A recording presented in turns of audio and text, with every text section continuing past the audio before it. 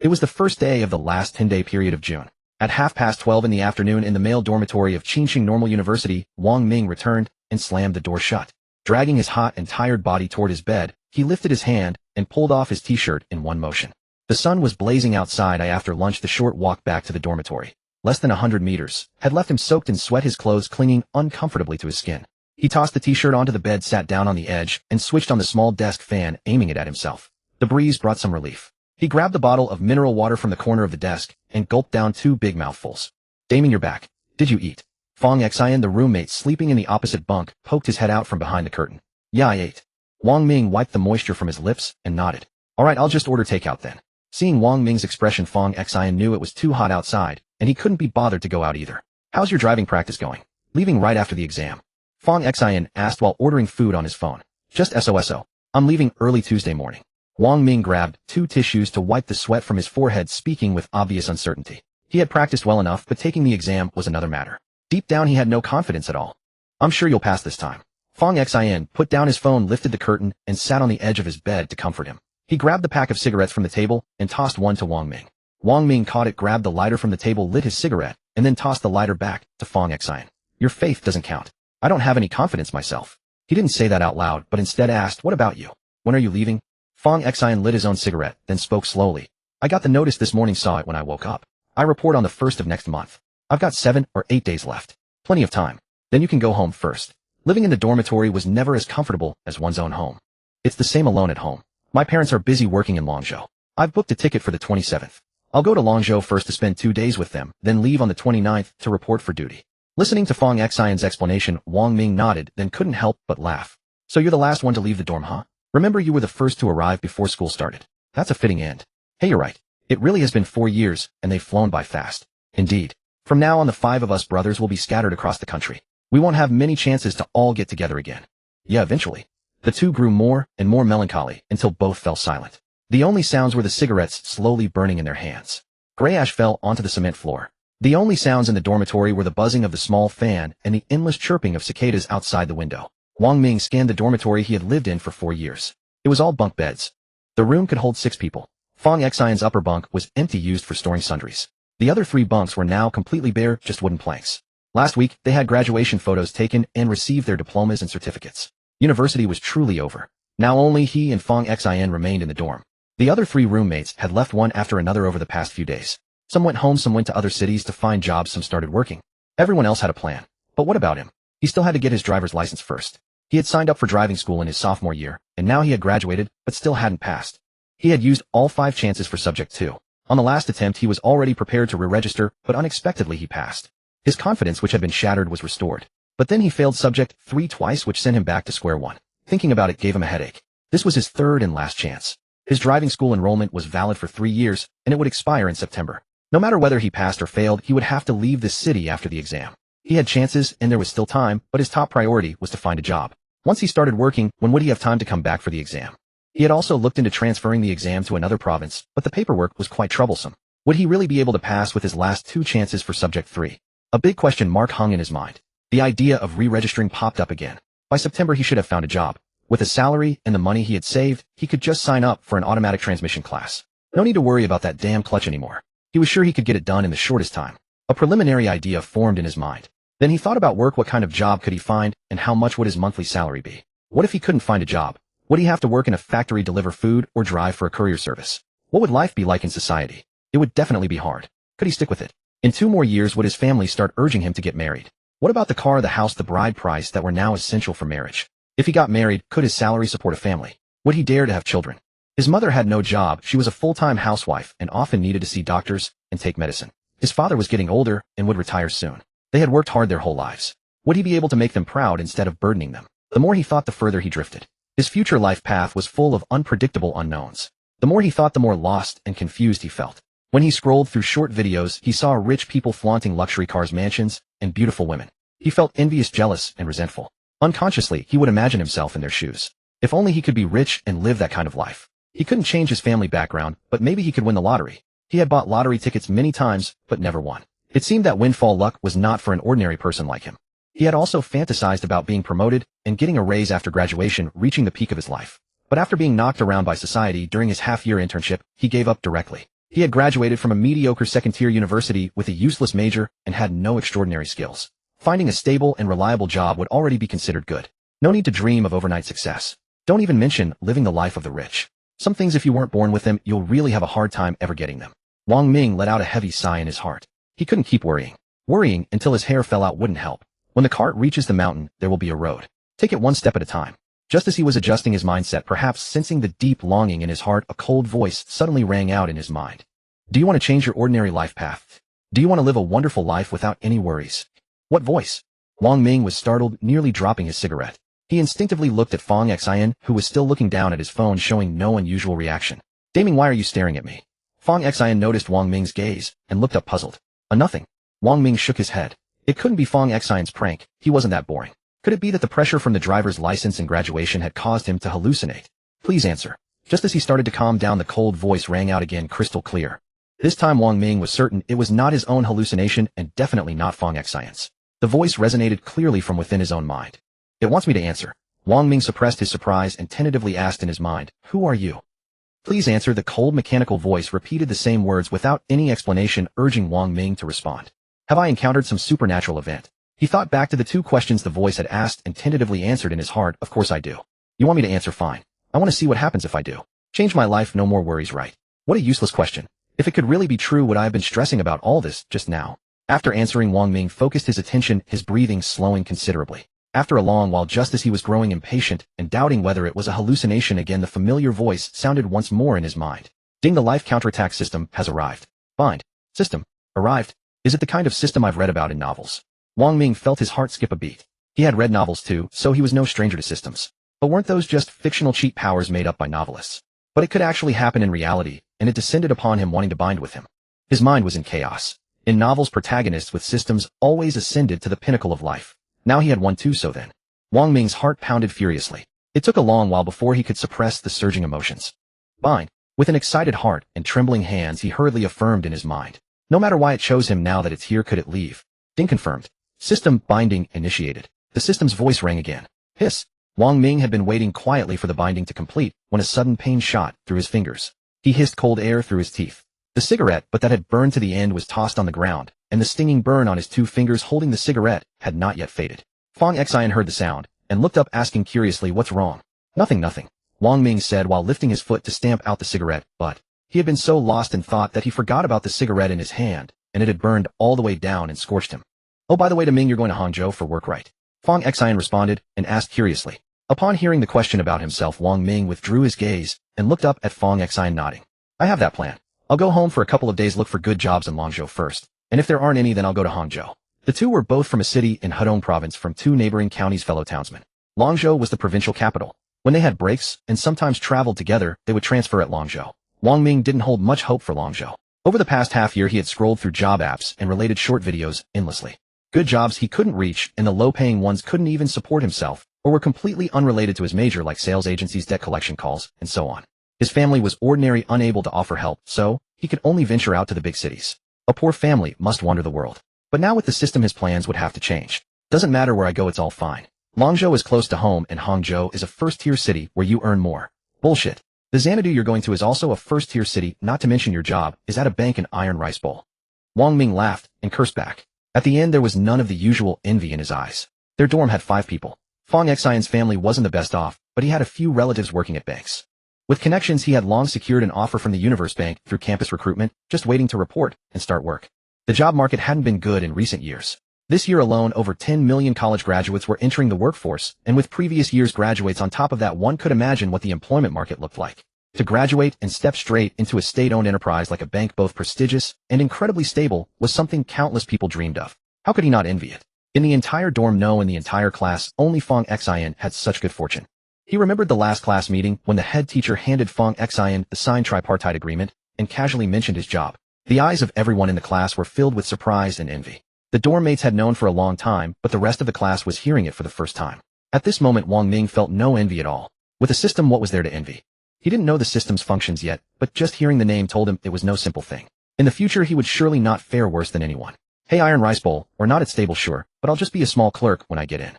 I still have to work my way up. When you strike it rich in Hangzhou, remember to come find me to deposit money. Fong Xian smiled and waved his hand, but there was still a hint of self-satisfaction in his words, and he ended with a little joke. "I will." Wang Ming smiled back, his tone very confident.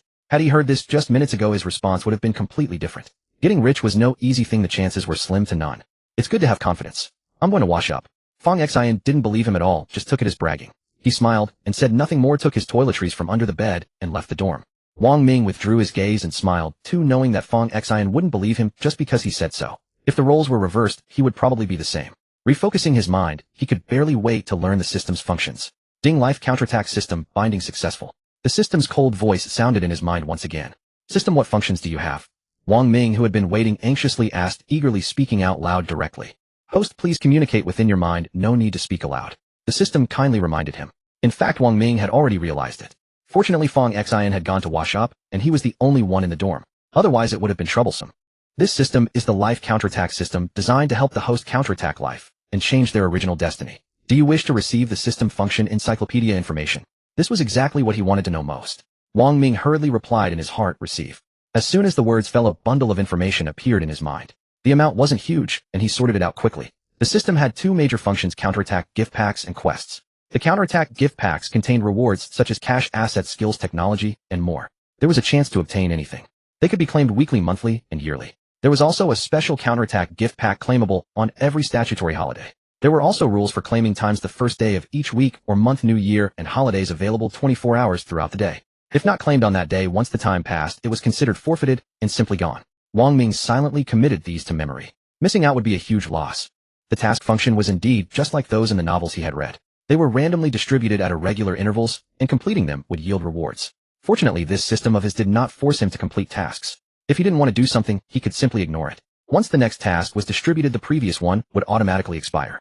There would be no punishment for failing to complete a task, and similarly no reward either. This point was something Wang Ming was extremely satisfied with. He wanted to give the system a thumbs up. If failing meant receiving punishment, or even erasure, that wouldn't be a golden finger cheat item at all. It would be inviting trouble upon himself. This approach was much more relaxing for him. If he wanted to do something, he would do it. If he didn't feel like it, he could rest. There was absolutely no pressure. After organizing his thoughts, he considered the timing. The day after tomorrow, he could claim the first weekly gift pack, and in 9 days it would be July, when he could claim the first monthly gift pack. Ding, new user gift pack has been distributed. Would you like to claim it? Just as Wang Ming was feeling pleased, the system's voice rang out in his mind once more. Claim it. Claim it right away. That's right. He had almost forgotten about the new user gift pack that every system was supposed to have. Fortunately, the system had thoughtfully reminded him. Ding, new user gift pack has been opened. You have received 10 million in funds, 1 master level skill upgrade card, 1 bottle of super gene vaccine. The funds will be directly deposited into the host's bank account. The source is safe and reliable. Feel free to use it. The remaining items have been automatically stored in your inventory. You may open your personal panel at any time to view and use them. 10 million. Wang Ming felt his mind buzz with a deafening roar, his entire body frozen in place. Buzz. The phone on the table vibrated. Instinctively, he glanced over, recalling what the system had just said. Picking up his phone, he saw it was indeed a bank notification about a deposit. Just now 10 million had been transferred into his account. What efficiency! The long string of zeros made his eyes go blurry. He uncertainly counted them again: ones, tens, hundreds, thousands, 10,000s. It really was 10 million. With one stroke, he had become a multi-millionaire. He pinched his thigh hard, wincing from the pain, as a genuine, radiant smile spread across his face. Not a dream, it was real. 10 million. Financial freedom achieved. Why would he need to worry about anything anymore? Now that he had money, what problem could possibly trouble him? After reveling in his joy for a while, he calmed his emotions and thought about the other 2 items he had obtained. Open personal panel. The moment the thought crossed his mind, a light blue translucent interface appeared in his field of vision. Life reversal system. Host Wang Ming. Age 24. Appearance 65. Constitution 58. Skills driving novice, visual design novice. Tasks none. Inventory master level skill upgrade card, 1 bottle of super gene vaccine. Note detailed explanation of personal panel data claim. Were appearance and constitution scored on a full scale? What level were his values? As for skill levels, he only knew of 2 so far: novice and master. His gaze lingered on the final section. The system had anticipated his curiosity. How thoughtful. Wang Ming praised the system once more in his heart and clicked to claim the explanation. Information flooded into his mind, immediately resolving his doubts. Starting with appearance below 60 was considered unremarkable. The lower the number, the uglier one was. 60 and above past reaching average appearance. Ordinary looks, the kind you saw everywhere. Above 70 meant decent looks. With just a little grooming, one could make a favorable impression. Those scoring 80 and above stood out in a crowd. You could spot them at a glance. They had well-defined symmetrical features. Above 90 meant 1 in 10,000 level attractiveness. Wherever they went, they became the focal point of any crowd. a natural advantage that heaven itself seemed to favor them with. Constitution below 60 meant subhealth. The lower the value, the worse the physical condition, minor ailments, serious illnesses, and the like. Normal healthy adults were above 60 at a passing level with a healthy body. Constitution could be improved through exercise. Above 70 was good condition, one rarely fell ill. Above 80 was excellent, only achievable through special training with a strong and powerful physique, roughly the level of athletes and military personnel. Above 90 represented the ceiling of physical condition. It was only possible to reach with high-intensity training combined with natural talent. Ordinary people simply couldn't achieve it. Wang Ming glanced at his two stats. His appearance wasn't surprising. He really was quite ordinary. An average face was an average face. As long as he wasn't ugly, that was fine. Still, he felt a twinge of disappointment. Men cared about their looks just as much as women did. Everyone wanted to be handsome. I wonder if the system has anything that can improve appearance. His constitution failing to pass was equally unsurprising. Look at his build. About 175 centimeters tall, yet weighing close to 90 kilograms. And staying up late every day eating and sleeping the rest of the time. It would be strange if he were actually healthy. Looking at the skills section, both of his skills were at the novice level, the lowest rank. The skill level divisions were quite simple from low to high. They were novice, skilled, proficient, master, and grandmaster. 5 levels in total. Visual design was the major he had studied for 4 years. He should at least be skilled if not proficient. Yet here it was marked as novice. Talking about it would be embarrassing. Getting a decent job, did he have the ability? He felt a bit ashamed, but only a little because he wouldn't need it anymore going forward. With a system at his disposal, why would he go work for someone else like a beast of burden? He would have to be out of his mind to do that. The driving skill was as unremarkable as his appearance and constitution. He hadn't even passed his driver's license test. The system truly had high expectations of him. He didn't even deserve novice level. Among the 2 items in his inventory, the master level skill upgrade card. He immediately understood what it was for. His heart soared with joy. He would definitely use it on the driving skill. The driving test was the day after tomorrow. With a driver's license and money now, he could buy a car right away. What man didn't dream of having a car of his own? No time like the present. He used it immediately. Ding, master level skill upgrade card successfully used. The system chimed once. A flood of driving knowledge and practical experience poured into his mind, and his body gained the muscle memory of having driven thousands of times. Wang Ming felt the seamless integration of driving experience throughout his being. He had instantly become an old driver who had been behind the wheel for decades. How miraculous. Master level was equivalent to the top tier in any field. The upcoming road test in 2 days was a piece of cake for his current self. If he still couldn't get his license, he might as well find a block of tofu and knock his head against it. The license was secured, and one worry was off his mind. His gaze fell on the final item, the super gene vaccine. Vaccine. Wang Ming wasn't unfamiliar with the term. Was it for preventing some kind of virus? Crash. The door was shoved open violently. Wang Ming's train of thought was interrupted. His attention returned to reality. Watching as Fong Xin rushed in, anxiously dropped something and rushed out again, without even closing the door. Wang Ming was puzzled for a moment, but immediately understood. His food delivery must have arrived and Fong Xin had rushed out to pick it up. He looked back at his personal panel and clicked to view the detailed description of the super gene vaccine. Super gene vaccine enhances immune system, provides 100 immunity to all known viruses, bacteria, and microorganisms in the current world. The description was concise, but the effect was utterly revolutionary. After taking this, he could say goodbye to illness forever. Those incurable viruses surely wouldn't be an issue either. It did say all known viruses. Going forward, while he certainly wouldn't lack money, being careful with precautions when going out still couldn't guarantee avoiding infection. With this vaccine, it was like having an absolute safety guarantee. He could fully embrace a carefree lifestyle. If this vaccine could be developed in reality, it wouldn't be a simple medicine. It would be a top-tier strategic resource. Wang Ming marveled inwardly, about to retrieve the item for his own use, when he heard hurried footsteps outside. Closing the panel, he refocused on reality and saw Fong Xin returning with takeout. Want to grab some more food together? Fong Xin sat on the edge of his bed, takeout placed on the table in front of him, saying with a smile. He had ordered quite a lot. Wang Ming waved his hand and replied with a smile, "No thanks, I'm full. You go ahead." Fong Xin nodded silently, opened the packaging, and began eating heartily. Wang Ming retracted his gaze, deciding to wait for another opportunity to use the super gene vaccine from his inventory. He plugged in the fan's charging cable and adjusted it to the best direction, then turned over to lie down on his bed. Picking up his phone from beside the pillow, he opened it to the bank deposit notification message he had checked earlier. He counted the digits of the deposited amount several times, a sense of satisfaction welling up inside him. Though he had already experienced this joy, seeing it again brought the same delight. If not for the system he had bonded with today, such a substantial sum would never have appeared in his account during his lifetime. Wang Ming stared at his phone screen, grinning foolishly for a long while before gradually calming himself. He opened Douyin and started scrolling through short videos, but all he encountered were driving test questions and job recruitment ads. Damned algorithms. Occasionally there would be a few luxury car introductions or borderline sensual videos of beautiful women. He bookmarked one and liked the other. The former was for reference when he eventually bought a car, while the latter was simply out of appreciation for such content. After scrolling for over half an hour, it reached 1:30 in the afternoon, and he felt drowsy. He had only slept around 2 or 3 in the morning and had woken up early to practice driving, leaving him both sleep-deprived and exhausted. He set his phone aside and dozed off almost immediately. Without the anxiety of job hunting or worries about his future, Wang Ming slept with an unusual sense of peace, waking to find it already past 4 o'clock. The dorm had lost power again, and the fan had stopped spinning. Sitting up, he glanced at Fong Xian, who had fallen asleep at some point just like him. He lay back down on his bed. This was the opportunity he had been waiting for. Quickly opening the interface, he retrieved the super gene vaccine from his inventory. A glass test tube filled with pale green liquid materialized in his hand about the length of his palm, its cold surface feeling entirely real. It wasn't meant for injection. He would drink it directly, which proved rather convenient. The liquid shimmered faintly, clearly something extraordinary. After a moment's inspection, he uncapped it and swallowed the contents in one gulp. A subtle sweetness coated his tongue before it slipped smoothly down his throat. A wave of warmth spread from his stomach throughout his entire body, bringing a gentle heat and a pleasing tingle that was indescribably comfortable. Wang Ming closed his eyes and let the sensation linger for some time before it gradually faded. When he opened them again, everything felt the same as before. His hands were empty. The test tube had vanished, likely reclaimed by the system. Not bad at all. After lying there for a while, he picked up his phone, scrolled through short videos for a bit, then worked through the driving theory practice questions. By nearly 7 o'clock, darkness had already fallen outside. Wang Ming sat up, pulled on his shoes, and switched on the dorm light. Walking over to Fong Xian's bed, he pulled back the curtain. "Sanjin, wanna go eat?" Fong Xian had actually woken up around 6, lying on his bed scrolling through his phone. Sanjin was a nickname given to him by their dorm mates, and everyone typically called him Fong Sanjin. And what do you want to eat? Let's head to the food street and figure it out when we get there." Food street was the lane just outside the little south gate, the closest spot to the dorms, offering everything from dining to entertainment. Half the establishments were restaurants, and in the evening street food vendors would set up. "All right." Fong Xian nodded and promptly got out of bed. Once they were both dressed, they locked the dorm door together and headed downstairs toward the little south gate.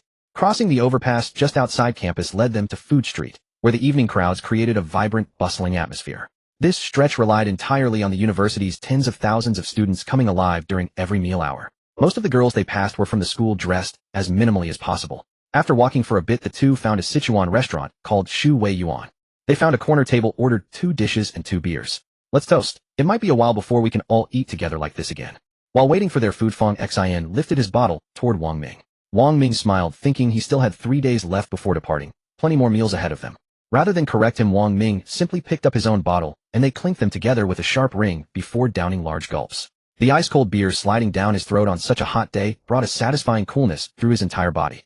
About 15 minutes later, the server brought over their stir-fried pork and boiled fish along with 2 bowls of rice. The dishes glistened with a rich reddish hue and released an intoxicating aroma. They grabbed their chopsticks and dug in immediately. This was a favorite spot for dorm gatherings, known for its excellent taste and generous portions. After refilling their rice, once each, they finished their meal in about half an hour. With their beers finished and bellies slightly stretched, they sat for a while to rest. Wang Ming got up to pay the bill, and Fong Xian didn't argue, knowing they would split it evenly later. "Back to the dorm?" Wang Ming asked as they stepped out of the restaurant. With full stomachs and nothing else planned, Fong Xian declined. "Not going back. Too hot in there. Want to come with me instead?" Fong Xian shook his head. The air conditioning helped while eating, but stepping outside made him break into a sweat immediately. The dorm would be even hotter, and at nearly 200 pounds, Fong Xian found the heat particularly unbearable. He was heavier than Wang Ming. "You're heading to the internet cafe again. Don't you worry about burning yourself out.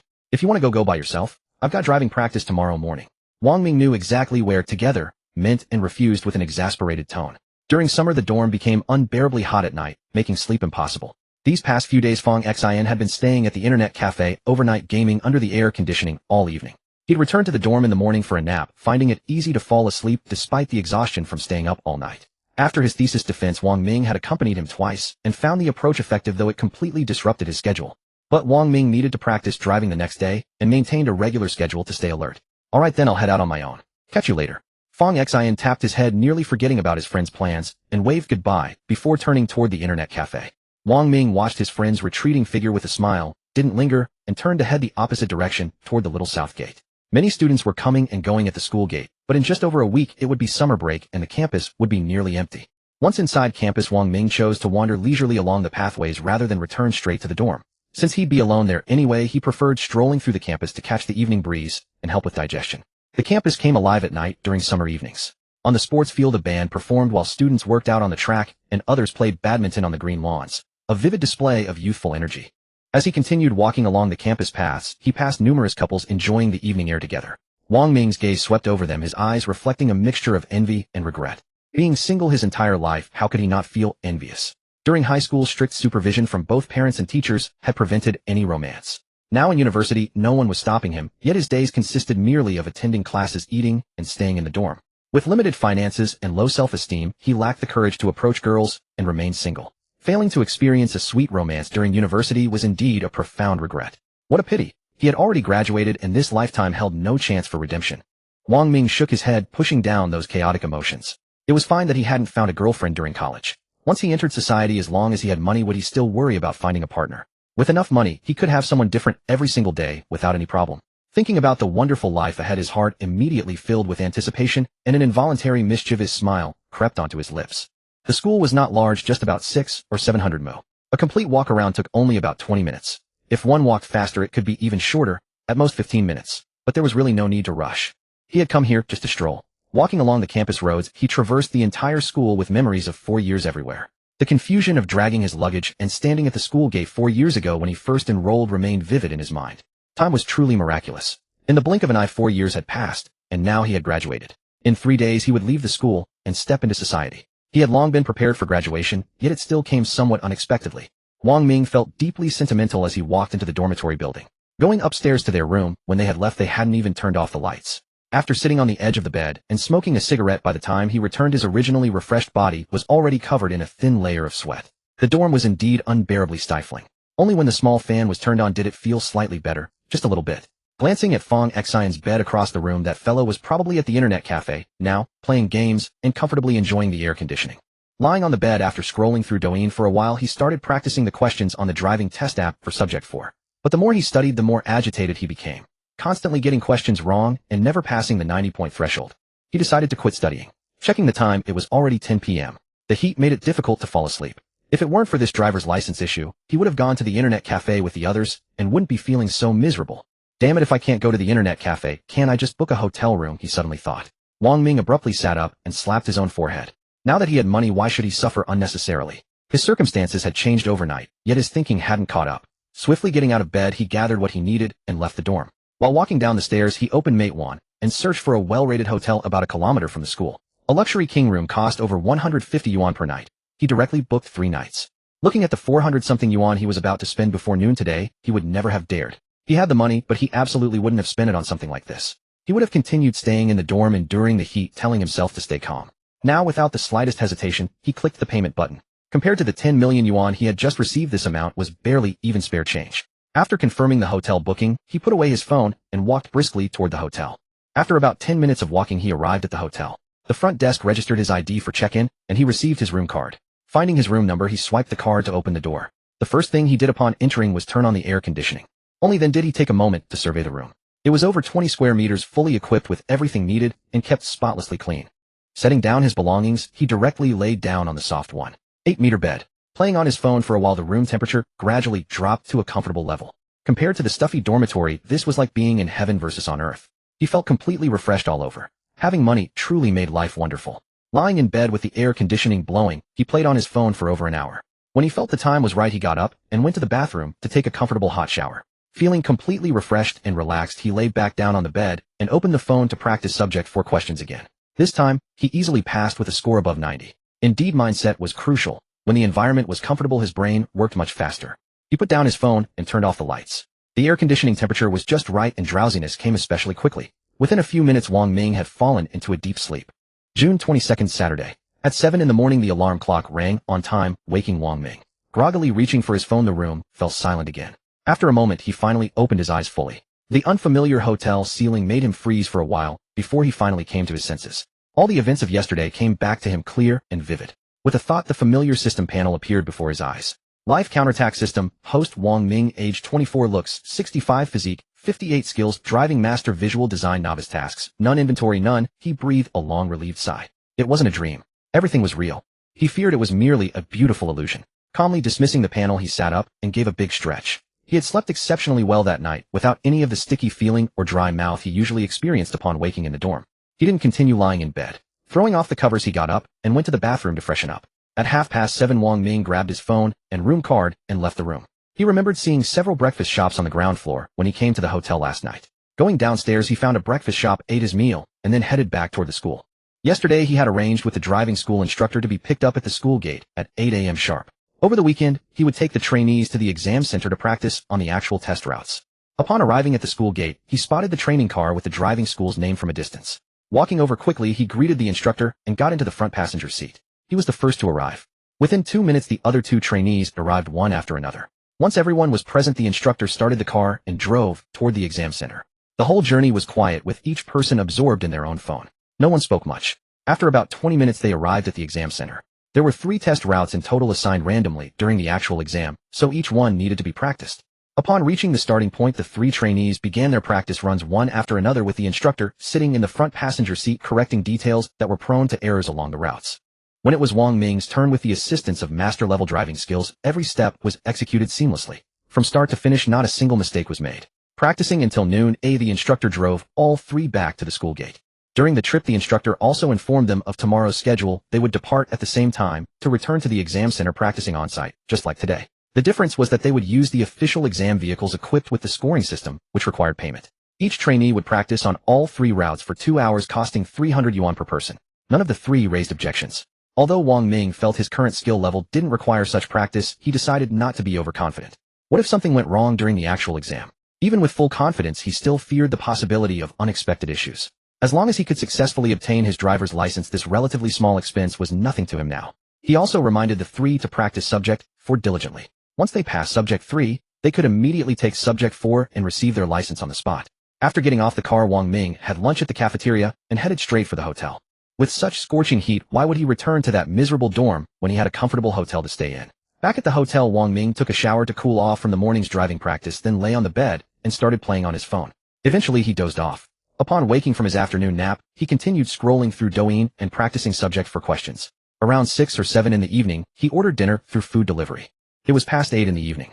Wang Ming had been drilling himself on the Theory 4 exam questions repeatedly, and now he was about to switch to watching some short videos to clear his mind. His phone suddenly buzzed with a green bubble video call. It was Fong Xian calling. Wang Ming smiled, knowing Fong Xian must be calling because he hadn't returned to the dormitory all day. He tapped to answer the call. Fong Xian had originally wanted to ask where he'd gone, but upon seeing the familiar hotel environment in the video background, his words immediately veered in a different direction. His voice was full of astonishment, eyes wide open. Yeah, you get to enjoy the internet cafe at night, so why can't I come to a hotel for some good sleep? He hadn't expected Fong Xian to see through him so easily, so he replied with a playful quip, though his purpose really was just to get some proper rest. Of course you can. I thought you'd completely vanished when you didn't come back all day. Wang Ming didn't respond to Fong Xian's words, only smiling and rolling his eyes in feigned exasperation. Vanished? Was he some 3-year-old child? Alright, gotta go. I want to enjoy myself too. The dorm is absolutely suffocating. Fong Xian waved at the camera and hung up. Wang Ming knew he was heading to the internet cafe again. Leaning against the headboard, Wang Ming continued scrolling through his short videos. After 10 o'clock, he took a shower and slipped into bed, turning off the lights early, just as he had the night before, falling asleep quickly. A new day, and also the day before the driving test. As always, the alarm woke him. Wang Ming got up, got ready, had breakfast, and arrived at the school gate. Today, the instructor wasn't driving the driving school's car, but his own, a domestic SUV worth over 100,000 yuan. Once everyone had arrived, they set off for the examination center. Upon arrival, the 3 of them transferred the money, and the instructor led them to coordinate with the staff to arrange their vehicles, beginning the practice session. Wang Ming went first, starting with the lighting simulation, proceeding through each step one by one. During the first run, besides the exam system's automated announcements, the instructor also provided reminders beside him. Afterward, the instructor simply stopped saying anything, letting them listen to the announcements and operate on their own for the entire session. Over 2 hours, Wang Ming drove each route 3 times, and every time the final announcement was a pass. When it was someone else's turn, the instructor praised him profusely, saying if he drove exactly like this tomorrow, there would absolutely be no problem passing. Then it was the other 2's turns. Wang Ming sat in the back seat listening to the instructor criticize them and filed their mistakes away in his mind. Tomorrow was the final push. No mistakes could be made. These 2 simply couldn't compare to Wang Ming, making constant errors, failing to brake at crosswalks, forgetting to signal when turning.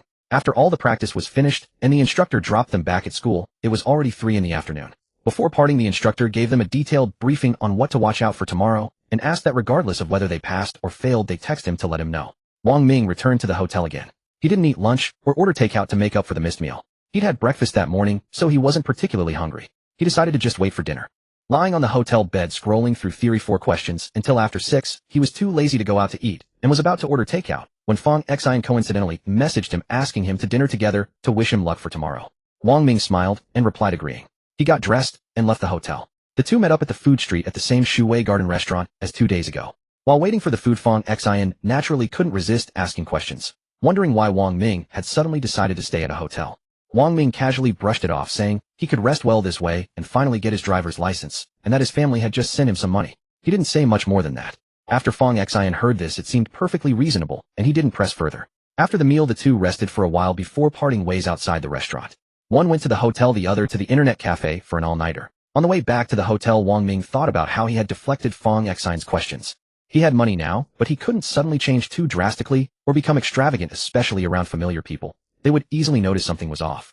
Although the system said the money's source was safe and traceable, it never hurt to be careful. There was no need to be deliberately ostentatious and invite unnecessary speculation and trouble.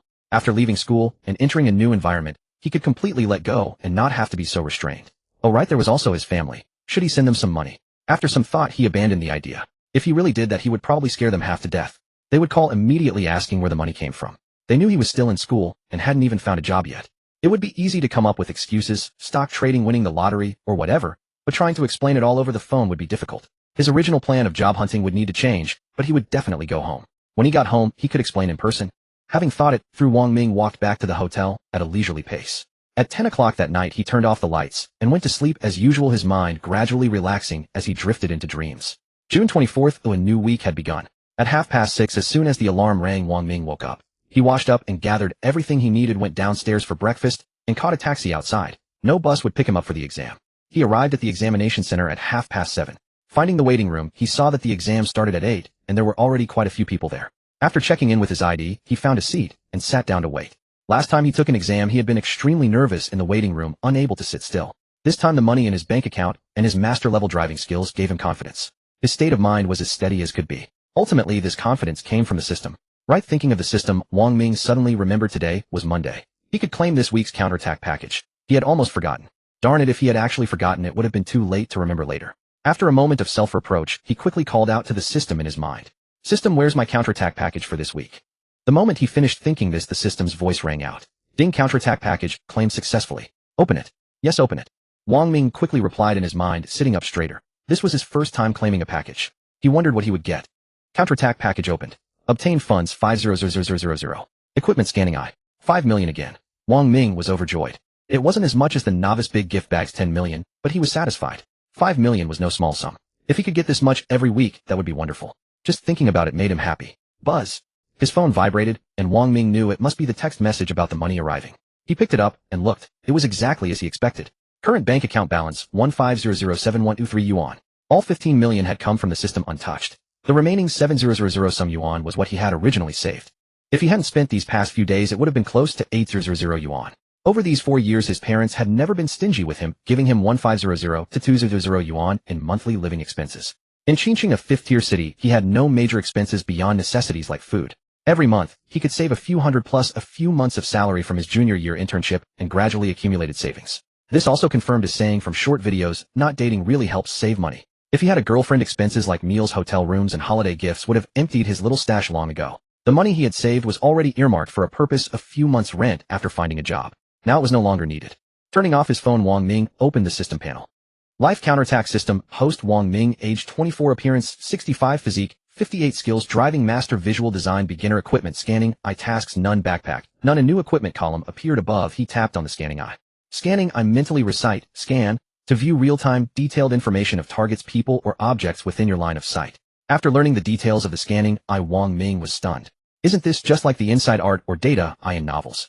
It's just that his version is called scanning eye, but the function is the same. Understanding aside, he couldn't suppress his curiosity. Looking down at the phone in his hand, he silently recited scan. Item phone where 70, condition poor, usage time 3 years, 11 months, 4 days, value 400 yuan. The relevant information appeared before his eyes. This was too accurate. Even the usage time was so precise. He remembered buying it during the summer after the college entrance exam, so the time should be correct. When he moved his gaze away from the phone, the information automatically disappeared. Having satisfied his curiosity, he continued waiting quietly.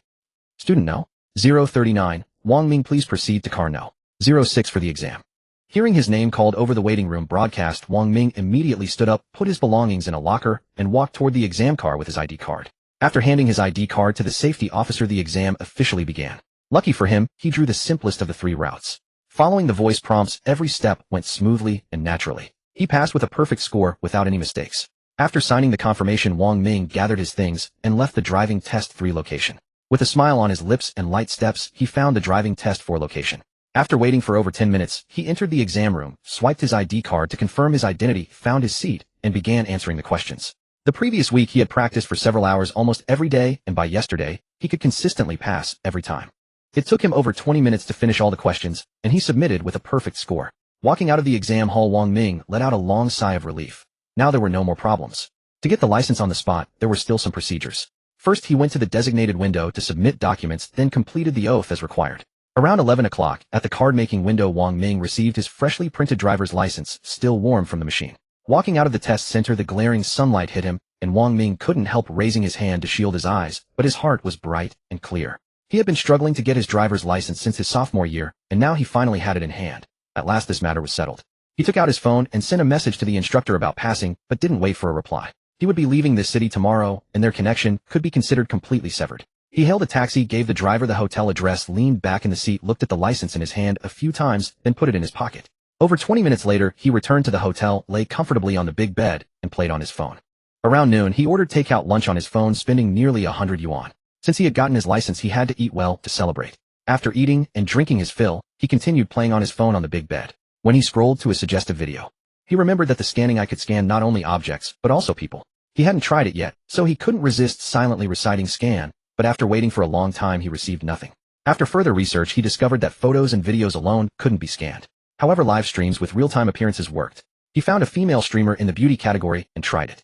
Name Zhang Jun, age 29, appearance 62, figure 75, physique 50, occupation streamer technician, match 25, intimacy 0. The streamer's information appeared before his eyes. After reading it, he sighed inwardly. Beauty filters were really terrifying. From the live stream, her appearance seemed at least 80 points, and her figure was amazing, definitely not that low. But once scanned, was this it? And she called herself a beauty streamer. What a joke. No wonder people say online beauties are meet in person, die in person. Absolutely true. She wasn't even a full-time streamer, as she worked 2 jobs. Truly hard. Her physique being so poor was no surprise. As for the intimacy value, he could understand it literally. He hadn't read all those novels for nothing, it was simply how close she was to him. But the match value at the end puzzled him. What did this number mean? As he thought, a flash of insight struck him, and he seemed to understand. It must be the number of times she had deep interactions with men. The more he thought about it, the more he believed he was right. He glanced at the streamer again, found it a bit eye-scorching, and quickly swiped away. He tried a few more streamers, and the results were mostly the same. All packaged beauties, with most having appearance and figure scores in the 60s to 70s. By standard, they didn't even qualify as beauties. There were a few with genuine quality with appearance over 80 points. But their figures were lacking. The only one who truly scored over 80 in both was a sales streamer. The other values were simply unreadable. Compared to the first one, she was practically chaste. Wang Ming lost interest, and decided to continue scrolling through his short videos. He scrolled for who knows how long, and unknowingly fell asleep. When he woke up, it was almost 5 in the afternoon. He stretched and sat up. He thought about leaving tomorrow. A few days ago, when his other roommates left, he had tidied up a bit along the way, but not completely. He needed to go back to the dormitory to sort out the remaining things. He rolled out of bed, grabbed his phone, and left the hotel. He pushed the door open and returned to the dorm. Fong Xin was sound asleep on the bed. Seeing the takeout bags on the floor by the desk, it seemed he had woken up at noon, eaten, and then gone back to sleep. Turning his gaze away, Wang Ming began packing his luggage. Winter clothes and some infrequently used odds and ends had already been packed and shipped home. There was still a lot left. 4 years of college, not 4 months. After some tidying, he saw that the suitcase and backpack were almost full, yet there was still plenty left. Slap. Wang Ming slapped his forehead. He still hadn't gotten the idea. He could just throw many things away. For example, clothes. When needed, he could just go to the mall and buy new ones. He started over, first changing into a clean set of clothes. He had been wearing the same ones for days and should have changed long ago. The dirty clothes he took off, and other old clothes he had worn for 2 or 3 years he stuffed into a large bag and threw it into the hallway trash bin.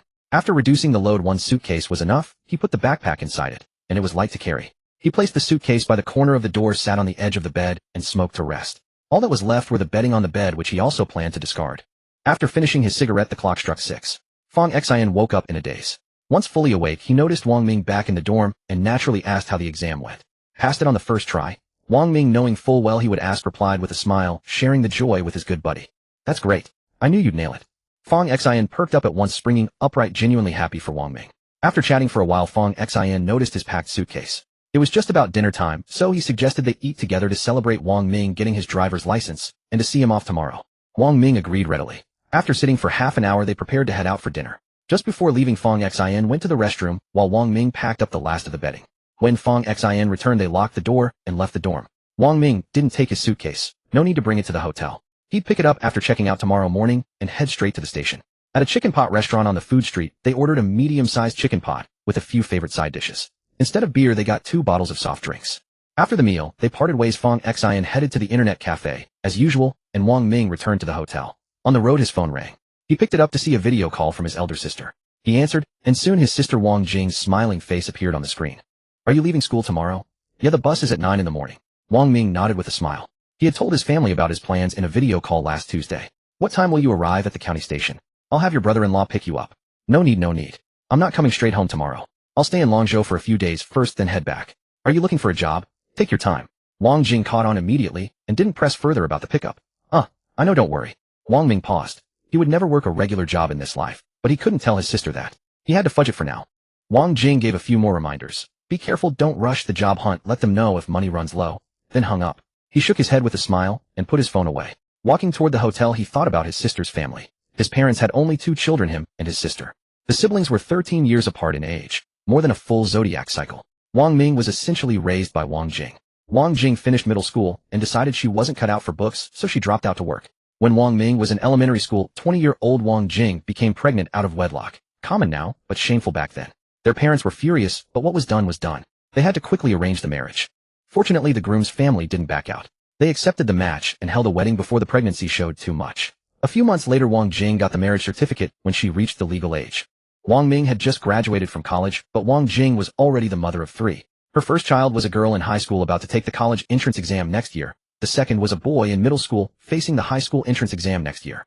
The couple thought 1 son and 1 daughter were enough, but when Wang Ming started college, Wang Jing got unexpectedly pregnant again in middle age. At first they didn't want it, but after rounds of persuasion from both families they kept it. Another girl. The brother-in-law was named Zhao Chong, 2 years older than Wang Jing. He was hardworking and steady, and the couple had a harmonious marriage. Their life wasn't wealthy, but it was stable, better than some, worse than others. Even after marriage and having her own children, Wang Jing always kept her parents and her only brother in her heart. She often visited her parents' home. Her brother-in-law, loving his wife, treated Wang Ming's family well. When their mother went to the hospital for medicine, and when Wang Ming started college and his parents couldn't see him off, Wang Jing and her husband didn't hesitate. They took care of everything, accompanying him through the whole process and arranging everything properly. Knowing Wang Ming was about to return, she had called to offer to pick him up at the station. Lost in thought, he found himself back at the hotel. He lay on the bed and played on his phone. After playing for over an hour, a low battery warning popped up. As he rolled over to find a charging cable, he thought about his phone, which he'd used for nearly 4 years. Maybe it was time for a new one.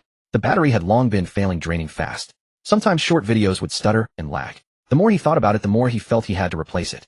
He wasn't short on money now. June 25th, Tuesday. At 6:30 in the morning, Wang Ming was woken by the alarm he had set the night before.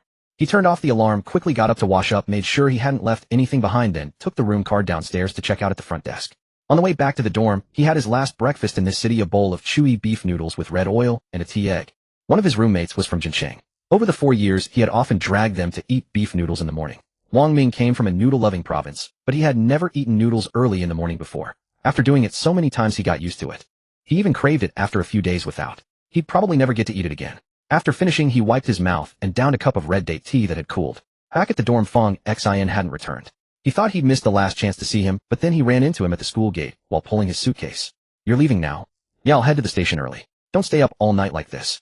Fong Xin scratched his head and smiled. Playing games all night was fun, but it was also exhausting. He felt completely drained. I'm off. Wang Ming patted him on the shoulder and didn't say more. They were both adults, he knew what he was doing. Okay, video call sometime. Fong Xin nodded heavily and raised a hand in farewell. Wang Ming waved back, then pulled his suitcase out of the school gate. Fong Xin stood there watching him, leave a hint of reluctance in his eyes. Now he was truly alone, but he would be leaving soon too. He yawned, turned around, and headed back to the dorm to sleep. Wang Ming exited the small south gate and turned around for a look. He had passed through here countless times, but this time he was saying a final goodbye. His heart felt empty, but he quickly adjusted his mood. With the system, his life after stepping into society would be more exciting and worth looking forward to. His 4 years of college youth and student life were officially over. He turned and walked straight to the roadside, hailing a taxi to the station. Taking the main expressway through the city center, he arrived at the station in half an hour.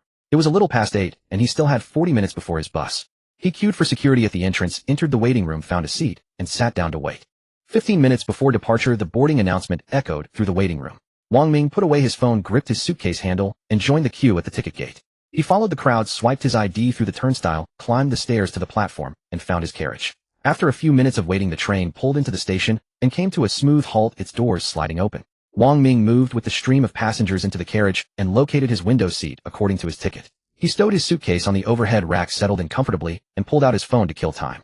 3 minutes later, once the stopping period elapsed, the train began to glide forward, gathering speed steadily. Wang Ming adjusted his seat to a comfortable recline and turned his head to watch the cityscape blur past the window. Finding it dull, he began scrolling through short videos on his phone. As the journey progressed, the train entered a mountainous tunnel section, and the signal dropped, leaving him unable to continue. He slipped his phone into his pocket, leaned back against the seat, and closed his eyes to rest. Before he knew it, he was asleep again. Sometime later, a station announcement woke him from a half-dream state. He blinked blearily and realized they had only reached the next stop. He had expected hours to have passed, but they had entered Western Qin province. The drowsiness still clung to him, so he leaned back against the seat, closed his eyes, and drifted back to sleep. When he woke again, the train had come to a stop and passengers were lining up to disembark. Wang Ming glanced out the window and read the station sign. Shijing North Station. After spotting the station name on the platform pillar, he froze. He had slept through several stops and arrived in the capital of Western Qin, a millennia-old imperial capital and the only Tier 1 metropolis in northwest China. This stop allowed ample time for boarding and alighting with a steady flow of passengers. He glanced at the empty seat beside him, wondering whether no one had claimed it throughout the journey or whether its occupant had just gotten off. Wang Ming hardly gave it another thought. He checked his phone. 1100 a.m. They had only been traveling for 2 hours. The arrival in Longzhou City was not until 2:00 p.m., plenty of time remaining. He leaned back and closed his eyes, hoping to sleep a while longer. As the train resumed motion, a sound reached his ears. Wang Ming, who had not yet fallen asleep, knew someone had taken the adjacent seat. He opened his eyes and turned his head, only to find himself utterly transfixed. A beautiful woman, undeniably so. She wore only a light natural makeup, her skin fair and luminous, with no trace of the artificial pallor that heavy cosmetics often produced. Her brows were graceful, her nose straight and delicate, her lips full with a natural rosy sheen. Every feature blended together in exquisite harmony, and her long hair was pulled back into a neat ponytail, lending her an air of crisp elegance. She looked to be in her early 20s, dressed in a simple white short-sleeved top, paired with denim shorts revealing slender arms, and a pair of long, straight porcelain white legs. She was tall, with a well-proportioned figure, every curve placed just right. Her understated outfit exuded a fresh, pure quality, like a first love from one's school days. For Wang Ming, a college student who had never dated anyone, the close-range visual impact was overwhelming. His heart began to race involuntarily. Curious about her appearance and figure, he considered using his scanning ability. Just then, as if on cue, the girl prepared to sit down, and happened to look up, directly meeting his gaze. He was staring too obviously. It was inappropriate. Startled, Wang Ming quickly averted his eyes, dared not meet her gaze for even a moment. Only after a long while did he dare cast a sideways glance. The girl was already seated, focused on her phone. He exhaled in relief. She must not have noticed his staring. He cursed himself inwardly for being so flustered and pathetic. So what if their eyes met? Was she going to eat him? Steadying his nerves, Wang Ming let his gaze drift casually back toward the girl, careful to appear nonchalant. The next moment, a panel of information appeared before his eyes. Name: Su Xian. Age: 21. Beauty: 91. Physique: 90. Constitution: 62. Occupation: student. Match: 0. Intimacy: 0. Both her beauty and physique scores exceeded 90. This was a genuine stunner. A college student who had never left campus with a match score of 0. She had never dated anyone. No wonder she carried such a clean, pure aura. 99% untouched. No, 100%. How rare. Wang Ming had been smitten from the start, and learning her information only deepened his interest. He forced himself to look away, his fingertips unconsciously tracing the edge of his phone as his mind raced with schemes and possibilities. Her beauty and elegance were exactly his type, and the thought of letting her pass him by felt unbearable. But approaching her, that was terrifying. He had never dated anyone in his life. Even ordinary conversations with girls made him nervous, let alone a pickup attempt. Fear and sheer inexperience left him at a loss for how to begin. What if he simply said he wanted to get to know her? If she rejected him outright, how humiliating and awkward would that be? If he missed this chance, the odds of crossing paths with her again in this vast world were practically 0. What a pity. He deliberated back and forth, unable to make up his mind. He leaned back against the seat, his fingers rhythmically tapping the phone frame, his gaze darting between the window and fleeting sidelong glances at the girl beside him. The train did not slow for his indecision, station after station rolling past. More than an hour elapsed, and they were approaching Yunzhou Station, the first stop in Hedong Province. The carriage intercom announced the upcoming stop, asking passengers to move toward the doors and prepare to disembark. Wang Ming's heart sank. Was she getting off at this station? Had he agonized over this for so long, only to miss his chance in the end? Panic and regret flooded through him, and he watched her from the corner of his eye. The train pulled in and stopped, but she showed no sign of moving, still absorbed in her phone. She was not getting off here. Wang Ming breathed a small sigh of relief. Not this stop, perhaps the next. He could not keep wavering, he had to decide now. Ding. A daily quest has been issued. Quest: approach and strike up a conversation with a woman scoring 90 or above on beauty and obtain her contact information. The system's voice rang out suddenly in his mind. The task targeting was far too obvious. Why not just say Su Xian by name? He had been bound to this system for 3 or 4 days now, and it chose this exact moment to make an appearance. How convenient. It was clearly deliberate on its part. Phew. Wang Ming exhaled deeply. This was his first quest. A moderate challenge neither trivial nor insurmountable. It all depended on whether he had the courage to commit. Starting a conversation was manageable, obtaining her contact information was another matter entirely. He grit his teeth and steeled himself. Go for it. The quest was pushing him forward. What did he have to lose? He had his golden finger and money in his account. If he lacked even this modest courage, what good would he ever be? At worst, she would reject him. As long as he did not make it awkward, it was others who would feel embarrassed. He would simply pretend nothing happened. If he failed the quest, so be it. There was no penalty anyway, and he could simply forego the reward. But if he succeeded, even better. He would have truly broken through himself. He took a deep breath, bracing himself, and was about to turn around, when a voice came from beside him. We've just passed Yinzhou. 2 more hours, and we'll be in Longzhou. Wang Ming froze, his head snapping toward her in an instant. He did not speak, only stared at her in astonishment. The girl Su Xian had just finished sending a WeChat voice message, and was waiting for a reply, when she sensed someone watching her intently from the side. She turned, and found Wang Ming staring directly at her. She frowned, her expression tinged with both confusion and wariness. She had noticed him the moment he boarded. He had been gazing at her for quite some time, then though she had simply dismissed it. Su Xian knew she was attractive, and was accustomed to being looked at. Back then he had quickly averted his eyes, so she had let it go. But now, he was not merely looking. He was locking onto her. Was there something he wanted to say, or perhaps, are you going somewhere? Seeing Wang Ming speechless for so long, Su Xian decided to break the silence, and asked first. Oh no. Wang Ming came to his senses, and immediately shook his head, and waved his hands, his voice barely steady, floating above his usual register. Then why are you looking at me? Is something wrong? Su Xian looked at Wang Ming with a puzzled expression. Since he wasn't planning to leave, why was he staring at her? Even if he wanted to strike up a conversation and ask for her contact info, he could just speak directly. Staring so bluntly, didn't he know it was rude? I heard your accent just now. Speaking face to face, Wang Ming stammered, a little feeling flustered. He had originally intended to say, I'd like to get to know you, but feeling that would be too abrupt, he changed his words at the last moment, using her remark as an excuse. What about my accent? Can't I speak my dialect on the high-speed train? Su Xian interrupted him in a harsh tone. Wang Ming was confused, but sensed something off. He quickly explained, No, I was just surprised. You're from Luzhu, right? Su Xian froze for a moment, then her expression softened. You're from Luzhu too? Yes, exactly. That's why I was so surprised when I heard you. I thought I misheard, so Wang Ming also spoke in dialect, finishing with a look that said, you know what I mean. It was precisely because he heard where Su Xian was from that he reacted so strongly. He was extremely surprised, sitting next to each other on the same train, and they turned out to be fellow townspeople. He felt a surge of joy. Fellow townspeople meeting like this instantly bridged the distance between them. But he hadn't expected to be so lost in thought, that even when Su Xian turned to look at him, he didn't snap out of it, leading to the earlier incident. I see. Sorry, I misunderstood you. Su Xian realized she had indeed been mistaken, and a hint of apology appeared on her face. No problem. It was my fault for not explaining clearly. Wang Ming waved his hand smoothly, taking over the conversation, showing a slightly embarrassed smile. He couldn't help but give himself a mental thumbs up for his quick thinking. Su Xian didn't speak, just nodded slightly. It's fate that we're sitting here together. Let's get to know each other. Wang Ming hadn't forgotten his real purpose. Seeing Su Xian about to turn away and end the conversation, he quickly spoke again. I saw you got on at Xijing.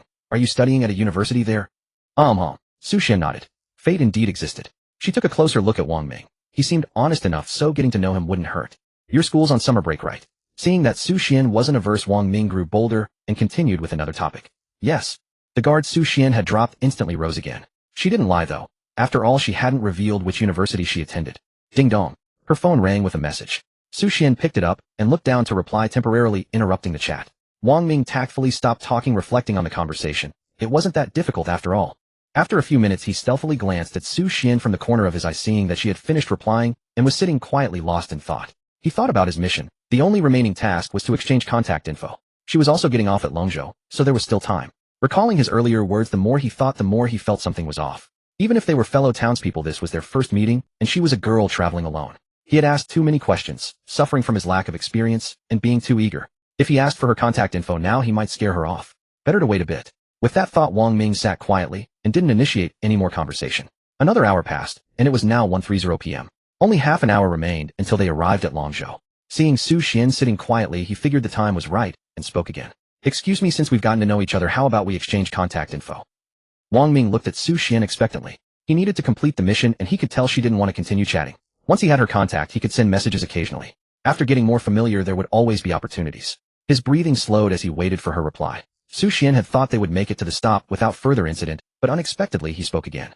This time he didn't ask anything else. He directly asked for her contact info. She didn't know whether to give it or not. She was hesitant and conflicted. Just think of it as making a friend. Seeing Su Xian's hesitation, Wang Ming quickly added. Su Xian bit her lower lip, looking at his sincere face. The words of refusal were on the tip of her tongue, but were swallowed back. Fine. Might as well add him. If he harassed her, she could just block and delete him or set him to do not disturb. Out of sight, out of mind. I'll scan yours. Wang Ming felt a surge of joy. He hadn't expected it to actually work. He had already mentally prepared to give up on the mission. Su Xian displayed her QR code. Wang Ming quickly scanned it. Her nickname was simply Xian, and her profile picture was a cartoon girl. He used his own name for the greeting and clicked Send Friend Request. The friend request was quickly accepted, and Su Xian sent her name as well. Ding, mission complete. Do you wish to claim the reward? The system's notification sounded in his mind. Was the mission really done? Wang Ming suppressed his excitement, first ignoring the system. He saved Su Xian's name as a note, and put away his phone. He glanced at Su Xian, who was looking at her phone, so he didn't disturb her. Leaning back in his seat, he mentally commanded claim, curious about the reward. Congratulations, host. You have received 1 appearance optimization. Listening to the system's voice, appearance optimization, making him more handsome. Appearance optimization, adjust facial features to the golden ratio based on original appearance. Skin becomes smooth and delicate, completed subtly. Within 1 month, appearance rating raised to 80-90. Maintaining a healthy routine can achieve optimal results. The detailed explanation flowed into his mind. Wang Ming thought, holy cow. If not for being on the train, he would have jumped up in excitement. This reward was so thoughtful. It would completely transform his ordinary face into a handsome one. He leaned toward the window glass to look at his reflection. It seemed slightly better than before. Of course, it was purely psychological. The optimization was subtle. How could it change in such a short time? Suppressing his excitement, he sat back down.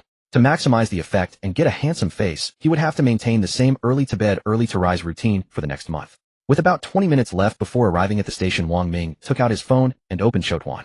He needed to book a hotel in advance, so he could take a taxi directly after exiting the station. 10 minutes later, just as he finished booking, the train's arrival announcement echoed through the carriage. The passengers who had been sitting quietly in the carriage all stood up and began retrieving their luggage from the racks, instantly making the aisle crowded. Wang Ming didn't move. Langzhou was the terminal station, so there was plenty of time. He could wait until most people had left before getting up. He put away his phone and glanced at Su Xian, who was also sitting still. The train arrived exactly on time. After it came to a stop, the crowd in the aisle began to move. Su Xian's suitcase was right in front of her. She stood up, grabbed it, and followed the crowd. Once the space cleared, Wang Ming also stood up, took down his suitcase, and prepared to get off. Stepping out of the carriage onto the platform, Su Xian's figure had already disappeared into the flow of people. Fortunately, he already had her contact info, so their fate wouldn't be broken. Wang Ming drifted along with the flow of people toward the exit, keeping his eyes wide open. He hoped to bump into Su Xian again, even if just to exchange a brief greeting and leave a deeper impression. Alas, he never caught sight of that figure stirring his heart before passing through the turnstiles. Aside from a mild pang of regret, he wasn't too disheartened, pulling his suitcase and following the station signs toward the taxi stand. After queuing, Wang Ming stepped into a taxi and gave the driver the hotel address.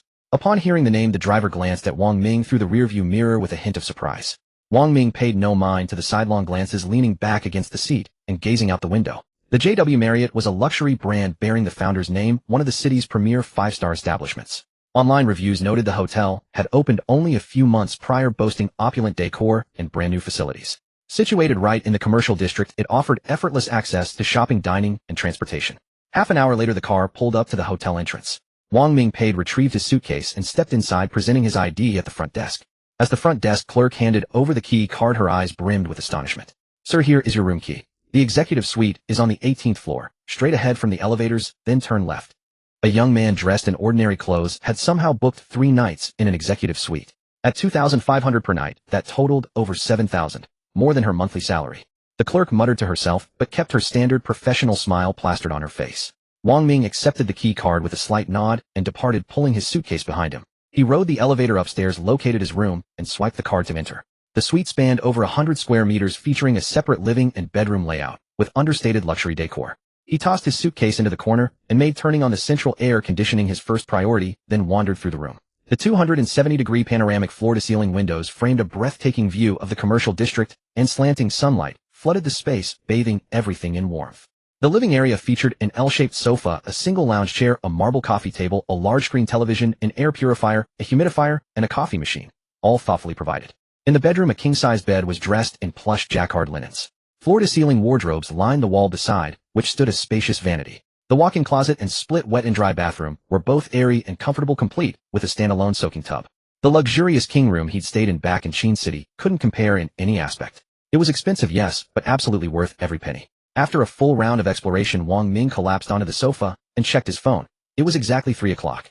Outside, the sun blazed overhead, and Longzhou felt even hotter than Qin City. Venturing out would be sheer torment. Staying comfortably in the hotel to browse on his phone was far preferable. By the time he looked up, it was 6 in the evening. His morning beef noodles had long since been digested, and his stomach began rumbling. Rubbing his belly, he contemplated heading out to find something to eat, only to realize his phone was nearly dead. In today's world, stepping outside without a phone was unthinkable. He found a charger, let it power up for half an hour, and once the battery topped past half, he grabbed his phone and headed out. Right beside the hotel stood a large shopping complex called Shengjing Tiandi, though the 5-minute walk belied the convenience. All malls shared similar layouts, after all, with dining options invariably clustered on the top floor. Instead of heading straight up, he meandered through the first floor, where flagship stores of every phone brand lined the concourse. He stopped first at the official authorized Apple store. The iPhone 15 Pro Max with maximum 1 TB storage came complete with charger, earphones, protective case, and all essential accessories, costing over 14,000 yuan. Emerging from the purchase, he turned toward another flagship store, the same brand as his old phone.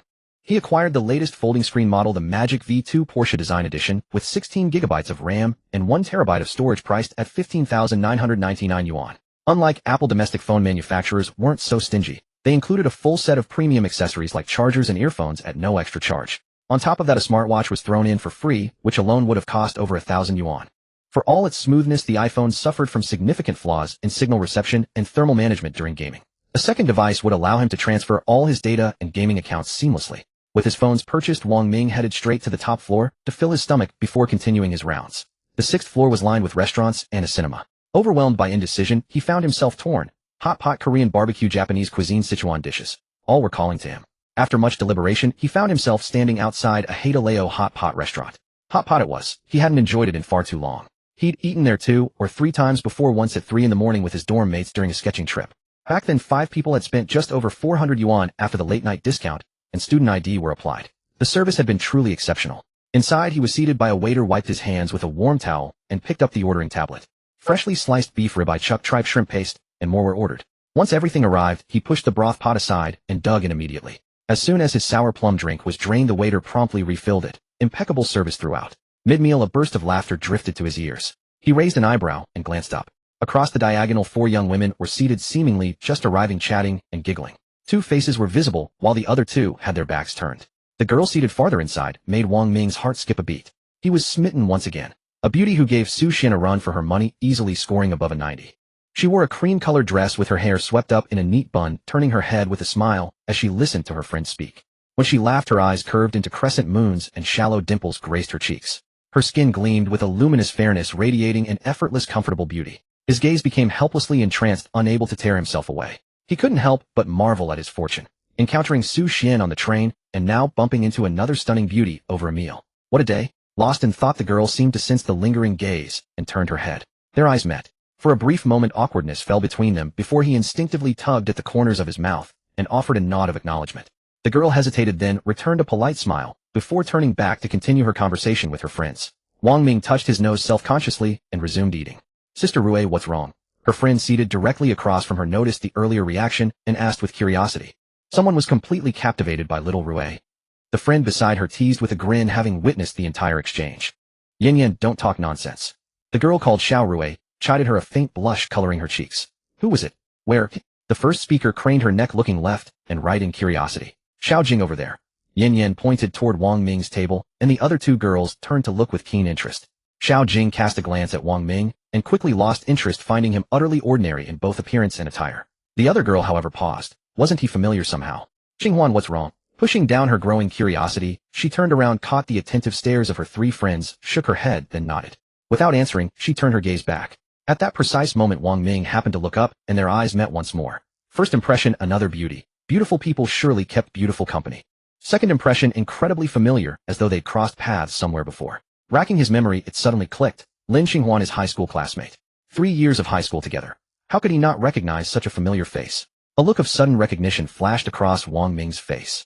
Yet it had been 4 years since college, so he hadn't identified her immediately. Since they were old classmates, he certainly couldn't pretend not to see her. He raised his hand and waved to Lin Xinghuan with a smile, offering his greeting. Xinghuan, do you know her? All 4 women noticed Wang Ming's gesture. The 3 girls immediately began asking Lin Xinghuan about him. Yes, a classmate. I'll go say hello. Lin Xinghuan had naturally recognized Wang Ming as well.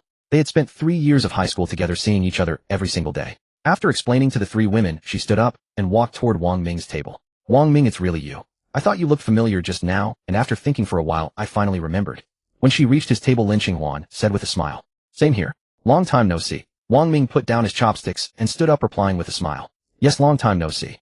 Lin Qinghuan smiled in agreement, her gaze sweeping across his face before continuing. You're much heavier than you were in high school. I almost didn't recognize you. Upon hearing this, Wang Ming touched his own face and laughed. I couldn't control my diet during college, eating and drinking whenever I wanted, and this is the result. Well, it seemed he would have to lose weight. To be a handsome man, one's figure must keep pace with one's looks.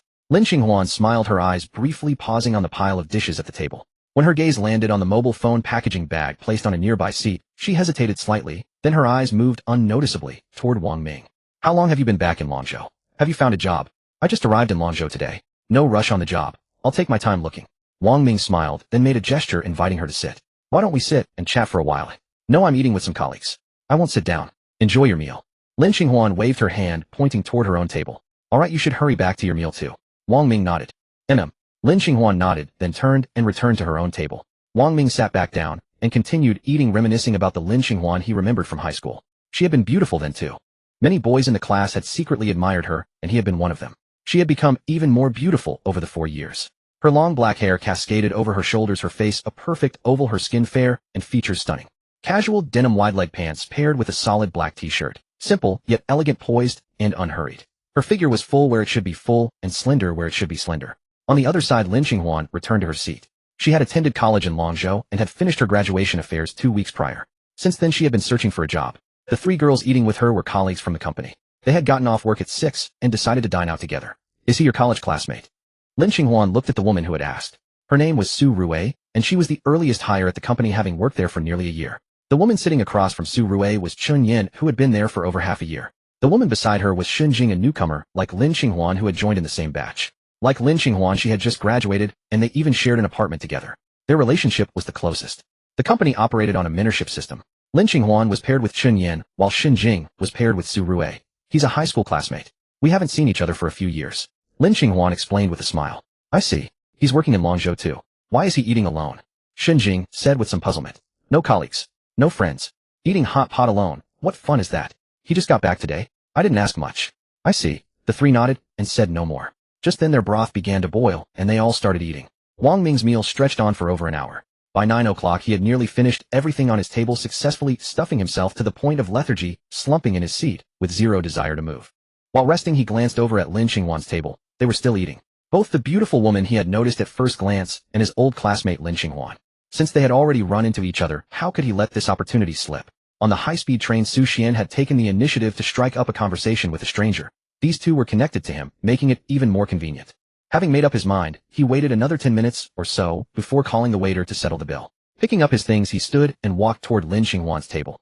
Chun Yin was sitting by the aisle. She spotted him first and nudged Lin Qinghuan under the table, gesturing with her eyes. As Lin Qinghuan turned to look, Wang Ming had already arrived at their table. Wang Ming, have you finished eating? She quickly set down her chopsticks and stood up, saying with a smile. Yes, I came over to say hello to everyone.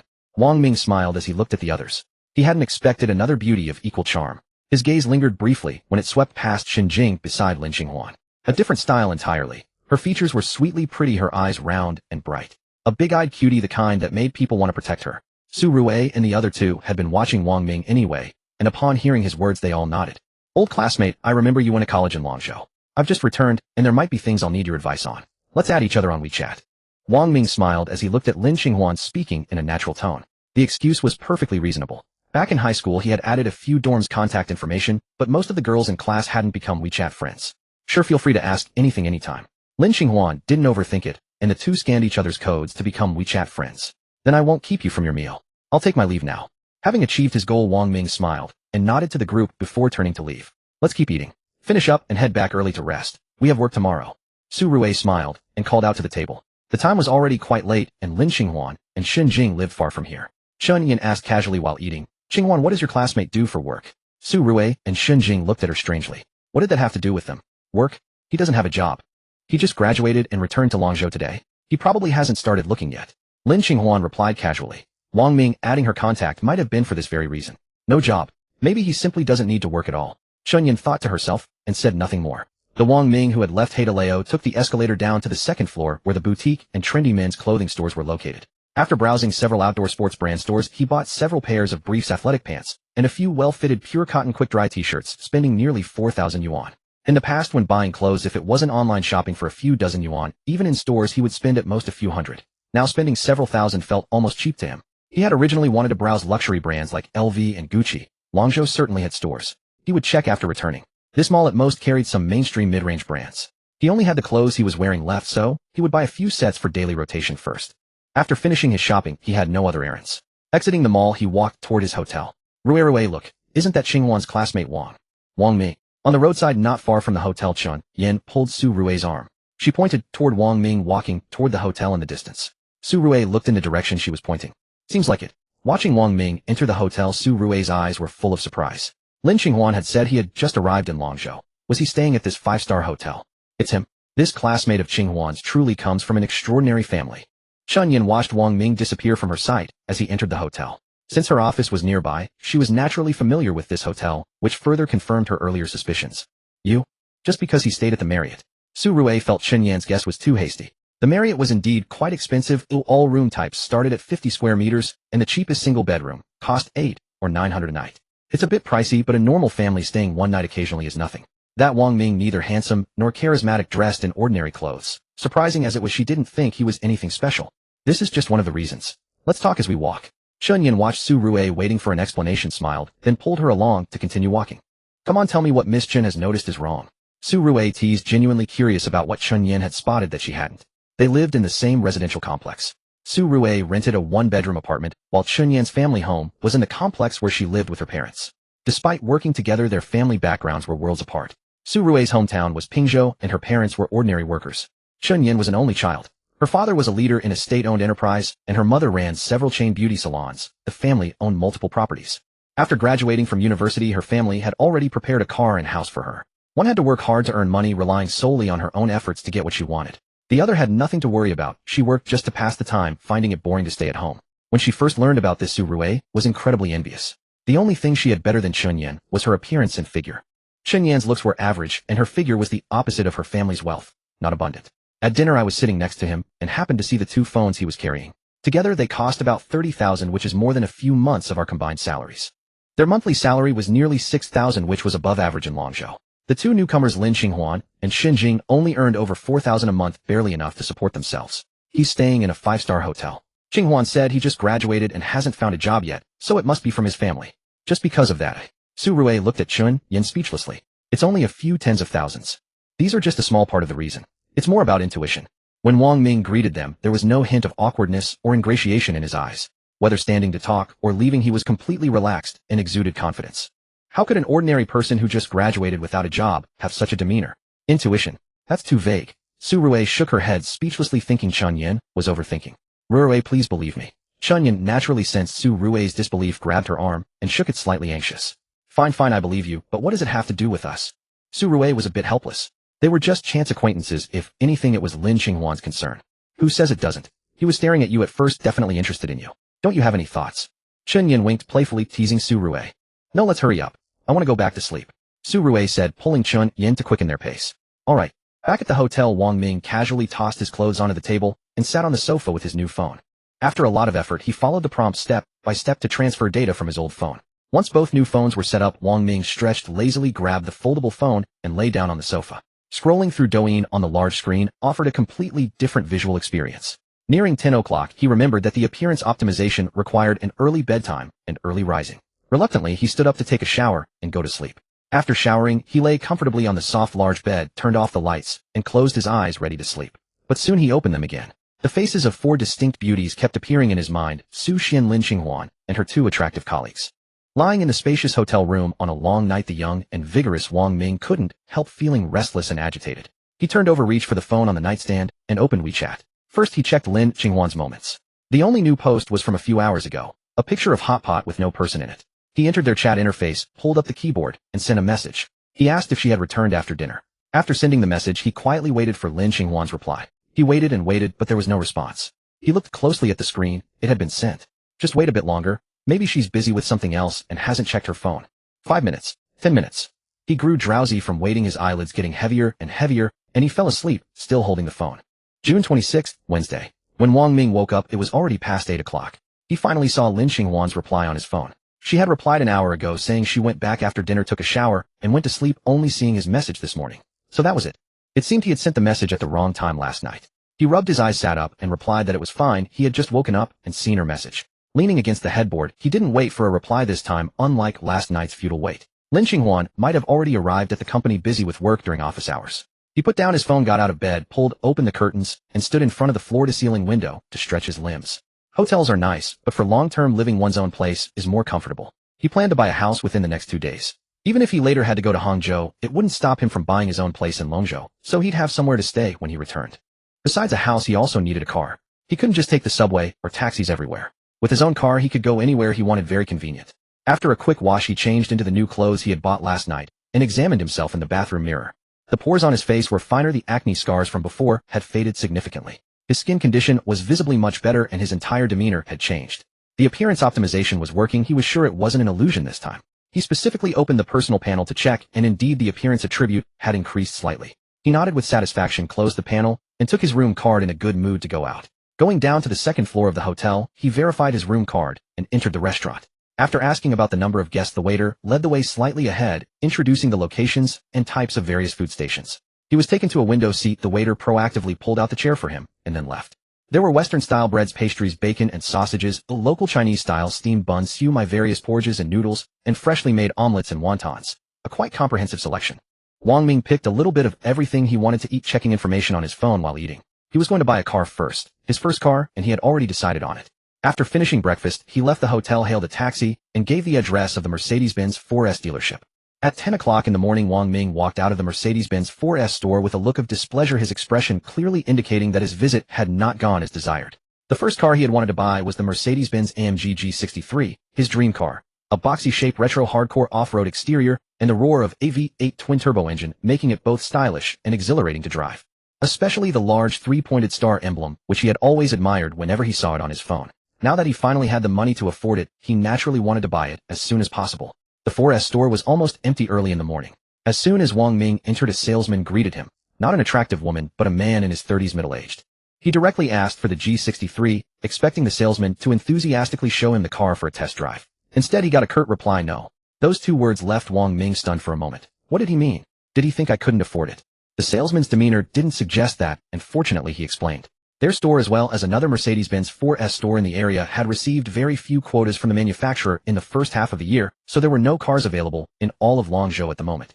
There were also no abandoned orders from earlier customers, so he could only place a new order which would take 2 to 3 months to deliver. Wang Ming frowned. He had come today intending to buy and drive off immediately. The salesman then mentioned another Channel 2 car dealerships in Longzhou might have parallel imported G63s. He asked if Wang Ming wanted to consider that, as he had a friend working there who could check if they had any in stock. The price would be about 2,000 more than the Chinese spec imported version. Wang Ming thought it over and decided against it. Salesmen were always cunning, only highlighting the benefits and omitting the drawbacks. Since there was no car, he didn't fancy any other models, so he bid farewell and left. Since he was out today, he was determined to buy a car. He decided to look at other options, standing by the roadside and thinking. He opened Douyin and found a short video he had saved yesterday. The car in the video was also a boxy hardcore off-road vehicle. He took a taxi to his destination, the Longzhou Yangwang Center. It was a flagship one-stop comprehensive service store for BYD's high-end new energy brand Yangwang, which had just opened last month. The Yangwang U8, he had seen it many times in short videos with features like spot, turns, water crossing, intelligent driving, and a rugged yet elegant design fully loaded with technology. Before coming, he had specifically called the store to confirm they had a car in stock. He didn't want to make the trip for nothing. Stepping inside, the cold air washed over him. The store was also not very crowded. A saleswoman immediately spotted him and approached with a smile. This time, it was a female salesperson. "Hello sir, how can I help you?" Wang Ming's eyes lit up. This was the kind of salesperson he had been hoping for. She wore delicate, elegant makeup, high heels, and a well-tailored beige professional skirt suit. Her curly hair draped over her shoulders, giving her a mature and charming look. In terms of both looks and demeanor, she was the best among the 5 beautiful women he had encountered in the past 2 days. "Yangwang U8. I called earlier and was told you have one in stock." As he spoke, he glanced at the name tag pinned to her chest and saw her name, Su Ming. "Yes, we do. This way, please." Su Ming's eyes lit up and she smiled as she gestured to lead the way. Her fair, slender hand gestured toward the deeper part of the showroom, her voice gentle and warm. As she turned, her striking waist-to-hip ratio was fully revealed with curves that were full and rounded. Wang Ming's heart stirred slightly, but he discreetly looked away and followed Su Ming into the showroom. There were 3 cars on display: the sedan U7, the off-road U8, and the supercar U9, arranged in a row. Currently only the U8 and U9 were on sale, with the former being the most popular. His gaze fell on the U8 in the center, finished in a glossy dragonstone green.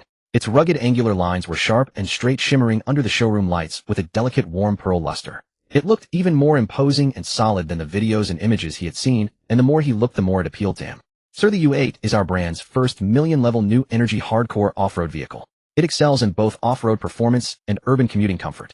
Shall I introduce the specific parameters and configurations?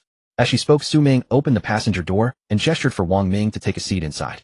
Wang Ming didn't hesitate and bent down to sit in the driver's seat. The leather seat wrapped around him perfectly, and the 2 large center screens were lit, giving off a strong sense of technology. He touched the steering wheel, feeling its solid, comfortable grip, and liked it more and more. Su Ming stood by the car and began explaining softly. The U8 is a plug-in hybrid using both electricity and fuel. It has a combined range of over 1,000 kilometers, accelerates from 0 to 100 km in 3.5 seconds, and boasts powerful performance. It's equipped with BYD's self-developed Blade battery, which won't catch fire or explode even when punctured, and has 11 airbags. Safety performance. Stop, no need for so much introduction. I've already looked into it myself. Wang Ming interrupted her directly. He had already seen detailed explanations in short videos. Can I test drive it? Su Ming was momentarily stunned, then smiled and nodded. Of course. Do you have your driver's license with you? We need to register it. Is an electronic one okay? Su Ming smiled and nodded. Of course.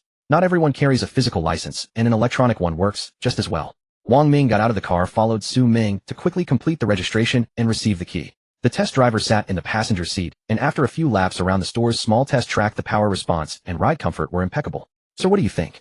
After the test drive, Su Ming looked at Wang Ming expectantly. Do you have the luxury edition in obsidian black? Can I pay in full and take it today? Wang Ming asked directly, having made up his mind without any hesitation. Su Ming's smile instantly widened, and she nodded eagerly. Yes, we do have the luxury edition in obsidian black. You can pay in full and pick it up today without any problem. Let's proceed with the paperwork. Su Ming suppressed her excitement, quickly led Wang Ming to the waiting area, poured him hot tea, and then went to fetch the purchase contract. The full payment for the luxury edition U8 was over 1,000,000 yuan, and the commission on this deal was several tens of thousands, enough to cover her living expenses for a few months. In no time, Su Ming returned with the contract and a POS machine, accompanied by the manager. A full payment car purchase was a major client for this newly opened store, so the manager naturally came personally upon hearing the news. He offered cigarettes and business cards, his attitude incredibly warm, and personally served tea. Wang Ming quickly scanned the standard contract, found no issues, signed it, and readily took out his bank card. With all the miscellaneous fees included, he paid a total of 1.2 million yuan.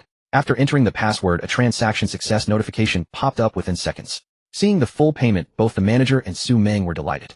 Once the formalities were done, Wang Ming urged them to hurry up. The store handled all the procedures one stop. The manager had already left, and Su Ming managed everything by herself.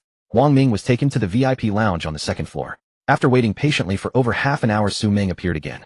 Mr. Wang, all the procedures are complete. Su Ming smiled brightly, handing Wang Ming the car keys, registration certificate, and related documents neatly arranged. Good, thank you. Wang Ming took the items, stood up, and followed Su Ming downstairs to the delivery area. The glossy black obsidian black body looked solid and imposing, with sharp angular lines that were even more to his liking than the display model. He slowly walked around the car and nodded in satisfaction. They wanted to arrange a delivery ceremony, but he declined. He simply asked Su Ming to take a photo of him standing beside the car with his phone. After the photo, Wang Ming used the key to unlock the car and got in. After getting into the car, the engine started silently with pure electric power. Instead of driving off immediately, he lowered the window and looked at Su Ming standing beside the car. Miss Su, let's exchange contact information. Su Ming was momentarily taken aback, then a radiant smile bloomed across her face. She quickly pulled out her phone, brought up a QR code, and handed it to the window. Sure, you can contact me anytime if you have any questions about the car. In the past, 8 out of 10 clients would beat around the bush to ask for her contact information, using car inquiries as an excuse to invite her to dinner, their ulterior motives thinly veiled in every word. She had never agreed to any of them. She had her own way of handling things. Since they were clients, she had to add them, but afterward, she would set their messages to mute.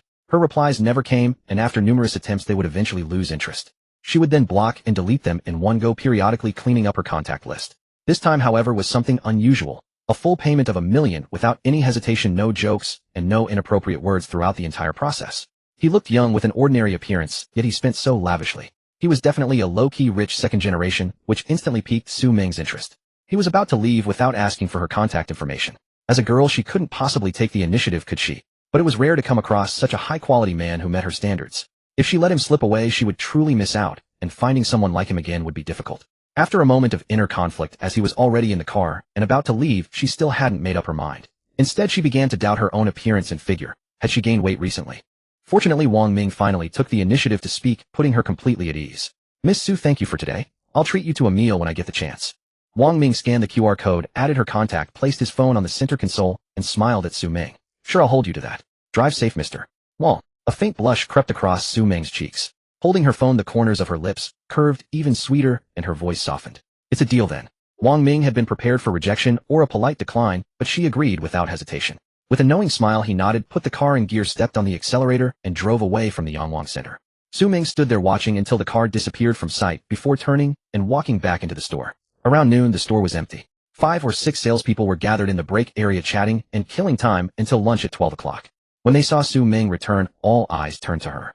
Not only the manager, but also the others had heard the news immediately. When Wang Ming first entered the store, they had all seen him, but chose to ignore him, not bothering to serve him. They thought they had good judgment, assuming he was just browsing to satisfy his curiosity. They never imagined he would actually buy a car. And he paid the full amount in cash for a luxury U8. When they found out, they were filled with regret. But it was too late to do anything about it. They could only watch helplessly. Some considered trying to poach the deal, but none dared to actually do it. The store had its rules and salespeople had their own code of conduct. Causing any unpleasantness would be troublesome. Ming, you're amazing. A female salesperson who was close to Su Ming came up to her with a smile, her tone tinged with envy.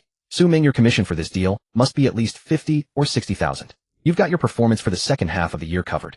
Exactly, you have to treat us. You must treat us. Su Ming forced a smile and said, all right, I'll buy everyone bubble tea later. A lavish dinner was out of the question. She was reluctant to spend her hard-earned money. But to maintain a good relationship with her colleagues, a few cups of bubble tea were fine. Just bubble tea? How stingy can you be? A salesperson curled her lips and said sarcastically, I'm already treating you to something. If you don't want it, forget it. Su Ming, don't order for her. Why should I? I'm definitely going to have it. The one who defended Su Ming was her close friend.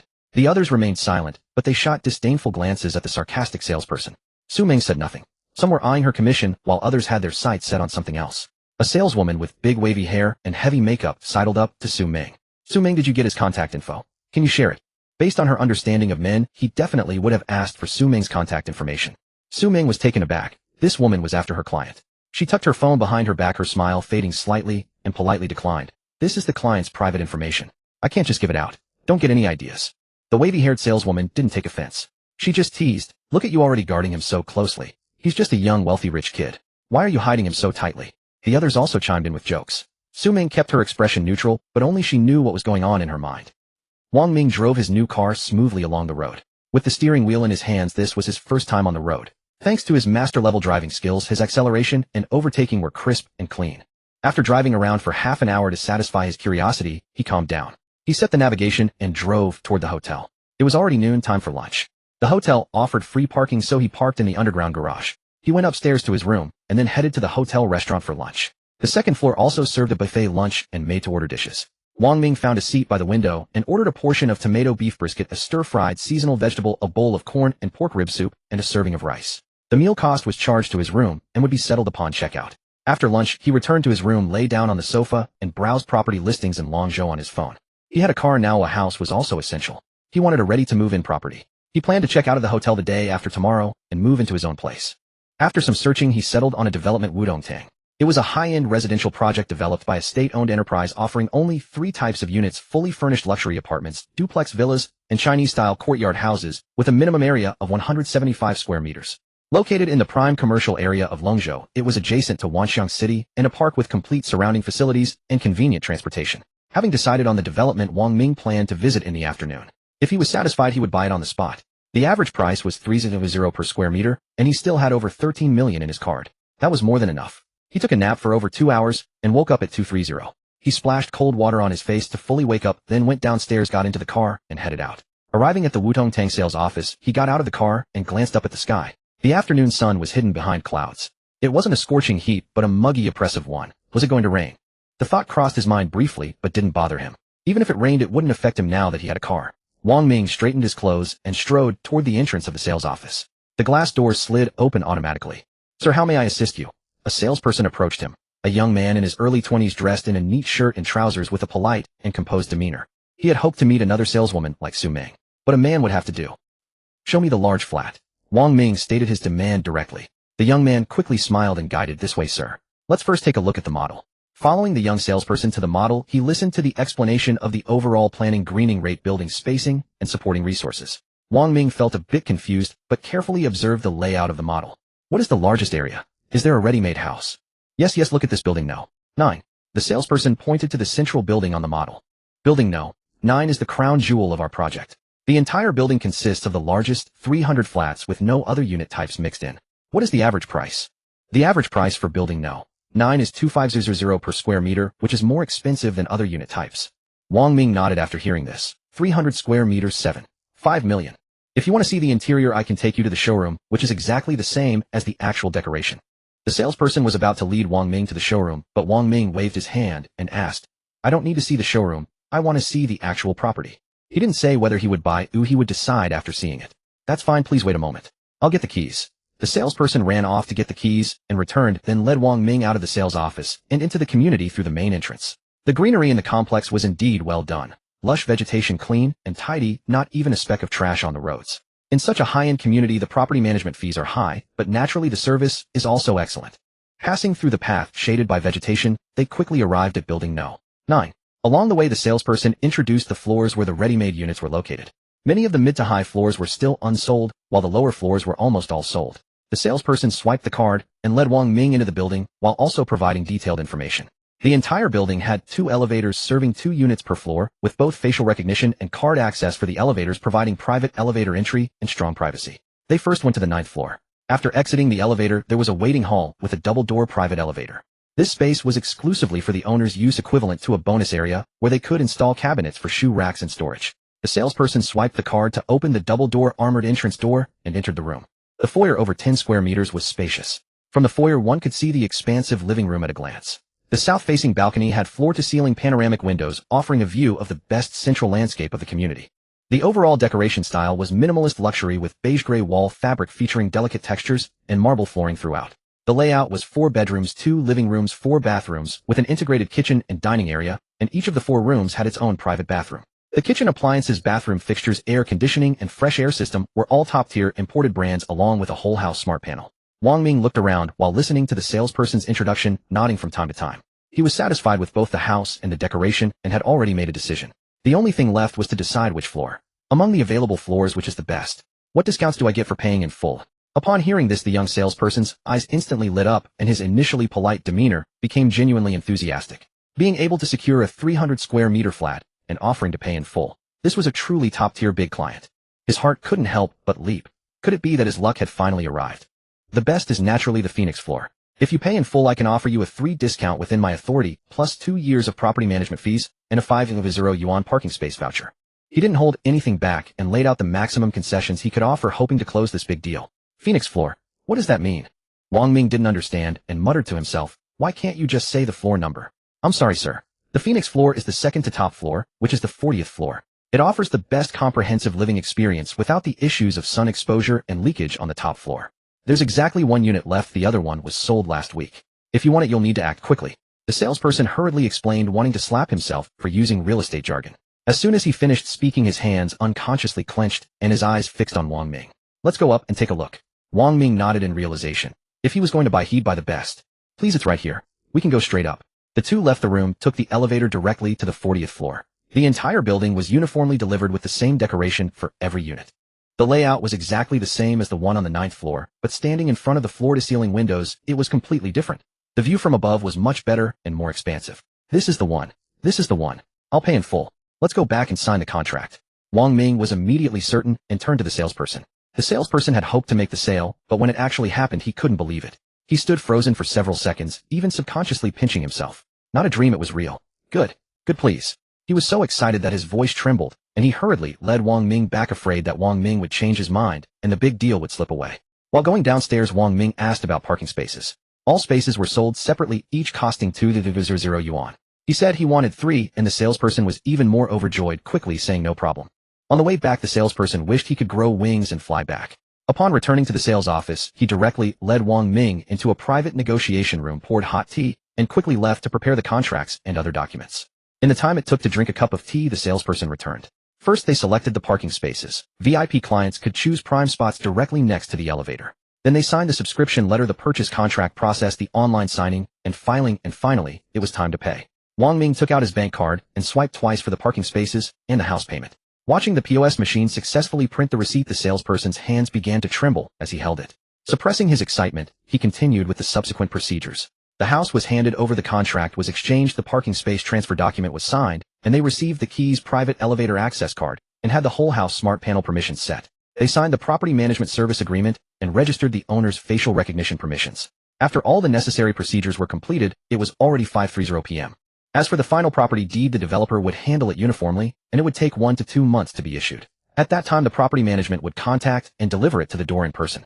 Having bought the house, Wang Ming was ready to leave. When he reached the entrance of the sales office, it was indeed raining outside, and quite heavily. "Young Master Wang, let me see you out." The salesperson walked over with an umbrella, his attitude extremely respectful. "Thank you very much." Wang Ming thanked him, and the two walked out together toward his car. Before getting into the car, he thanked him again, and the salesperson had half his body soaked. "You're welcome. Drive safe." The salesperson stood in the rain waiting until Wang Ming started the car and drove out of sight, then wiped the rainwater from his face, and quickly ran back to the sales office. In the restroom, looking at himself in the mirror, the salesperson finally dared to reveal the ecstasy he had been suppressing all along. The corners of his mouth were almost stretched to his ears. According to the company's contract, his commission for this deal would be about 1,000 yuan. 3 years without a single deal, and one deal could feed him for 3 years. He had already prepared to quit the sales job, but unexpectedly, he had suddenly closed such a big deal. 1,000 yuan. He no longer had to worry about rent and daily expenses. Sales was great. He had to continue this job. At an intersection, Wang Ming stopped his car and waited for the traffic light. The wipers swept back and forth across the windshield, clearing the rain, while hefty raindrops pounded against the roof with a crisp patter. He glanced at the pile of documents on the passenger seat, contracts for the car and the house purchase. The car cost 1.2 million, the house 7.8 million. In a single day, he had spent a full 9 million. Adding yesterday's miscellaneous expenses for the hotel, phone, and clothes, he now had just over 5.9 million left in his account. He had truly experienced what it meant to spend money like water, yet he felt no regret or reluctance over the diminishing sum. Today was Wednesday. In 5 days the new week would begin, which also marked the first day of the next month. Besides the weekly gift pack, he would also receive his first monthly gift pack, guaranteeing some income, no matter how small. He turned his head to look at the rain outside. It showed no signs of stopping anytime soon. Wang Ming had originally planned to go to Wanxiang City to shop for his new home. It was also a misconception on his part. He had assumed that a fully furnished home would come with everything included, and that he would only need to buy a few daily necessities to move in directly. He hadn't realized that it only covered the structural decoration, integrated mechanical systems, and built-in kitchen appliances. Many items still had to be purchased separately. For instance, the sofa and coffee table in the living room, the mattress and bedding in the bedroom. He couldn't exactly sit cross-legged on the floor or sleep on the bare bedboard. Today's shopping was out of the question. He would spend tomorrow thoroughly browsing and buying everything. If time ran short, he could always extend his hotel stay for a few more days. The light turned green. Wang Ming snapped back to reality, started the car, and continued toward the hotel. The vehicle glided steadily over the slick road, and he naturally slowed down. There was no rush, and safety came first. Delivery riders frequently sped by on the road, and since it was rush hour, there were many electric scooters. He had to be extra cautious to avoid any unnecessary trouble. What usually took just over 20 minutes stretched to more than half an hour before he finally neared the hotel. Just as he was about to head straight back, the corner of his eye caught 4 familiar figures. He froze for a moment. No wonder he had run into Lin Qinghuan and the others at dinner yesterday. They worked in the nearby Shengjing Center office building. Both Shengjing Mall and Shengjing Center, along with the hotel he was staying at, were owned by the same real estate company. The hotel sat between the two, serving as an auxiliary building to the mall. He took a closer look while driving by. The group seemed to have no umbrellas. They were sheltering from the rain at the entrance of the office building, occasionally peeking out to gauge the downpour. They were probably waiting for the rain to ease before leaving. Wasn't this an opportunity he couldn't miss? Wang Ming's heart stirred, and he turned the steering wheel, driving right up to the building's entrance. Lin Qinghuan and the other 3 were chatting, complaining about the unpredictable weather. The forecast hadn't mentioned rain, and it showed no signs of stopping anytime soon. As they spoke, a black SUV pulled up smoothly and stopped not far in front of them. The 4 glanced at the other people sheltering nearby, assuming the car was there to pick someone up. But after watching for a while, no one got in. They looked back at the car. Was the person they were picking up still not coming? Just as they were puzzled, the car honked and the passenger window rolled halfway down. "Hey, don't just stand there. Get in or I'll give you a ride." Wang Ming leaned over, smiling as he called out to them. "Wang Ming." The 4 realized he was addressing them. They bent down to peer into the car, and when they saw Wang Ming behind the wheel, they were stunned. Lin Qinghuan was the first to snap out of it, calling out in disbelief. The other 3 exchanged glances. Su Rui and Shen Jing looked surprised, while Chun Yin silently thought to herself that her intuition from last night had been right. This, Lin Qinghuan confirmed it was indeed Wang Ming. She looked at the car and thought, "We just graduated and you're already driving. What are you waiting for? The rain won't stop anytime soon. Do you want to keep waiting?" Wang Ming urged them. someone offering a free ride, and they were still hesitating. Lin Xinghuan and the others looked at each other. He wasn't wrong. Even if they wanted to hail a cab, they'd be soaked just getting from here to the roadside. Let's go. Otherwise, who knows when we'll get back. Chun Yin didn't hesitate. After a long day at work, she just wanted to go home and lie down. The others remained silent, their meaning clear. The four got into the car one by one. Naturally, Lin Xinghuan took the passenger seat. After all, Wang Ming was doing this out of consideration for an old classmate. Otherwise, he wouldn't have offered them a ride out of the blue. House purchase contract. You bought a house.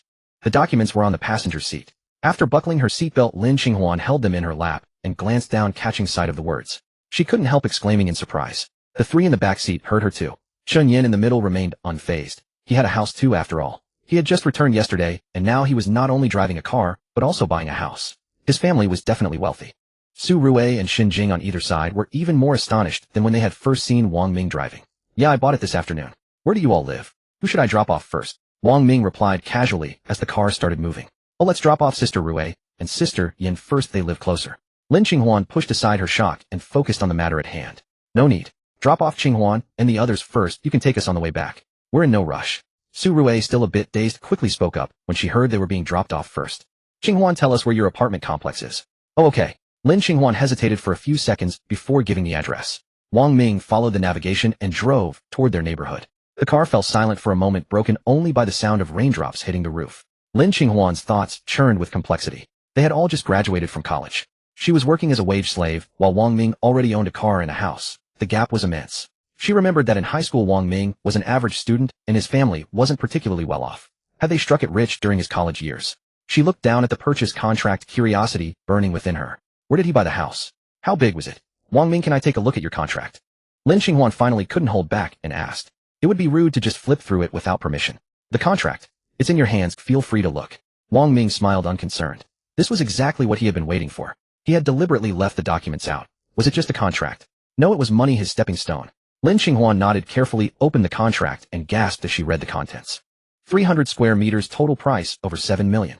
She instinctively rubbed her eyes and looked again. The black characters on white paper were crystal clear, and it was a full payment. She was certain that Wang Ming's family had struck it rich. Xinghuan, let us have a look too. Su Ruei chimed in, eager to see what kind of house Wang Ming had bought. Lin Xinghuan glanced at Wang Ming after hearing this, and seeing that he remained silent, she understood it as tacit consent. She turned and handed over the contract. Chun Yin took it, not particularly interested but equally curious about what kind of house Wang Ming had bought. It would help her accurately gauge his family's financial standing. The three in the back seat huddled together to read it. Even Chun Yin, who came from a well-off family, couldn't help but be taken aback by the contract's contents. Wutongtang. Chun Yin knew this residential complex. Its price was hardly low. The contract clearly stated 300 square meters paid in full with a single lump sum. She had underestimated him. After all, his family's wealth was far from ordinary. Chun Yin quickly calculated the house was over 7 million. And the car, she had recognized it at first glance. A Yangwang U8, worth over 1 million. Being able to put up so much cash at once meant Wang Ming's family assets were at least tens of millions, possibly even over 100 million. In any case, her own family couldn't compare, not even close. Unlike Chun Yin, who could still think, Su Ruei and Xin Jing were stunned into blankness, their eyes fixed on the string of numbers in the contract, unable to speak for a long time. They were about the same age. How could the gap between them be so vast? After reading, the contract was handed back to Lin Xinghuan, who carefully placed it in her bosom. She stole a glance at Wang Ming, who was driving attentively. It took nearly 40 minutes to reach a residential gate. Plain and ordinary, quite conventional. The distance wasn't far, but heavy traffic had delayed them, otherwise it would have taken only 15 minutes. Rain was still falling outside. Wang Ming had intended to drive straight into the complex, but the guard at the gate refused entry to non-resident vehicles. Lin Xinghuan didn't want to trouble him further. She prepared to get off at the entrance as their building was not far. A quick dash would keep them from getting too wet. Wang Ming didn't insist. This was the only option, and he had no better plan. Wang Ming, thank you for today. Otherwise, I wouldn't have known how to get back. Yes, thank you. Lin Xinghuan turned around before getting out and smiled at Wang Ming in gratitude. Xin Jing followed suit. They could have made it back, but not as comfortably as this. It's nothing, just a bit of time. Wang Ming waved his hand with a smile. Lin Xinghuan nodded without saying more and swiftly got out with Xin Jing. She slammed the door shut and jogged into the residential gate through the rain. Your turn, you two. Wang Ming looked at the two in the back. Chun Yin quickly named her own residential complex, and the car started again. By the way, we know you're Wang Ming, but you don't know our names yet. After driving a few hundred meters, Chun Yin broke the silence. I'm Chun Yin, a local from Longzhou. The beauty you were looking at during yesterday's meal is Su Ruei, Ruei as in flower stamen, from Pingzhou. The other beauty is Xin Jing from Tangzhou. As for Qinghuan, I don't need to elaborate. Chun Yin voluntarily introduced the girls. Since he had kindly acted as their private chauffeur, they might as well get acquainted. With Lin Qinghuan as a link, it wouldn't hurt to make friends. Who knew if they might need his help someday? Su Rui tugged at Chunyan's arm, feeling embarrassed by being called a beauty so bluntly, and especially by the mention of him looking at her yesterday. Chunyan smiled and ignored her. It was already said, and besides they were all adults. Nothing to be shy about. Wang Ming glanced at the back seat through the rearview mirror and responded with a smile. Got it. Su Rui. Chunyan. When Su Rui heard him deliberately say her name, her face flushed. Fortunately, he paused and didn't mention only her, which eased her mind. Since the ice was broken, Wang Ming couldn't let the conversation die. Curious, he asked, "You work at the Shengjing Center, right? What do you do?" "Yes, at the Shengjing Center. We work in new media.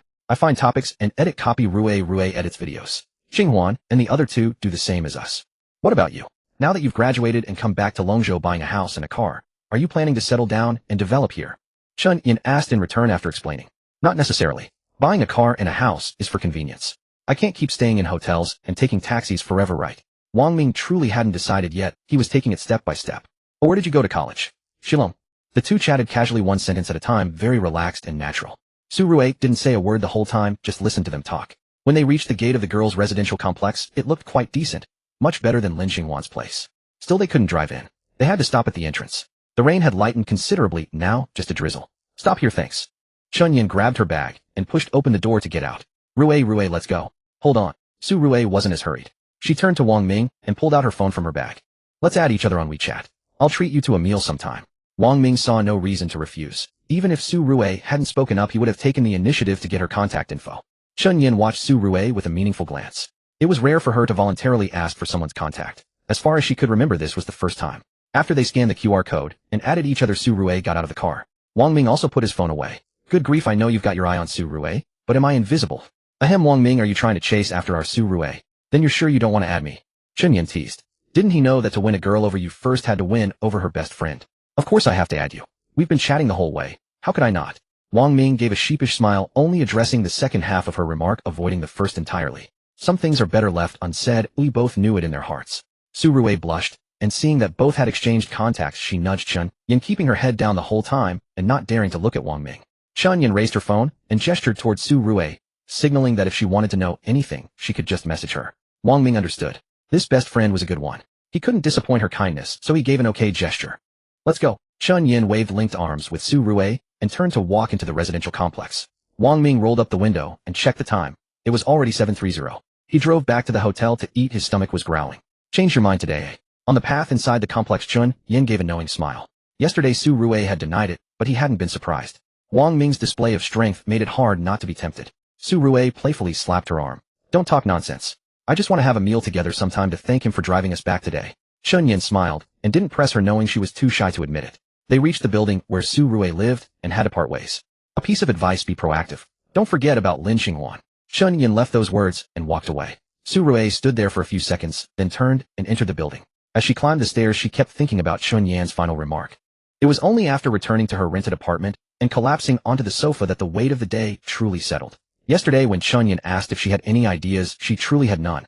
Yet upon seeing Wang Ming driving a car and witnessing the contract worth over 7 million yuan with her own eyes, her thoughts involuntarily shifted. When she first started working, she had pinned her hopes on changing her destiny through her own efforts, hoping to put down roots in Longzhou. But after a year of being battered by society, spending 7 or 8 hours a day editing videos on the computer, earning a monthly salary that after deducting rent and utilities left little for food and drink, the remaining sum was negligible. Even buying a few pieces of clothing required months of saving, let alone purchasing a home and settling down in Longzhou or Pingzhou. That would take until the cows come home. Even if she found a boyfriend who also worked and they saved together, they could at most afford a down payment, and then they'd be burdened with a mortgage. Hard work really didn't seem to pay off. Many colleagues at the company pursued her, but she hadn't taken a liking to any of them. When asked why, she would say she was still young and not in a hurry. In truth, it wasn't that she didn't want it was just that those who pursued her were on par with her in terms of circumstances, or even worse, and none of them met the standards she held in her heart. She had her own ideas. If she were to find someone, she wanted to find someone exceptionally well off, extremely wealthy, someone who could provide her with lifelong security. He was the right age, and most importantly, he was rich. Wang Ming's ordinary appearance was entirely negligible. He was just average looking, not ugly. A man like Wang Ming was hard to find, even with a lantern, as since she had encountered him it was fate. She had already made up her mind in the car, which was why she proactively asked for his contact information when getting out. Chun Yin must have noticed, which was why she said those final words. The meaning was easy for her to grasp. Initially, she thought that with her looks and figure, and since Wang Ming had been staring at her yesterday, he must be interested in her, so there wouldn't be any problem. It was always men who pursued her proactively, as she had never considered making the first move herself. She couldn't bring herself to do it, feeling that it would devalue her. After hearing Chun Yan's words, she knew she could no longer hold back, and she had almost forgotten about Lin Xinghuan. Lin Xinghuan was no worse than her in any aspect, and she was also Wang Ming's old high school classmate, giving her an inherent advantage. If Lin Xinghuan got there first, what chance would she have? Su Rui no longer had the confidence she once had. She would have to thank Qin Yan properly tomorrow. She had to be proactive. After all, it's a mountain for a man to pursue a woman, but only a veil for a woman to pursue a man. She took out her phone to send Wang Ming a message, but after thinking it over, she put it down. He might still be driving and not yet home, as she didn't want to disturb him. Her stomach began to growl. She hadn't eaten dinner yet. She would order takeout. There was nothing to eat at home. Besides, Su Rui, another beautiful woman, was also pondering how to proactively win Wang Ming over. The rain eased off, and Su Ming left the shop, quickly hailing a taxi back to her place. When she reached the entrance of the apartment building, her phone rang in her bag. Seeing the caller ID labeled Little Sister, a smile spread across her face. She had gotten off work at 6, and it was now past 7. She must be worried. Sis, where are you? At the bottom of the building. I'll be up soon. Good, you didn't even send me a message. I was worried something had happened to you. I'm a grown woman. I'm coming up now, bye. Su Ming naturally heard the concern in her sister's voice, smiled, and comforted her before hanging up. As she continued walking, she thought of a certain figure. She opened WeChat and looked at their chat history. After Wang Ming left the car dealership in the morning, Su Ming had been waiting for his message. Based on her past experience, men who added her contact information would usually message her within an hour. She waited and waited, but the whole afternoon passed without a word. Su Ming felt a bit puzzled. She had agreed to dinner, so he must have understood her intentions. Why hadn't he messaged her? Had he already forgotten about her the moment he left? Wang Ming was the kind of rich second generation who was used to beautiful women throwing themselves at him. He probably didn't lack someone like her. The more she thought about it, the more likely it seemed. Otherwise, he wouldn't be so patient. After all, she knew what she looked like, and few men could remain unmoved. Fine, if he wouldn't contact her, she would contact him. She had to have that meal. It wasn't easy to find a wealthy young man she didn't dislike, and she couldn't let him slip away. Having made up her mind, Su Ming took the elevator upstairs and arrived at her apartment door. She rented a small apartment originally just for herself. Her younger sister on college break had come directly to her place instead of going home to keep her company for a while. She unlocked the door with her fingerprint and walked in. Sis, you're back? Come eat. Coming. At the hotel, Wang Ming had finished dinner at the second-floor restaurant. He swiped his card to return to his room, collapsed onto the living room sofa, and took out his phone to check the time. It was 8:30. He opened Douyin and started scrolling through short videos. He scrolled for over an hour, then got up and went to the bedroom to take a hot shower. Wearing a bathrobe, he stood by the floor-to-ceiling window, gazing at the city nightscape. Alone in the empty room, he wished someone could be with him. He thought about the new people he had added today. First Su Ming from the car dealership, then Su Rui, Lin Xinghuan, or even Xin Jing. Chun Yan was immediately ruled out. She didn't catch his eye. After pondering for a while, he turned and went back to the bedroom, ready to sleep. June 27th, Wang Ming's second day back in Langzhou. He woke up a little after 8 in the morning and lay in bed until 10 before getting up. After washing up and getting ready, he drove straight out, heading to a soft furnishing outsourcing company. He had seen it on a short video. He didn't have to buy everything himself. He could just hand it over to a professional company for a full service package, saving time and effort. Arriving at the home furnishing company he had looked up online, a staff member immediately approached him. After understanding his needs, they led him into a meeting room. After a conversation, Wang Ming realized that his idea of moving in within 2 or 3 days was completely off the mark. Even with a ready-made soft furnishing plan, ordering furniture, arranging the setup, and paying extra for expedited service would still take over half a month to finish and move in. So he would have to stay in a hotel for over 10 more days. Well, a hotel it is. His first home had to be done right. He began discussing specific requirements with the soft furnishing company, from style preferences to budget range. The representative explained everything in detail. Finally, considering the 300 square meter area and Wang Ming's ample budget, they provided a complete expedited plan and a final quote. Design drawings within 3 days, all furniture and appliances delivered within 2 days after plan confirmation, 7 days for construction and arrangement, and the final 7 days for ventilation, thorough cleaning, and air quality testing to ensure it was safe for occupancy. Wang Ming only needed to be present the first time, sign off on the plan, and then handle the final payment after inspection. Everything else was taken care of. Hearing this arrangement, Wang Ming was completely at ease. He finalized the deal on the spot and paid the deposit. The designer arrived promptly and took him directly to Wudong Hall to measure the apartment. It was already past 1 in the afternoon when he left the furnishing company. It had rained the day before, but today the sun was shining and the temperature was pleasant. He found an ordinary small restaurant nearby, ordered a bowl of noodles for lunch. Getting into the car, he returned directly to the hotel, sat on the sofa, and took out a pack of cigarettes he had bought at the tobacco shop next to the restaurant. He had learned to smoke during the high school art exam training with classmates and had been smoking ever since. He smoked, but wasn't addicted. A pack would last him a week or 2. Usually he smoked more when others in the dorm shared their cigarettes, or when he was feeling down or restless. Before, he always bought cigarettes costing around 10 yuan, but this time, he went for a pack of Huazi at 110 yuan. Now that he had money, he had to try the good stuff. Tearing open the pack, he took out a cigarette and lit it.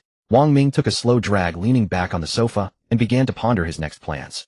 The house wouldn't be ready for move-in until mid to late July, so he would stay at this hotel for now, extending his stay another 20 days tomorrow. He could buy another place that was ready for immediate occupancy, but he didn't want a second-hand home someone else had lived in, and even a nearly new unoccupied one felt somewhat reluctant. Renting was even more troublesome, moving around cleaning up himself. It was better to just stay at the hotel. Someone cleaned every day, and he could contact the front desk for any needs without worrying about many things. Accommodation was settled, but staying alone. After just 2 nights, he already felt lonely and cold, missing someone to talk to and keep him company. His thoughts turned to women. He was after all somewhat of a wealthy man now, so he should at least experience the pleasures that came with it. The graceful figure from yesterday's car purchase appeared in his mind. He had promised to treat her to a meal, and he couldn't break his word. He picked up his phone, opened the green chat app, found Su Ming, and sent a message. "Miss Su, are you free after work? Want to have dinner together?" After sending the message, Wang Ming didn't put down his phone immediately. He leaned back on the sofa, smoking while waiting for a reply. Within 2 minutes, he finished his cigarette, and the phone chimed. Su Ming's reply had arrived. "I am free. If you're treating me to a lavish meal, I have to make time." The reply carried a joking tone, and Wang Ming couldn't help but curl the corners of his mouth. She agreed, so it was easy. Soon they settled on a plan. Wang Ming would pick her up at 7. He originally thought it would be at the Yangwang Center store, but Su Ming sent the address of her apartment. It was about 7 or 8 kilometers away, a 10-minute drive. After setting the time, Wang Ming spent a long time searching for restaurants, but everyone had good reviews, leaving him torn. He decided not to choose. Didn't this hotel have a restaurant? It was quite nice. After checking carefully, besides the second-floor buffet, there was a Chinese restaurant on the 5th floor with private dining rooms, all of high standard. The 21st floor also had an executive lounge with floor-to-ceiling windows, allowing them to enjoy the night view while dining. A very atmospheric setting. With 3 choices how to decide, he would see what Su Ming thought. He had a little idea in his mind. After the meal, he wondered if he could invite her to his room for a while, drink some water, chat, and if she stayed overnight, that would be even better. The more he thought about it, the more expectant he became, and the corners of his mouth involuntarily lifted. Leaning on the sofa, he scrolled through his phone for a while, then turned on the large projection TV across from him to pass the time. At the Yangwang Center, Su Ming put down her phone, her face brimming with uncontrollable joy. After deciding to take the initiative last night, she had planned to contact him after dinner with her sister, but then her parents called for a video chat. They talked until past 10 o'clock, and it was too late to disturb Wang Ming, so she didn't send a message. She planned to message him today, but the morning was busy, and after lunch, she barely had a rest before new tasks came up. Just as she finished organizing client files and was about to take a break, she was about to send a message when Wang Ming messaged her first.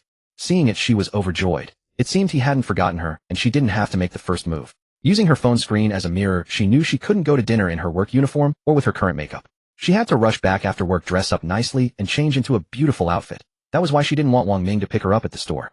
Xiao Ming smiling so happily. "Who are you messaging?" "Sister Zhang." Startled, Su Ming put away her phone and casually replied, "No one, just saw a funny video." Sister Zhang was close to her and didn't press further, but other salespeople nearby had turned their heads, curiosity in their eyes. If she said anything, the whole store would probably know, so she decided to keep a low profile. Sister Zhang didn't ask more, just smiled and turned to her own work. Su Ming steadied her mind, her thoughts full of the evening dinner, hoping the workday would end quickly. At 6 o'clock, she clocked out, grabbed her bag, and hurried away. Previously, she took the subway or bus after work, but today, like yesterday, she hailed a taxi. Back at her apartment, she rushed into the bathroom as soon as she entered. At the hotel, Wang Ming checked the time. It was about time to leave. He allowed for some extra time in case of traffic. Going downstairs, he got into the car and followed the navigation to the address Su Ming had sent. There was a traffic jam during the evening rush, but he arrived a few minutes before 7. He found a spot near the entrance, parked, and waited quietly. His car was bought from Su Ming, so she would definitely recognize it. A knock on the window. Wang Ming immediately turned his head and saw Su Ming tapping. He glanced at his phone. Exactly 7 o'clock, right on time. He put his phone on the center console and quickly lowered the window. Seeing Su Ming standing outside the car, Wang Ming couldn't help but be impressed. Her makeup was more refined than yesterday at the store, making her look even more mature and charming. "Get in." Su Ming smiled, nodded, walked around the front, opened the passenger door, and sat down. A faint, fragrant breeze instantly enveloped him, mingling with the unique scent of a woman. Wang Ming's fingers twitched, and he turned to stare intently at Su Ming. She wore a simple black spaghetti strap dress fitted at the waist, accentuating her flawless figure. The hem barely reached mid-thigh, revealing a pair of fair, full legs, and on her feet were matching black high heels. Her curly hair was loosely draped over both shoulders, exuding a hint of lazy grace. Wang Ming's Adam's apple involuntarily moved, his gaze growing increasingly heated. Seeing his stare, Su Ming's cheeks flushed slightly. She reached up to tuck a strand of hair behind her ear and softly said, "Aren't we going to eat? Let's go." Wang Ming cleared his throat to hide his embarrassment, averted his gaze, suppressed the heat within, and started the car. "Do I look good, oi?" Su Ming suddenly asked with a smile, her voice carrying a hint of barely concealed amusement. She had dressed up on purpose, and seeing Wang Ming's shyness actually made her more at ease. It proved that her outfit wasn't wasted and had a strong allure for him. Wang Ming gripped the steering wheel, not hiding his feelings, and replied with a frank smile, "Of course you look great." I was completely lost in thought. The blunt honesty mixed with praise made Su Ming's smile even brighter. Since he had mustered the courage to start a conversation with her on the way back to Longzhou, it felt like a switch had been flipped. When he stared at Su Rue the night before last, and got caught, he even dared to nod and greet her. His mindset was becoming more and more open, saying whatever came to mind. In simpler terms, his skin was getting thicker. "If a wealthy man like you has seen all kinds of beauties. Don't try to flatter me." Su Ming's words carried a playful coquetry, yet the undeniable smile lurking at the corners of her eyes and lips told a different story. Direct expressions suited her far better than beating around the bush or sweet-talking. "I'm telling the truth, I'm absolutely not trying to coax you." Wang Ming said it casually while driving, and she was indeed telling the truth. Having gained wealth, he'd certainly encountered many beautiful women, but there were only so many of that caliber. Before acquiring his system and fortune, he'd also crossed paths with plenty of attractive women, though back then he lacked the courage to even glance at them openly. "I trust you now. By the way, what grand meal are you treating me to?"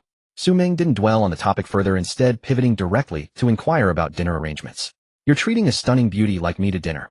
You hardly expect me to settle for some random roadside eatery, do you? I'm flexible with whatever you'd like to eat. You're the one treating me. What kind of host lets the guest call the shots? You should be picking the place." Su Ming rolled her eyes, simultaneously exasperated, yet pleased that he asked for her input, rather than simply deciding for her. It showed he valued her preferences and respected her as a person.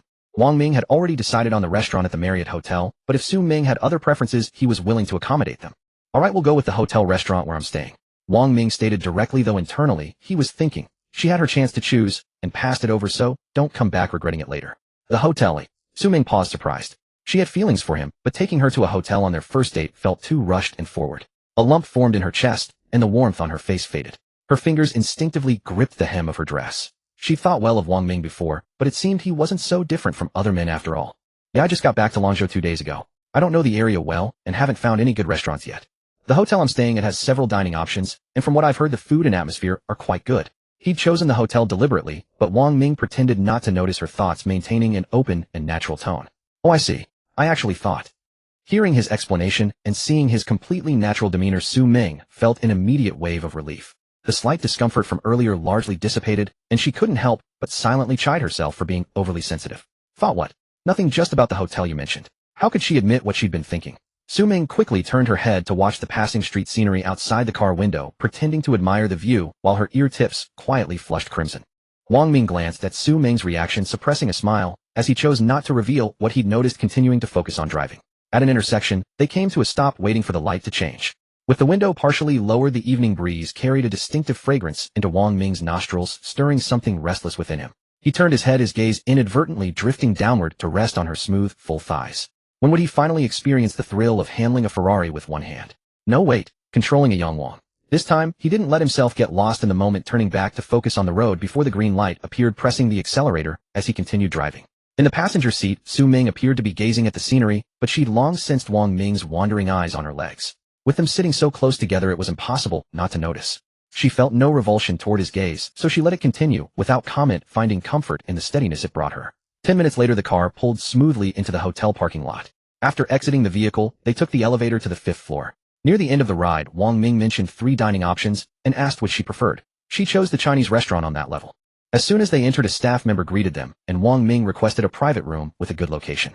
The staff member led them through to select a cozy corner booth by the window. The dining table sat right beside the floor-to-ceiling glass, offering a pleasant view of the orange-pink sunset stretching across the horizon, a sight that instantly put them at ease. Once they were seated, the waiter presented the menu. This Chinese restaurant specialized in Lingnan cuisine and adapted Hedong dishes, operating within a 5-star upscale hotel, with correspondingly premium pricing.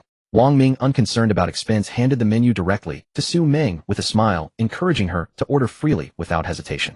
Su Ming didn't demur, taking the menu and browsing through before selecting 2 highly recommended signature dishes.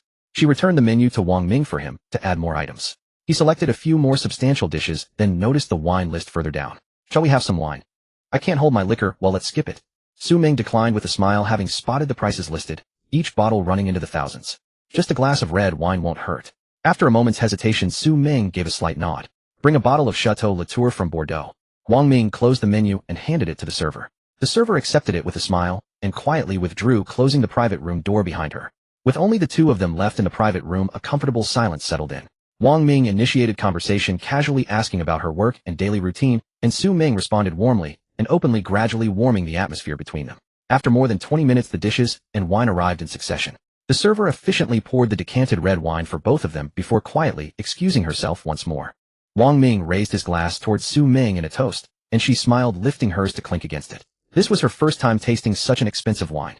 Previously, she'd only had affordable supermarket brands with her college roommates. She took a small sip, finding it remarkably smooth and silky with a lingering aftertaste that settled gracefully in her throat. Whether from the price or genuine quality, she couldn't quite tell.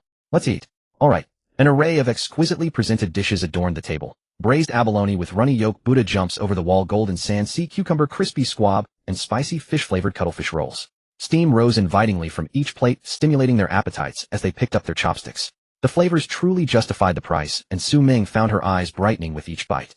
Wang Ming was equally satisfied with the meal, already considering that he'd be staying at the hotel for many days ahead and could dine here regularly or have food delivered to his room. You mentioned just getting back on the car. Were you working elsewhere before?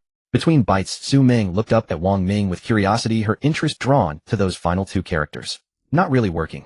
I was attending university in another province and just graduated recently. Wang Ming swallowed a piece of the squab and replied with a smile. Su Ming paused, genuinely surprised. I had no idea you just graduated. Graduating and already purchasing a million-yuan car. She hadn't miscalculated. Do I look much older? Su Ming quickly waved her hands. No, not at all. As they continued chatting, they made a surprising discovery. They both hailed from Luzhou. Both were pleasantly astonished, and Su Ming felt an immediate warmth of delight recognizing it as fate at work. Wang Ming recalled the other fellow townsman he'd encountered in the car, Su Xian. She shared the same surname as Su Ming before him, with their names differing by only one character. Could the two possibly be related? It was unlikely to be that coincidental. Encountering two fellow townspeople, let alone relatives, seemed improbable. Wang Ming pushed the thought aside and focused on Su Ming, whose cheeks had taken on a faint blush from the wine, making her appear even more beautiful. The connection of being from the same hometown brought the two of them closer once again. After a few drinks, their words began to flow more freely. Both came to learn where in Luzhou the other was from. Su Ming was from the city proper, while Wang Ming was from a county beneath the city, not far from the urban area, less than 30 kilometers away. Chatting happily, neither of them stopped eating, and the meal was finished quickly. Yet there was still a little more than half the wine left. Su Ming had only drunk what the server had poured at the very beginning. Just a sip truly. The rest was all consumed by Wang Ming himself. After sitting for a while longer, Su Ming picked up her phone from the table and glanced at it. It was getting late, already 9:30, and her younger sister had sent several messages asking when she would be coming home. The meal is finished and you can't drive after drinking. I'll just take a taxi back myself. Su Ming spoke with a smiling face. The dinner was over and they had shared a pleasant exchange. It was time for her to return home. Don't be in such a hurry. Wang Ming cursed inwardly. He had seen this coming. How could he possibly let her leave like this? More things to talk about. Su Ming tilted her head, looking at the man across from her with a hint of confusion. Wang Ming's fingertips gently rubbed against the rim of his wine glass as he made his decision in his heart. Yes. He nodded seriously. Then I'll stay a little longer. Can you stay tonight? Su Ming was thinking that since there were still things to discuss, she would stay a bit longer. But before she could finish her sentence, Wang Ming cut her off. Hearing his words, she froze completely. What? Su Ming wondered if there was something wrong with her ears. Stay? He was asking her to stay. The meaning was as clear as day. They had only met twice. So direct, so impatient. You heard correctly. Wang Ming met Su Ming's stunned gaze, leaning his body forward slightly, his tone sincere and his eyes certain. I'm serious. I can cover all your daily expenses. I'll get you a car and an apartment and give you a monthly allowance as well. Of course you can refuse. I'm not forcing you. Wang Ming had already made up his mind the moment he decided to invite Su Ming out to dinner. He had finally gathered his resolve as he watched her preparing to leave. He had never been in love and had no desire to engage in roundabout courtship. They were all adults. If the feeling was mutual, why not lay the cards on the table directly? Wang Ming's meaning was even clearer than before. Being kept. The warm amber glow of the crystal lights enveloped the entire private room. The air suddenly became so still that one could hear the two of them breathing. The knuckles gripping Su Ming's phone turned slightly white. The cheeks that had just been filled with smiles now flushed crimson. Men really were all the same. She had actually thought he was different before. In the end, after going around in circles, his true colors had shown through. From the moment he had added her contact and invited her out to dinner, this had been his intention. Su Ming's expression instantly turned cold. Her eyes began to fill with disgust and alienation, and the aura around her grew frosty. Mr. Wang, although I'm just a car salesperson who doesn't earn much, I certainly haven't fallen so low as to sell myself for money. Let's not contact each other from now on. Good day. Even her address had become formal. She stood up, gathered her things, preparing to leave. 100,000 every month. Wang Ming showed no urgency, his voice unhurriedly drifting into Su Ming's ears. Her foot that had just moved froze mid-step, her entire body rigid, as if paralyzed. She worked in car sales. After a month of exhausting work, if the performance was good, she might take home just over 10,000 yuan. 100,000. After working hard for a year, what remained after expenses was only about 20 to 30,000 at best. Yet what Wang Ming was offering was 100,000 per month, which amounted to 1,200,000 yuan a year. She would never be able to save up such a huge sum in her entire lifetime. It wasn't that no men had wanted to keep her before, but they had offered at most 20,000 yuan a month, and she had refused without even thinking. Wang Ming had just thrown out 100,000, and she admitted she was genuinely tempted. No thank you should keep it for yourself. Su Ming took a deep breath, but still refused. She lifted her foot to walk toward the door. She needed to leave quickly, or she was afraid she wouldn't be able to hold herself back, and would agree. Her hand had just touched the cold door handle of the private room, when Wang Ming's voice floated over from behind with another number, 200,000. Su Ming's entire body shuddered. The hand gripping the door handle couldn't help but tremble. 200,000, double the previous amount in an instant. That was 2,400,000 yuan for an entire year. If she was frugal, she would never have financial worries for the rest of her life. You're serious? Su Ming's voice carried an uncontrollable tremor. Her shoulders trembled slightly, but she didn't turn around. Wang Ming watched her tightly wound figure, and spoke in a steady voice, of course. There's no reason for me to lie to you. 200,000 is just for pocket money. All your shopping and dining expenses will be covered separately by me. The car and apartment will be in your name. Hearing those conditions, she had never dared to even imagine. Su Ming found herself completely unable to move another step. Inside, she was locked in an agonizing struggle. On one side stood the moral bottom line deeply ingrained over many years, on the other stood the irresistible temptation of money that could change her life. Su Ming bit down hard on her lower lip, caught in a difficult choice. If she abandoned that bit of self-respect, she would become one of those women who traded their bodies for money, a kept woman. If her family and friends found out, how could she face anyone? Yet she couldn't let go of the promise of an effortless life where food and clothing were guaranteed, with just a single sentence. If the car and apartment were in her name, she could finally establish herself in this city. No more being badgered by the landlord for rent. No more squeezing on the subway, or taking the bus to commute. High-end restaurants whenever she pleased, beautiful clothes to buy as she wished. No more forcing smiles to deal with difficult customers for the sake of sales. If she didn't feel like working, she could just rest at home, without worrying about money. Half a day passed without a single word spoken. Wang Ming made no move to rush her, waiting quietly for her answer. Su Ming closed her eyes for a long while. When she opened them again, most of the confusion had faded. She turned back, walked quickly to her seat, and sat down again. She poured a small half glass of wine into her own cup, raised it, and drained it in one gulp. Wang Ming watched her, the corners of his mouth lifting slightly. He knew this was going to work out. Su Ming gripped her wine glass, her gaze fixed intently on Wang Ming. You're saying all of this will hold true? You won't renege after sleeping with me, right? Absolutely. That amount of money isn't enough to... Wang Ming paused mid-sentence. Simply saying it wasn't convincing enough. Send me your bank account number. Su Ming hesitated for a moment, then realized what Wang Ming intended to do. She picked up her phone and began operating it. Wang Ming received her bank account number on WeChat and opened his banking app to initiate the transfer. Ding dong. Ding dong. Su Ming's phone popped up with several text messages. She clicked to open them. Bank deposit notifications. Gazing at the long string of numbers, she couldn't help but cover her mouth. It wasn't 200,000. It was a full 600,000 yuan. She sharply raised her head to look at the young man across from her. My bank card has a limit, so I can only transfer in increments. I'll send you 3 months worth first. Wang Ming put away his phone and looked at Su Ming. This time he was sure she believed him. His bank card was just an ordinary one with a single transaction limit of 100,000, so he could only transfer the 600,000 in separate installments. He would need to find an opportunity to go to the bank and raise his limit. Otherwise, every large transfer would require multiple separate transactions. Too much trouble. Su Ming nodded subconsciously. The real money deposited into her account was more convincing than any verbal promise. The last shred of hesitation in her heart was completely washed away by the 60,000 yuan that had been transferred. So, shouldn't you give me a clear answer now? Wang Ming set down his wine glass, leaning forward slightly, his gaze landing on Su Ming's face with an aggressive edge. With a thought, he activated the scanning eye. Name Su Ming. Age 27. Appearance 93. Figure 92. Physique 63. Occupation sales. Match 0. Intimacy 59. Looking at Su Ming's data, he felt even more satisfied. Both her appearance and figure were above 90. She was truly a stunning beauty. I'll do whatever you say. Su Ming lowered her head, not daring to meet Wang Ming's eyes. Her fingers twisted the hem of her skirt, her voice as soft as a mosquito's hum. At this point, what was there to hesitate about? If she refused, she would have to return the money, and she couldn't bear to let it go. A heavy stone in her heart finally dropped to the ground. All right, then stop looking down. A smile spread across Wang Ming's face. Whether it was because she had agreed, or because of Su Ming's data, it was hard to tell. Oh. Su Ming quickly lifted her head, a blush still lingering on her cheeks.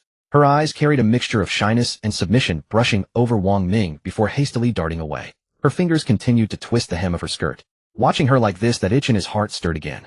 Wang Ming picked up the wine bottle, refilled her empty glass halfway, and poured the rest into his own. This is the last bit, a toast to clearing the air. Su Ming obediently raised her glass and gently clinked it against Wang Ming's.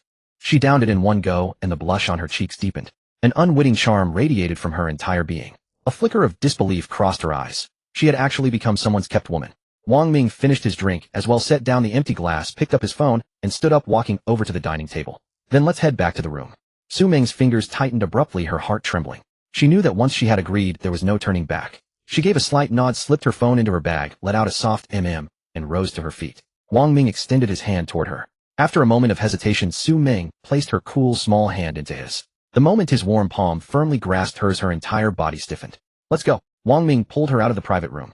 Su Ming let herself be led, trying to maintain her composure, but her fingertips trembled uncontrollably, and the blush on her cheeks refused to fade.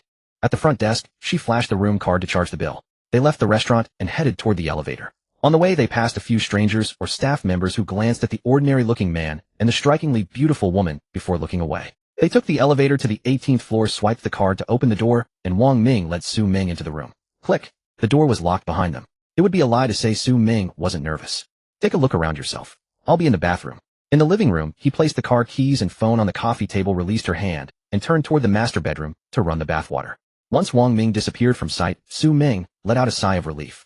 Her gaze involuntarily wandered around the living room. Money really made a difference. Even the hotel they stayed at was extraordinary. She set down her bag and walked over to the floor-to-ceiling window. Her fingertips brushed against the cold glass as she looked down at the city's bustling traffic below. A sense of surreal disorientation still lingered in her heart. She had never imagined she would agree to be someone's kept woman, yet reality had forced her to give her consent. She wondered if this choice was the right one.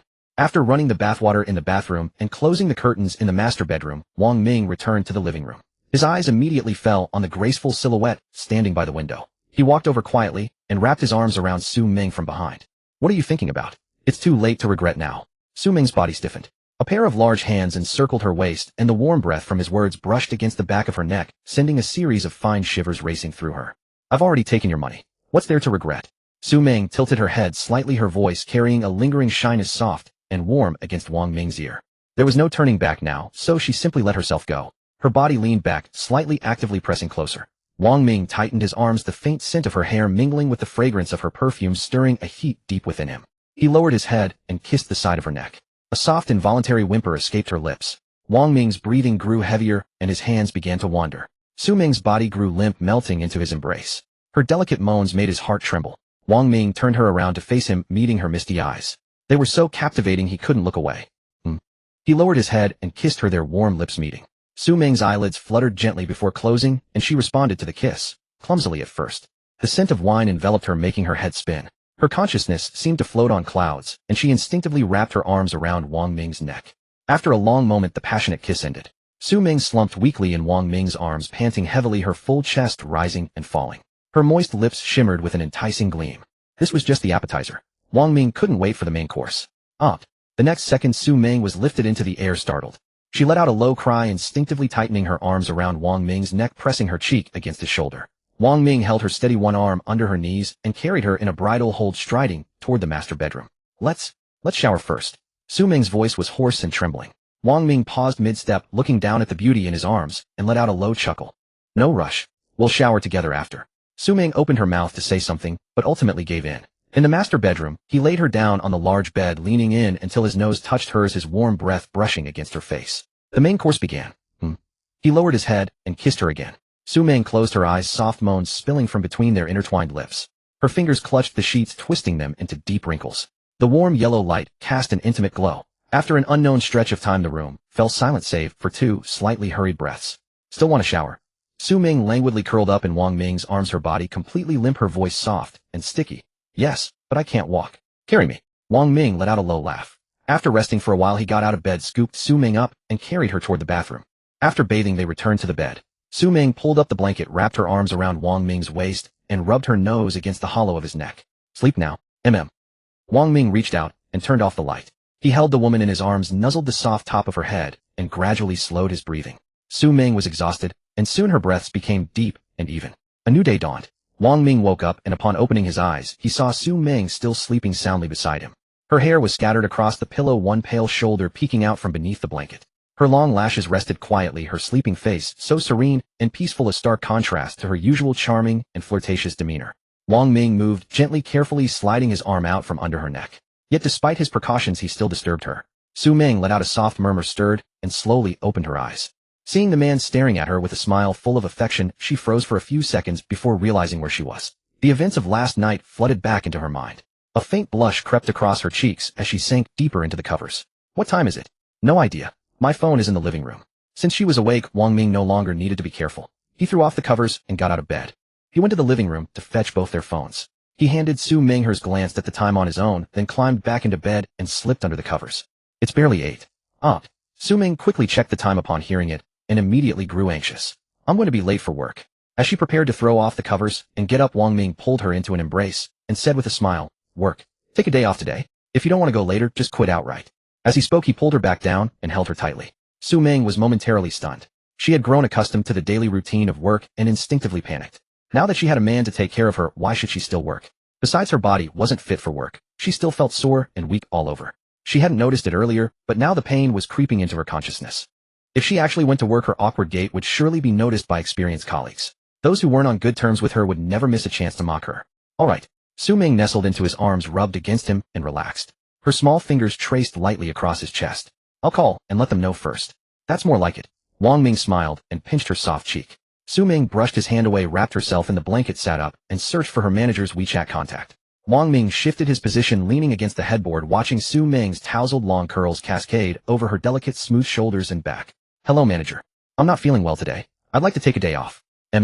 Yes, I suddenly caught a chill and feel a bit off. Okay. Su Ming had already called her manager and was requesting leave. Yes, just one day. I'll come tomorrow. As she spoke, a large hand crept up her back, its calloused fingertips lightly tracing the curve of her waist. Su Ming couldn't help but shiver, her voice wavering slightly. She trembled all over, shifted her body to dodge, and turned her head to glare at Wang Ming with a reproachful look. Not only did Wang Ming not withdraw his hand, but he leaned closer, resting his chin on her shoulder. Su Ming's body instantly softened, and she nearly dropped the phone she was holding. Okay, that's all. She hung up and immediately grabbed Wang Ming's mischievous hand. You almost scared me to death. What's there to be afraid of? Wang Ming chuckled, leaning close to her ear, his warm breath brushing against it. Su Ming lightly pinched his arm, her face flushed with heat. What do you think? If the manager had heard something strange, I'd be so embarrassed. Are you still planning to keep working? Wang Ming smiled and leaned back against the headboard. Su Ming nestled against his chest, her cheek rubbing against his warm skin. I'm not sure yet. I'll let you know when I decide. Su Ming had thoughts of quitting, but if she stopped working, what would she do all day? Staying home and loafing around would be enjoyable at first, but after a while she would be bored to death. Or she could keep the job, meet her targets if she could, and if not, that was fine too. With a monthly allowance of 200,000, she could just coast along every day. Wang Ming nodded. He wasn't the type to force Su Ming to quit. He would let her decide for herself.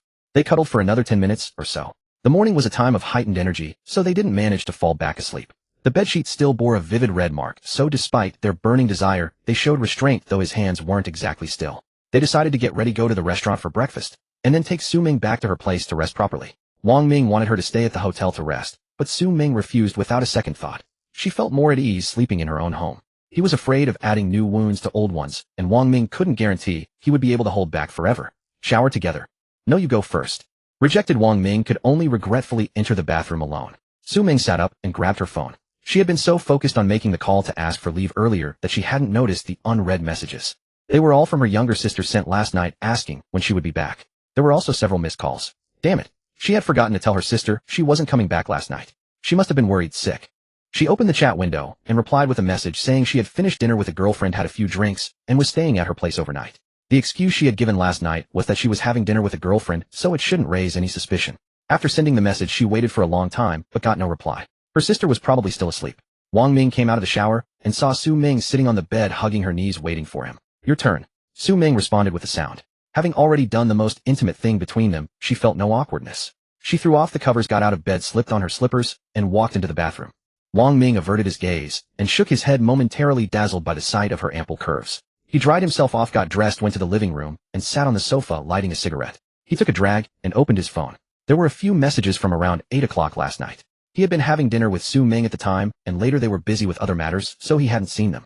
They were from Lin Xinghuan and Su Rue. The content of their messages was more or less the same, first asking what he was busy with, then inviting him to have dinner together on Sunday to thank him for giving them a ride home the day before yesterday. Both of them wanted to meet him alone, it seemed. Wang Ming held the cigarette between his fingers, flicked the ash, and a slight smile curled at the corner of his mouth. Today was the 28th, Friday. He didn't reply immediately. Both of them were at work right now. He would talk to them in the evening. Their workplaces were so close to his, and he was staying here for many more days anyway. It didn't have to be Sunday. Dinner after work would be just as convenient. He opened Douyin and started scrolling through short videos. At 9 o'clock sharp, Su Ming finished washing up, tidied herself, and even stripped the bedsheet. She didn't take it with her, but asked Wang Ming to keep it for now, saying she would pick it up later. Wang Ming couldn't help but smirk proudly. They gathered their things and left the room. Wang Ming put his arm around Su Ming as they went down to the second floor and had breakfast together. After eating, Wang Ming drove Su Ming back to her rented apartment. The car stopped at the main entrance. Su Ming unbuckled her seatbelt and was about to get out. "Wait, you're leaving just like that?" Wang Ming called her back and leaned in. Su Ming understood immediately. She smiled, leaned in, and gently kissed the corner of his mouth. Wang Ming reached out, placed his hand on the back of her neck, and deepened the kiss until Su Ming was breathless.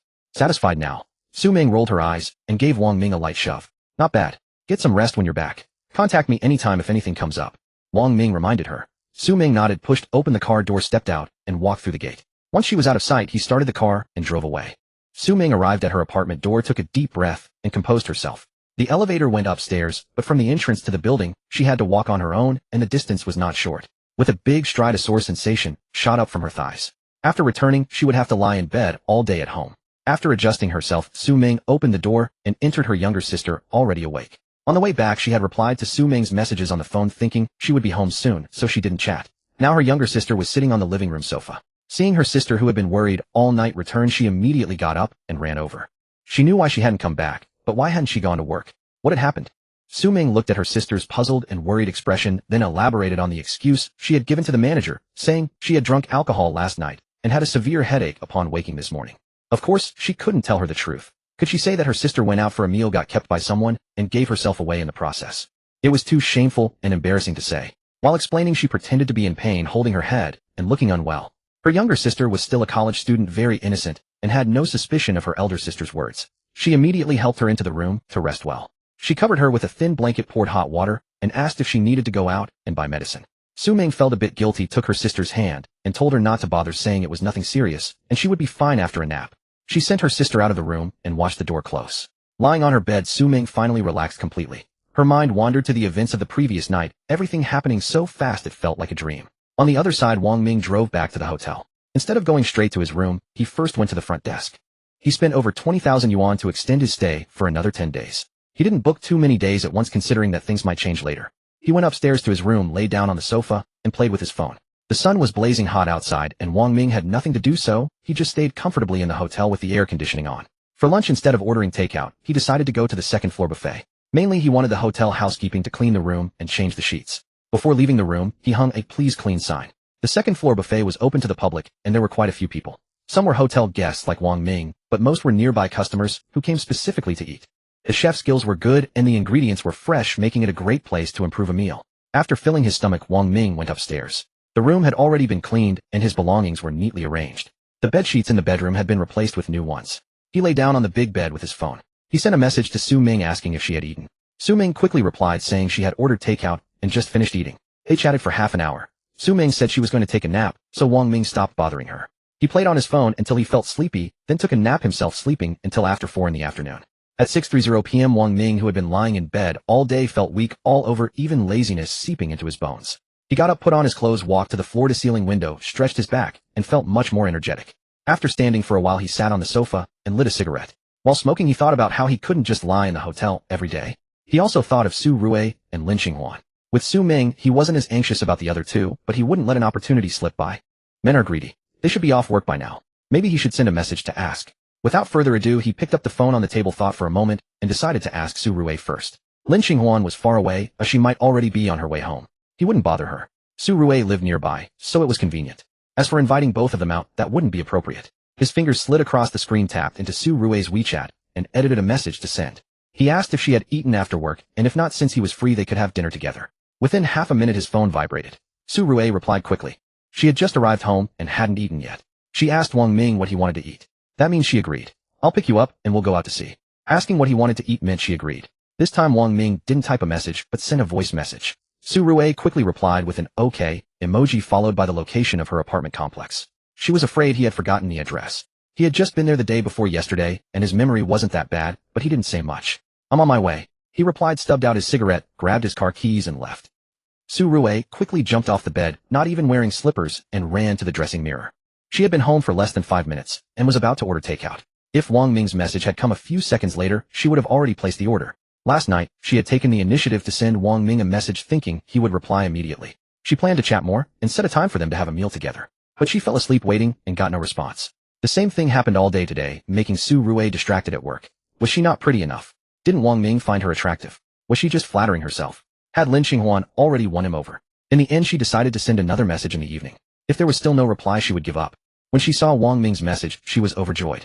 The anxiety that had been hanging in her heart for so long instantly settled. The gloom on her face cleared completely, and she couldn't help but smile. She had to dress up nicely for dinner with him. Looking at herself in the mirror, her makeup was fine. She always got up early every day to get ready for work. Her hair was a bit messy, so she fixed it. Also, her clothes, which she had worn for 2 days, needed to be changed. Her open wardrobe was full of clothes, and she compared them one by one. It took her a long time to decide. She quickly changed, knowing Wang Ming's drive would only take a few minutes. She turned around twice in front of the mirror, nodded in satisfaction, grabbed her small bag, and went downstairs. At the entrance of the apartment complex, she looked around, but didn't see the familiar car. Confirming he hadn't arrived, yet she breathed a sigh of relief. At that moment, Wang Ming was almost there and saw Su Rui's figure from a distance. She was waiting for him, quite efficient. He drove up beside Su Rui, stopped smoothly, and lowered the passenger window. Get in. Okay. Su Rui recognized the familiar car and voice smiled, responded, opened the door, and sat in the passenger seat. What do you want to eat? Wang Ming turned to look at Su Rui, and his eyes instinctively lingered on her. Her fitted t-shirt stretched over her proud curves, the neckline, revealing a small, delicate collarbone. Her hot pants wrapped around her long, shapely legs, comparable to Su Ming's, even more perfect. Did she dress like this for work? Could her colleagues focus on their jobs? Well, Su Rui pondered for a moment. There really weren't any particularly good restaurants nearby. Depends on what you want to eat, but I should mention up front, I can't afford anything too expensive. Since she couldn't make up her mind, she let Wang Ming decide, but she also gave a preemptive warning, afraid he might order something too pricey for her to pay. As she spoke, her gaze dropped slightly. It was impossible for Su Rui not to notice Wang Ming staring at her. She didn't dare meet his eyes, fearing it would embarrass them both. Inwardly, she felt no shyness. She had already prepared herself when she chose this outfit. In fact, she was quite pleased. This confirmed that her earlier concerns were unnecessary. He was clearly interested in her, and her efforts in dressing up had not been in vain. Wang Ming grinned, genuinely appreciating her honesty. He didn't find anything wrong with it. Speaking according to one's means was straightforward and sincere. No problem. Then we can just. How about we go to Old City Lane? It's lively in the evening, and we can grab some street food. He was about to say something casual, but then recalled a Douyin video he had seen after waking up from his nap, a travel blogger's post. The content was about visiting the night market street in Longzhou's Old City Lane, which was bustling with activity. Are you working tomorrow? If so, forget it. We can just eat nearby. It would take half an hour to drive there, and exploring Old City Lane would take at least 2 hours. By the time they got back, it would be 10 or 11. Going all the way just to eat some snacks and then return would be pointless. Pure trouble. He didn't know Su Rui's company's schedule, so he had to ask. No, I'm off on weekends. Old City Lane it is. Su Rui's eyes lit up. She had only been to Old City Lane a few times with her college roommates and hadn't visited since she started working after graduation. She had the time, but she knew that if she went out she would inevitably spend money, and she couldn't bear to part with the hard-earned savings. Since Wang Ming had suggested Old City Lane, she decided to go today. Even if it meant splurging, so be it. So your company is pretty decent. Then off to Old City Lane. Wang Ming said with a smile, reluctantly pulling his gaze away. When he had been looking for jobs on recruitment apps, almost every company he inquired about had only 1 day off per week. It seemed her company was fairly large and well-established. It's okay. Let's go. I've been working all day, and I'm starving. The company was decent, but only just. The only good thing about it was the time off. Wang Ming set the navigation, started the car, pressed the accelerator, and turned the steering wheel. The vehicle smoothly merged into the evening rush hour traffic. Su Rui relaxed, completely leaning back against the seat. Sitting in the front was a completely different experience from the back seat 2 days ago. The view was much more open. With heavy traffic during rush hour, they drove in stop-and-go fashion. After arriving near Old City Lane, they found a place to park the car. Both got out of the car. Seeing Wang Ming take out his phone to navigate, Su Rui smiled and said, "What's there to navigate? Just follow me." Though she hadn't been there for a while, she hadn't forgotten the way. Wang Ming chuckled and put his phone away. This way. Su Rui's long, fair legs strode forward, dazzling in the twilight. Wang Ming glanced and quickened his pace to catch up. The white sneakers on her feet made walking easy. Old City Lane, as it was called, was far more than just a lane. It was Longzhou's long-established core commercial district, a must-visit landmark and tourist attraction. It comprised several sections, integrating shopping, dining, night markets, and retro street scenery. During the day, people visited time-honored brands and took photos against the Republic-era streetscapes. At night, they explored the night market and enjoyed the illuminated views. This time of day saw the largest crowds, packed with tourists and locals alike. Every few blocks, there were several food stalls. This was the main street, flanked mostly by shopping malls and exquisitely decorated stores. The deeper they went, the denser the crowd became. The two drew closer together, their arms brushing against each other from time to time. Su Rui didn't move away. Instead, she went with the flow, deliberately, or not pressing even closer. Wang Ming understood the situation and continued walking inward. Soon they reached the entrance to the night market food street. There were even more people now, all in small groups of 2 or 3. Trendy little shops and viral food stalls were bustling with activity, and a medley of aromas blended with the lively chatter of the crowd rushing toward them. The scents made their stomachs growl. Hey, don't just look around. Watch where you're going. Wang Ming reached out and wrapped his arm around Su Rui's waist, pulling her closer to his side. She had been too busy looking up at the signs hanging from a nearby shop to notice someone walking toward her from the opposite direction. 2 more steps, and she would have collided with them. Oh! Su Rui's body trembled slightly as she murmured softly, obediently standing close to Wang Ming. After the oncoming person passed, Wang Ming didn't let go. He kept his arm around her as they continued inward. That was exactly his intention. Su Rui didn't say anything, but a faint warmth crept onto her cheeks. She leaned closer to his side, matching her steps to his. Try that. It smells good, should be tasty. Let's grab something to fill our stomachs first. Wang Ming raised his chin, pointing at a small stall selling grilled sausages not far away. Sounds good. Su Rui responded with a smile, and they walked over together. There was a couple ahead of them, so they waited a moment before it was their turn. After getting the sausages, Wang Ming took out his phone to pay, but Su Rui was quicker. I said I'm treating you, so how could I let you pay? Here. Wang Ming smiled and didn't argue. He took the sausage and continued walking and eating. The skin was grilled to a crispy perfection. When he bit into it, the meat juices burst out, and the aroma spread across his tongue. It was indeed much more flavorful than frozen sausages. They strolled along slowly, eating as they went. Whenever they bought food, Su Rui paid. The arm around the waist posture had also turned into Su Rui actively holding Wang Ming's arm, and he could clearly feel the soft, springy sensation. They quickly finished exploring the main street's food stalls and arrived at another pedestrian street. The buildings on both sides were designed in a traditional Ming and Qing architectural style, combined with modern commercial renovations. Passing by a few women's clothing stores, Wang Ming wanted to take Su Rui inside to browse. After all, he couldn't let her be the only one spending money this evening. But the moment he made a move, Su Rui grabbed his arm and flatly refused no matter what he said. Seeing her firm stance, Wang Ming didn't insist. He went along with her wishes and continued strolling forward. From the fact that she didn't refuse when he first put his arm around her to her now actively holding his arm, both of them understood the situation clearly. Their relationship was progressing rapidly. Only the final layer of ambiguity remained unbroken. Everything else would fall into place naturally. There would be plenty of opportunities to take her shopping in the future. There was no need to rush. After finishing the pedestrian street, they arrived at another night market food street. It was already 10 o'clock. Halfway through, they had eaten quite a bit and bought some drinks. Feeling a bit tired, they found a place with seats to rest. After a 10-minute break, they continued exploring. Besides eating and drinking, Su Rui also dragged him to scratch 2 lottery tickets, losing 20 yuan in the process. As it neared 11 o'clock, the crowd thinned. Su Rui led the way, walking back toward the direction they had entered. When they were almost at the parking lot, Su Rui yawned, clearly exhausted. Wang Ming felt the same. He hadn't walked this much in a long time. Having spent the day lying in bed at the hotel, his legs were starting to feel heavy. Still a few dozen meters hang in there. Wang Ming watched Su Rui struggling to keep moving. If not for clinging to his arm, she would have collapsed on the ground. He slipped his arm free and wrapped it around her waist, half supporting her as they walked forward. Su Rui leaned her whole side into him, nearly hanging off his body, her soft chest brushing against him. It invigorated Wang Ming instantly. Inwardly, he chuckled. Attractive women in his arms truly worked better than any stimulant. I haven't walked this much in a long time. I usually just stroll around the neighborhood. Fortunately, I can sleep in tomorrow. Su Rui's words trembled with breathlessness, her voice soft and husky, her cheeks flushed a faint pink from exertion and the warm weather. Wang Ming felt an irresistible itch stir within him. He said nothing, merely tightening his arm unconsciously to steady her. Soon they reached the car. He opened the passenger door first, and Su Rui climbed in. Wang Ming circled around to the driver's side, started the engine, and after a brief pause, feeling a bit parched, grabbed the drink sitting on the center console and took a couple of sips. Wait, you! Su Rui blurted out instinctively. It was her drink, the straw bearing her own bite marks. A flush rose to her cheeks, and her mind raced. Did this count as an indirect kiss? Had she just lost her first kiss? Wang Ming paused for a moment, then caught on, raising his eyebrows deliberately to tease her. What's wrong? Can't I drink it? He had finished his drink long ago and tossed the cup, but it hadn't been intentional. He simply hadn't noticed. But now that it was already gone, her reminder came a bit too late. Seeing Wang Ming's mischievous grin, Su Rui knew he was definitely doing this on purpose. Her voice was as faint as a mosquito's hum. Of course I can. You paid for it, so if you want to drink it, go ahead. Screw it. They'd already been holding each other and holding hands. What was there left to be precious about? Besides, it was such a trivial matter. After all, she had already made up her mind about this man. Wang Ming smiled, triumphantly set down the bottle, and leaned over. Su Rui, startled, assuming he intended something more, and instinctively shrank back, her fingers gripping her bag strap tightly. Her eyes widened slightly, as Wang Ming drew nearer, her breathing faltering for half a beat. Heat surged to her face again, her breaths carrying a feverish warmth. Watching her flustered and shy expression, Wang Ming's smile deepened. He leaned even closer. At arm's length, their breaths mingled clearly. Su Rui's mind went completely blank. What was he planning to do? Kiss her? Deep down, she didn't entirely oppose it. It was just so sudden. If she agreed, wouldn't it seem too hasty, as though she lacked restraint? If she refused, how could she bear to ruin his mood? At this point, turning him down felt wrong too.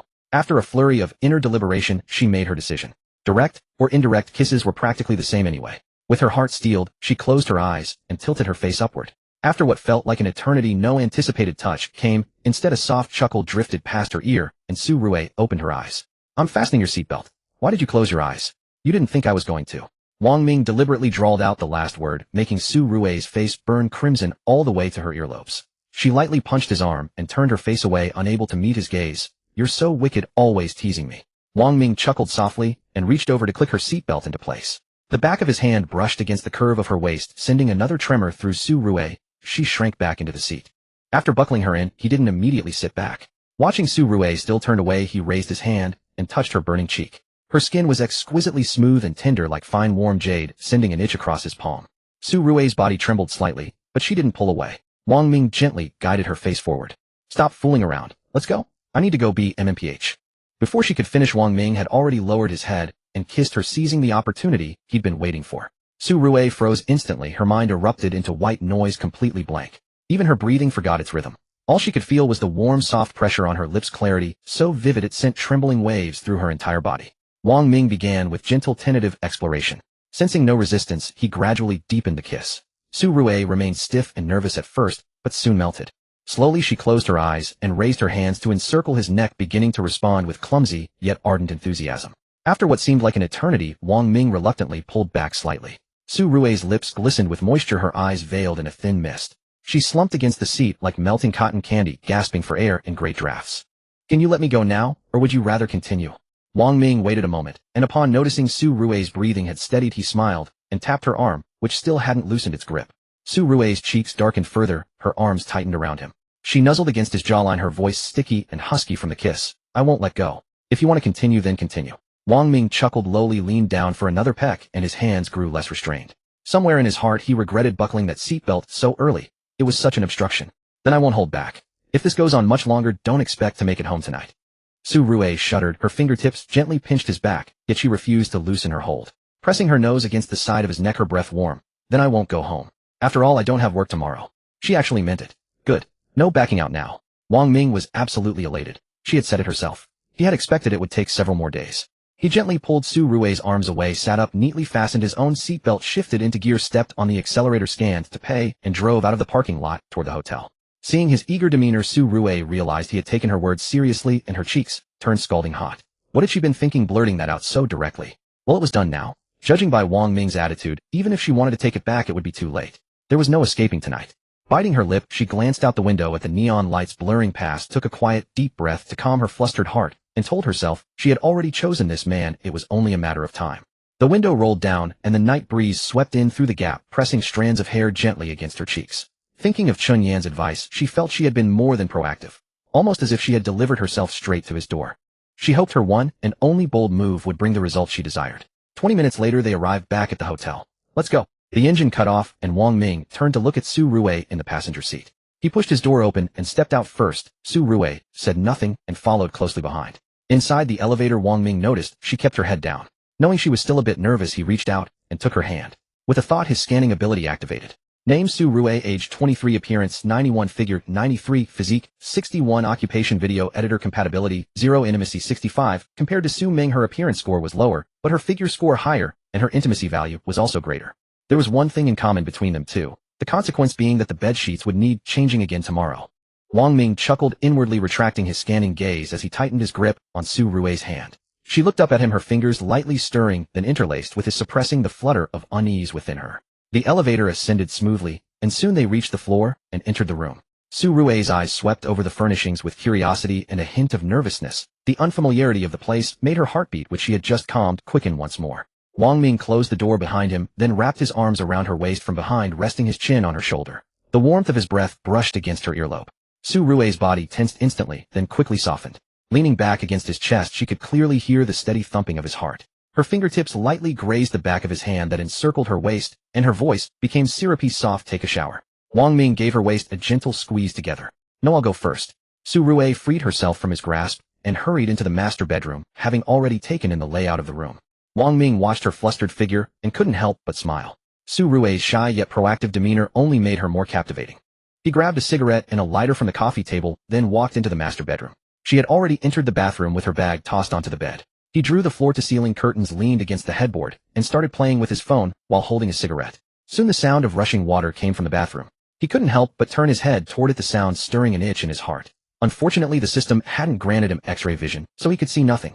He forced his attention back to his phone. After finishing one cigarette, and another 10+ minutes, the bathroom fell silent. He knew Su Rue had finished washing and would be out soon.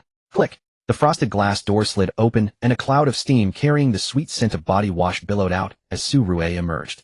She was wrapped in a bathrobe, revealing her smooth calves, her hair tucked into a towel, and her clothes held in her arms. Spotting Wang Ming staring at her, she paused briefly. "I'm done. You go wash now." "Okay." Wang Ming turned off his phone screen, placed it on the nightstand, and stood up to enter the bathroom. After using the toilet, he stripped off his clothes and stepped into the shower. The evening wasn't as hot as the day, but after walking for so long, he had still broken a sweat. The hot water cascaded over him, washing away fatigue and stickiness, and Wang Ming let out a long, contented sigh. He thought of the beautiful woman waiting for him outside and realized that taking his time would be disrespectful. So he quickened his pace. After rinsing off and drying himself with a towel, he put on a bathrobe and walked out. Huh. Wang Ming stared at the empty bedroom, completely dumbfounded. She couldn't have run away, could she? His gaze swept to the clothes and bag on the stool by the window. He was overthinking. She wouldn't go back in her bathrobe. If not in the master bedroom, then in the living room. He turned and looked, and sure enough, she was there. But a thought crossed his mind. Why was she standing by the window, just like Su Ming last night? What was there to see? Wang Ming walked over and wrapped his arms around Su Rue from behind. "What are you looking at so engrossed?" Su Rue was startled. "Nothing. Just admiring the night view from downstairs. The view from this high floor is really beautiful." Wang Ming followed her gaze downward. He had gotten used to the view over the past few days and didn't find it particularly remarkable. He lowered his head, brushing his nose against her neck, still fragrant with the scent of body wash. "No matter how beautiful, it's not as beautiful as you." "Really? Then who's prettier, me or your old classmate?" Su Rue tilted her head, her fingers lightly tracing the back of his hand that was around her waist. She didn't take his sweet talk seriously, but her eyes sparkled as she stared at him, waiting for an answer. "Old classmate. Lin Qinghuan." Wang Ming paused for a moment. The only old classmate Su Rue could refer to was Lin Qinghuan.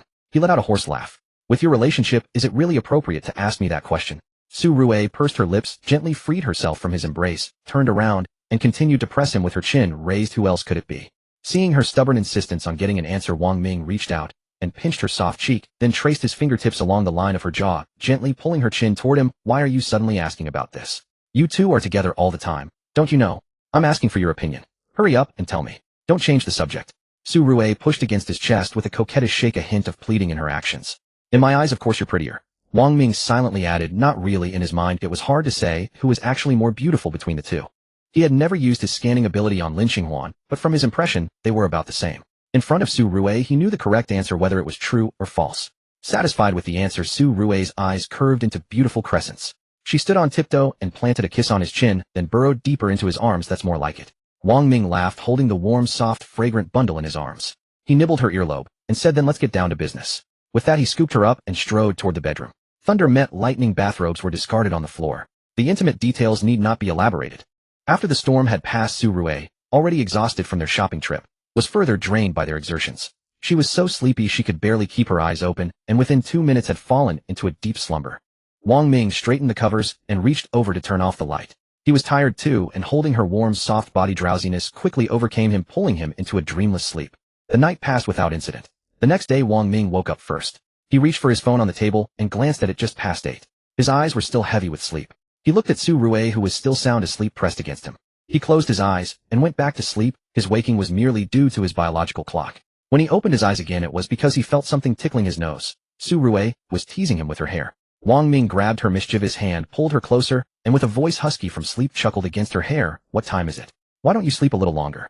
"Almost noon." Su Rue gave him the time, without struggling, contentedly nestling in his arms. Wang Ming, of course, had slept enough. After lying quietly for a while, he sat up and leaned against the headboard. He reached for the cigarette pack, lit one, and slowly exhaled a plume of smoke that lingered in the air. Su Rue lay on the pillow watching him with tender eyes. Wang Ming smiled at her and gestured, "You go freshen up first, and then we'll go to the hotel restaurant for breakfast." Su Rue hummed in agreement, slowly got up, and immediately staggered as her feet touched the ground, frowning slightly. She took a moment to recover, then shuffled slowly toward the bathroom. When she came out, Wang Ming had already finished his cigarette and was sitting on the edge of the bed waiting. Seeing her unsteady gait, he immediately stood up and went over to support her. "I'm fine. Go wash up quickly. I'm hungry." "Okay, I'll be fast." Wang Ming nodded and went to the bathroom to wash up. He was done in less than 5 minutes. When he came out, Su Rue had already dressed and was waiting for him. The bedsheet had indeed been taken away again, and quite swiftly. What are you taking the bag for? Going back after we eat? Wang Ming asked while sitting on the edge of the bed pulling on his clothes. He had nothing else to do. He planned to spend the whole day in the hotel. Su Rui didn't have work, so going back alone would be lonely. Better to stay with him. Do you want me to go back? Su Rui turned around, her eyes carrying a barely perceptible hint of grievance. She pursed her lips silently, just gazing at him. Having given herself to him, she naturally wanted to spend more time with Wang Ming. His words to her ears sounded like he couldn't wait to get rid of her. A classic case of rolling over and acting like a stranger. Had she misjudged this man? The tip of her nose tingled slightly. How could she not feel wronged? Wang Ming immediately realized she had misunderstood. He quickly pulled up his pants, explaining, "What are you thinking? You were holding the bag, so I thought you wanted to go back yourself. Just asking." He reached out and ruffled her hair to soothe her. "I wish you could stay with me every day. How could I bear to let you go?" Putting on his shirt, he stood up, walked over to Su Rui, pulled her into his arms, and held her close. Having just been thoroughly devoured, she was at her most fragile and sensitive. He couldn't let her get the wrong idea. That's more like it. Su Rui knew she had overthought things when Wang Ming explained. The grievance in her heart vanished in an instant. She had only taken the bag to put the bedsheet in it. Who knew he would come out right after they finished, leading to the misunderstanding? She stood on tiptoe and offered him a sweet kiss, a token of apology for her suspicion. "Come on, let's go eat." Wang Ming accepted it with a clear conscience. By the end, both of them were breathing heavily, and Su Rui's clothes were slightly disheveled. Su Rui nodded obediently, put the bag away, and took Wang Ming's arm. The private room on the 5th floor's restaurant was familiar to them. It was the same one where they had dined with Su Ming, though the waitress was different. After ordering, she withdrew. When the dishes arrived one by one, Su Rui first took a photo with her phone before they began to eat. 6 dishes, the portions moderate. Since it was daytime, they ordered juice instead of wine. They ate slowly, chatting idly. After the meal, they rested for a while, then left the restaurant after charging to the room. The elevator doors opened with a ding. Someone was inside. Wang Ming glanced over. A woman pretty enough to be considered attractive, but incomparable to Su Rui. They entered the elevator, and it stopped on the next floor up. When the doors opened, Wang Ming knew from the button he had pressed. The 6th floor was the hotel's wellness and leisure level, featuring a 24-hour fitness center, a heated swimming pool, and a spa. The woman stepped out, presumably heading to the gym. Wang Ming's gaze was involuntarily drawn to her. She wore a yoga outfit. Whether real or padded, her curves of shapely buttocks and slender waist were strikingly outlined, temptingly alluring. Only after the elevator door slid shut did Wang Ming look away, enjoying the view. He turned to find Su Rui raising an eyebrow, watching him with a half smile. "That outfit is nice. You'd look absolutely stunning in it." Su Rui's figure was the real deal. He had personally verified it. She would be infinitely more beautiful in yoga wear than that woman.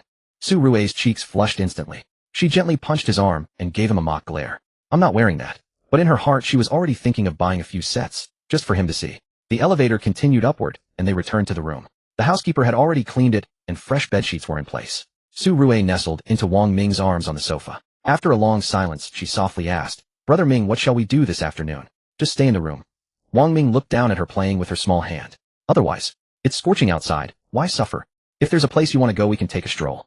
Su Rui tilted her head, thinking, then glanced at the blazing sun outside the window. Finally, she snuggled deeper into his arms and said lazily, "Forget it, let's just stay in the hotel."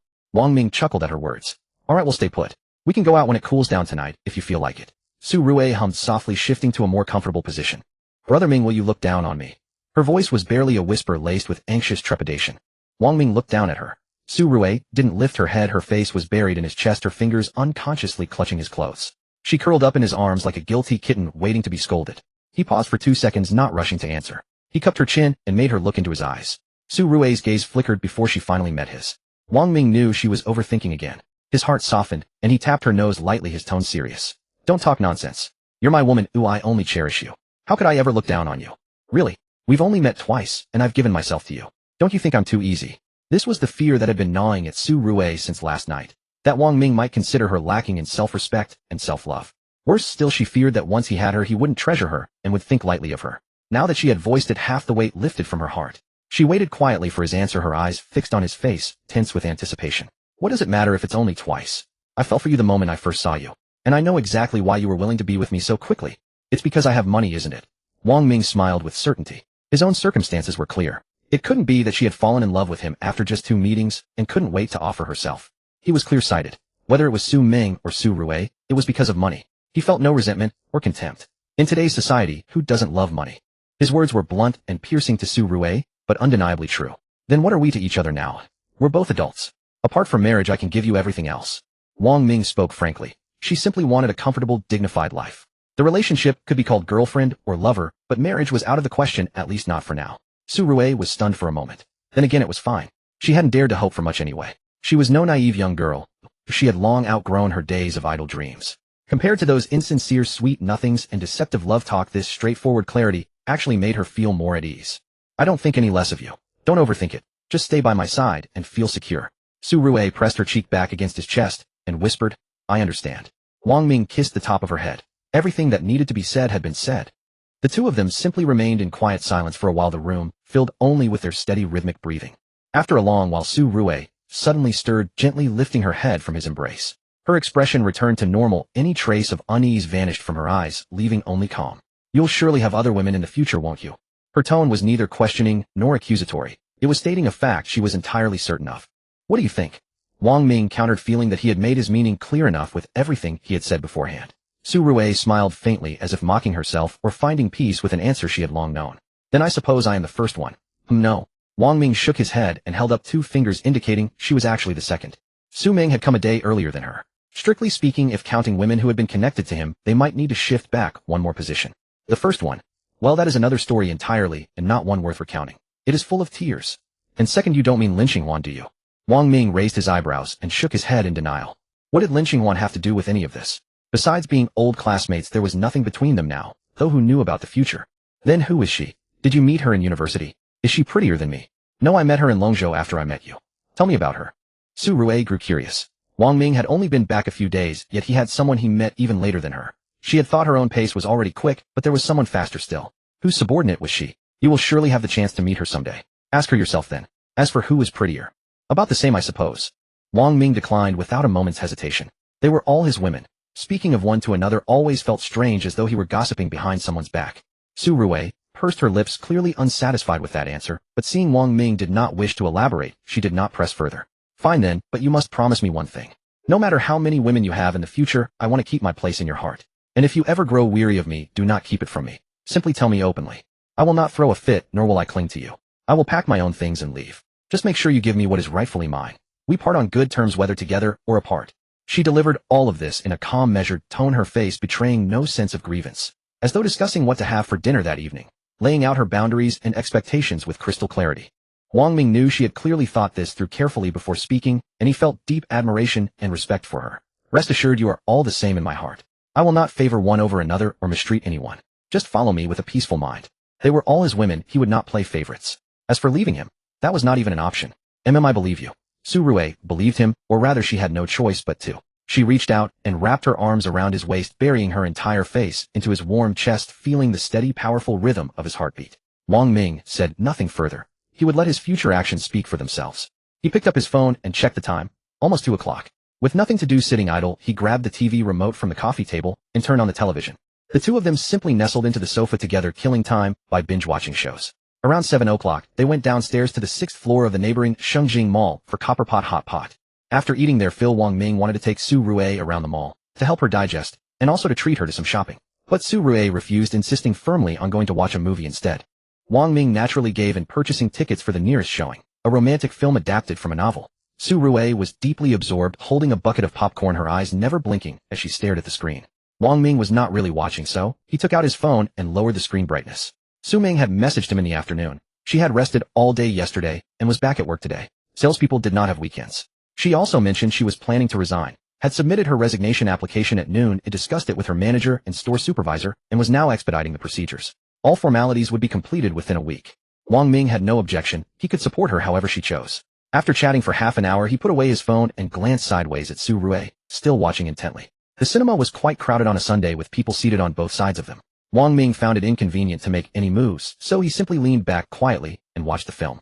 When the movie ended, it was already 10:30. Su Rui walked alongside Wang Ming, her arm linked through as the street lamps stretching their shadows long upon the road. Back in the hotel room, they went straight to the master bedroom and took a brief shower to conserve water. After drying off and lying down on the bed, Su Rui pressed down Wang Ming's restless hands. No, not tonight. I really can't. She tilted her face up, her eyes looking pitiful and pleading, her voice full of entreaty. Don't worry, I won't touch you. Let's just sleep. Wang Ming thought of the sheets that had been taken, and his heart ached with tender sorrow. He withdrew his hands, pulled the blanket up a little higher, and reached over to turn off the light. Su Rui shifted slightly, finding a comfortable position before closing her eyes. It was quiet for a long while. Just as Wang Ming thought she had already fallen asleep, the person in his arms stirred gently. Once more her voice muddled. Mingji, do you have anything to do tomorrow? Nothing. Why do you ask? Wang Ming looked down at her. In the darkness, he could not make out her expression, but he could feel the warmth of her breath against his chest. Then, shall I stay with you tomorrow? Her voice was soft, carrying a hint of coquettishness and a touch of shyness, as if afraid she might become too clingy and annoy him. Wang Ming chuckled, tightening his arm around her and resting his chin atop her head. You cannot leave, even if you wanted to. You can stay as long as you like. Su Rui said nothing more, simply snuggling deeper into his embrace, a smile curving her lips before she peacefully closed her eyes. Soon her breathing grew even and steady, and she fell into deep sleep. Listening to the steady breathing of the person in his arms, Wang Ming also closed his eyes. It was the last day of June, a Sunday. Around 10 in the morning, the well-rested two awakened one after another, lingering tenderly in bed for over an hour before rising. After washing up on the living room sofa, Wang Ming sat, while Su Rui lay with her head in his lap, both holding their phones. One scrolled through short videos, the other browsed shopping apps. All day long, apart from heading downstairs for meals, the two scarcely left the sofa in the room. That evening, Su Rui still did not return home. Wang Ming did not mention it, and the two shared a silent understanding, showering and sleeping together. Over the 2 days, Su Rui naturally rested well and recovered, while Wang Ming was far from restrained. After their first night together, everything proceeded naturally and inevitably. On the first day of July, Wang Ming was awakened by the shrill ringing of an alarm. Su Rui woke with him. The alarm had been set by her. On workdays, she rose promptly at 7 for work. Half asleep, she fumbled for her phone on the bedside table and silenced the alarm before sitting up. Wang Ming took her phone and checked the time, pulling Su Rui back into his embrace. I should get up. I have to go to work. Su Rui struggled a bit, but couldn't break free. She might as well soften her body and lean back against him. Sleep a little longer. It's still early. Wang Ming kept his eyes shut, his voice hoarse from just waking up. His arms remained wrapped around her waist. Work didn't start until 9. It was far too early. The company was so close he could walk there in under 10 minutes. Oh. Su Rui obediently complied, her body softening as she curled into the man's embrace. Normally on workdays, she would wake at 7, wash up and apply makeup, then meet Chen Yan at the community entrance for breakfast before strolling together to the office. The pace was relaxed, unhurried. Just moments ago, she had been preparing to get up and go home to change clothes. If she walked faster, she could still make it. Now that she had lain back down, her original rhythm was completely thrown off. But so be it. She could make do with her current clothes for the day, and she'd just messaged Chen Yan. Wang Ming lay there for a while, then opened his eyes. He truly couldn't sleep anymore. It wasn't that he'd had enough rest. It was the delicate warmth in his arms that wouldn't let him find peace. The room light came on. He looked at Su Rui, her eyes slightly squinting, her freshly awakened face flushed with pink. Heat surged through Wang Ming's chest. He lowered his head and pressed close to her. Possession. He must possess her thoroughly. A night's rest had already replenished his strength. After the exhilaration, it was already nearly 8. Wang Ming leaned against the headboard and lit a post-coital cigarette. He was utterly spent. Watching Su Rui sit up after resting briefly by his side. He had worked himself half to death, yet she seemed completely unaffected, refreshed as she walked into the bathroom. In this comparison, a saying surfaced in his mind: there are oxen that die from overwork, but no field that ever wears out. He touched his belly. It seemed he really needed to train properly. Losing weight was secondary. What mattered was a healthy body with endurance to match. Otherwise, one day, he might not be able to handle it, and this ox of his might actually die from exhaustion. Buzz, buzz. A phone rang, interrupting Wang Ming's thoughts. He glanced over. His own phone wasn't the one ringing. He looked toward the other side of the bed, set down his cigarette, crawled over, and picked up Su Rui's phone. The screen was lit. The caller was saved as Yan Yan. He immediately knew who it was. Chen Yan. He swiped to answer. Chen Yan's voice came through the phone. Rui, why haven't you come out? You're still sleeping. She's in the shower right now. She probably won't be able to go with you today. Wang Ming spoke, calmly glancing toward the bathroom. The other end of the line fell silent for a long moment before a voice came through again. Wang Ming. There was surprise, suspicion, and disbelief in her tone. Her voice had risen considerably. Wang Ming raised an eyebrow. He had expected her to ask who he was, but apparently she recognized him. Holy shit, she. Click. The call was hung up. Chen Yan hadn't finished her sentence before she abruptly ended the call. Wang Ming stared at the suddenly dark screen. He knew Chen Yan must have figured out what was going on. Her mind was probably in chaos right now. The bathroom door opened, and Su Rui stepped out wrapped in a bath towel. Chen Yan called. I answered it. Her wiping motion paused momentarily, then resumed. No surprise, no panic. She simply made a sound of acknowledgement. She hadn't intended to hide it from her best friend anyway. She had been planning to call Chen Yan after coming out. Who would have thought Chen Yan would beat her to it? She finished dressing, got ready, and walked to the bedside. I'm going to work then. She bent down and pressed a sweet kiss to his lips. All right, go ahead. Wang Ming reached out and pinched Su Rui's cheek, then gave her bouncing bottom a firm slap. Su Rui shot him a sideways glance, grabbed her phone and bag, and turned to leave. The bedroom door closed softly behind her. Phew. The room fell quiet. Wang Ming lay there for a while, then sat up and stretched his arms above his head. He swung his legs out of bed and slipped into his slippers, shuffling lazily toward the bathroom. He took a hot shower. Standing at the sink brushing his teeth, he studied his reflection in the mirror over and over. Compared to 2 days ago, his looks had visibly improved. His appearance optimization was still progressing slowly. After finishing his grooming, he changed into fresh clothes and sat on the living room sofa. He hadn't forgotten what day it was. A weekly gift package and a monthly gift package he could open both consecutively. He rubbed his hands together as if he could rub out good luck, and with a flutter of excitement summoned the system in his mind. System claimed this week's reversal gift package first. One at a time, no rushing. Ding. Reversal gift package claimed successfully. Open. Yes, open it. Reversal gift package opened. Received 200,000,000 yuan. This time it was just funds, but 4 times more than the first gift package. Before he could wait a few seconds, his phone buzzed. He picked it up. The deposit came as quickly as ever. His account balance was now over 25 million. Sure enough, she hadn't let him down. The money was right here. After claiming the weekly package, Wang Ming rubbed his hands together and steadied his nerves. He wasn't done yet. His first monthly reversal gift package, there was no way it could be worse than the one just opened, right? Claim this month's gift package. Ding. Reversal gift package opened. Received 1,000 yuan 100 equity in Longzhou Yida Wenhua Hotel, 500 square meter luxury penthouse in Hangzhou Sunshine Mansion. Relevant asset documents are being distributed. 2 folders silently appeared on the coffee table before him. Listening to what the package had given him, Wang Ming froze completely, his mouth hanging open for a long while before he could close it. Holy! He couldn't help but curse. He knew the monthly package wouldn't disappoint, but never in his wildest dreams did he expect it to be this incredible. Just the cash alone was a whole 100 million yuan, 5 times what the weekly package had given him. And besides the money, there were 2 pieces of real estate on top of that. Expensive ones at that. Wang Ming took several deep breaths. Otherwise, he truly feared he might pass out from sheer joy. He leaned against the sofa back and recovered for a long while. His heart was pounding so hard it felt like it would burst through his chest.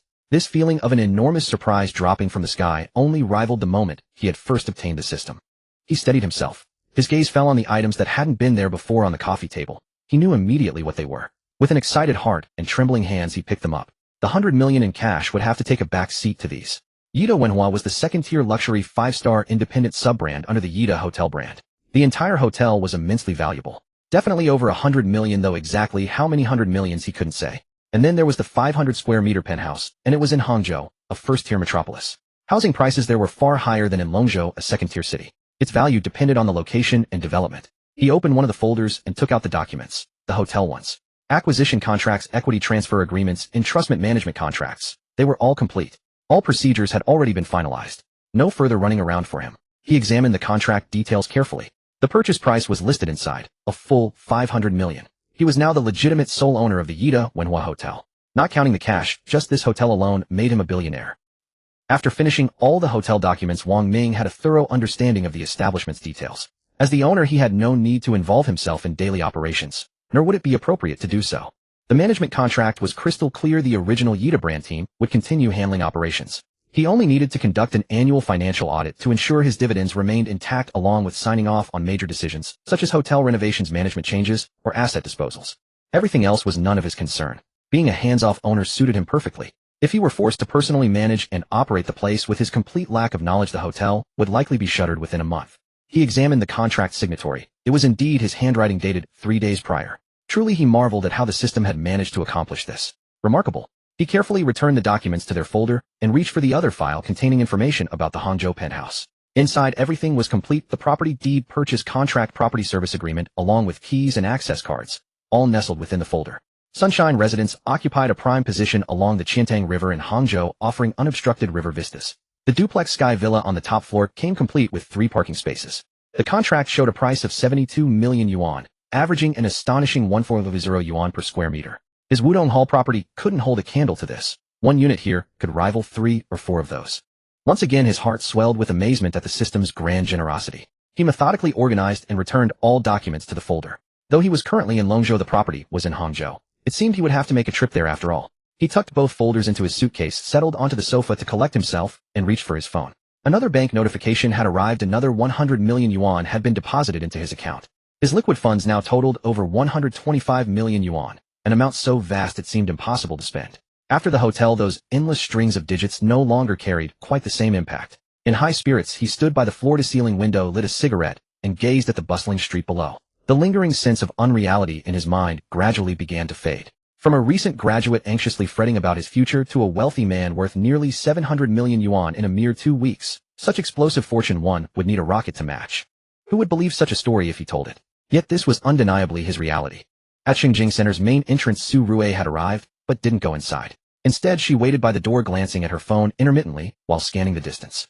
At 8:30, the person she'd been waiting for finally came into view. Yin Yin. Spotting Chun Yin approaching, she immediately waved and hurried forward with a smile. Chun Yin had spotted Su Rui too. Everyone else was hurrying inside to work, yet here, she stood at the entrance like a woman waiting for her beloved's return. Here. She handed over the breakfast she'd brought, her expression a complex mix of emotions. Yin Yin, you're the best. Thanks. Su Rui accepted the breakfast with a cheerful grin. Shouldn't you explain yourself to me properly? Chun Yin knew that expecting Su Rui to volunteer information would be futile. She'd simply play dumb and try to brush it off. That simply wouldn't do. Ever since that phone call had been answered by Wang Ming, she'd been brimming with questions. After finishing breakfast, she'd rushed to the company as fast as possible, determined to interrogate her thoroughly and satisfy both her curiosity and her slight penchant for gossip. Explain what? Su Rui sipped her hot soy milk through a straw, her eyes darting about as she feigned complete innocence and confusion. What do you mean, what? Why was it Wang Ming who answered when I called you? After saying this, Chun Yin tugged Su Rui's arm and steered them both to the side away from passers-by. Just like you're thinking.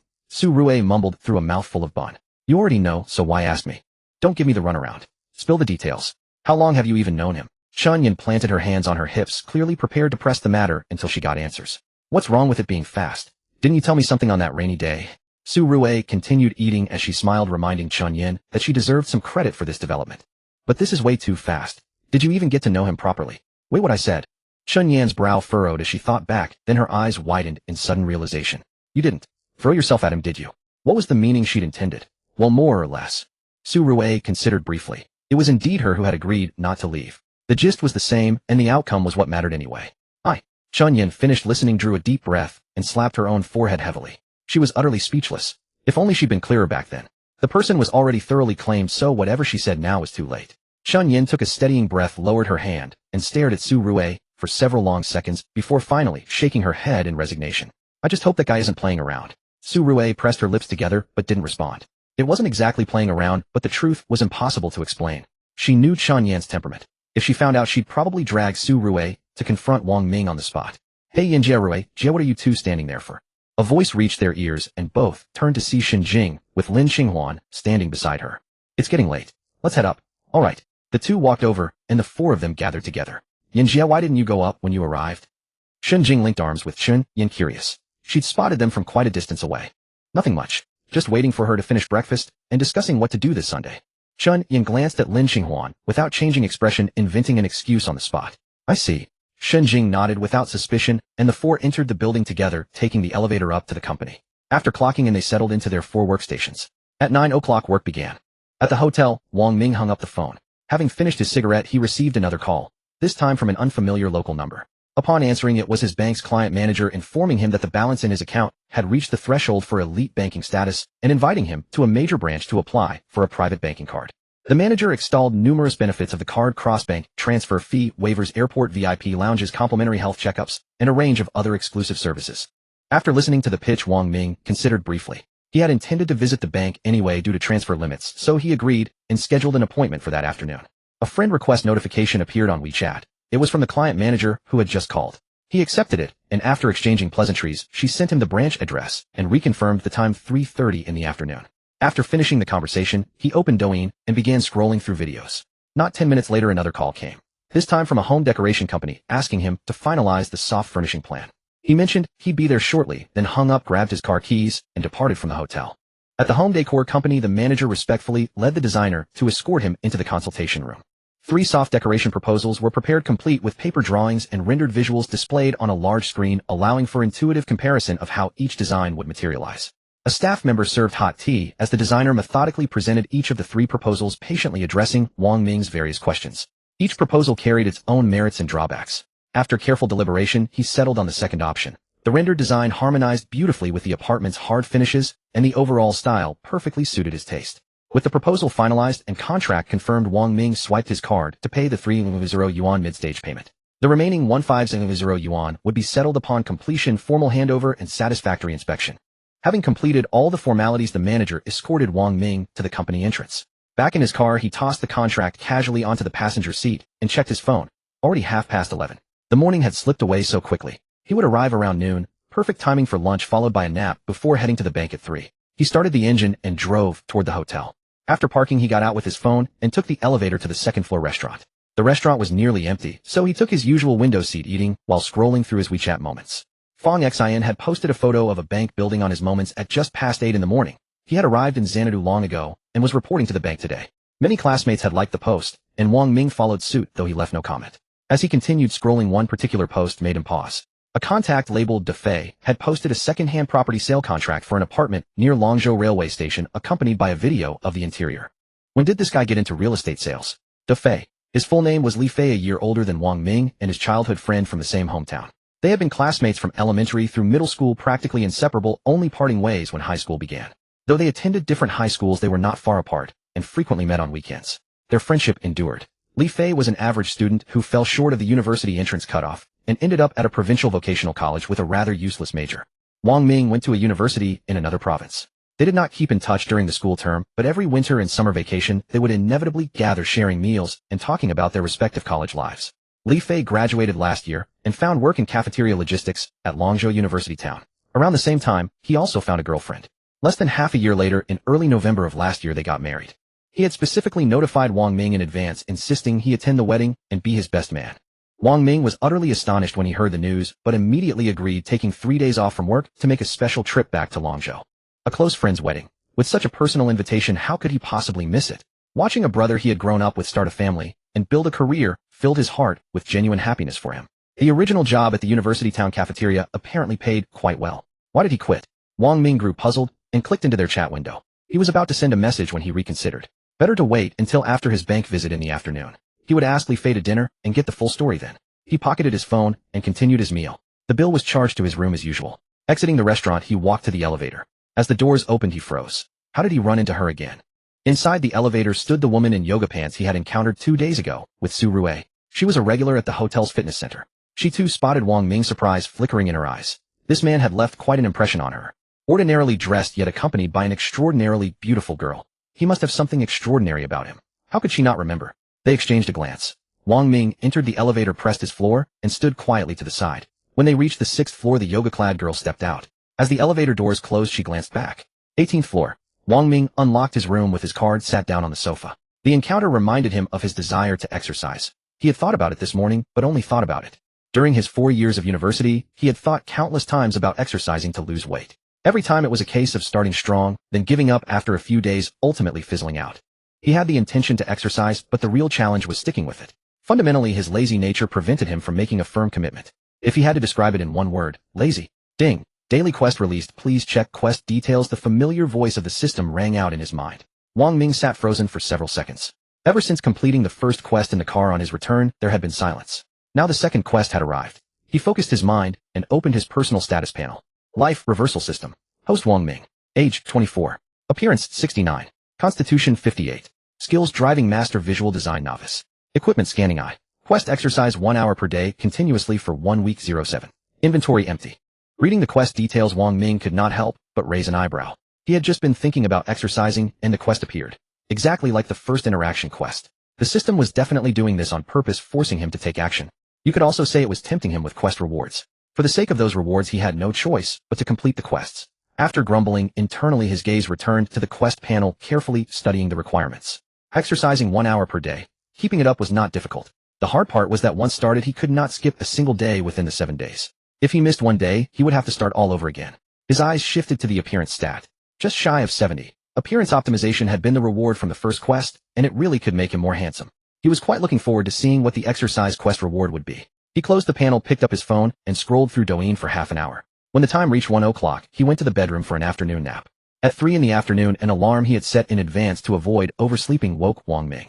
He rubbed his eyes, sat up, reached for his phone to dismiss the alarm, leaned against the headboard for 2 minutes to clear his head, then got out of bed to put on his shoes. He washed his face briefly in the bathroom, grabbed his car keys, and went downstairs. He drove to the bank branch address the customer manager had sent.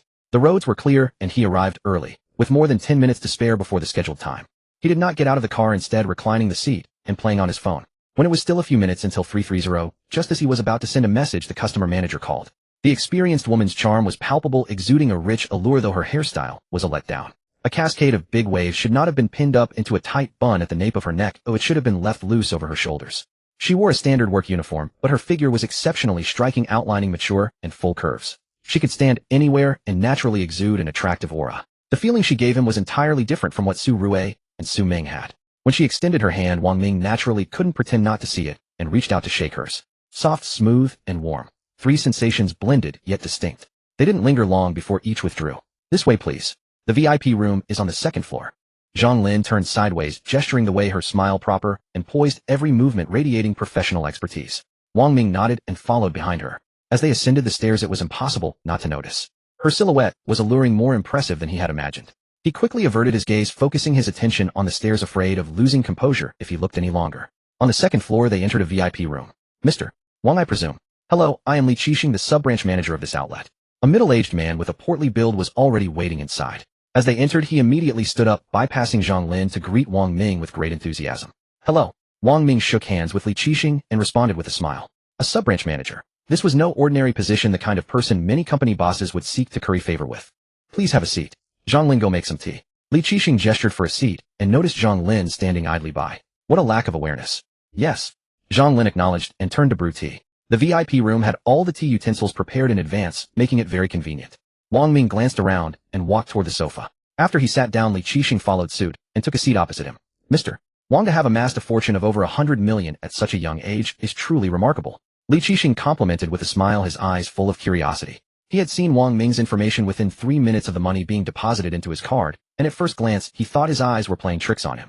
Liquid assets exceeding 100 million were rare, even for most middle-aged businessmen, let alone a young man in his 20s about the same age as his son. In all his years in the industry, he had never encountered such a case. He became deeply curious about who this person was. The source of several large wire transfers was flawless, originating from a trust company in Gongqing, fully legal and compliant. Wang Ming smiled without picking up the thread, only vaguely saying, I just happened to stumble upon some luck. Hardly worth mentioning. Li Qixing did not press further. In their line of work, discretion was paramount. One never pried into matters a client was unwilling to discuss. He chuckled and went along with the conversation, saying, Mr. Wang is too modest. Luck is also a part of one's ability.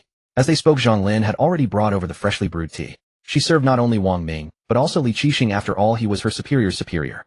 After placing the teacups in front of them, Zhang Lin quietly stood aside. Li Qixing took a sip of tea and then got straight to the point, inviting Wang Ming to become a private banking client of their bank. He explained the benefits in straightforward terms, much more detailed than the morning's phone call and the documents he had sent. Wang Ming listened and nodded, gaining a more concrete and direct understanding of the world of the wealthy. He had always thought such premium services were far beyond his reach, but now sitting here in person listening to the bank manager outline each benefit, he truly felt that money brought not just confidence, but also convenience in every aspect of life. Zhang Lin will be your dedicated account manager from now on. If you need anything, feel free to contact her anytime, and she will coordinate with the dedicated service team assigned to you by the private bank. Li Qixing added with a smile, his gaze shifting between Wang Ming and Zhang Lin. Wang Ming nodded and looked at Zhang Lin, saying, Then I'll trouble you from now on, Manager Zhang. You're too kind, Mr. Wang. It's my pleasure to assist you. Zhang Lin gave a slight bow, her face wearing a professional and perfectly appropriate smile. Zhang Lin will handle the remaining procedures. I'll take my leave now. Li Qixing stood up, nodded to Wang Ming with a smile, gestured to Zhang Lin, and then turned to leave. Mr. Wang, shall we begin the formalities now? We just need to sign a few agreements. The process is quick and won't take much of your time. Zhang Lin sat down on the sofa, pulled several documents from a file folder, and arranged them neatly on the table. A pen was already placed beside them. There were several documents, including the private banking application form and service agreement. Wang Ming read through them from beginning to end first. The terms were clear and concise, largely matching what Li Qixing had explained. He then picked up the pen and began signing them one by one. Zhang Lin waited quietly nearby. After he finished signing the last document, she took the papers, carefully checked them, confirmed there were no errors, and put them back into the file folder. Mr. Wang, the procedures are done. Please give me your original bank card and ID card, and I'll handle the online procedures and issue your new card. Wang Ming nodded, took them out of his pocket, and handed them over. He had been told to bring them this morning. Please have a seat. I'll be back shortly. Zhang Lin took the items and quickly left. Wang Ming leaned back on the sofa, his gaze casually sweeping around the VIP room. About 10 minutes later, Zhang Lin returned, handing over the ID card and a brand new bank card. Wang Ming took it, turning it over in his hands. It was a black matte finish with embossed dark patterns, hot-stamped raised numbers, and the design alone exuded class. It was thicker overall, made of a material that was not plastic, giving it a substantial feel. The card number remains the same as your original. It's an upgrade with the same number, so all your existing transactions are unaffected. Wang Ming put the card away. Thank you. Is that everything? Any other procedures to handle? No, everything is done. Zhang Lin waved her hand in response. Wang Ming nodded and stood up. Since everything was settled, it was time to leave. They exited the VIP room one after another and went downstairs. Li Qixing, seeing them come down, rose from the rest area. A young man stood behind him carrying several items. Wang Ming exchanged a few pleasantries with Li Qixing, who had been waiting specially. Then the young man with the items and Zhang Lin saw him to the parking spot. The items were described as complimentary signing gifts and were placed in the passenger seat. You two head back now. Take care, Mr. Wang. Feel free to contact us anytime.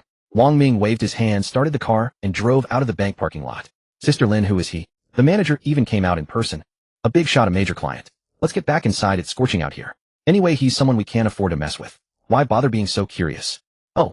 The car reached an intersection. Wang Ming glanced at the time. It was not even 4:30, still early. He decided to return to the hotel first. When the green light came on, he pressed the accelerator, and the car glided smoothly across the intersection. Back in the hotel parking lot, he turned off the engine, but did not get out. Instead, he picked up the bag from the passenger seat and began to flip through its contents. Inside were a constant temperature smart vacuum flask, a notebook, a pen, a collapsible umbrella, a USB drive, a power bank, and a genuine leather card holder, all bearing the bank's logo in gold foil stamping. There were also 2 large value stored value cards for shopping malls and e-commerce platforms, a 999 fine gold commemorative coin, custom silver bars, and other precious metal collectibles. A tea gift set came with a custom Yixing clay tea set, and finally a premium snack gift box. There was quite a lot, and their total value was considerable, though he could not make much use of them. Still, they were free. He gathered everything, got out of the car, and placed them in the trunk. No need to carry them upstairs, he would take them to his new house, once it was ready. He went back to his room, sat on the sofa, and tapped open his phone, opening the chat with Li Fei. He sent a message asking if Li Fei was busy, saying he had graduated and returned to Longzhou, and suggesting they have dinner together that evening. After sending the message, he waited a long time, but got no reply. He figured Li Fei might be occupied and had not seen it, so he stopped waiting. He then sent a message to Su Ming, who replied within seconds. They chatted for over half an hour until the time passed 5 o'clock. Buzz. Just as he was scrolling through Douyin, a WeChat video call came in. Seeing the contact named of Fei, he broke into a smile. He tapped to answer, and a face full of smiles popped up on the screen. Li Fei was rubbing his eyes, looking as if he had just woken up. The background seemed to be his home. Wang Ming had thought he was busy with work, but he had been sleeping. Deming, when did you come back? Why didn't you tell me? Li Fei's tone carried a hint of reproach. Were they still brothers or not? I got back just a few days ago. I had things to take care of, but as soon as I was done, I contacted you. Wang Ming explained with a slightly guilty smile, though it was not really that busy. The main reason was that Li Fei already had a family, and subconsciously Wang Ming felt he should not disturb him. He had to work, support his family, and accompany his wife. All right, Li Fei said with a grin. Then he yawned. Good that you're back. I saw your message about dinner. Do you still remember my address? Or should I drive over to pick you up? Where are you? No need, no need. Just send me your location, I'll come over myself. Last winter vacation, Li Fei got married and had his own home, so he spent the new year in Longzhou. After the new year, he accompanied his wife back to her parents' home and visited relatives in his hometown, so the two of them had not met in person, only exchanged a few words on the phone. It had been over half a year since his wedding. As for the location of his house, Wang Ming had been there once before on the night before the wedding. Still, to be safe, he asked Li Fei to send his location so he would not end up in the wrong place. There was no need for Li Fei to come pick him up. He had his own car, which was very convenient. All right, then hurry over. Send me a message when you're close, and I'll come down to meet you. Li Fei did not insist. He urged Wang Ming to set off immediately. Got it. Hang up then. We'll talk when we meet. Sure. The video ended. Wang Ming checked the time. It would be about 6 o'clock, just right for dinner. Ding. His phone chimed. Li Fei had sent his location. Wang Ming grabbed his car keys, went downstairs, got into the car, and drove along the navigation route. The destination was Hongjing Jiyuan, a medium-aged, moderately upscale residential community that had been completed 7 or 8 years ago. The complex was not large, just 2 high-rise buildings with fewer than 200 households. Since he was not a resident, he could not drive inside, so he found a parking spot near the community. After parking, he picked up his phone from the center console and sent Li Fei a message. They would definitely have dinner, but he was sure Li Fei would insist on taking him upstairs to his home. He could not go empty-handed. He got out, opened the trunk, and took out the tea gift set and the snack box. He had no use for these things himself, so they would make perfect gifts. The tea was for Li Fei, and the snack box was for his wife. Neither of them would be left out. It was ideal. With one hand carrying the items, and the other holding his phone, he walked toward the entrance of the community. Li Fei replied, saying he would be right down. When Wang Ming arrived at the gate, he looked around. The street in front of the community was lively with restaurants, supermarkets, and everything else. A strong sense of daily life. Within 2 minutes, Wang Ming saw a familiar figure emerge from the gate. Li Fei was thin, a bit taller than him, about 1.78 meters. Not particularly handsome, but he had thick eyebrows and big eyes, giving him an energetic look. Wasn't it said that men gained weight after marriage? How come he seemed even thinner? Wang Ming used to have the same build, but he had let himself go in college and kept gaining weight. Deming. Li Fei spotted Wang Ming, waved and shouted, then broke into a jog. His expression clearly showed how happy he was. De Fei. Wang Ming smiled as the man reached him. Compared to the time of his wedding, Li Fei's face now bore the marks of life's grind. A mature look that had replaced the restlessness Wang Ming remembered. You came, but why did you bring things? Take them back. If you can still return them, do it. Li Fei frowned when he saw Wang Ming carrying gifts. Their relationship didn't require such formalities. Wang Ming had just graduated. He shouldn't waste money. I can't return them. Just take them. It's no fun to push them back and forth. Wang Ming shoved the items into Li Fei's arms. He had brought them all the way here. There was no way he was taking them back. Return them. To where? The bank. That would probably make Li Qixing think he was dissatisfied and wanted to transfer the money, causing a misunderstanding. Fine, just this once. No more next time. Seeing Wang Ming's determined expression, Li Fei knew he had made up his mind to give the gifts. Continuing to refuse would only make things awkward, so he took them. He laughed and gave Wang Ming a light punch on the chest. I was going to go straight to dinner, but now I have to go back up and put these away. He motioned for Wang Ming to follow him into the community. Your wife isn't here? Wang Ming asked curiously as they walked. If they were going to eat without her, she must be away. Yes, she thought it was too hot here, so she went back to her parents' home to rest for the pregnancy. Rest for the pregnancy. She's pregnant. Wang Ming's eyes went wide. He even stopped walking for a moment, then slapped Li Fei's arm in delight. Nice. You're going to be a dad. That was fast. They hadn't even been married a year, and now a child was on the way. Li Fei rubbed the back of his head, grinning from ear to ear, barely able to contain his joy. We found out last month. Half a month ago, I drove her to my father-in-law's place. The village is much cooler than here, and the air is better. My father-in-law and his wife can take care of her at home every day. Wang Ming clicked his tongue in admiration. You're really moving fast on life's big milestones. I just graduated and you're about to become a father. They were only a few months apart in age. Li Fei's smile never faded, his happiness almost overflowing. The elders at home were pressuring us. Better to have kids early and get it out of the way. As they spoke, the two got into the elevator and went upstairs. After exiting the elevator and turning down the corridor, they arrived at his doorstep. Li Fei took out his keys to unlock the door. Without even stepping inside, he simply set down his belongings, and Wang Ming stood at the entrance for a moment. Li Fei deposited his things and came right back out. Neither of them entered to sit down. They locked the door and turned around to head back downstairs. Once outside the main gate of the residential complex, Li Fei pointed to a restaurant diagonally across the street and said, "That place I remember." Wang Ming followed his gaze, took a moment to recall, and then remembered. Last year on the eve of his wedding, he and Li Fei, along with a few of his college roommates, had eaten there. Li Fei had brought a bottle of baijiu from home. The five of them ordered 3 or 4 dishes and ate and drank to their heart's content. I remember. Let's go. They crossed the street via the crosswalk, entered the restaurant, and found a seat. A middle-aged woman, likely the owner, placed the menu in front of them and greeted Li Fei with a smile. Clearly he was a regular, they were well acquainted. Li Fei slid the menu over to Wang Ming and said with a grin, "Order whatever you like." Wang Ming didn't stand on ceremony. He took the menu and flipped through it, ordering twice-cooked pork and maoshuang. For the main course, naturally rice. Li Fei added a cold dish. They grabbed 2 bottles of drinks from the cooler. The bubbles slid down their throats and the coolness spread instantly. Absolutely delightful on a scorching day. So you've graduated now? Will you stay in Longzhou? You've been back a few days, busy looking for a job, right? Found anything yet? Where have you been staying? Have you rented a place? Li Fei had just set down his drink when he fired off a series of questions. Not sure yet. I'll see first. There's a good chance I'll have to leave. Wang Ming hadn't decided where to settle down long term. He planned to take it one step at a time. There was a strong possibility he'd go to Hangzhou since the system had given him a penthouse there. If later it granted him property in another city, that might change. A job? No rush. I've been staying at a hotel these past few days. Li Fei nodded as he listened. If Wang Ming wasn't staying in Longzhou, there was indeed no need to look for work here. Why stay at a hotel? Just come crash at my place. The spare room is empty anyway. Staying at a hotel for a night or two was fine, but for an extended period, it wasn't a small expense. Why waste the money when he could stay at his place? Forget it. I'm more comfortable at the hotel. Besides, I've already paid for it. Wang Ming refused without hesitation. He appreciated the gesture, but staying at someone else's place made him uneasy, no matter how good their relationship was. By the way, I saw your WeChat moments. The cafeteria job seemed pretty good. Why did you quit? Oh, don't even mention it. I wanted to keep doing it. But when Li Fei heard the question about his job, he immediately gave a bitter smile and began to explain as if he had a belly full of grievances to unload. Wang Ming listened quietly and finally understood the reason. Li Fei worked in the cafeteria's logistics department. His wife, who was 2 years older and had been there longer, was in charge of procurement. Procurement naturally came with its perks. With his wife's backing, Li Fei had done well in logistics. Together the couple earned at least 15000 to 200 yuan a month, enough to live comfortably. It would have been great to keep going, but fate had other plans. In April this year, the cafeteria's leadership changed. A new ruler brings new retainers. The new boss wanted to keep the procurement benefits for himself. The former procurement head and his team were constantly nitpicked. Within a week, they were all squeezed out and replaced with the boss's own people. Li Fei's wife was among them. With her protector gone, he couldn't stay either. Both lost their jobs. They had to find new work, but with the poor economy and Longzhou's job market, it wasn't easy. Fortunately, they had saved money, over 100 yuan in savings, so they weren't in a hurry for the time being. But before they could find suitable jobs, his wife discovered she was pregnant. Finding work while pregnant was even harder, practically hopeless. Now Li Fei was the sole breadwinner. With a child on the way, expenses would only increase, and there was still a monthly mortgage. They couldn't just live off their savings forever. He found a job as a real estate agent near home just to have some income. Sigh, I'm really worried now. How am I going to support the family? The more he talked, the more agitated he became. He grabbed his drink and took a big gulp. No wonder. Wang Ming put himself in his shoes and understood. If it were him, he'd be even more worried.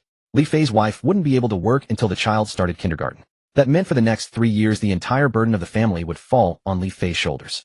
Just then the dishes were brought to the table one by one. Li Fei handed over the chopsticks and urged him to eat first. Between bites, Wang Ming asked, "So how's the real estate gig going?" "Just over a month. The base salary is only 4,000 yuan a month. I'm not cut out for this line of work." Li Fei poked at the rice in his bowl with his chopsticks and gave a bitter smile. "After this month I plan to look for something else." "What are your requirements for a job? How much do you want to earn?" Wang Ming wasn't asking idly. He intended to help Li Fei. Giving him money directly wouldn't be right. Even if he paid off his debts, he couldn't keep supporting him forever. That would be like raising him. Give a man a fish and you feed him for a day. I teach a man to fish and you feed him for a lifetime. Finding him a stable, well-paying job was the real help. If he had known about this before today, he wouldn't have had a solution. But now, he thought of the hotel he had acquired. He couldn't manage the operations himself, but as the owner he could ask the manager to arrange a position. That shouldn't be hard. "What, you want to help me?" Li Fei caught on to Wang Ming's meaning and looked at him in surprise. "Don't joke around. You haven't even found a job yourself. My home is here. I can't just move somewhere else. I do want to help. Bro, I've made it big." Wang Ming raised his eyebrows and said smugly. He hadn't mentioned going anywhere else. He had already considered Li Fei's situation. Li Fei froze for 2 seconds, utterly unconvinced. He thought Wang Ming was just joking. "You've made it big. That's great. Don't forget your old friends when you're rich. Come on, tell me, how did you get rich? Win the lottery? Or did your parents tell you you're actually a rich heir?" His own words made him laugh, and he nearly choked on the food he hadn't swallowed yet. Wang Ming couldn't help but laugh too. He took a sip of his drink and said slowly, "Can't I have earned the money myself? Just eat your meal." Li Fei waved his hand, still skeptical. He picked up his chopsticks, grabbed a piece of twice-cooked pork, and stuffed it into his mouth. "Just tell me your requirements. Treat it as casual conversation." Wang Ming didn't want to say more. He'd go to the hotel tomorrow and get things arranged. Then the facts would be right in front of Li Fei. He'd have to believe it. Requirements. Monthly salary of 5,000 to 6,000 yuan, easy work, weekends off, and social insurance, and housing fund would be nice, but not necessary. Li Fei swallowed the meat, put down his chopsticks, and counted on his fingers, his tone turning serious. "It's not that I'm picky. I have to support the family. The baby and raising a child all cost money. A salary too low just won't cut it. If it could be higher, that would be even better. But I know Longzhou's wage levels are what they are. And the most important thing is stability. I really can't afford any more upheaval in my current situation." Even Li Fei felt his demands were somewhat excessive by the end. In Longzhou, only a few large corporations and state-owned enterprises could meet such standards. Wang Ming nodded, committing all of Li Fei's requirements to memory. The hotel owner's arrangement, a position for a relative, meant that even if no suitable post existed, one would have to be created. Enough talk. Let's eat quickly, then come home with me. Stay the night. Li Fei smiled, increasingly certain that Wang Ming's earlier boast about being rich was just a joke. He set aside his own worries. Since Wang Ming refused to stay at his place for a few days until he found his own lodging, at least staying for one night shouldn't be a problem. "No, I'll head up for a bit after we eat, then go back to the hotel." Wang Ming considered while eating, then declined. He knew Li Fei's invitation was sincere, but he simply didn't want to. No reason, just a plain reluctance. "All right then. Where's your hotel? I'll drive you back later." Li Fei was a little disappointed, but after so many years of friendship he knew Wang Ming's temperament and didn't press further.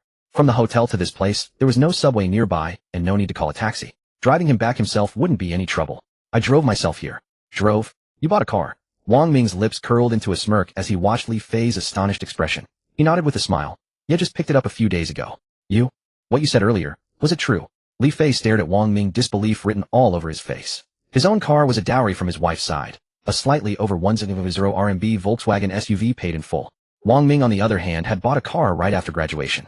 Recalling his earlier assumption that it was a joke, Li Fei couldn't help but feel a twinge of doubt. Could he really have struck it rich? "Why would I lie? If you don't believe me, I'll take you to see it after we eat," Wang Ming said with an amused tone. Maybe he wouldn't have to wait until tomorrow. Once the car was in sight, the truth would speak for itself. Li Fei caught on and fell silent, lowering his head to speed up his meal. After they finished, they didn't leave immediately, but sat at the table lighting up cigarettes. "I'm not completely sure yet, but I'm starting to believe it." Li Fei looked at the pack of Huazi cigarettes Wang Ming had given him. 100 yuan a pack, and after lighting one he slowly exhaled a smoke ring. "Take a look after we finish smoking, and you'll know for sure." Wang Ming tossed the pack into the trash. Only 2 sticks left, and leaned back in his chair smiling. He patted his belly. He had been thinking about exercising to lose weight, but with this kind of eating it was hopeless. He would have to control himself from now on. Eat only until 70% full. Li Fei nodded without speaking, and the two leaned back in their chairs, each smoking in silence. Less than 5 minutes later they finished their cigarettes, drained the last of their drinks, and stood up to walk to the front counter. Li Fei paid the bill, and Wang Ming didn't argue. As soon as they stepped out of the restaurant, Li Fei eagerly urged, "Quick, tell me where you parked your car. I'm dying to see it. My curiosity is killing me. It's not like the car is going to run away. Wang Ming looked at him helplessly. During the meal, Li Fei had been so skeptical, and now he was the most impatient of all. It's over there. Let's go. Pointing in the direction, he led Li Fei toward the parking spot. It was past 7 o'clock, now the busiest time of the evening. Restaurants on both sides of the street were bustling, and the roadsides were equally lively with food stalls one after another wafting all kinds of smoky aromas. There were plenty of parked cars. Li Fei kept glancing at Wang Ming as they passed each vehicle, trying to guess which one was his. Wang Ming didn't stop until they had walked another dozen meters or so, and Li Fei followed suit. His gaze fell on a heavy all-black SUV. The paint glowed with a muted luster under the streetlights, and the body lines were sleek and rugged. Just looking at it, one could tell it wasn't cheap. This is a Yangwang U8. Yours? Li Fei's voice trembled. He had seen this car on Douyin. It was very distinctive, and the vehicle's details flashed through his mind. The price was no small sum, definitely a luxury car worth over $1 million. Wang Ming pulled the key from his pocket, pressed the unlock button, and the headlights lit up. He walked over and opened the door. Believe me now. Li Fei already knew the answer. The door was open. He stood rooted to the spot, unable to move, and only after a long while did he nod repeatedly. I believe. Coming to his senses, he felt no jealousy toward his friend, only awe and joy.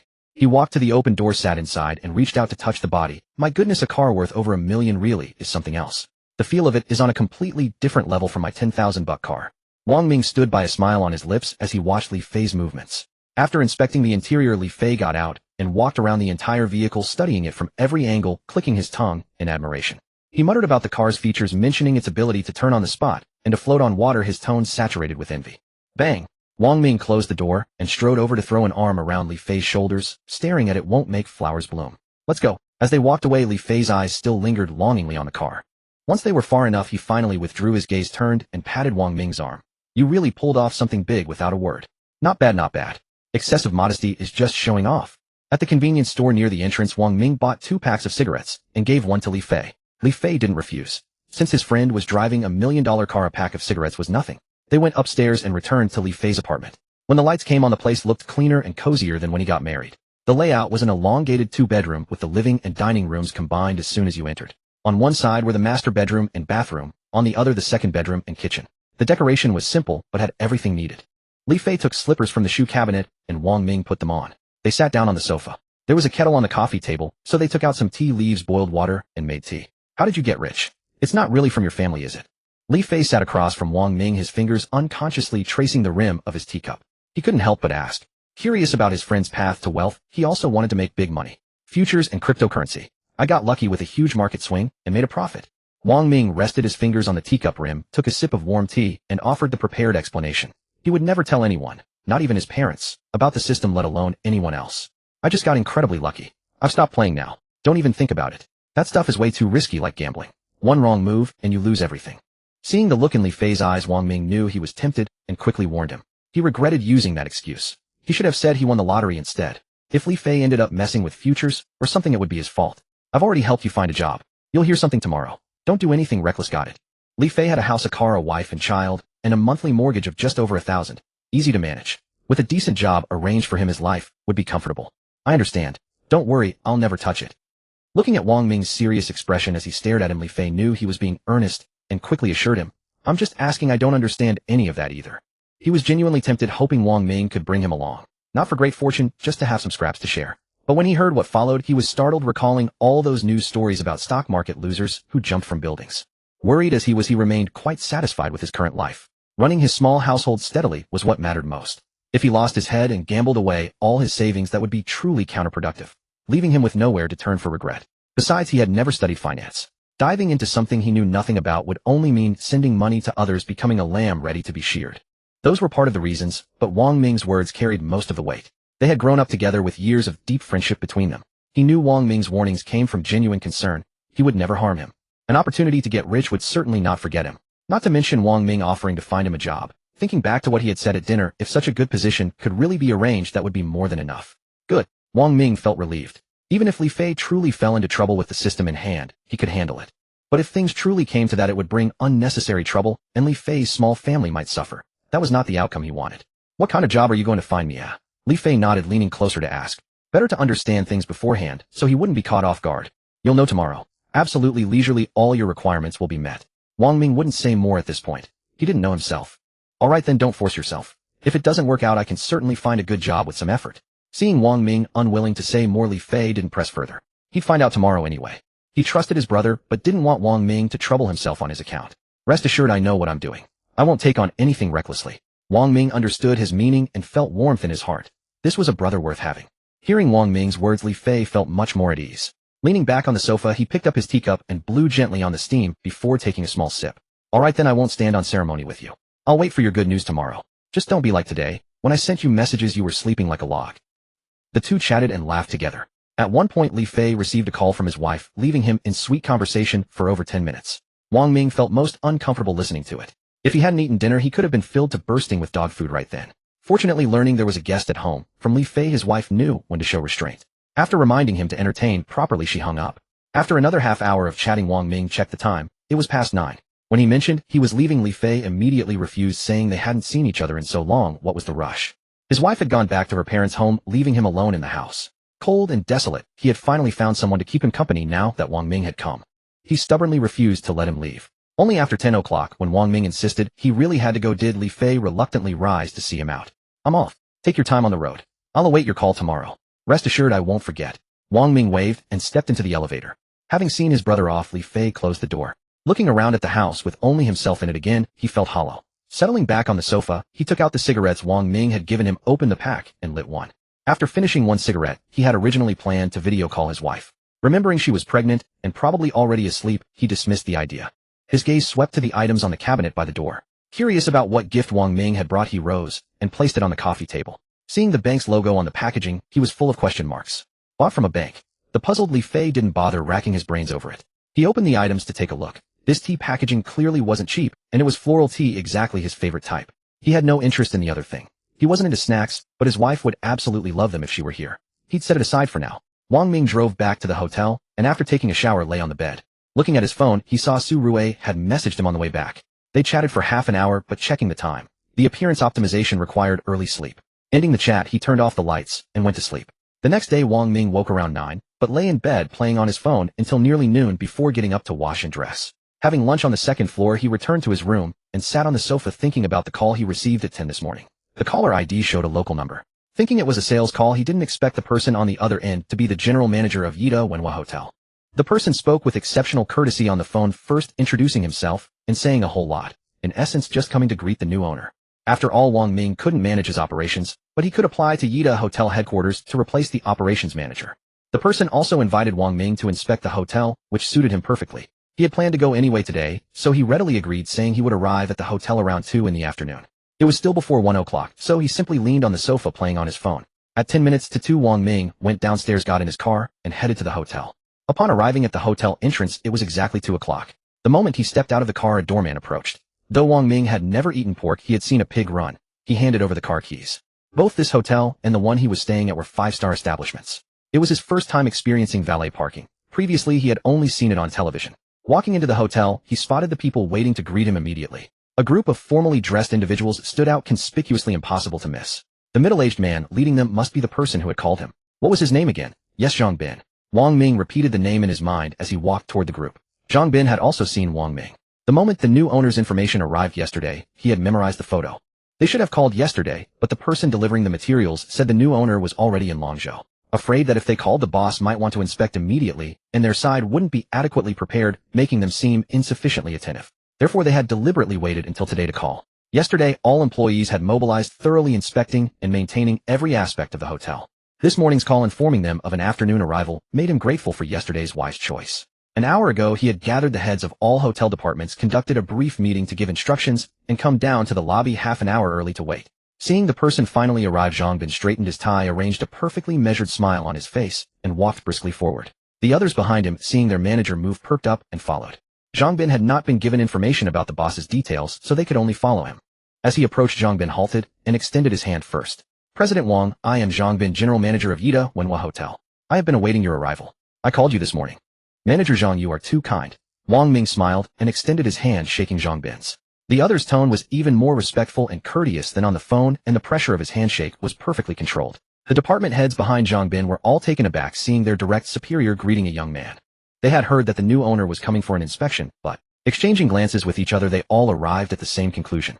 No matter how impossible or unbelievable it seemed, the truth was before them. The new owner of the hotel was this very person.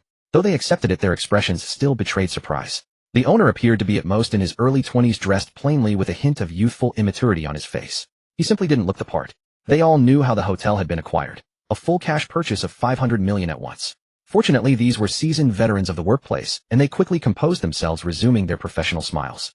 Yet inwardly, they were all united in curiosity about the new owner's identity. Was he the scion of some major corporation? It's only right, only right.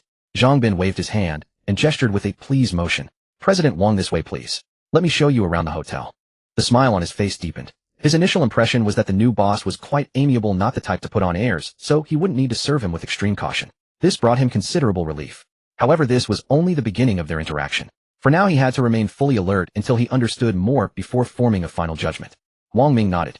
It was his first time here, so he naturally wanted to take a good look. This was his hotel after all. He took the lead with Zhang Bin half a step behind beside him, and the others following behind the two. Before coming, Wang Ming had looked up photos of the hotel on his phone, but seeing it in person was far more substantial. As they toured floor by floor, Zhang Bin briefly introduced the hotel's overall situation. When they reached specific floors, such as the dining areas, he brought forward the relevant department heads to introduce things to Wang Ming. Listening, Wang Ming gained a more comprehensive and deeper understanding of the hotel. It had 2 underground floors and 25 above ground, totaling 27 floors. The first floor was the hotel lobby. Floors 2 through 4 were restaurants, a Chinese restaurant, an all-day buffet, and a premium Japanese restaurant. The 5th floor was the hotel's banquet hall. Wang Ming saw it with his own eyes, a pillarless grand ballroom of over 120 square meters, and more than a dozen multifunctional meeting rooms of various sizes. Part of the 6th floor was the fitness and recreation level, equipped with everything necessary. The floor numbers felt familiar. He had never even visited the Marriott where he was staying, yet here he was first. Another part of the 6th floor was the core administrative office area, where most departments were based. Starting from the 7th floor were guest rooms divided into standard and executive levels. The top floor was the executive lounge, which Wang Ming also toured. After an hour of touring, the group descended to the 6th floor office area and entered a conference room. It was spacious with a long conference table flanked by office chairs. On the walls hung panoramic photos of the hotel and several honorary plaques.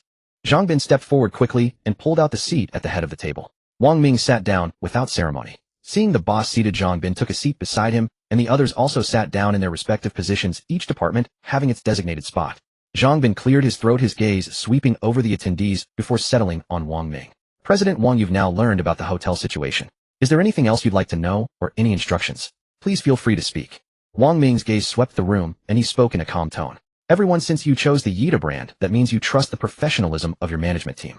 Just do your jobs well, and I won't interfere. He first gave them a dose of reassurance. Everyone present, including Zhang Bin, breathed a sigh of relief. The boss's implication was simply to keep things as they were, exactly what they hoped for. Moreover, I have no prior experience in the hotel industry. I'm a complete outsider. I bought this hotel as an investment to make money. If I were to give foolish orders and run the hotel into the ground, what would I do then? Saying this, Wang Ming couldn't help but chuckle. The boss's self-deprecating remark completely relaxed the atmosphere in the conference room.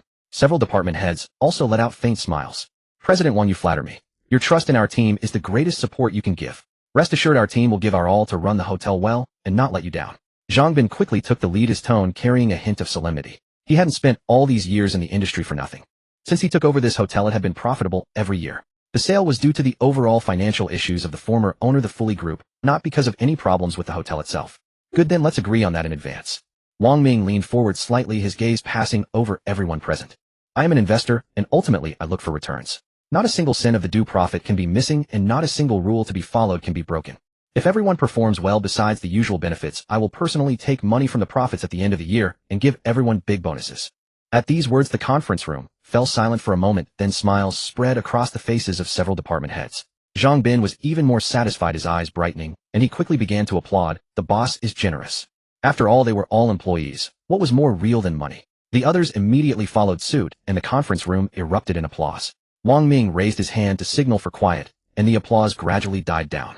All right, that's all for today. Everyone go about your business and don't delay your normal work. Zhang Bin quickly stood up and ushered the department heads out. Soon only Wang Ming and Zhang Bin remained in the large conference room.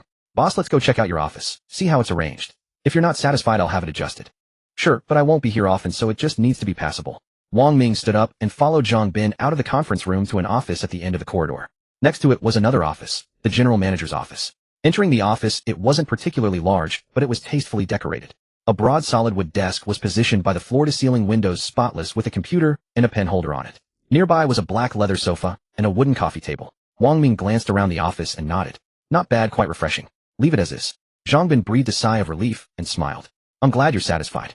This office had previously been vacant. It was only cleaned and arranged yesterday specifically for him. He walked behind the desk and sat down. The chair's back was soft and comfortable. He leaned back and spun around once. Old Zhang stopped standing there. Sit down. I have something to ask you. After satisfying his curiosity, Wang Ming noticed Zhang Bin was still standing by the desk and quickly invited him to take a seat. All right, let me make you a cup of tea first.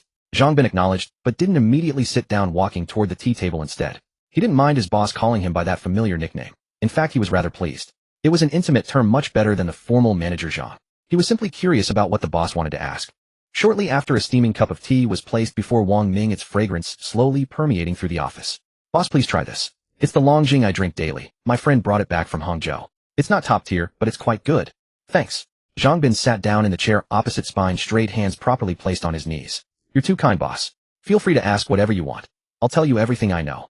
Wang Ming straightened up and after a moment of contemplation asked, Is the hotel still hiring?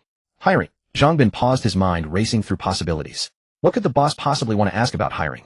Could he be trying to place someone? But his expression revealed nothing. He quickly nodded and replied, Yes, we are, boss. Do you have someone in mind?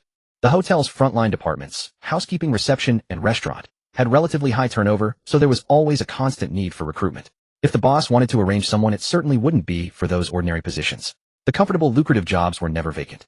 But even at full capacity, there was always room to squeeze in a position for someone the boss wanted to place. If he couldn't handle such a simple matter, what use would he be as a general manager? Which department at our hotel is the easiest, and how are the benefits and salary?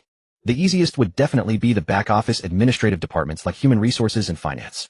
As for benefits, rest assured, we're a 5-star hotel after all. We have the full package: social insurance, housing fund, year-end bonuses, paid annual leave, everything you'd expect. Zhang Bin's tone carried evident pride as he spoke. Their hotel's benefits were truly top tier in the local industry. Wang Ming nodded and lifted his teacup, saying casually, I have a childhood friend who lives in Longzhou, just a few kilometers from the hotel.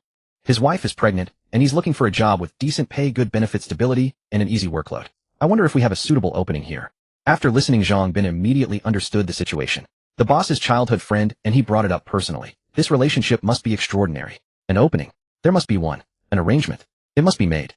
He had to make the arrangements meticulously himself. No problem, boss. How about the human resources department?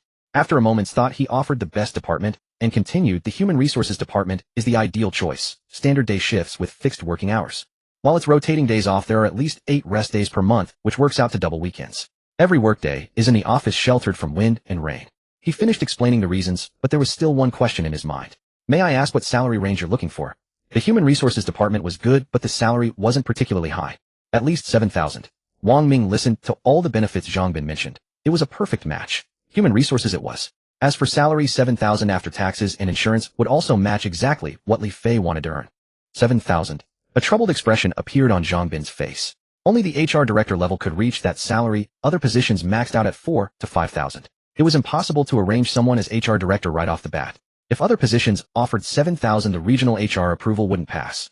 Yida had corresponding salary scales based on city cost of living. Going over the limit too much would trigger inquiries. But then again, this was a request the boss himself brought up. No matter how difficult, it had to be handled properly. He'd have to make some calls and pull some strings. After all, what general manager didn't have connections above? Is that not possible? Wang Ming found it strange that Zhang Bin had been silent for so long. In his mind, arranging someone at 7,000 salary should be a simple matter for the manager of such a large 5-star hotel. No, it's possible, definitely possible. Don't worry, boss. I'll take care of this personally. Zhang Bin waved his hands hastily. Could he say it wasn't possible? If he did, wouldn't the boss be offended, thinking he was refusing to show respect? Good. Wang Ming nodded with satisfaction. He had already promised Li Fei. If he couldn't arrange it, wouldn't that be embarrassing? When is your friend coming? So I can prepare in advance. I'm calling him now. He'll be here in half an hour at most. Can we complete the hiring process today? Wang Ming pulled out his phone from his pocket. If they could get it done today, Li Fei could start work earlier and stop worrying. Yes, boss. I won't disturb you further. When he arrives, just call me, and I'll send my assistant down to meet your childhood friend. I'll personally take him through the procedures. He can start work tomorrow. Zhang Bin rose as he spoke. There were calls to make negotiations with the HR director about the specific position. It was going to be busy. Wang Ming waved goodbye. Zhang Bin nodded and turned to leave, returning to his own office. He made a video call to Li Fei. It was answered after just a few seconds. I'm sending you a location. Come over right now. Today you can complete the hiring process. Without giving Li Fei a chance to speak, Wang Ming spoke quickly. Okay, I'm leaving right away. A taxi will be fast. Li Fei had quit his job this morning, not even bothering to collect his wages. He trusted his brother completely. After returning home, he'd been waiting for this call. The anticipation was overwhelming. There were several times he almost called Wang Ming to check. The moment he saw Wang Ming's call come in, he nearly jumped with excitement. Got it. Wang Ming hung up and sent over the hotel location. Li Fei, upon receiving it, didn't hesitate. He rushed out the door. At the community entrance, he waved down a taxi and gave the driver the address. Looking down at the hotel location Wang Ming sent, he wondered why he was being sent to a hotel. Could it be hotel work? He decided not to think about it. Once he got there, everything would become clear. Around 4 in the afternoon, Wang Ming leaned back in his chair, one hand holding a teacup, the other on his phone, legs propped up on the corner of his desk. How leisurely and content he felt. Ding dong. His phone chimed. A message from Li Fei. He had arrived. Wang Ming put down his legs, stood up, picked up the hotel's internal phone on his desk. He had familiarized himself with it after the earlier call and could directly contact department heads. He called Zhang Bin to say the person had arrived and was waiting at the entrance. After hanging up, Wang Ming stood up, walked to the sofa, and sat down, lighting a cigarette. Knock knock. A knock came at the door, which then opened. Zhang Bin walked in. Sitting on the adjacent sofa, he also lit a cigarette and began introducing to Wang Ming the specific position to be arranged. He had called an old friend at the regional company, owing them a favor just to get them to cut him some slack and have any approval issues suppressed. The HR director had originally been reluctant about having someone assigned to their department, but the moment Zhang Bin mentioned it was at the boss's personal request, there were no more objections. After some discussion between the two of them, the position was finalized. Leave professional matters to professional hands, and Wang Ming was thoroughly satisfied with Zhang Bin's explanation. The specific position arranged was HR archives specialist, primarily handling onboarding and offboarding documentation and management. The work was light and easy to pick up, with independence expected within as little as half a month. The original employee had brought his childhood friend into the company before being transferred elsewhere. Most importantly, this role came with a private office. One could slip off whenever the door was shut. Zhang Bin had even bumped the salary upward, offering a clean 8,000, barely distinguishable from the HR director's pay. Before he could finish a cigarette, a knock sounded at the door. The door opened, and Wang Ming looked up to see two figures enter, the lead one a woman in hotel uniform. She was likely Zhang Bin's assistant, a young wife in her 30s with a pleasant face and figure, adequate if nothing more. But she was a notch below that young banker from yesterday, and nowhere near comparable to his two women. Behind the assistant naturally followed Li Fei. A somewhat restrained smile graced his face, and the moment he spotted Wang Ming upon entering, his eyes lit up. He parted his lips as if to speak, then held back, likely deterred by the presence of others. Old John, your person has arrived. Hand them over to you. Take them through onboarding first. Big Fei, once that's done, come find me in my office. Wang Ming smiled and exchanged a few words with each of them. Very well, boss. I'll take this young man to handle the paperwork. This is my assistant Cheng Li. Should you need anything, just ask her. Zhang Bin rose from his seat, exchanging a meaningful glance with Cheng Li before turning to Li Fei. Li Fei looked from Wang Ming to Zhang Bin, stowing a belly full of questions for later. Zhang Bin led Li Fei out of the office. Wang Ming looked toward Cheng Li. You may get back to your duties. Yes. Cheng Li breathed a silent sigh of relief. The young man seated on the sofa before her. She knew precisely what stature he held. She nodded politely, closed the door behind her, and withdrew from the office. An hour later, Zhang Bin returned with Li Fei. Boss, all procedures are complete. He can come to the hotel tomorrow for a day of training and begin full duties the day after. Wang Ming caught the barely contained grin on Li Fei's face and knew the arrangement had hit the mark. I'll hand him over to you from now on. I'm finished here. Go about your business. I'll linger a while and head out on my own. With everything at the hotel taken care of for the day, Wang Ming planned to chat a bit longer with Li Fei before making his exit. Boss, it's getting late. How about we share a meal before you go? You could sample the craftsmanship of our hotel restaurant. Zhang Bin extended the invitation warmly, his eyes carrying a hint of anticipation. Wang Ming glanced at the time. It was already past 5:10, and nodded in agreement. All right, we'll head to the restaurant together at 6. Zhang Bin smiled and agreed before returning to his work. Wang Ming called out cheerfully, what are you still standing around for? There's no one else here now. Holy crap, to Ming. No, brother Ming, you really keep things to yourself. Li Fei tossed what he was holding heavily onto the coffee table, sat down right beside him, and excitedly threw his arm around Wang Ming's shoulders, shaking him repeatedly.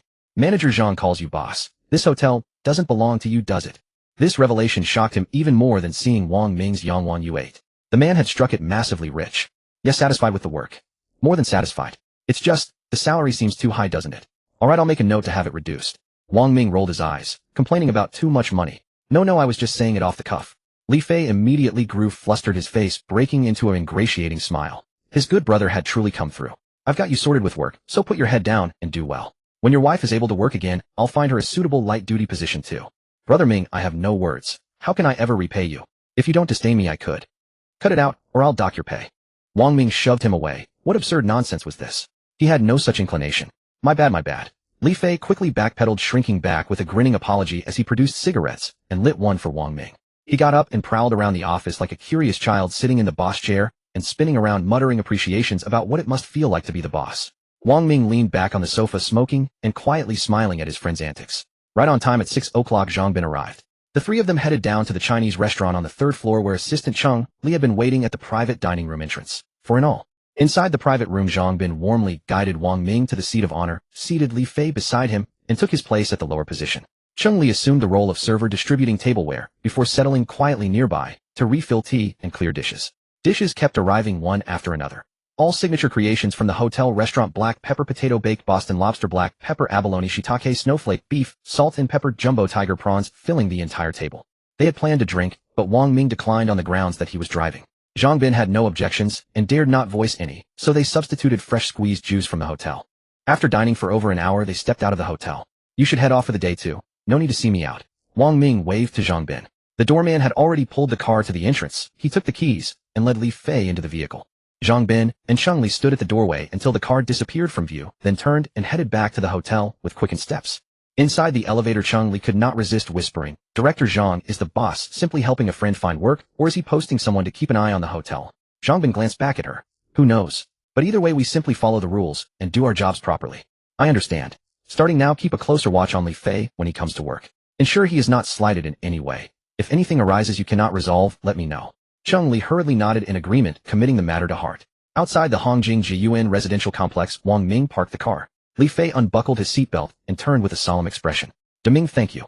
Don't stand on ceremony with me. Hurry upstairs. Let your wife know so she stops worrying and takes proper care of herself." Wang Ming smiled and patted Li Fei's arm. The two had grown up together, practically inseparable, such words between them were unnecessary. "I'm heading up then. Once the baby is born he'll recognize you as his godfather," Li Fei said with a smile, pushed open the car door, and stepped out. Wang Ming chuckled aloud at those words, calling through the window. "In that case, I'll prepare the red envelope early. Give me a call if you need anything." Li Fei waved, turned, and entered the apartment building. Wang Ming did not move immediately. He took out his phone and sent a message to Su Rui, saying he was on his way to pick her up and asking her to get ready. Only after receiving her reply did he start the engine and drive toward the residential complex where Su Rui lived. By the time he arrived, she was already waiting at the entrance. He pulled the car up beside her, and Su Rui opened the passenger door and got in. Late at night, Su Rui wore a light blue sun protection jacket, paired with gray wide-leg trousers, and white sneakers wrapped up tightly from head to toe. Her long hair was casually draped over her shoulders, carrying a faint scent of gardenia. She must have just washed it. Wang Ming watched her fasten her seatbelt, then started the car and drove toward the hotel. "Why didn't you message me earlier?" Su Rui turned her head, her tone carrying a hint of playful reproach. "I was already in bed, and you made me scramble to change out of my pajamas." If he had sent the message any later, she would have already turned off the lights and gone to sleep. Staying up late was bad for the skin, and she had always kept a regular routine. Even more so since she got together with Wang Ming. Though she was still young, she took good care of herself.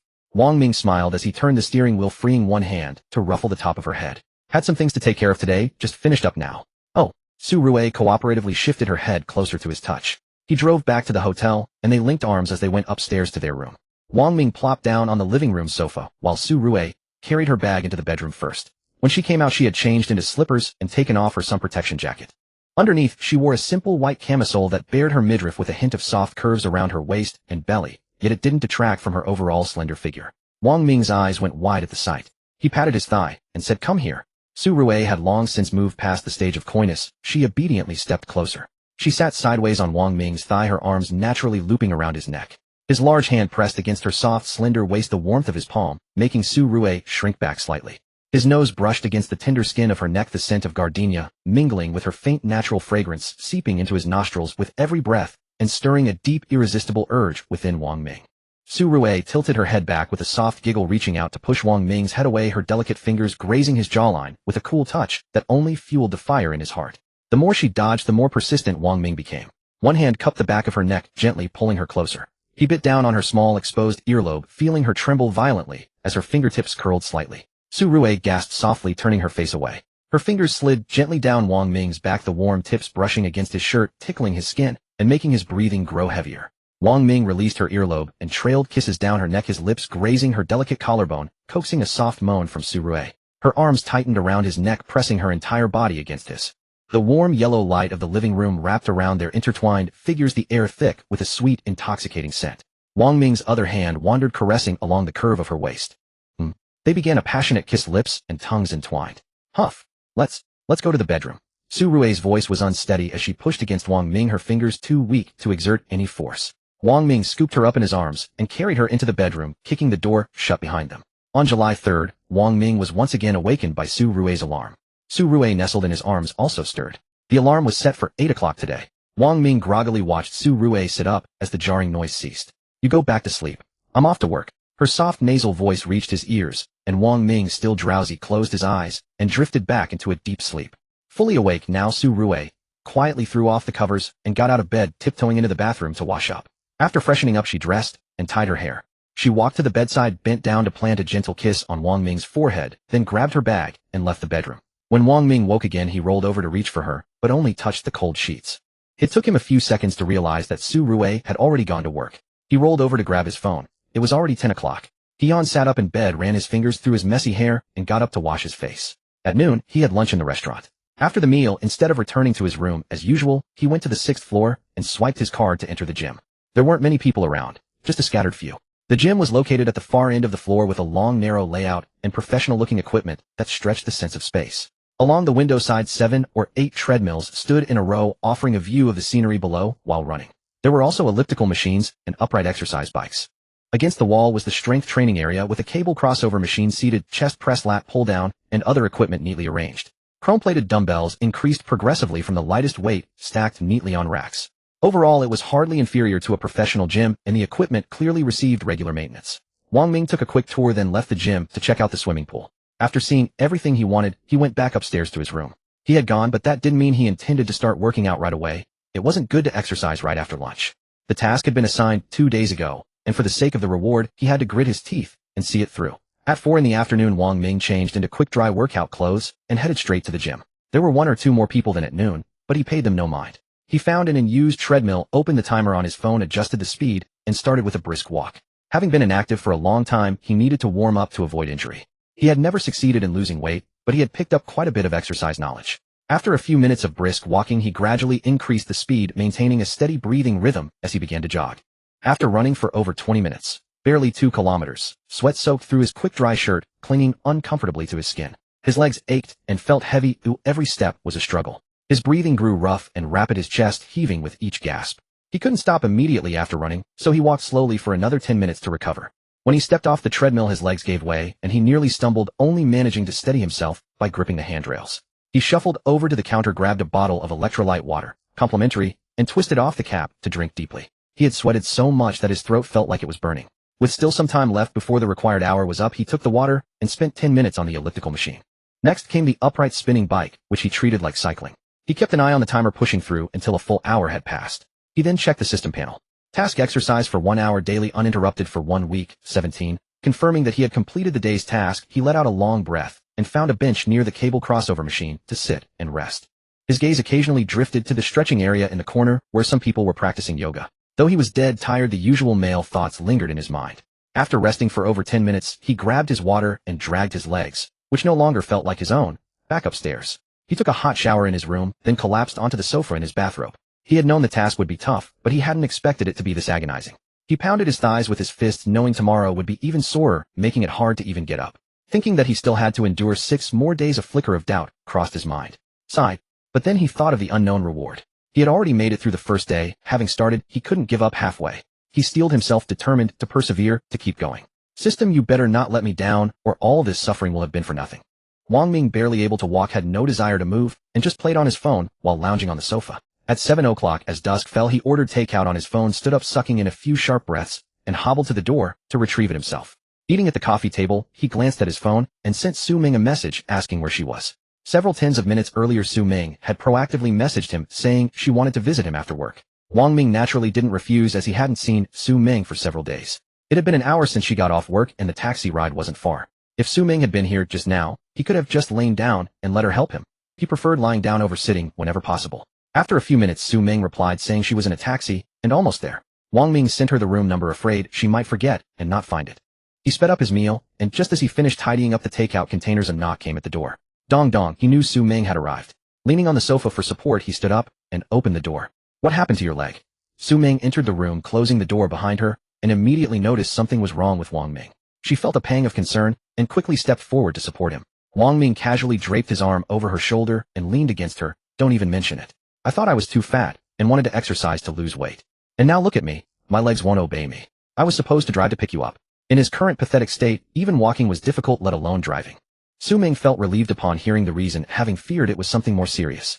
She helped Wang Ming slowly walk to the sofa and sit down, then couldn't resist reaching out to poke his soft thighs, her tone both amused and helpless. You have to be methodical about exercise. If you cut down the time and go gradually, it won't end up like this. I know. It's just the beginning, I'll get used to it later. Wang Ming smiled, leaned back against the sofa, reached out to take Su Ming's hand, and pulled her toward him, guiding her to sit beside him. Have you eaten? Not yet. I thought I'd eat with you when I got here. Su Ming shook her head. She had taken a taxi straight home from work, freshened up, and changed clothes. Her younger sister had gone home this morning, or else she would have needed an excuse to visit Wang Ming. Time was tight, so she hadn't had a chance to eat. Then order some takeout or take the room card and eat at the restaurant. I'll order takeout. Su Ming noticed the empty takeout containers on the coffee table and decided to do the same, not wanting to go to the restaurant. Then hurry up and order, don't let yourself starve. Okay. Wang Ming lounged on the sofa watching Su Ming as she tapped on her phone. The warm yellow light fell on Su Ming's slightly lowered eyelashes, casting soft shadows. Her fingers swiftly scrolled through the takeout menu, and she even looked up to ask Wang Ming if he was full or wanted anything else. Wang Ming shook his head, telling her to just order for herself. After placing the order, Su Ming stood up to put her bag away, changed out of her high heels, and sat down beside Wang Ming. Come on, let me massage your legs. It'll help you feel better tomorrow, otherwise you won't even be able to get out of bed. Saying this, she moved Wang Ming's thigh onto her lap and began pressing down on the tense muscles, working slowly. The pressure was just right, not too hard, not too light, and it felt very comfortable to Wang Ming. He quietly watched Su Ming, who was massaging his legs with her head bowed. Her soft hair fell and brushed against her cheek. He reached out and gently tucked it behind her ear. His fingertips grazed Su Ming's delicate earlobe. She shrank her neck slightly, then looked up and smiled at him, pretending to be angry. Hey, I'm massaging you. I know, just fixing your hair. Wang Ming smiled and withdrew his hand, continuing to gaze at Su Ming. She wore a sexy off-shoulder cream-colored short-sleeved top, loosely draped over her shoulders, revealing the delicate lines of her neck, collarbone, and shoulders. Her skin glowed with a faint porcelain luster under the bright light. Black silk-like wide-leg pants with a flowing drape, even when sitting, didn't look loose, falling naturally along her legs. When standing, they would perfectly conceal her figure. After massaging for over 10 minutes, Wang Ming told her to stop and rest, so Su Ming released her hands. Feeling any better? Wang Ming put his legs down, felt a noticeable relief compared to before, and smiled with a nod. Yes, thanks for your hard work. He sat up straight, moved closer, and wrapped his arm around Su Ming's waist, pulling her into his embrace. She obediently leaned into his arms, resting her head in the crook of his shoulder. Her hair spread out, brushing against Wang Ming's chin, tickling him. She said nothing, absently fidgeting with the tie of Wang Ming's bathrobe. After a long silence, she asked, Can you really stick with this weight loss plan?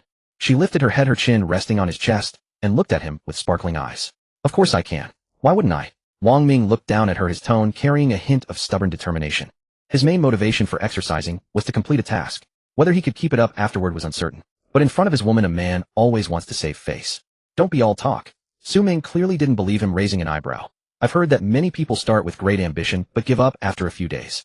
Wang Ming pinched her nose, implying she didn't believe he could succeed. Maybe I'm the exception. Even better.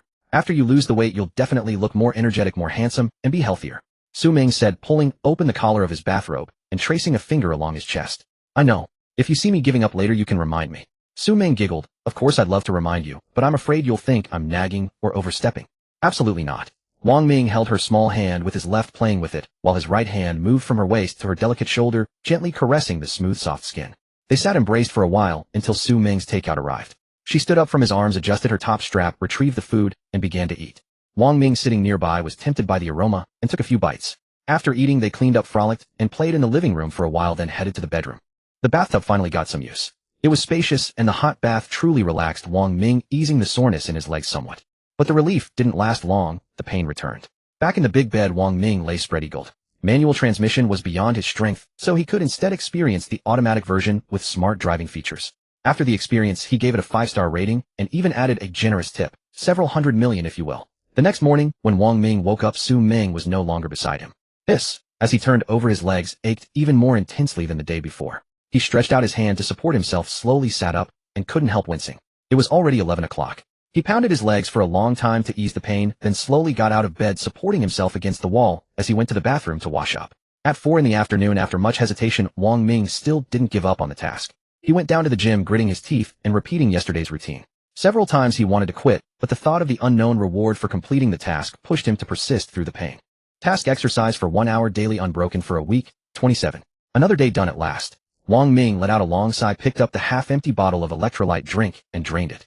Wiping the moisture from the corner of his mouth, Wang Ming rose slowly, tossed the empty bottle into the trash bin, and left the gym.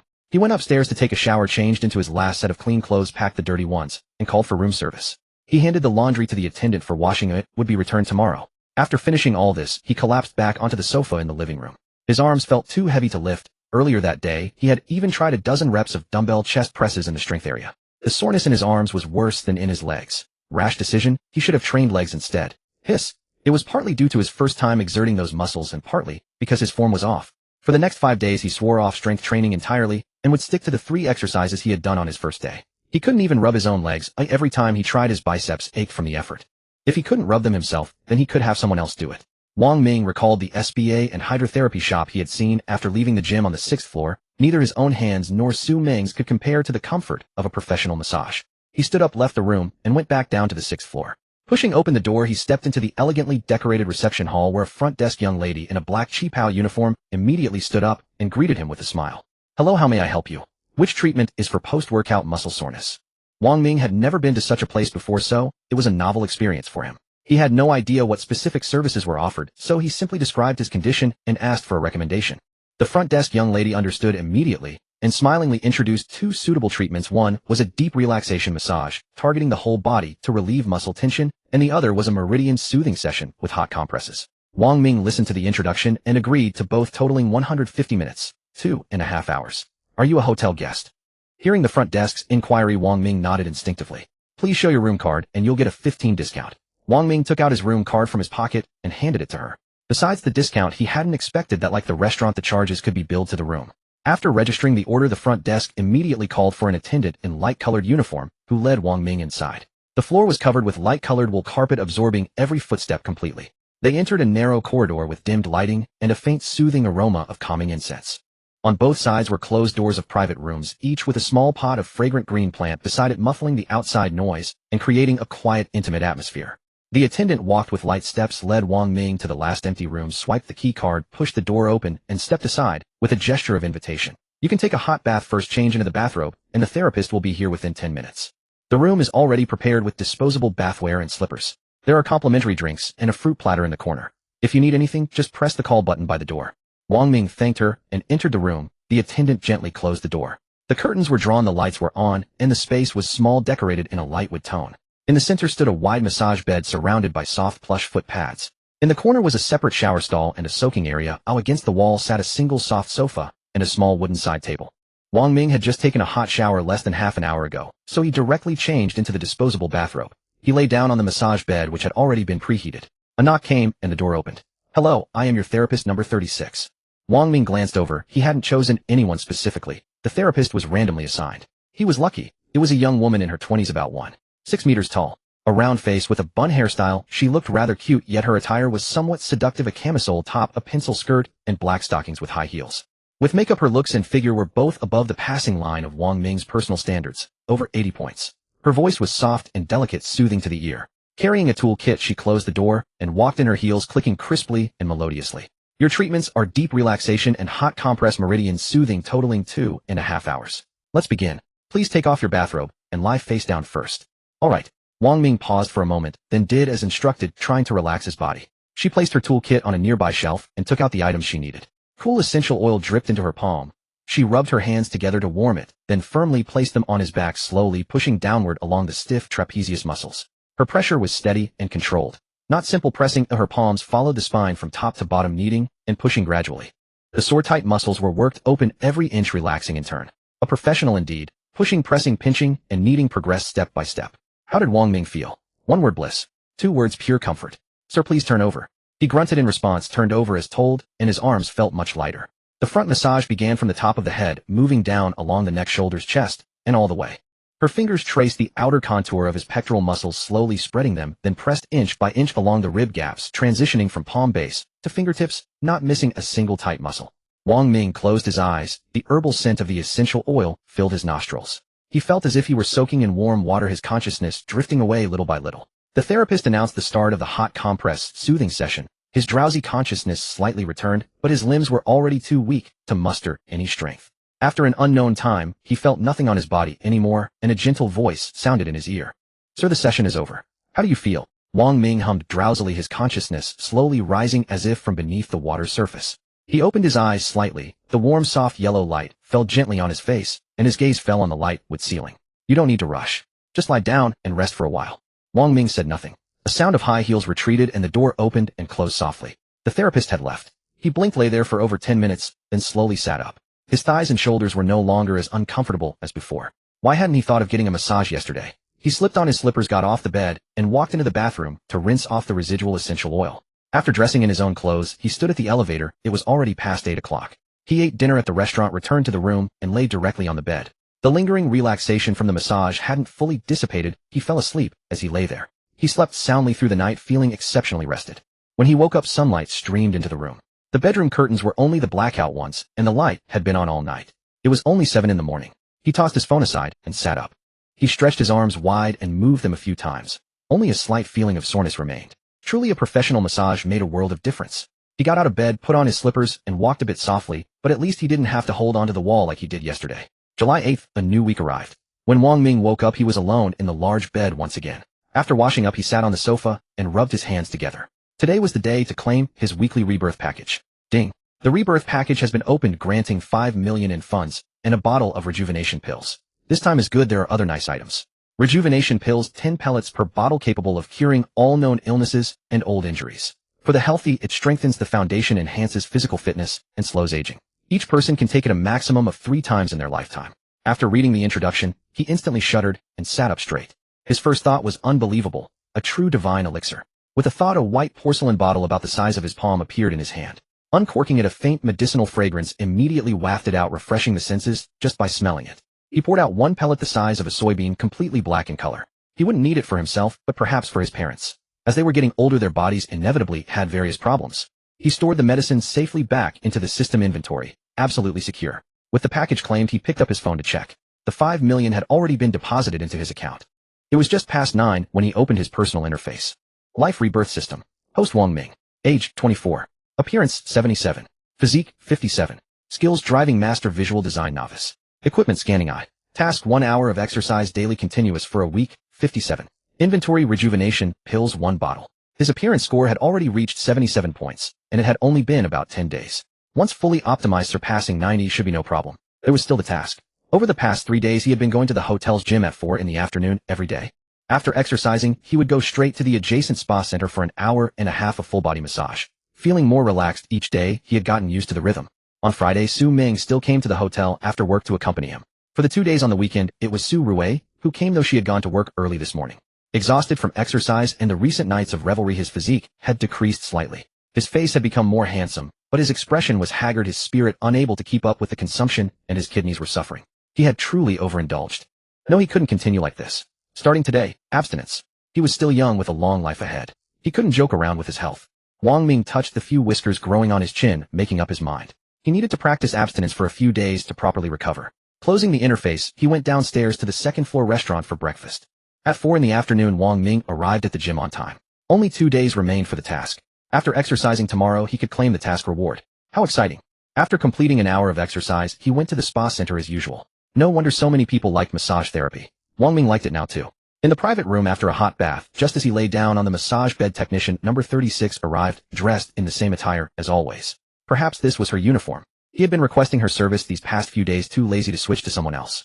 The two of them had long lost the initial awkwardness, sometimes chatting casually during the massage. After the massage, he went downstairs for dinner and returned to his room. After 10, he put down his phone, turned off the lights, and fell asleep quickly. July 9th. Around 8, Wang Ming woke up, got up, washed, and had breakfast. It was the final day of the task. He was thinking of completing it early to see what reward he would get.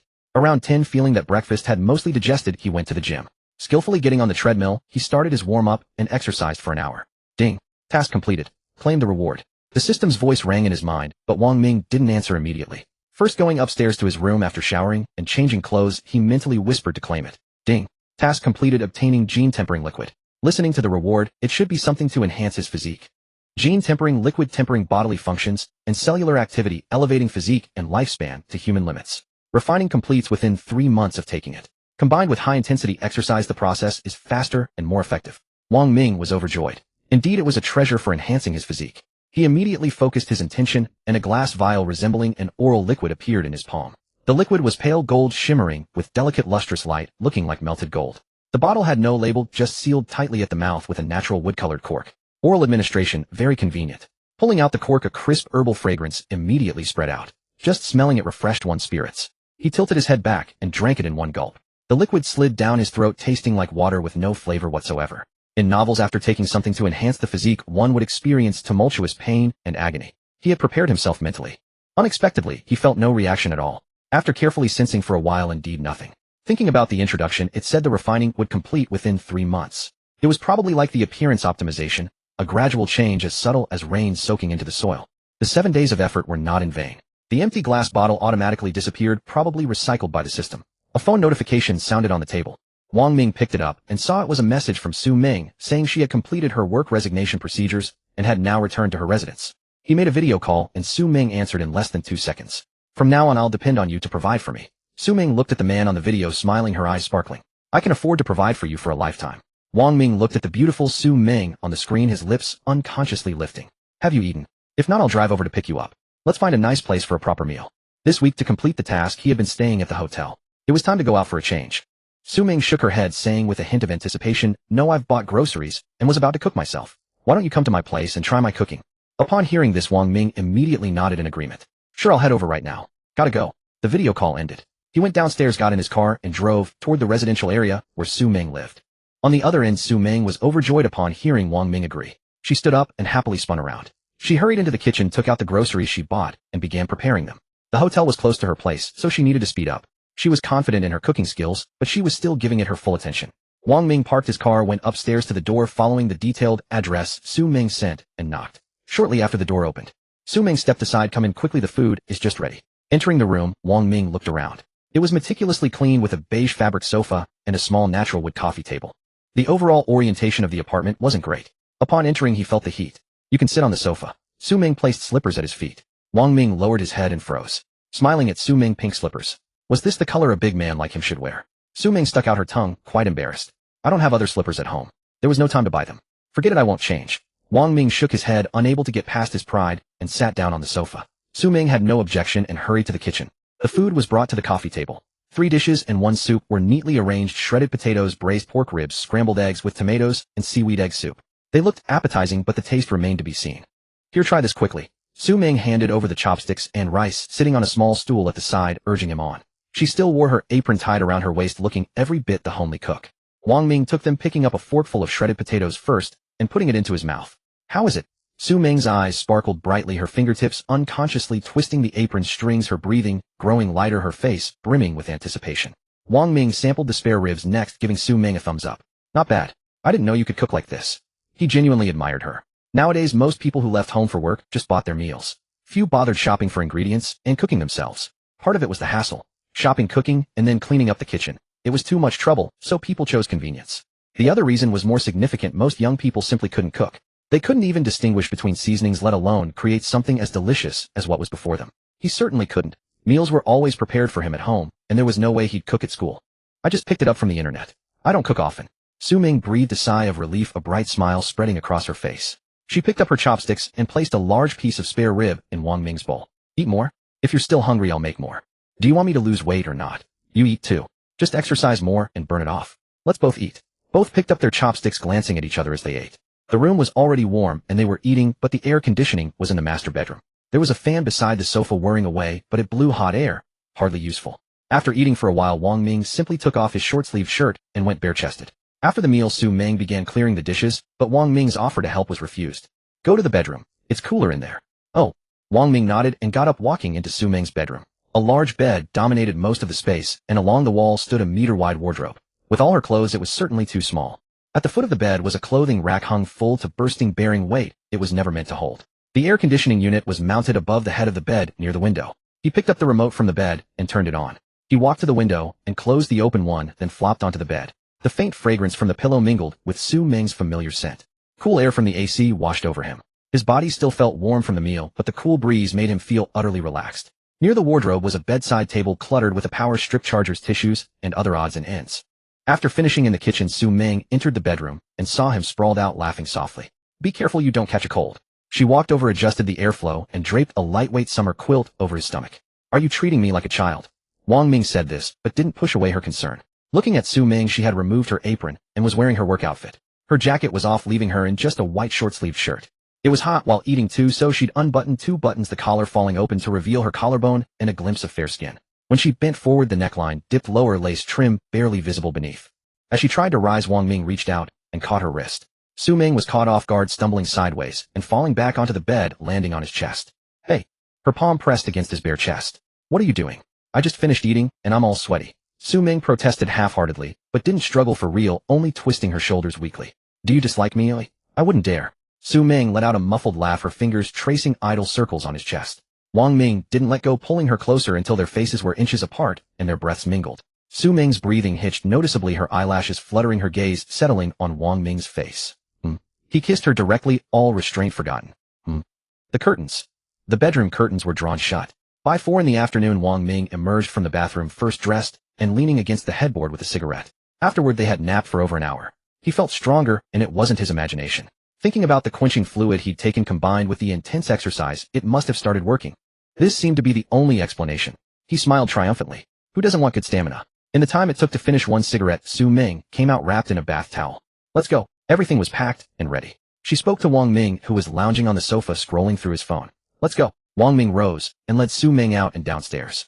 The sun at 4 in the afternoon remained fierce, beating down on the car parked by the roadside. With all windows rolled down to ventilate, the air conditioning was cranked to maximum. The car started and headed toward Wanxiang City. They wanted to visit when they were house hunting, and today they planned to spend properly. 20 minutes later, the car pulled into the underground parking lot. After parking, they took the elevator upstairs. Wanxiang City lived up to its reputation as Longzhou's largest and most upscale mall. Lavish decor, high-end luxury boutiques, and counters everywhere with plenty of shoppers. What do you want to buy first? Pick whatever you like. With the money in his card, now Wang Ming felt completely confident. Su Ming laughed at his generosity, linking her arm through his and swaying it. Then I won't be polite. The first floor had many designer beauty counters, Dior, Lancôme, Chanel, and others. Entering the Dior counter, the sales associate approached them. Su Ming went straight to the makeup counter with familiarity, picking up a lipstick to test the color. Wang Ming stood beside her. He couldn't give advice on such things, but he'd pay in the end. Su Ming spent a long time trying several shades before settling on a bean paste red and a true red. She examined herself in the mirror from different angles, pursed her lips with satisfaction, then turned to Wang Ming. Does it look good, oi? Wang Ming nodded and smiled. You look good in anything. Take both if you like them.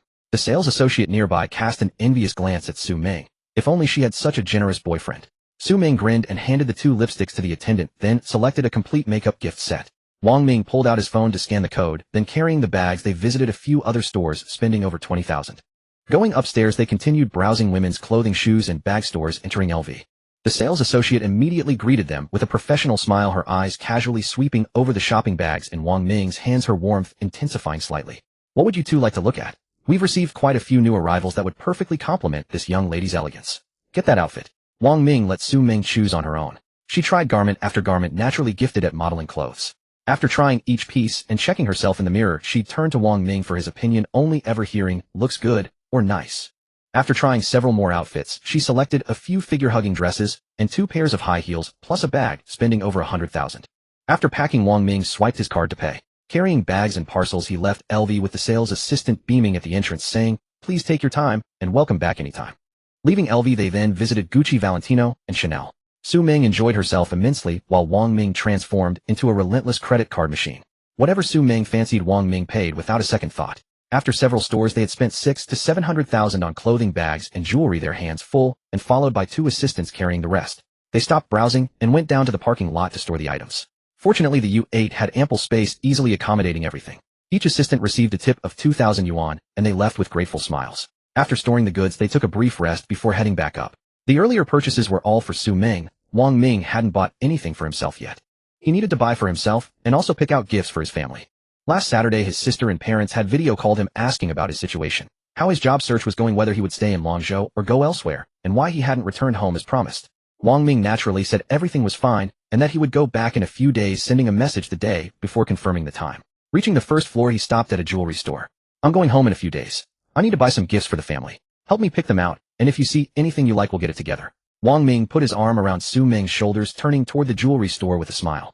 As a man, he lacked the delicate eye of a woman for such ornaments and jewelry, and she would surely choose better than he could. No problem. Su Ming nodded happily. Though she couldn't meet Wang Ming's family in her current role, helping to select gifts was a heartfelt gesture. They entered the jewelry store, and a uniformed sales assistant immediately greeted them warmly, leading them to the display counter. What styles are you looking for? We have a new batch of arrivals. Pure gold, ancient method gold, and K-gold pieces, all with a wide variety of designs. We'll look around first. Wang Ming replied, and the assistant reading the situation smiled and said all right. She stepped aside, not disturbing them. Wang Ming held Su Ming's hand and slowly strolled along the display counter. What do you think of this bracelet? Su Ming pointed through the glass at a 50-gram antique solid bracelet, its inner wall engraved with a faint pattern of auspicious clouds, giving it a warm, elegant look. This one is nice, solid way to style that suits anyone and perfect for your mother. Wang Ming leaned in for a look, then turned to the assistant. Let me see this one. The assistant quickly responded, put on gloves carefully, took the bracelet from the display case, placed it on a black velvet tray, and presented it to them while explaining its features. Wang Ming picked up the bracelet, weighing it in his hand. The matte finish indeed gave it a classic, understated elegance. He nodded and said, I'll take this. Wrap it up. Certainly. The assistant smiled, delighted. She had initially thought they were just browsing. After browsing further, they selected 2 more bracelets, 3 or 4 necklaces, a few pendants with auspicious meanings, and a pair of earrings. All gifts for Wang Ming's family. Su Ming herself fell for a delicate chopard chain with tiny gold beads spaced along the links, simple and understated, and a matching collar necklace with a small square pendant engraved with minimalist lettering. I'll take all of these. Pack them up, and I'll pay by card. Wang Ming handed over his card. His voice was low, but it drew the attention of everyone in the store. The assistant before him doubted her ears for a moment before snapping back to reality. I'll pack them up right away. Her smile widened, her eyes glittering with barely concealed joy. Other assistants also gathered to help count and verify, while a bold one even shot Wang Ming a flirtatious glance. Wang Ming pretended not to notice. If they had been truly beautiful, he might have been interested. But those who didn't even pass the 80-point mark. No need to give him a fright. Su Ming noticed too. She pulled Wang Ming's arm tighter, shooting a defiant look at the flirtatious assistant, as if declaring her territory. The assistant, rebuffed, withdrew her gaze awkwardly and turned away. So the total is 86,000 yuan. The original assistant's voice trembled slightly after checking all the jewelry. Big customers spending over 800,000 on gold jewelry in one go were rare these days. This single commission would make her the store sales champion for the second half of the year. It was also her first time handling such a large transaction. In her years of work, the biggest had been 30 or 40,000. Wang Ming entered the PIN on the POS machine, lightly pressed the confirm button, and the crisp payment successful tone sounded. The assistant, suppressing her excitement, handed the packed jewelry bags to Wang Ming with both hands, her tone respectful and enthusiastic. Sir, here you are. Thanks. Wang Ming took the bags and left the store, pulling Su Ming along.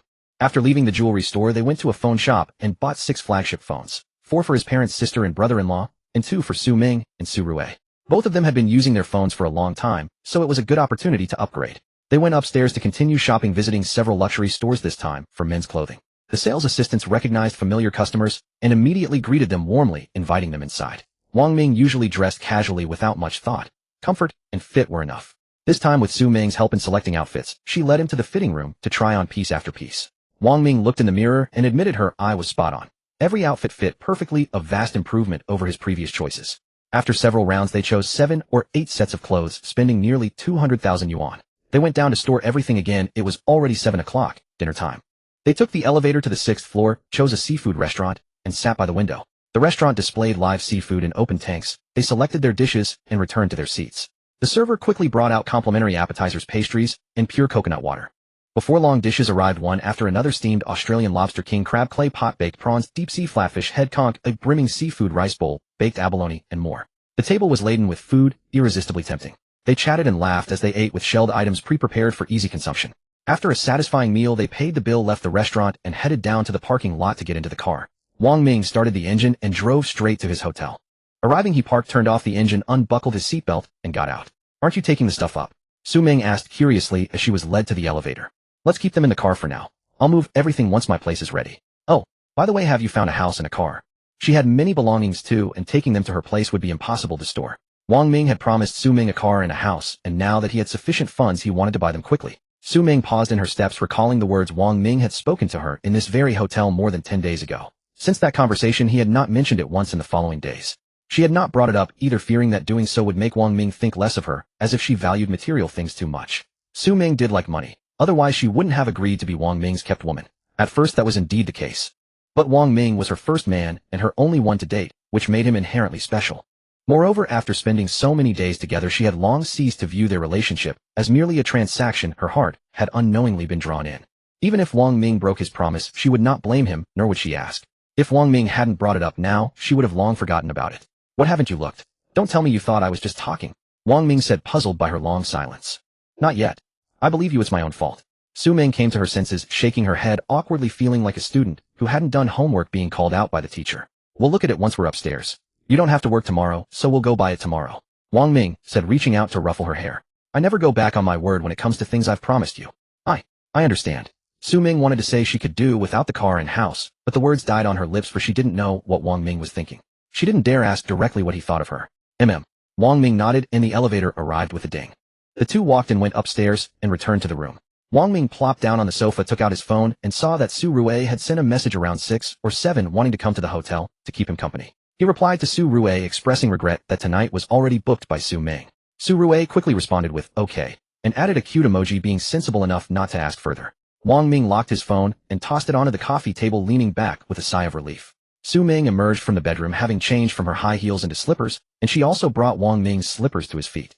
I can do it myself. Seeing her about to help him take off his shoes, Wang Ming quickly stopped her and deftly changed into the slippers himself. Su Ming placed his shoes by the coffee table. Are your legs still sore? I can massage them for you. Much better, I've gotten used to it. After taking the body-tempering liquid, the remaining soreness had completely vanished. He had walked for hours in the afternoon without feeling the slightest fatigue. The system's products were truly extraordinary. Wang Ming saw Su Ming sitting nearby, so he no longer leaned against the sofa. He lay down directly, resting his head on her soft thighs. You haven't given up already, have you? Su Ming looked down at the man lying facing her, amused. Had he adapted so quickly? Could it be that she had hit the mark? He exercised for a day or two and then backed off, never sticking with it. Who says? I only came to find you after exercising this morning. I've been at it for a whole week. Wang Ming turned over to face her, his tone carrying a hint of defiance. How dare she underestimate him? All right, I believe you. But you have to keep it up until you succeed in losing weight.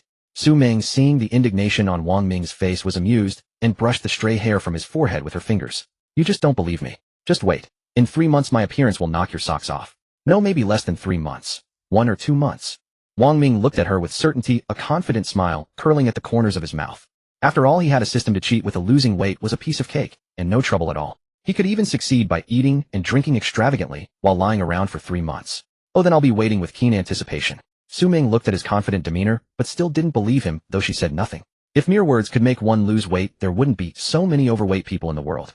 Wang Ming smiled and said nothing. Time would prove everything, and he didn't argue with her. Lying on her lap, the faint scent of her perfume lingered around his nostrils. Half an hour later, Su Ming was browsing Longzhou real estate and cars she liked on her phone. Suddenly she trembled, nearly dropping her phone onto the mischievous Wang Ming's head. She bit her lip and moved the phone aside, her body going limp, not stopping him, but letting him do as he pleased. Her eyes were watery, and her glare held no threat, only making her more alluring. When Wang Ming had had enough, Su Ming lay limp on the sofa, her cheeks flushed crimson, still panting. After walking around for so long today, aren't you tired at all? Not bad, I have good stamina. Wang Ming sat up and pulled her into his arms, a smirk on his lips. Otherwise, how could I satisfy you? Su Ming blushed and pinched him hard. No sense of decency. After a few minutes of silence, he spoke. Tomorrow morning we'll go see the house first, then the 4S store. Do you have any car model in mind? I actually don't know much about cars. Su Ming admitted honestly. I just think it's okay as long as it looks good. Can I be in the same residential complex as you? Same complex. Watanjuan. That seemed fine. It would be convenient. Sure, I happen to have the salesperson's contact info. Let's go see the house first tomorrow. After buying the house, Wang Ming had added the young salesperson on WeChat, so he could give him another commission. As for the car, go to the 4S store and pick whatever you like. Buy whatever you want. Su Ming smiled and nodded, but then hesitated, asking softly, are you really going to buy me a car and a house? What else? Why would I lie to you? Wang Ming sat up and pulled her into his arms. Don't worry, I mean what I say. She was his woman and he wasn't short on money. This was a promise he had made, so naturally he would keep it. Su Ming bit her lip and said nothing more, but the love in her eyes when she looked at Wang Ming deepened. All right, let's shower and sleep. Time for bed. Wang Ming slipped on his slippers and scooped Su Ming up into his arms, heading for the bedroom. Would you like to shower first, or shall I? Together. Okay. Su Ming's voice was as soft as a mosquito's hum, but firm. Wang Ming laughed heartily, tightened his arms around her, and brushed his nose against the fragrant top of her head as he continued walking. Soon the sound of running water filled the bathroom, and steam slowly fogged up the entire frosted glass, blurring the overlapping shadows within into hazy outlines. After everything calmed down, Su Ming fell into a deep sleep in Wang Ming's arms, her many questions left unasked. Wang Ming, however, was not sleepy at all. Thinking of the effects of the body-tempering liquid, he smiled smugly.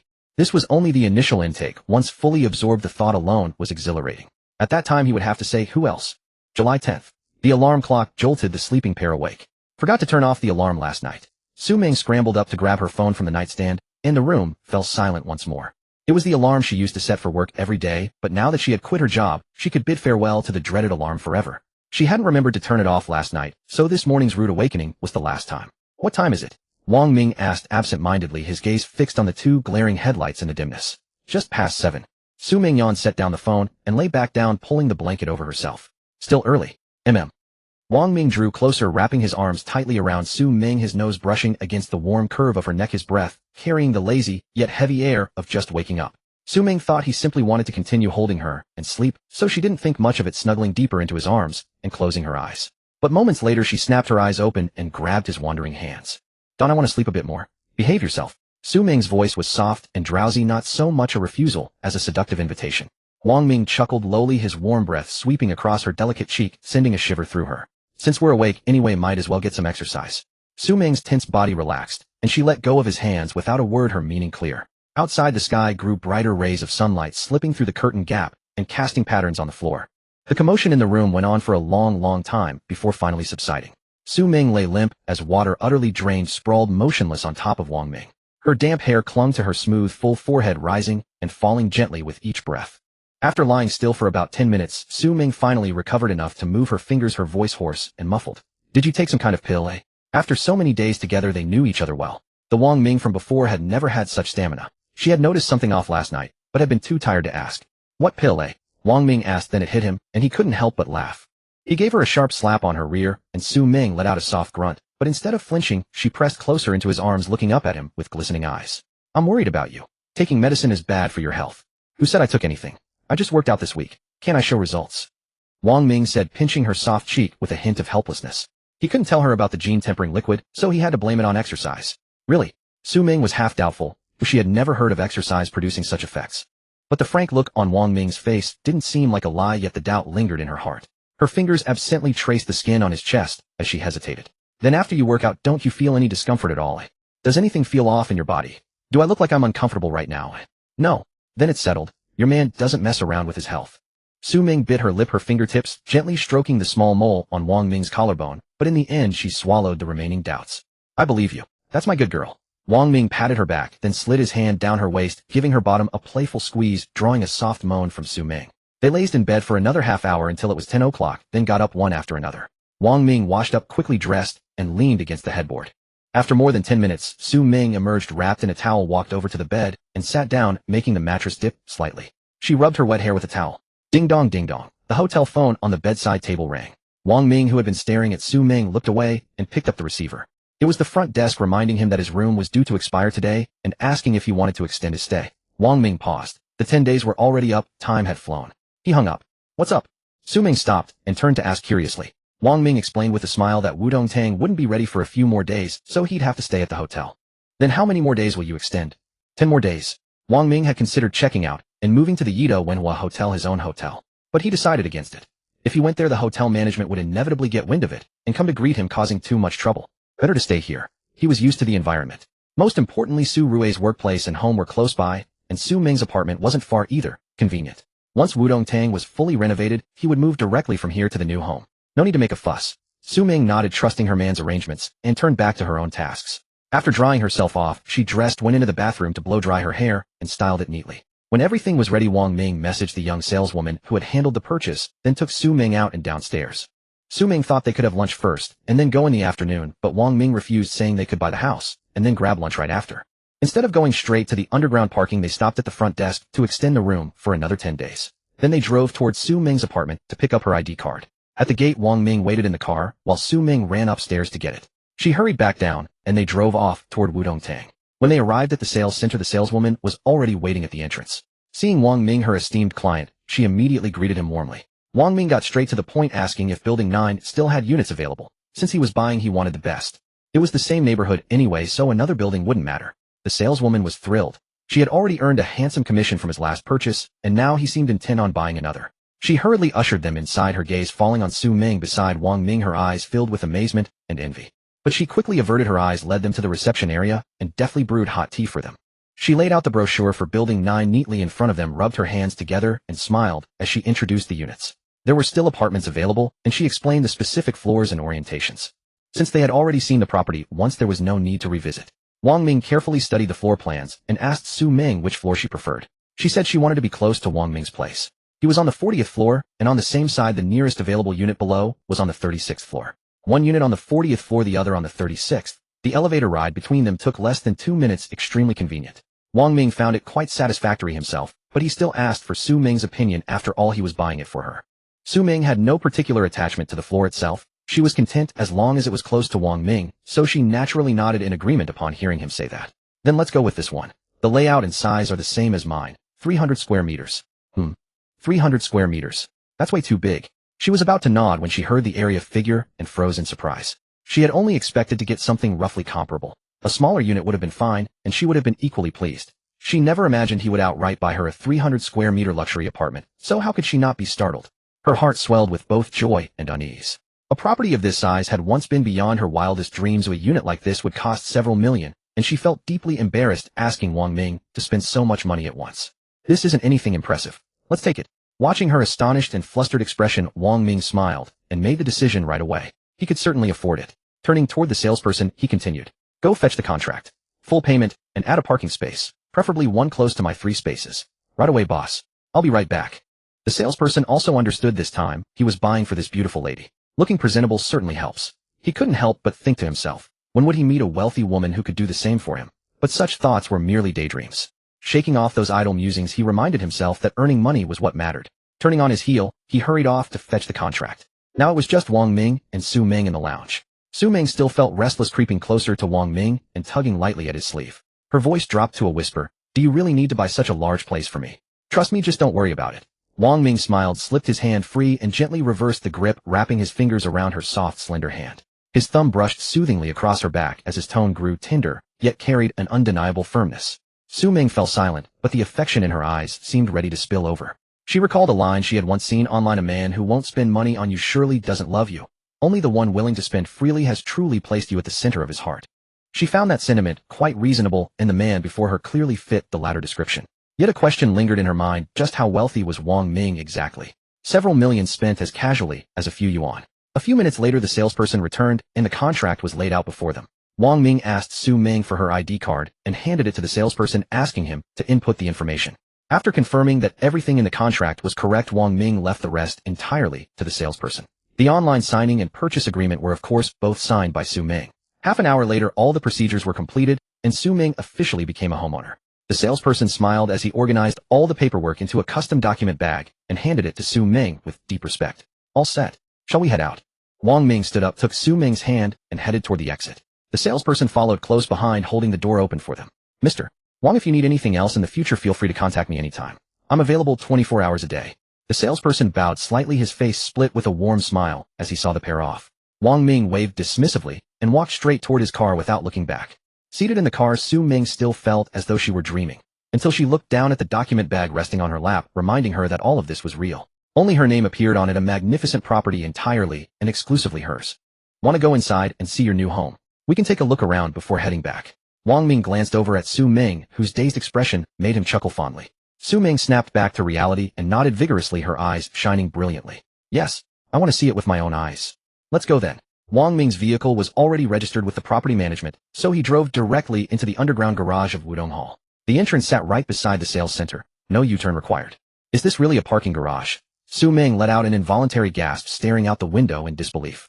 In her impression, parking garages were always dim, cold, and shrouded in darkness. "Yes, it is." Wang Ming knew exactly why she was surprised. He had felt the same way the first time he came. From the moment they entered the ramp, bright lights, triggered by sensors, illuminated the path all the way down.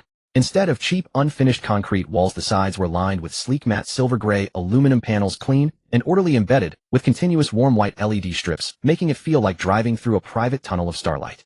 There was no chill or stale exhaust fumes typical of ordinary basements. The air here was dry and crisp, carrying the faint filtered freshness of a high-end ventilation system. The ramp's incline was so gentle and smooth that the car glided along almost imperceptibly, with neither bump nor jolt. Beyond the ramp lay the main parking area, its ceiling soaring far higher than any ordinary garage, all piping and wiring neatly concealed with none visible or cluttered.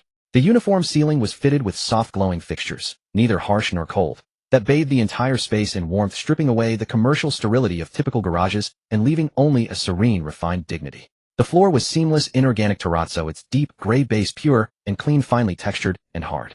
As tires rolled across it, almost all road noise was absorbed, leaving only an exceptionally faint, soothing whisper. The floor was spotless. No water stains, no dust, no peeling paint. Only immaculate cleanliness.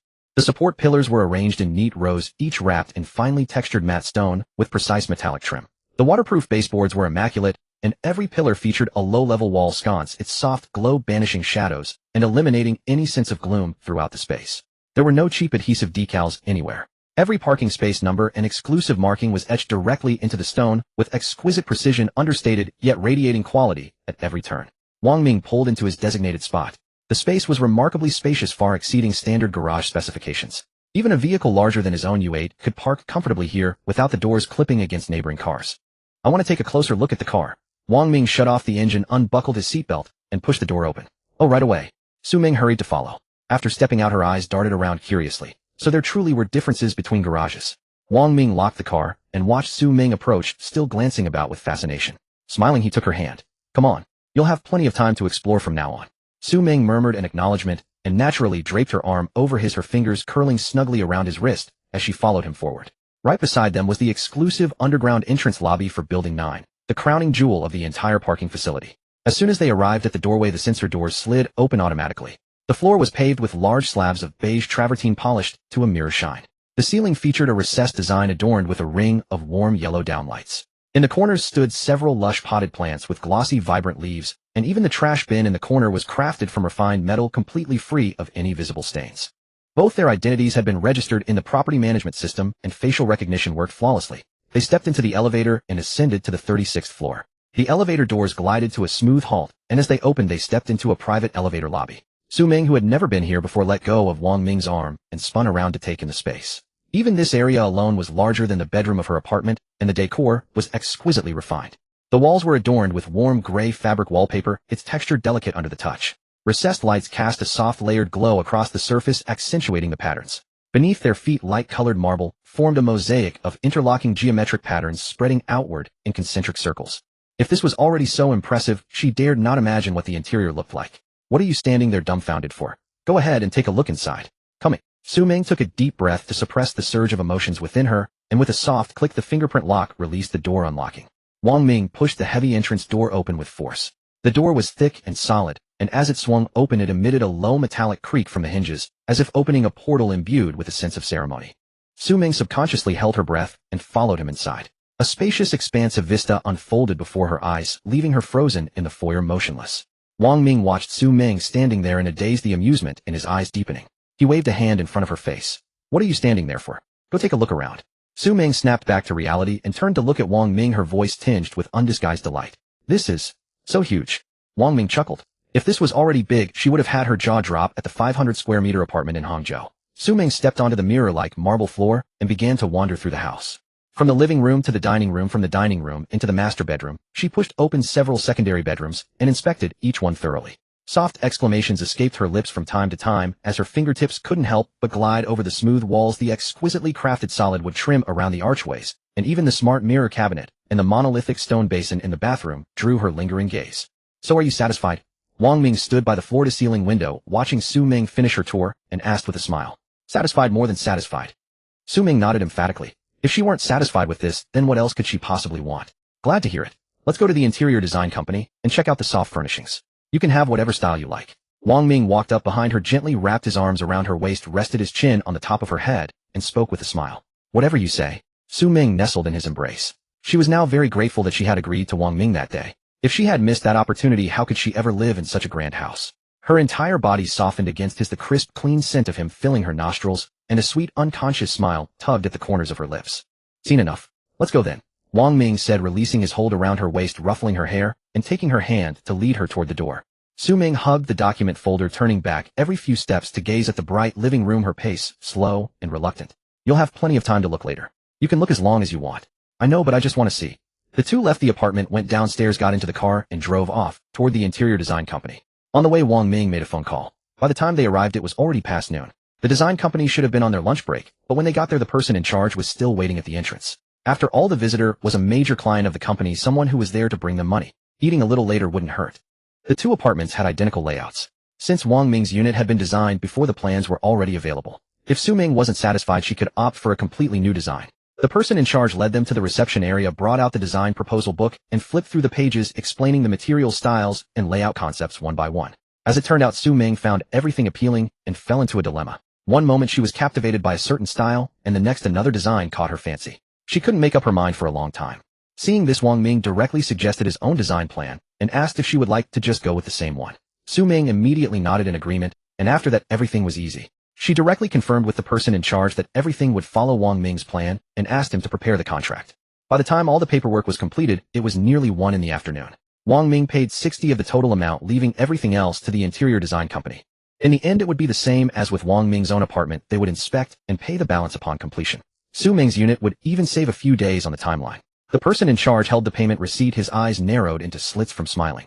He repeatedly assured them that he would assign the best construction team and deliver on time and with quality, telling them to rest assured. After signing the documents and putting away the receipts, Wang Ming took Su Ming's hand and led her out of the design company. The person in charge wanted to treat them to a meal, but Wang Ming declined with a wave of his hand. He stood at the company entrance, bowing slightly as he saw them off to the car. Only when the car had driven off did he turn back inside. Hungry? Should we find a place to eat or go back to the hotel? Wang Ming asked while driving. They hadn't eaten anything in the morning and had even had a workout, so they were both famished. Let's eat at the hotel. After we finish, we can go straight to the room. Su Ming reclined the passenger seat, still clutching the contract folder tightly. After a moment's thought, she decided it was more convenient to eat at the hotel. Wang Ming nodded at her words and headed toward the hotel. Back at the hotel, they went up to the 5th floor restaurant, had a satisfying meal in a private room, and then returned to their room. Take a look at cars. We'll buy you one this afternoon. Wang Ming lay on the sofa, his head resting on Su Ming's thigh, and then thought of something else. Do you have a driver's license? And are you confident enough to drive on your own? He almost forgot the most important thing. He didn't want to buy a car that would just collect dust. I got my license right after the college entrance exam. C1 passed on the first try. It's been years. As for driving, I've gone on road trips with my college roommates several times, and I've driven my dad's car. I've already honed my skills. Don't worry, I'm definitely confident on the road. Su Ming replied with a proud smile. Who was he underestimating? If she didn't have the license or the skill, she would have refused when he mentioned buying a car. That's good. Impressive. Son. Wang Ming genuinely admired her. If it weren't for the system that had upgraded his driving skill to master level, he wouldn't know how long it would have taken to get his own license. As he spoke, he thought about his plan to go home. Since he now had a car he would definitely drive, it was far more convenient. The trip home would require highway driving, which was faster and shorter. But his license was still within the probationary period, and according to traffic regulations, he couldn't drive on the highway. What's wrong? Su Ming noticed Wang Ming's frown and knew something was bothering him, so she couldn't help but ask. Do you want to go home for a visit? Wang Ming had an idea. He could just find someone to accompany him. Go home. Su Ming was taken aback and her mind began to wander. Wang Ming wanted to take her home. Was he going to introduce her to his parents? The thought had barely surfaced when she dismissed it. Given their relationship, it was impossible. So why was he asking if she wanted to go home? Exactly. Mainly to accompany me, and you can also go home incidentally. Wang Ming explained the reason. He wanted Su Ming to sit in the passenger seat and accompany him. Her driver's license had been valid for 3 years, fully meeting the legal requirements for a co-pilot. This was the only way to legally drive on the expressway. After hearing Wang Ming's explanation, Su Ming nodded in sudden realization. She had indeed overthought it. There was a hint of disappointment in her heart, but not much, just a tiny bit after all she had been prepared for it. Even if she had guessed wrong, and Wang Ming really wanted to take her to meet his parents, she might have refused. She didn't dare. Alright then, which day are you heading back? I can take the opportunity to visit my parents too. Su Ming composed herself and smiled as she agreed. It just so happened that since the start of the year, she had been working without returning home, only able to video call her parents on her phone. Now it was summer break and her younger sister was at home. If she went back, the whole family would be together. The day after tomorrow. No, the day after that. Wang Ming thought it over. He would need to stay a few days after returning, and there were things to take care of before leaving. He had to spend time with Su Rue, buy gifts for his mother and sister, and also get something for his father and brother-in-law. It was better to leave a buffer so he wouldn't be rushed and flustered. Alright then, I'll need to buy some things for my parents and sister these 2 days too. Su Ming nodded. She didn't have a job now, so she had plenty of time. Do you have enough money? I'll transfer some more to you. Wang Ming didn't just talk. He picked up his phone and started the transfer. Enough, don't. Su Ming quickly tried to stop him when she heard he was about to transfer money again. She hadn't even touched the previous 60,000, which was more than enough. Wang Ming ignored her. After switching to a card that allowed large transfers, he directly transferred 5 million to Su Ming. After finishing, he thought of Su Rue. He couldn't forget her. He hadn't given Su Rue any money yet. He opened the green messaging app and sent her a message asking for her bank card number. After a few seconds, Su Rue replied with a question mark, puzzled by the sudden request. Wang Ming didn't explain, he just told her to send it. She would understand when she received the deposit notification. Su Rue quickly sent her card number. He copied it, switched to the banking app, went through the same process, and transferred another 5 million. You? Why did you transfer so much? Su Ming's phone rang beside her. She knew it was Wang Ming's transfer. She picked it up to check. Since she couldn't stop him, she had to accept it, but she wanted to know how much he had transferred this time. But when she saw the long string of numbers, she thought her eyes were playing tricks on her. She grabbed Wang Ming's hand, rubbed her eyes, and checked several times before daring to believe the digits were real. 5 million, a number she had never expected. The 60,000 Wang Ming had transferred before was the largest sum she had ever seen. In such a short time the same person had shattered that record. Her hand holding the phone tightened. She looked down at Wang Ming, her voice trembling slightly. Could he have added an extra zero by mistake? Is it bad to give you more money? Wang Ming finished transferring to Su Rui, placed his phone on the coffee table, and asked with amusement at Su Ming's reaction. He reached out and rubbed Su Ming's soft cheek, his fingertips warm against her delicate skin. It's good, but it's way too much. I haven't spent a single cent of that 60,000. Even the house renovation was paid by you. 5 million is too much. It's not right for me to keep it. Su Ming grew more convinced she shouldn't accept it, and immediately tried to transfer it back. What's not right? I said I'd give you living expenses. Consider this an advance payment. Wang Ming grabbed her hand to make her sit down, deliberately putting on a stern face and pretending to be angry. Are you trying to leave me by not accepting it? No, I'll take it. Su Ming was startled, panicking instantly. She shook her head like a rattledrum, tightly wrapping her arms around Wang Ming's neck and most of his upper body. She was genuinely frightened. She had only thought he was transferring too much, leaving him had never crossed her mind. With a hint of helpless tenderness, I've never left you, and I never will. That's right.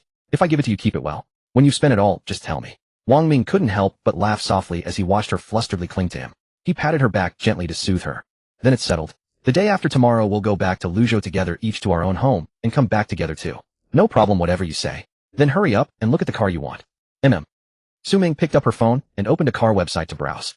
Her fingers swiped across the screen, her gaze scanning one model after another. Either she thought the body was too rigid to drive, or the design didn't suit her. None looked right for a girl like her.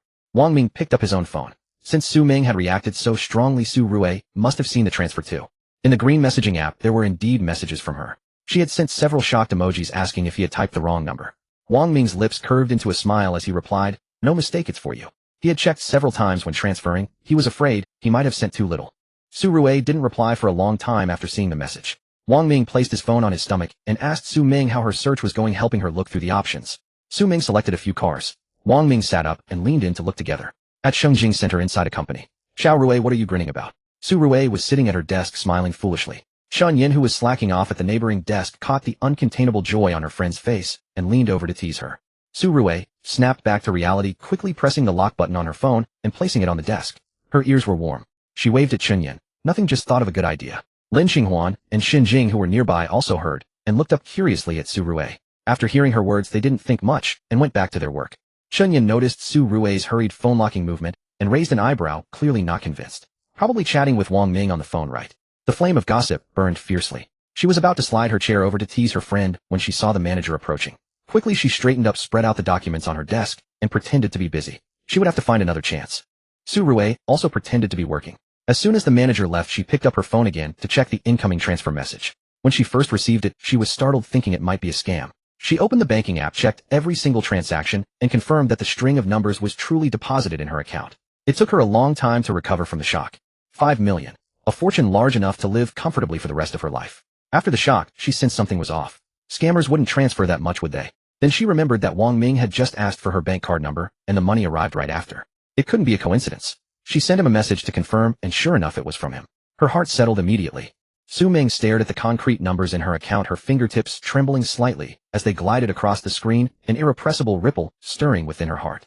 She had never imagined she could possess such a vast sum of money, leaving her utterly at a loss for how to respond to Wang Ming. The reason she had set her sights on Wang Ming in the first place was his wealth, the promise of a life free from worry. Yet in all the time they had been together, she had never asked for anything. If she had, she believed Wang Ming would surely have provided it. But she deemed it unnecessary. If Wang Ming truly cared, he would not treat her poorly. And today it had come. A decisive, unhesitating 5 million yuan, a generosity that far exceeded her expectations. It had completely stunned her. She wanted money, but never dared to dream of receiving so much. A few tens of thousands each month would have sufficed, enough to live comfortably without working, to buy nice clothes and premium skincare whenever she wished. She was easily satisfied. Now not only could she afford clothes and skincare, but even a car or a house would be within reach with 3 or 4 million left over. Her fingers trembling, she tapped the button to return to the homepage, took several deep breaths to suppress the surging ecstasy in her heart, and switched off the phone screen. Lifting her head to gaze at the computer desktop, she had no mind for work. Her thoughts were entirely consumed by Wang Ming. She had indeed chosen wisely. She thanked her keen judgment and swift action, and Wang Ming, being the good man he was, had not disappointed her. Glancing at her phone again, since she did not know what to reply, she decided not to respond at all. After work, she would go directly to the hotel to find him. At the hotel, in the room's sofa, the two reclined against each other, having browsed for a while and already taken a liking to several cars. Su Ming pointed at a sedan on the phone screen. How about this one? I think it's quite pretty, compact, and easy to drive. Wang Ming glanced at it. It was an electric vehicle with a sleek aerodynamic design, indeed suitable for a woman, but the price was only around 100,000 yuan. Not great, keep looking. He shook his head, signaling Su Ming to scroll further. Oh. Su Ming thought it was fine, but since her beloved man said no, she did not ask why. Obediently, she hummed in acknowledgement and continued swiping down the screen. Wang Ming turned his head, his eyes sweeping over the models, sliding past the screen. They were all in a similar price range. Couldn't she pick something more expensive? Once she moved to Wudong Hall, the cars parked in the underground garage were never below 500,000. If he bought Su Ming a car worth just over 100,000, it wouldn't embarrass her, it would embarrass him. After all, he was worth hundreds of millions. Was it appropriate to buy his woman a car that cheap? It wasn't as if he lacked money. If he was going to buy, he should buy something good, just like with the house. Wang Ming knew he was getting arrogant looking down on cars worth 100,000. But with a small goal in his bank account and a 5-star hotel worth over 100 million, wasn't arrogance justified? Seeing Su Ming still lingering around the 100,000 price range, Wang Ming reached over, took her phone, and began searching himself. Soon he found several models he deemed worthy and showed them to Su Ming. This is way too expensive. Can't we just get something for commuting? The first one was a Porsche Cayenne costing 2 million yuan after taxes. Su Ming's eyes lit up as she saw the picture on the screen. The silver body, sleek lines, and an overall design that was both grand and refined. It was indeed beautiful. But when her gaze dropped to the price tag, her pupils contracted slightly, and she instinctively shook her head in refusal. Expensive? How? What about this one? Wang Ming was about to say, so what if it's expensive? Your man can afford it, when he suddenly recalled his own experience buying a Mercedes G-Class, finding no instant availability.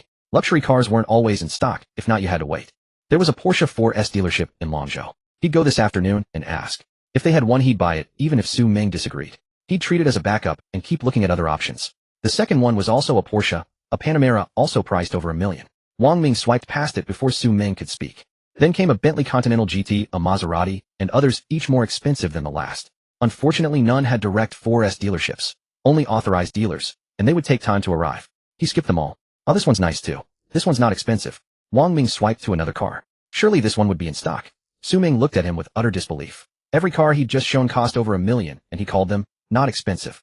Their definitions of not expensive were on completely different wavelengths. Seeing her expression, Wang Ming chuckled. He turned the phone around so she could see.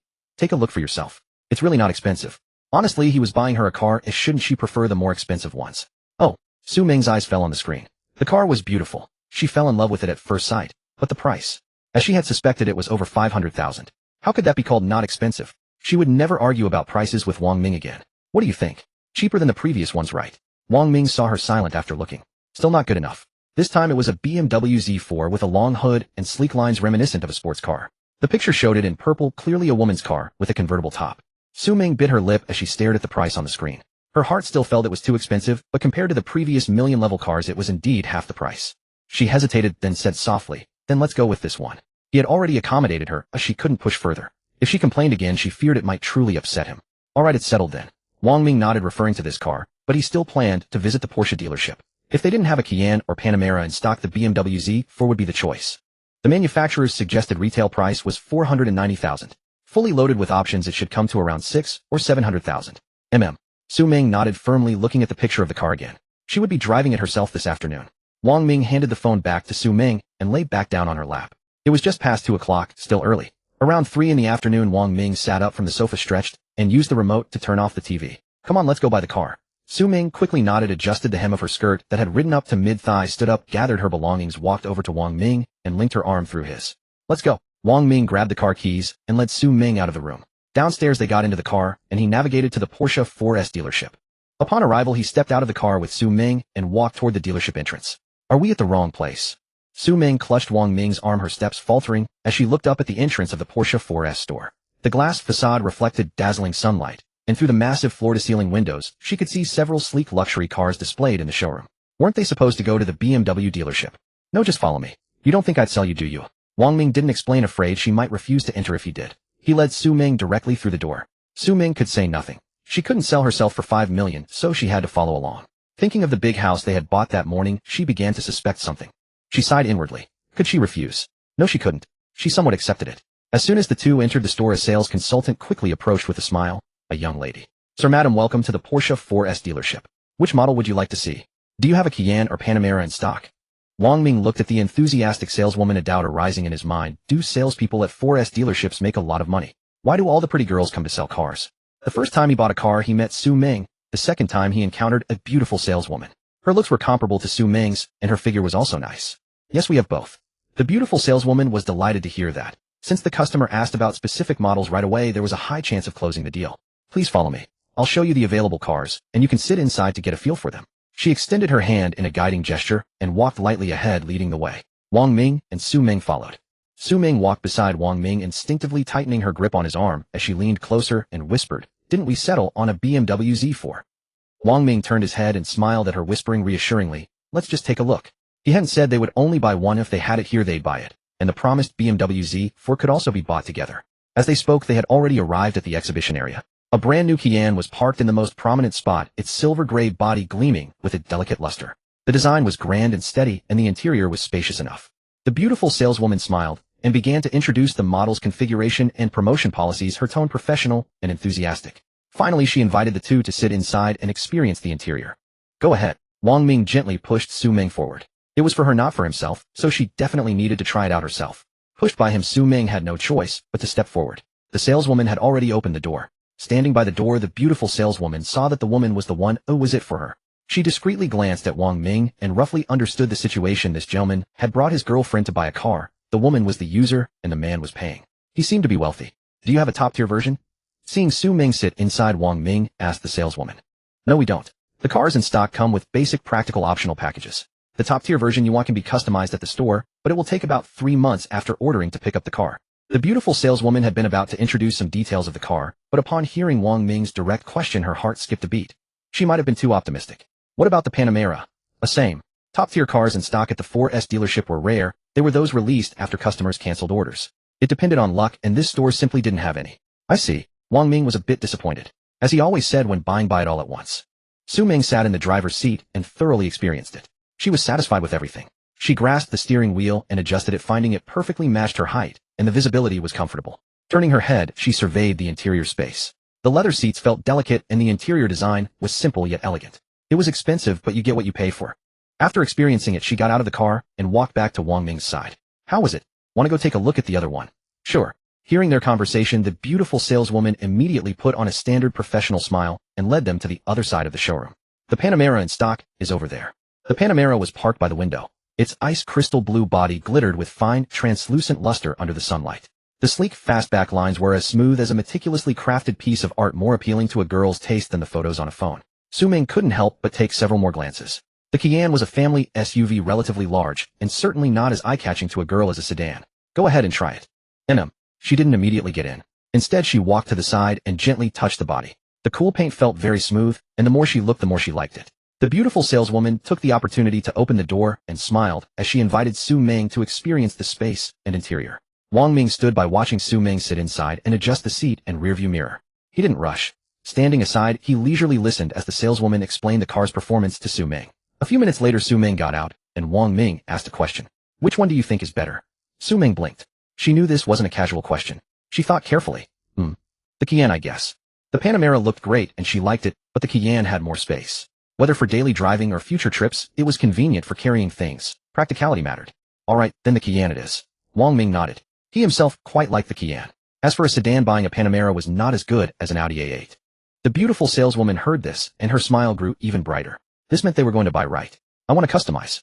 Wang Ming looked at the beautiful saleswoman. He had been thinking for a while and had made a decision. Since they were here, they couldn't just leave empty-handed. He definitely wanted to buy, but since the store didn't have a top-tier version, he would customize it himself. The beautiful saleswoman had been waiting for Wang Ming to say they'd get the contract, but this was unexpected. She was stunned for a few seconds before coming to her senses. Customization was still a purchase. The top-tier price was higher, so she would earn more commission. It just would take a few months to get the commission, but she could wait. Adjusting her expression, she warmly led the two to the negotiation area and had them sit down. She fetched a tablet, opened the Porsche official customization system, and handed it over. She also brought physical samples, color swatches, interior leather materials, wood grain, and carbon fiber trim panels, etc. So they could feel the materials by hand, not just look at renderings on the tablet. Naturally, Wang Ming added all available options: leather seats, ceramic brakes, full Burmester sound system, large wheels, power soft closed doors, head-up display, and everything else. In the end, the base price of over 900 RMB was pushed to over 1.6 million renminbi. After customization, he paid a deposit of 2500 RMB by card and signed a personalized purchase contract. Su Ming signed it. "Sir, let's exchange contact information. I'll keep you updated on the order status in real time." I'll send you messages when the vehicle arrives at the port for customs clearance and when it arrives at the store for preparation. I'll also communicate any changes with you. The beautiful saleswoman put away the contract, brought up the WeChat QR code, and handed it to Wang Ming with both hands. Actually, she should have added the car owner, which was Su Ming, but she could tell who the real moneybags was. The final payment would definitely be made by Wang Ming. Sure. Wang Ming took out his phone and added her. He glanced at the name tag on her chest and learned her name, Qin Shuang. She seemed quite warm, but why did she have such a cold name? It didn't match her at all. Beside him, Su Ming looked at Qin Shuang, frowned, and felt that the woman had ulterior motives. Wasn't that how Wang Ming had bought a car back then? Actively adding contact information, and then things got out of hand. She wanted to stop it, but couldn't find a suitable reason. She couldn't just say outright, "You're not allowed to add my man's contact info." Saying that would be too degrading and would also embarrass Wang Ming.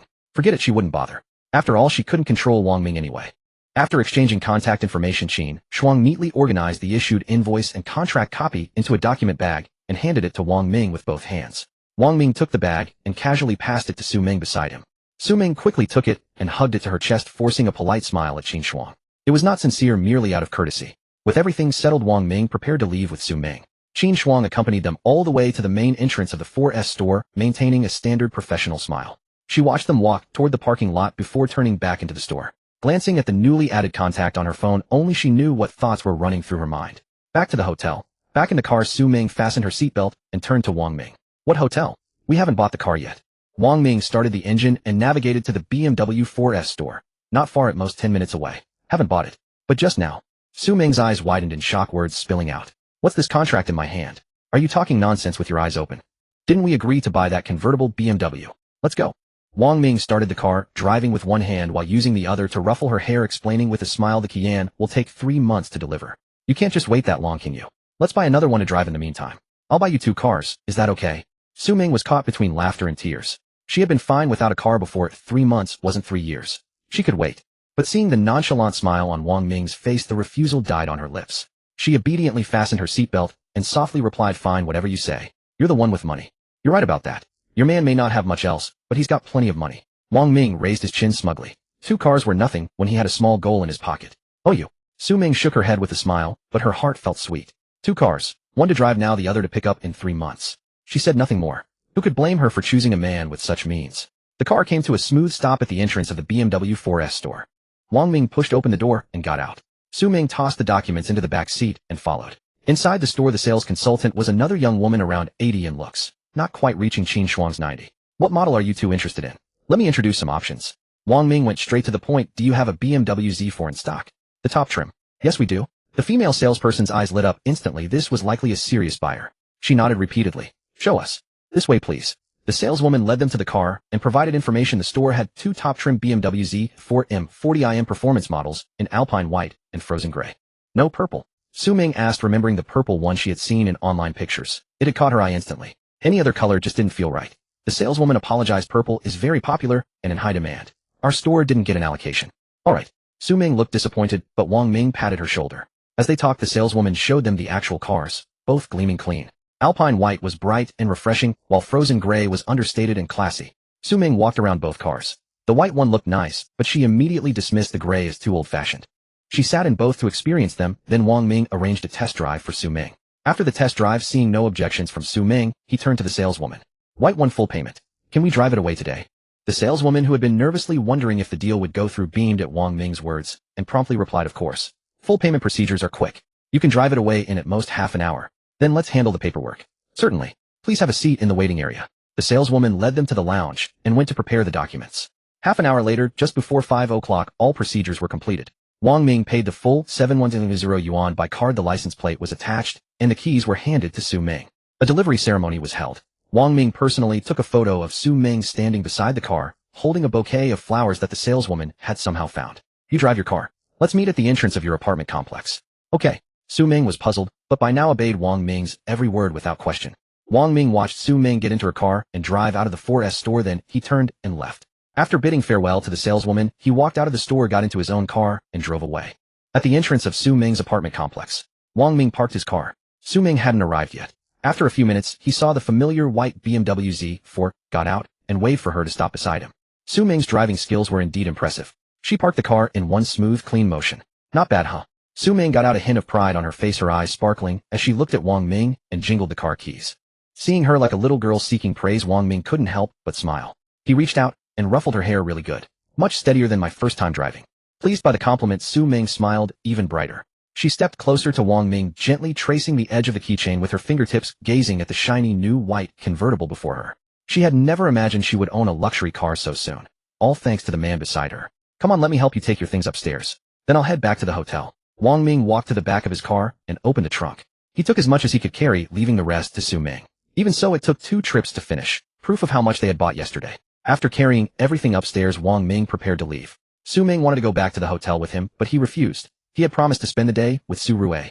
It wasn't that he couldn't take her along, but Su Ming refused upon hearing it, feeling a little choked up. She pulled at him, not wanting him to leave, immediately wanting him to stay a while longer. Wang Ming wouldn't deny such a small request. He stayed in the bedroom with her for about 10 minutes, enjoying the air conditioning before leaving. He went downstairs, got into his car, and returned to the hotel. Once inside the room, he lay on the sofa, took out his phone, and checked WeChat. Su Rui still hadn't replied. She would probably come by herself after work. Now that Su Ming had a car and a place arranged after returning home and going upstairs, he would take Su Rui through the same process. After all, they were both his women, they deserved what they were entitled to. He opened Douyin and started scrolling through videos. The clock had just struck 6 when Wang Ming's phone buzzed with a message. He tapped it open to find Su Rui's message. She was off work and coming to see him, asking if he was already at the hotel. Wang Ming smiled and replied, telling her he was waiting in the room. At Shengjing Center, Su Ming sat at her desk reading the message she had received, and the corners of her mouth lifted unconsciously. Rui, aren't you ready yet? Hurry up and clock out so we can leave. Chen Yan's voice came from beside her. She immediately put away her phone, grabbed her bag from the desk, and stood up. All right, let's go. She pushed her chair back under the desk and walked over to Chen Yan's workstation. Chen Yan had just finished packing as well as she stood up with her bag slung over her shoulder, checking to make sure she hadn't left anything behind. Su Rui glanced at Lin Qinghuan and Shun Jing across from her. Both were also ready. The 4 of them planned to clock out together and leave the company, and at the elevator they ran into a few colleagues. For beauties, would I have the honor of treating you all to dinner? A male colleague approached Su Rui and the others with a deliberately casual smile, his gaze sweeping over the 4 women, lingering a little longer on Su Rui and Lin Qinghuan. Obviously, it wasn't just about having a meal, his intentions were obvious to anyone with eyes. No thanks, we've been working all day and just want to go home and lie down. Su Rui was the first to speak, refusing directly and plainly. She only wanted to go see Wang Ming as soon as possible, not wanting to waste a single second. Chen Yan and the other 2 chimed in, nodding in agreement, all politely declining. The male colleague's smile stiffened for a moment. Seeing their clear stance, he didn't press further, gave an awkward laugh, and turned away. The elevator arrived, and Su Rui and the 3 others stepped in. The male colleague who had just invited them to dinner, perhaps feeling embarrassed by the rejection, didn't enter the elevator, remaining with a few close colleagues. As the elevator doors closed, the ones left behind started complaining. Brother Zhang, they were way too disrespectful. Exactly, we kindly invited them to dinner, it wouldn't have taken much time. While they're beauties, they have the right to be proud. We're not in their league. Exactly, if they were that easy to ask out, it wouldn't be our turn. The man called Brother Zhang, the one who had initiated the invitation, waved his hand. What's the big deal? If it doesn't work once, try twice. Maybe after a few more tries they'll say yes. So Brother Zhang, who's your target? Su Rui. Apart from Chen Yin, the other 2 are just as good, and they're newbies. Should be easy to fool. Chen Yin is not bad either. With a little makeup, she's pretty good looking. She's a local rich girl with high standards. How could she ever fancy us, ordinary workers? If we could land her, we'd save 20 years of struggle. Dream on. The group chattered on one after another. On the first floor, Su Rui and the 3 others walked out of the building. Sister Yin, Sister Rui, we're heading to the subway station. Bye. Lin Qinghuan and Shunjing said their goodbyes to Su Rui and Chen Yan. Chen Yan and Su Rui nodded. Bye, see you tomorrow. See you tomorrow. Lin Qinghuan and Shunjing turned and walked away, heading toward the subway station. Chen Yan glanced at Su Rui beside her and teased with a smile. Are you coming with me, or are you off to see your lover? Su Rui's face instantly flushed red. She gently pushed Chen Yan and said with a hint of embarrassed accusation, remember to bring me breakfast tomorrow. The implication was an admission. Chen Yan was in the know, so there was no need to hide. Well, looks like I was right. You were smiling so happily this afternoon. What did Wang Ming send you? Nothing much, just go home. Su Rui didn't indulge Chen Yan's nosiness, pushing her to leave. Having a man really changes things. The bond is fading. Chen Yan deliberately let out a heavy sigh, shaking her head and muttering with a hurt expression, her eyes carrying a hint of grievance, like an abandoned little wife. All right, cut it out. Su Rui was amused by her expression and lightly patted her on the shoulder. Chen Yan dropped the exaggerated expression and, like changing faces, reverted to a normal smile. I'm off. She waved at Su Rui, turned around, and walked toward the street. Su Rui stood still, watching Chen Yan walk away for about 10 meters, then turned and headed toward the hotel. Her steps quickened, and soon she was almost running. Ever since she received the transfer from Wang Ming, she had been thinking about it all afternoon. Now that work was finally over, she couldn't wait to see the man who occupied her every thought. She entered the hotel lobby, made a beeline for the elevator, stepped in, and watched the numbers light up one by one. She took out her phone to use as a mirror. Her makeup was fine, but her hair was a bit messy from rushing. She raised a hand to tidy the stray strands at her temples, then pursed her lips at the screen, feeling quite satisfied. The elevator doors opened with a ding. She stepped out and walked toward the room, her footsteps largely muffled by the thick carpet. Reaching the door, she raised her hand and knocked. Inside, Wang Ming heard the dong dong dong of the knock, knew it was Su Rue, rose from the sofa, and walked over to open the door. Sure enough, Su Rue stood at the door. Before he could say a word, she threw herself at him. Wang Ming quickly reached out and wrapped his arms around her slender waist, steadying her as she lunged forward. Before he could ask what, MMPH. But just as he uttered the first syllable, his words were silenced by Su Rue's passionate kiss. Wang Ming was taken aback, then quickly recovered. He tightened his arms around her waist and kicked the door shut with a heavy thud. The curtains over the living room floor-to-ceiling windows slowly closed automatically. There was a smart switch by the door. In the dim room, only the mingled sound of their breathing remained. Since Su Rue was so passionate, Wang Ming naturally couldn't stay indifferent. He scooped her up. After an unknown amount of time, the living room lights came on. Click. After turning on the light, Wang Ming lit a post-coital cigarette and sat back down on the sofa with a masterful air. Su Rue lay beside him, resting her head on his lap, her long hair spread out across his legs, tickling slightly. Wang Ming exhaled a puff of smoke and looked down at her. Her eyelashes fluttered slightly, her face still flushed with lingering color, her breathing gradually calming. She curled up beside him like a satisfied kitten. He reached out his fingertips, gently brushing aside the strands of hair stuck to her forehead with sweat, then slowly traced the curve of her brow bone. With his thumb, his touch light and tender. Su Rue lifted her head to look at him, her gaze soft and hazy with post-coital languor. Wang Ming flicked off the ash, met her tender eyes, and curved his lips into a smile. Feeling better? Su Rue took his hand and played with it, humming a soft with a slightly hoarse voice. After a long moment, she spoke quietly. Why did you transfer me so much money? For you to spend what else? Wang Ming said it, as if it were only natural. He glanced down at her.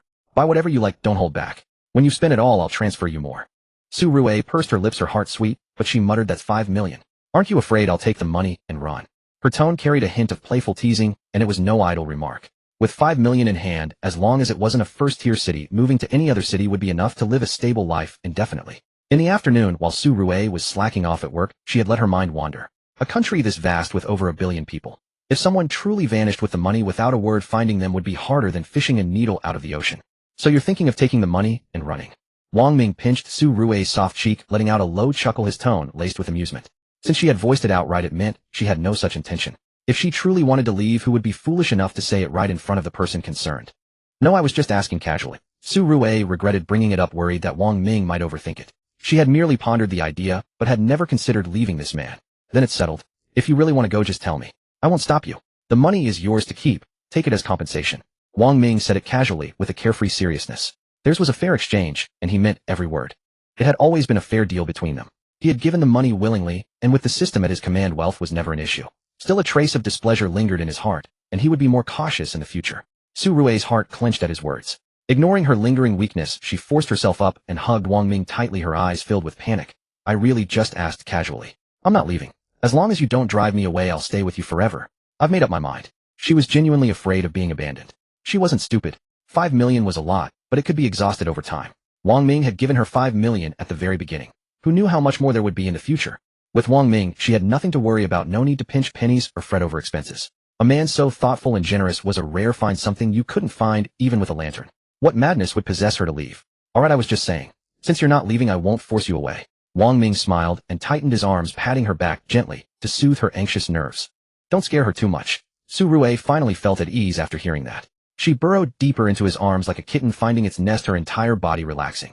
Wang Ming looked down at her soft fluffy hair, his fingertips gently tracing the back of her head. His voice carried a lazy smile. Hungry? After all that fuss, we haven't even had dinner. Su Rue suddenly realized her stomach was empty. She lifted her head from his embrace, blinking at him. Hungry? What do you want to eat? Should I order takeout? Blame yourself for that. We have all night. Why the rush? Wang Ming tapped Su Rue's cute nose. He had experienced true fiery passion, barely making it to the bedroom, with the living room serving as the battleground.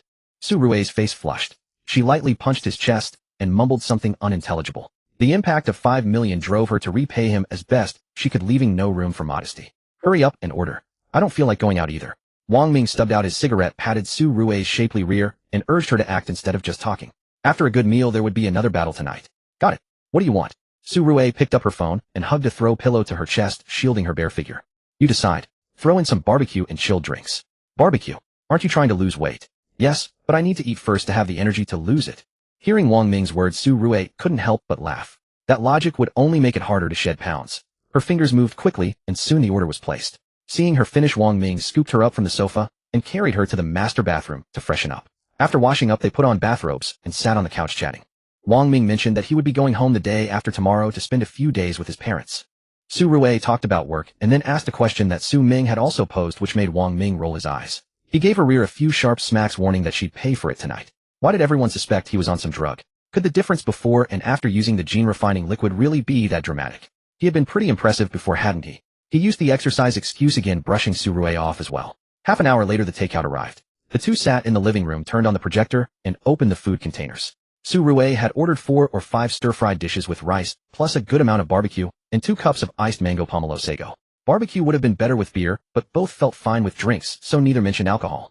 Dinner took an hour. Su Rui ate quite a bit of the dishes and 3 or 4 skewers of barbecue before feeling full. The rest went into Wang Ming's stomach. After their hearty meal, Wang Ming slumped on the couch, unwilling to move, watching Su Rui clean up. There was no way he was getting up. Once everything was tidy, they cuddled up to watch a comedy. Su Rui leaned against Wang Ming, occasionally bursting into laughter, her shoulders trembling. At 10 o'clock, Wang Ming turned off the TV. Time to sleep. You have work tomorrow. Su Rui let out a soft but didn't move. She stretched out her arms. Carry me in. Can't walk yourself. Wang Ming said that, but his hands were already around her waist, lifting her effortlessly from the sofa. Su Rui wrapped her arms around his neck, her face pressed into his shoulder, a smile curling at the corners of her mouth as she let out a quiet laugh. Once inside the bedroom, he kicked the door shut with his foot, laid her on the bed, and pounced. July 11th. Another day, woken by the alarm. Su Rui sat up and turned it off. Wang Ming also woke up. Normally he'd still feel drowsy, but today his entire body felt invigorated and refreshed, nothing like someone who had just slept through the night. It wasn't because of yesterday, it was the effect of the gene-refining liquid. Su Rui turned off the alarm and got out of bed to wash up. The alarm was set for 8, so she couldn't afford to dawdle. The moment her feet touched the floor, her legs gave way, and she nearly collapsed. She glanced at Wang Ming, who was staring at the ceiling. Maybe she should stop him from working out. He'd barely started and was already struggling. Thinking back to last night's pleas for mercy, she realized such scenes might become a regular occurrence. She looked away, a headache forming, and trudged to the bathroom. After washing up, she gave Wang Ming a sweet kiss and left for work. Wang Ming lay in bed, unable to fall back asleep, no matter how hard he tried. He sat up, played on his phone for a while, then washed up and went downstairs to the restaurant for breakfast. He rested until 10, then headed to the gym. Since he had nothing better to do, exercising would also help absorb the gene-refining liquid faster. He ran 5 kilometers on the treadmill. His breathing was a bit quick and his heart rate was elevated, but he felt no fatigue, only exhilaration. Stepping off, he wiped his sweat and did a few sets of strength training. This time there was no task requirement, but he still worked out for an hour. After replenishing his fluids, he stepped out of the gym and let his gaze drift over the spa center. He had only been there 5 or 6 times, but he had already grown fond of the soothing relaxation it offered. No wonder so many people were willing to spend money on such indulgence. But today Wang Ming had no need for it. Without any post-workout discomfort, going there would be superfluous. The image of technician No. 36 surfaced in his mind. If the chance came again, he would call for her. He withdrew his gaze, took the elevator upstairs, and returned to his room. The room had already been cleaned by the housekeeping staff. Once Wudong Hall was ready, he would move in. But within a few days the place might end up a mess. Unlike the hotel, where he could have the cleaners come at any time. Hiring a live-in maid seemed unnecessary since he would be heading to Hangzhou City soon.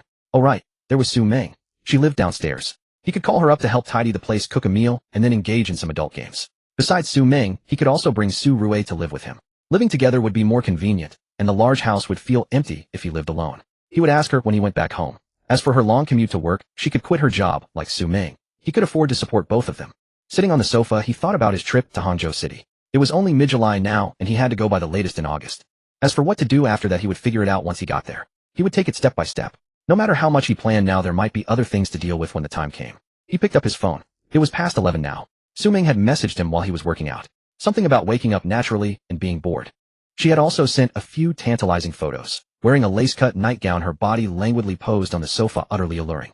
Wang Ming admired the photos for a while, then couldn't help but smile. This wasn't boredom. It was clearly a deliberate tease. He tapped his fingers on the screen and replied to Su Ming.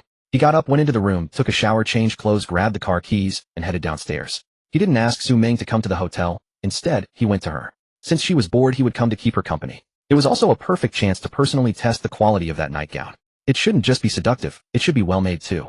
In the afternoon, he could go out with her again. She wanted to buy gifts for her parents and family, and he still needed to get some things too. For his father and brother-in-law, and for his mother and sister. Besides gold jewelry, he also needed to buy skincare products and nutritional supplements. He drove all the way to the entrance of Su Ming's residential complex. The familiar BMW Z4 was still parked in the same spot as yesterday. Wang Ming pulled his car up beside it. He turned off the engine, got out, walked into the complex, and made his way to the door of Su Ming's rented apartment. After knocking, the door was pulled open from inside within seconds. Su Ming was wearing the nightgown from the photos, pure white with a deep V-neck that plunged to an unfathomable depth, revealing large expanses of snow-white skin. The hem fell just at the thigh, and the delicate lace was thin and sheer, adding an elusive, dreamlike allure. Her long hair was casually draped, the tips still slightly damp, possibly from water during her recent shower. He caught the faint, fresh scent of body wash. Wang Ming's eyes swept over her slender bare shoulders and long straight legs. His Adam's apple bobbed involuntarily. Smiling, he reached out and lifted her chin. Bold enough to open the door like that, huh? Aren't you afraid it might be a stranger knocking? Su Ming's eyes curved into crescents. She reached out, grabbed his wrist, and pulled him inside, then closed the door and locked it behind her. Pressing herself against him, she said, I checked through the peephole. I knew it was you, so I dared to open the door. Wang Ming nodded with satisfaction, wrapped his arms around her, and felt the warmth of her body through the thin lace. His fingers gently pinched, making her tremble slightly. That's more like it. Miss me already? I miss you. Every moment. Wang Ming looked into her eyes, seeing the deep, unguarded affection. His heart warmed. He lowered his head and gently bit her wet earlobe, chuckling softly. Such sweet words. You've been waiting for me, haven't you? Su Ming went limp from his bite, hanging on to him completely. Her fingers traced down the buttons of his shirt, then she pressed softly against his neck, her voice husky. I was waiting for you. I knew you'd come to find me. Wang Ming's breathing grew heavier. He lifted her by the buttocks, but the smooth motion stalled for a few seconds as he discovered something new. You? His voice was hoarse, tinged with surprise. She had truly let herself go completely.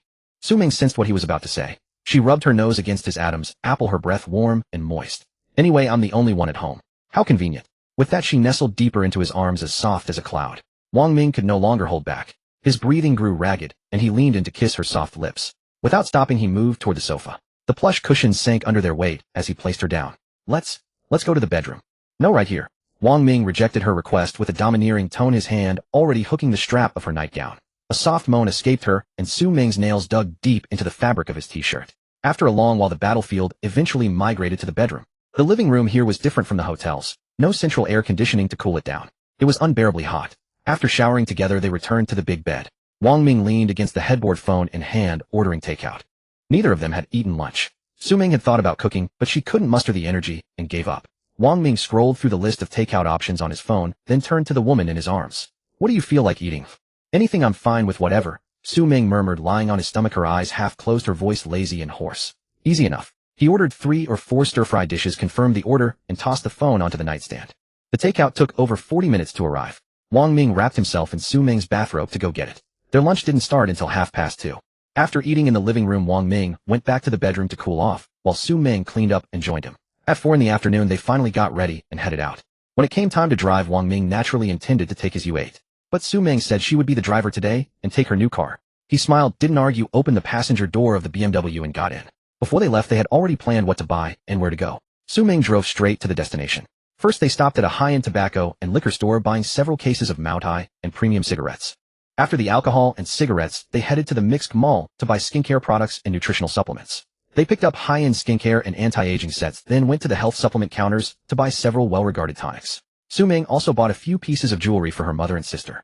Wang Ming chose a beautiful gold necklace. Last time when he bought gifts for his family, Su Ming had also bought some, but he had forgotten to get something for Su Rue.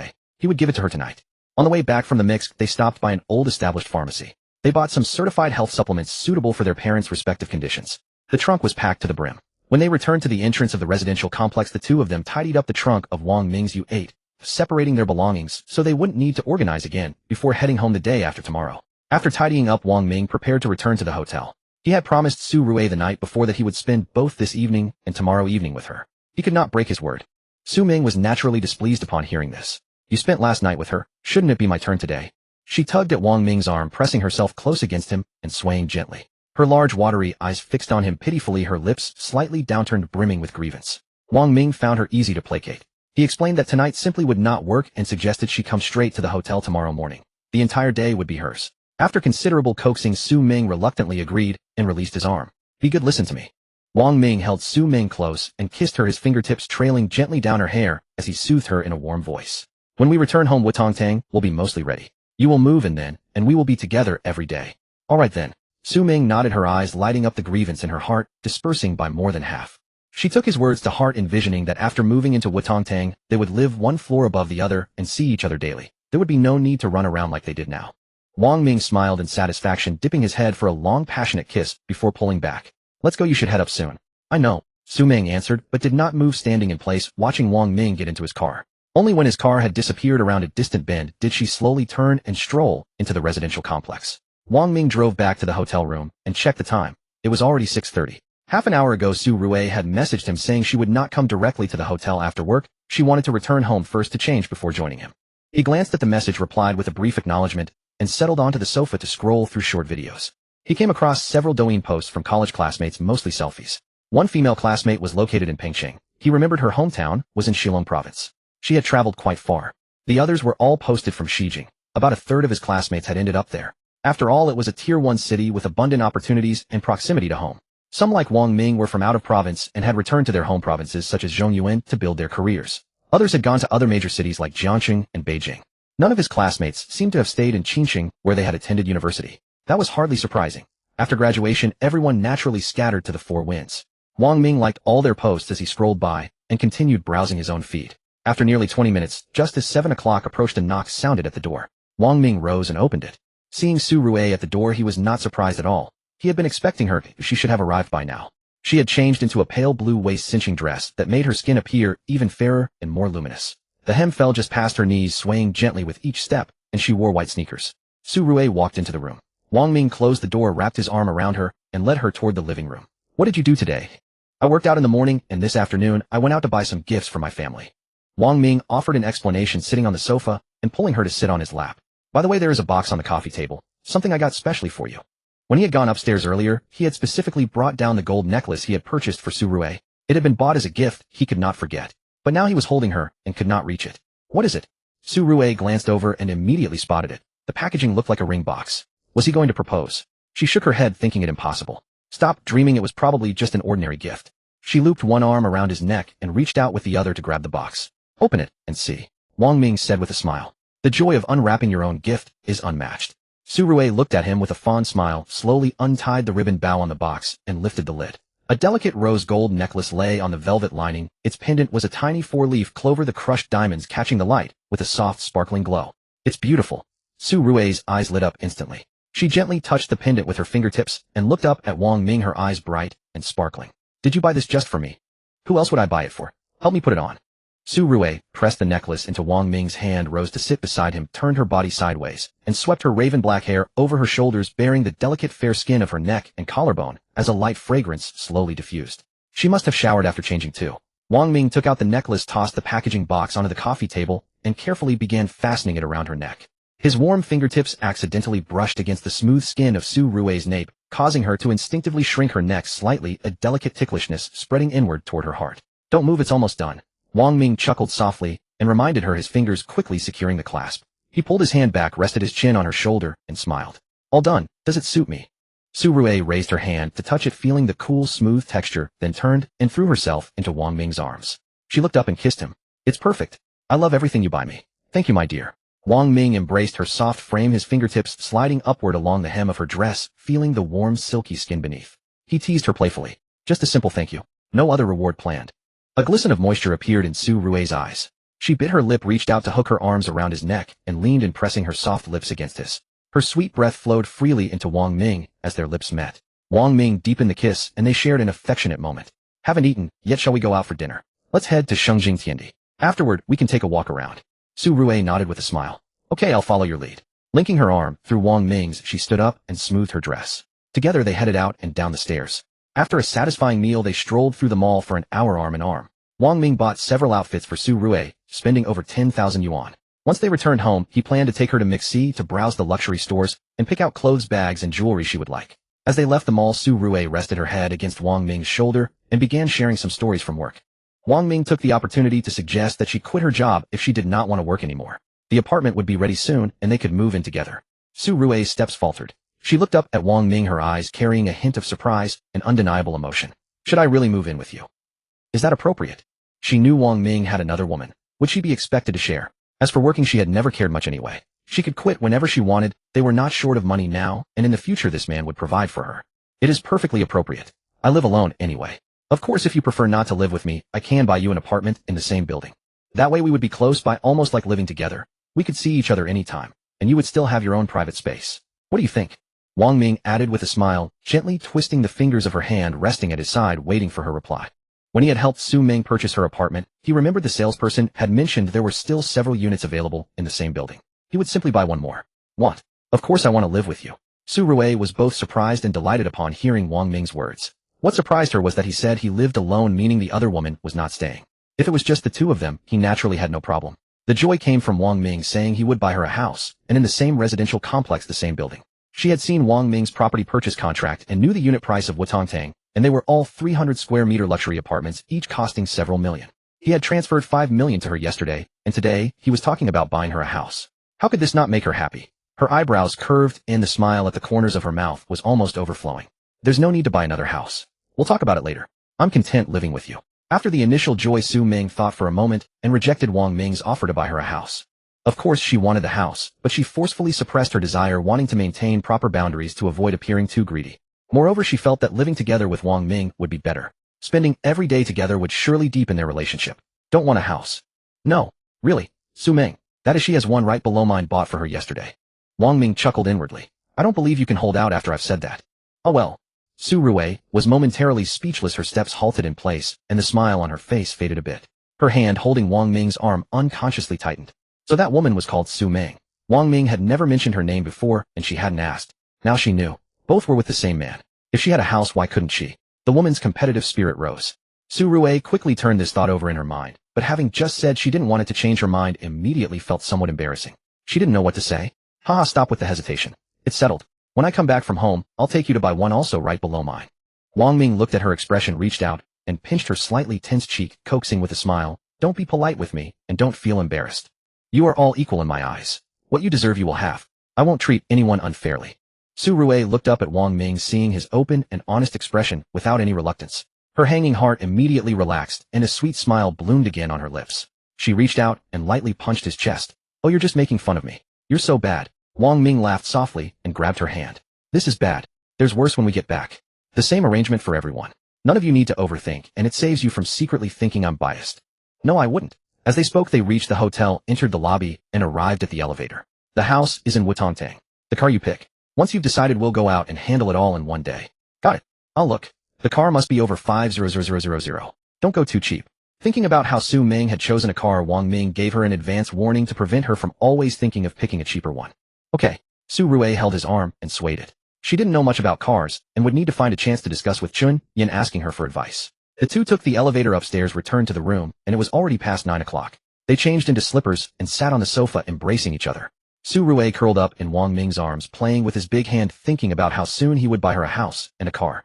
It was exactly the same feeling as when she received the 5 million yesterday. A heart full of reassurance, as if she were floating in soft cotton candy, sweet to the point of melting. Her fingertips gently traced the lines on Wang Ming's palm. Su Rui tilted her head up, rubbed her nose against his chin, and her voice was soft enough to melt. You're so good to me. Wang Ming let out a low laugh, lowered his head, and nibbled her earlobe, causing her to tremble slightly before speaking slowly.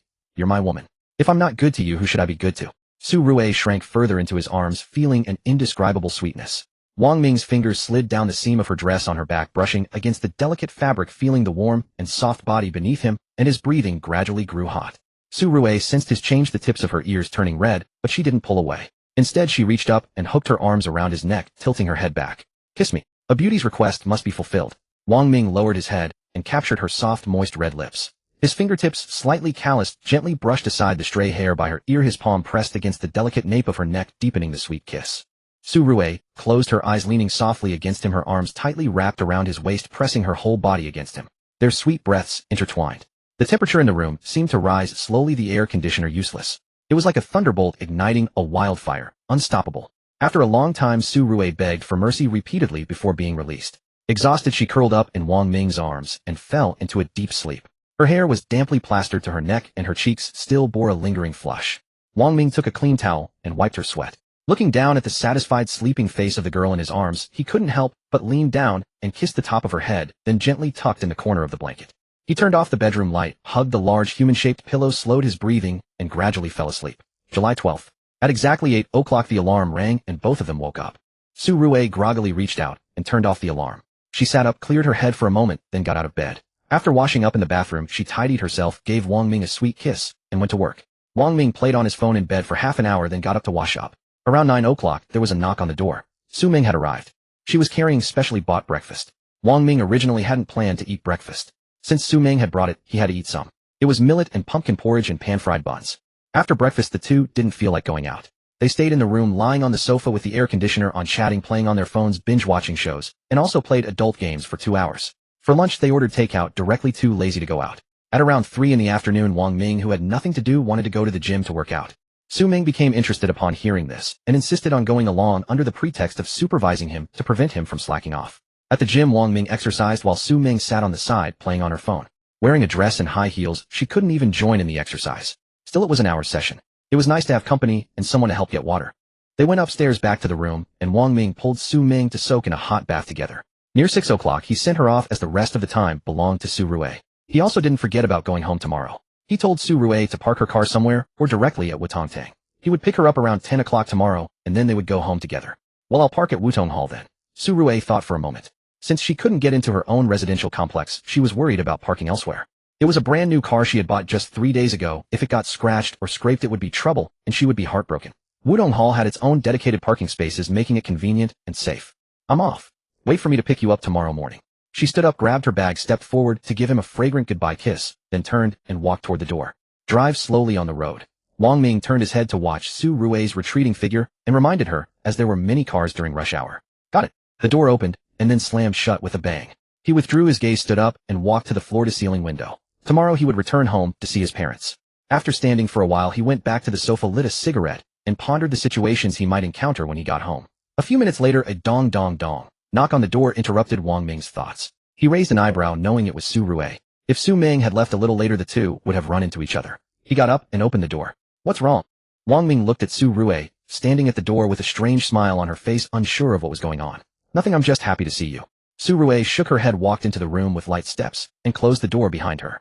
She had promised to keep it a secret and couldn't break her word. When he eventually found out, his reaction would surely be amusing. Just thinking about it made her look forward to it. Oh.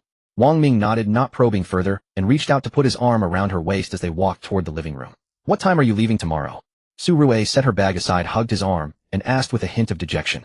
Not being able to see him for a few days at home made her feel unhappy. A little after 9. Oh. She became even more displeased. Why couldn't he leave in the afternoon? Tomorrow was Saturday, she didn't have to get up early for work. He could spend the morning with her and leave in the afternoon. They sat together for over 10 minutes, then got up and went downstairs to the restaurant for dinner. After dinner, they returned to the room and stayed in the living room until after 9. Wang Ming scooped Su Rue up and carried her into the bedroom. Since her spirits were low, they would play a few rounds of games to keep her from brooding over unhappy thoughts. July 13th. At exactly 9 in the morning, the alarm clock woke Wang Ming. It wasn't Su Rue's alarm, but the one he had set before going to bed last night. He reached over and turned off the alarm, then switched on the bedside lamp. He looked at Su Rue, who was still sleeping soundly in his arms, undisturbed, with her lips slightly curled, as if she was having a sweet dream. Wang Ming carefully pulled his arm out from under her head, gently lifted the blanket, and got out of bed without waking her. He went into the bathroom to wash up, and even used a razor to meticulously shave off the stubble that had appeared on his chin. After rinsing off the foam, he wiped his face and pulled at the corners of his mouth in front of the mirror. With a thought, his personal panel appeared before him. Life Reversal System host Wang Ming, age 24, appearance 83, physique 63, skills driving master, visual design beginner, equipment scanning, eye tasks none, backpack rejuvenation, pill 1 bottle. With an appearance of 83, he could be considered somewhat handsome. Su Rue and Su Ming had been together frequently these days, seeing each other almost daily, so they hadn't noticed any significant change in Wang Ming's looks. They only thought he had always had good features. Over these days, his skin had improved, and he had become more meticulous in his grooming, which made him look much more handsome than before. Subtle gradual changes were indeed impressive. But his family was different. He hadn't been home for nearly half a year, and although they occasionally video called, it was still through a screen. Seeing him in person up close would definitely shock them. They might not even believe it was him. The appearance optimization wasn't over yet. Maybe it could really break 90. His physique had also improved a lot. Although his overall appearance might not have changed drastically, his inner vitality and spirit were completely different. He dismissed the panel, grabbed a dry towel to wipe his face, and walked out of the bathroom.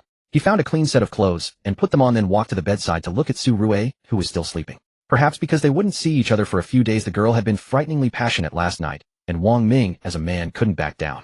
In the end, he was exhausted, but managed to conquer her. Even with the support of the gene purification liquid, he could barely hold on. Su Rue, even more so, had eventually passed out. He leaned over, pulled the blanket up to cover her, bent down to kiss her smooth forehead, tucked her exposed arm back under the covers, and quietly closed the bedroom door. He made sure he had everything he needed, basically just his ID and charger.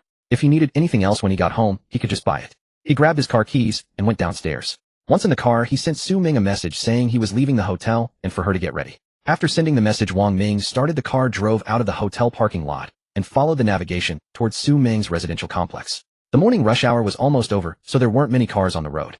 He drove smoothly all the way to the entrance of the complex. Su Ming was already waiting by the roadside. When she saw Wang Ming's car approaching, she waved. She wore tight jeans, a plain white t-shirt, and white sneakers, a completely different style from her usual attire. But one thing was the same: she looked very beautiful, and her figure was even more striking. She carried a bag from LV at Wanxiang City and pulled a small 20-inch suitcase with a large transparent plastic bag on top full of snacks. Very thoughtful indeed. Wang Ming parked the car, got out, and took the suitcase from her hand, putting it into the trunk. With the gifts for their families, clothes Wang Ming had bought at Wanxiang City, plus the suitcase, the UH trunk was really almost full. Get in, let's go. Wang Ming closed the trunk lid and called out. How about we grab some breakfast first? Sure. Su Ming put the other things in the passenger seat and led Wang Ming to a breakfast shop near the complex. They ordered 2 bowls of soy milk, 2 fried dough sticks, and a steamer of meat buns, and started eating. Su Ming took small bites of the fried dough stick, her eyes curving as she told Wang Ming that after leaving the hotel last night, she had gone to Wudong Hall to park her car. After returning, she had bought a bunch of snacks from the convenience store at the entrance, then packed everything she needed at home. As soon as she received his message, she had acted immediately. Wang Ming took a bite of the meat bun, listening to her chatter, occasionally replying with compliments. After breakfast, they set the navigation and set off. It was only about a 20-minute drive from the city to the highway entrance. The road was smooth with no traffic jams, and they quickly turned onto the ramp, took the toll card, and sped onto the highway. The sun was shining brightly, and it was already getting hot, but the car's air conditioner was on. Su Ming had eaten breakfast, but she still opened the snack bag as soon as she got in the car, munching away and occasionally feeding Wang Ming. After driving on the highway for over 20 minutes, Wang Ming's phone on the center console rang. He freed one hand to pick it up, and the screen showed the caller ID, Home Renovation Company. Why were they calling him now? Could it be? He swiped to answer, listened to the other side, and his guess was spot on. Alright, got it. I have some matters to attend to these days, so I won't be in Longzhou for a while. About 4 or 5 days. I'll contact you when I get back, and we'll do the inspection then. Then that's it. The call ended. Wang Ming casually placed his phone back on the center console. Whose call was that? What happened? Su Ming in the passenger seat had been curiously eavesdropping since Wang Ming answered the call. Not catching what it was about, she turned her head and asked as soon as he finished. She still had half a piece of dried mango in her mouth, but her speech was perfectly clear, unaffected. The Home Renovation Company, they're notifying me to accept the house. Wang Ming smiled and glanced sideways at her. He hadn't expected such a coincidence. Today he was just about to go home and the house had just been completed. Once he accepted it and paid the final installment, he could move in with just his luggage. 2 things happened at the same time. If he hadn't already gotten on the expressway, he could have turned around and gone to Wudong Hall to inspect the house, and then head back. But now he had driven dozens of kilometers on the highway, so he had to postpone seeing his new place for a few days. Su Ming let out an "oh," finished chewing the dried mango in her mouth, and continued eating her own snacks, while also feeding Wang Ming. The car cruised steadily forward on the expressway. At noon, the car arrived at a midway service area. He drove into the gas station, filled up the tank, then went to the charging station to plug in the electric cable. He led Su Ming out of the car and walked toward the service area. Su Ming had prepared a pile of snacks, but for drinks, she had prepared 2 bottles of yogurt. He had never been interested in alcohol. Having been fed quite a bit of food plus the hot weather, his mouth was dry and unbearable. Just as the car was low on fuel, they stopped at the service area to refuel and also buy some water from the supermarket. They had been driving for nearly 2 hours, so getting out to stretch was convenient. He had never driven for such a long time. The car was stuffy. Entering the supermarket, they bought a few bottles of water. Sitting in the rest area after downing half a bottle of ice-cold water, he felt much more refreshed. Noticing Su Ming glancing at the nearby restaurant, he smiled and said, "Hungry? Want to grab some lunch?" "Just looking. I can't eat." Su Ming immediately shook her head. She was just curious about what the service area restaurant served. She had eaten breakfast before leaving, and her mouth hadn't stopped since getting in the car. Her stomach was already full. How could she eat a meal? Wang Ming chuckled. Spotting a stall selling pure meat sausages nearby, he got up and bought 2. Su Ming didn't refuse this time, but after eating half, she couldn't finish and handed it to Wang Ming. After sitting for half an hour, they set off again, and the car continued onto the expressway. As soon as she got in the car, Su Ming hugged the snack bag and started munching again. Wang Ming couldn't help but complain inwardly, so she could eat snacks, huh? Sausages are tastier and more nutritious than snacks. After driving for over half an hour, it was 1 p.m. when the car exited the Luzhou Expressway toll gate. He continued following the navigation towards Su Ming's residential complex. Luzhou was a modest 5th-tier prefecture-level city. The buildings along the streets were not as tall and dense as those in 1st-tier cities. Most were old residential compounds of 6 or 7 stories interspersed with a few newly built mid-rise buildings. The road conditions were similar. Fortunately, the locals had a habit of taking afternoon naps, so there were not many vehicles or pedestrians on the road at this time. The drive was smooth without any traffic jams. Su Ming hugged the snack bag, leaning back in the passenger seat, her eyes fixed on the street scenes flashing by outside. Occasionally, she would remark to Wang Ming about how some places had changed. Wang Ming had been to the city before, but it had been a long time, so it was almost completely unfamiliar to him. Over 20 minutes later, the car arrived at the first destination, Yuanfeng Garden, an ordinary residential complex. Finally home. Su Ming looked at the familiar complex very happy. Wang Ming unbuckled his seatbelt and got out. Su Ming immediately followed. He first took the suitcase out of the trunk and handed it to Su Ming, then took out all the gifts she had brought for her family. How are you going to get all this stuff upstairs? Don't worry. I'll call home and have my parents and sister come down to help carry them. Hearing that she had a plan, Wang Ming nodded. If she had to carry them herself, he would have to help. As for helping her carry the stuff upstairs, that had never crossed his mind. If he went up and bumped into her family, he would be so embarrassed. Alright, I'll be going then. You should head home too. Su Ming nodded, stepped forward, stood on tiptoe, and gave him a quick peck on the cheek. Wang Ming got back in the car, started the engine, and he too was going home. Su Ming stood there watching the car drive away, then took out her phone from her bag to call home.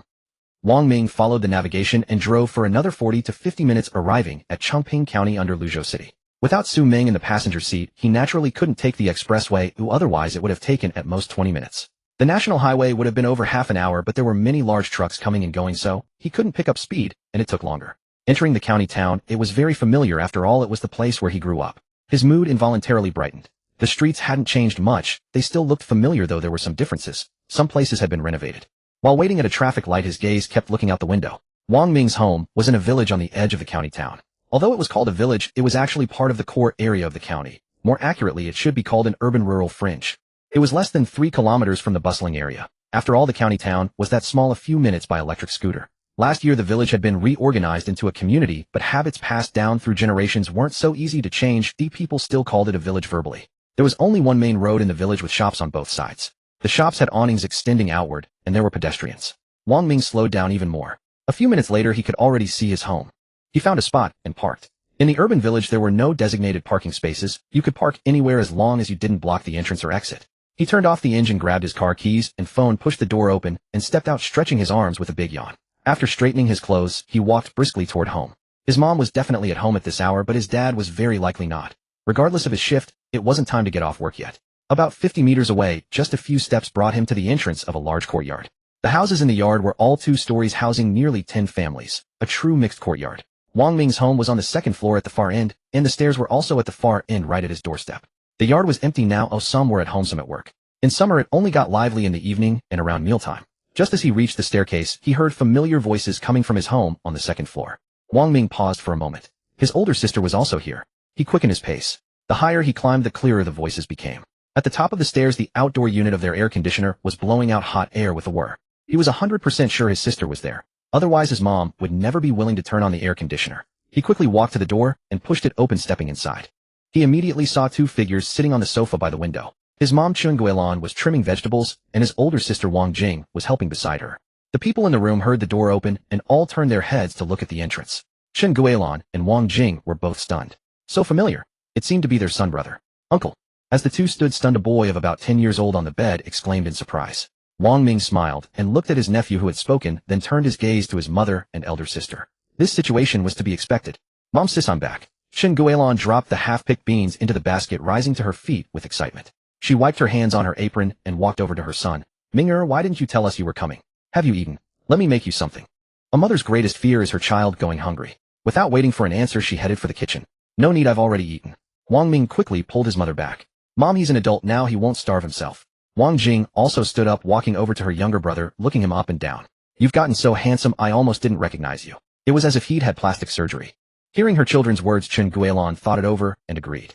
Her son had graduated from university and was out in society. Besides, he was home and would surely speak up if he were hungry. Listening to her daughter, she walked over to her son, reaching out with her rough palm to touch Wang Ming's cheek. The coarse fingertips brushed against his skin as she murmured, "You've changed a lot.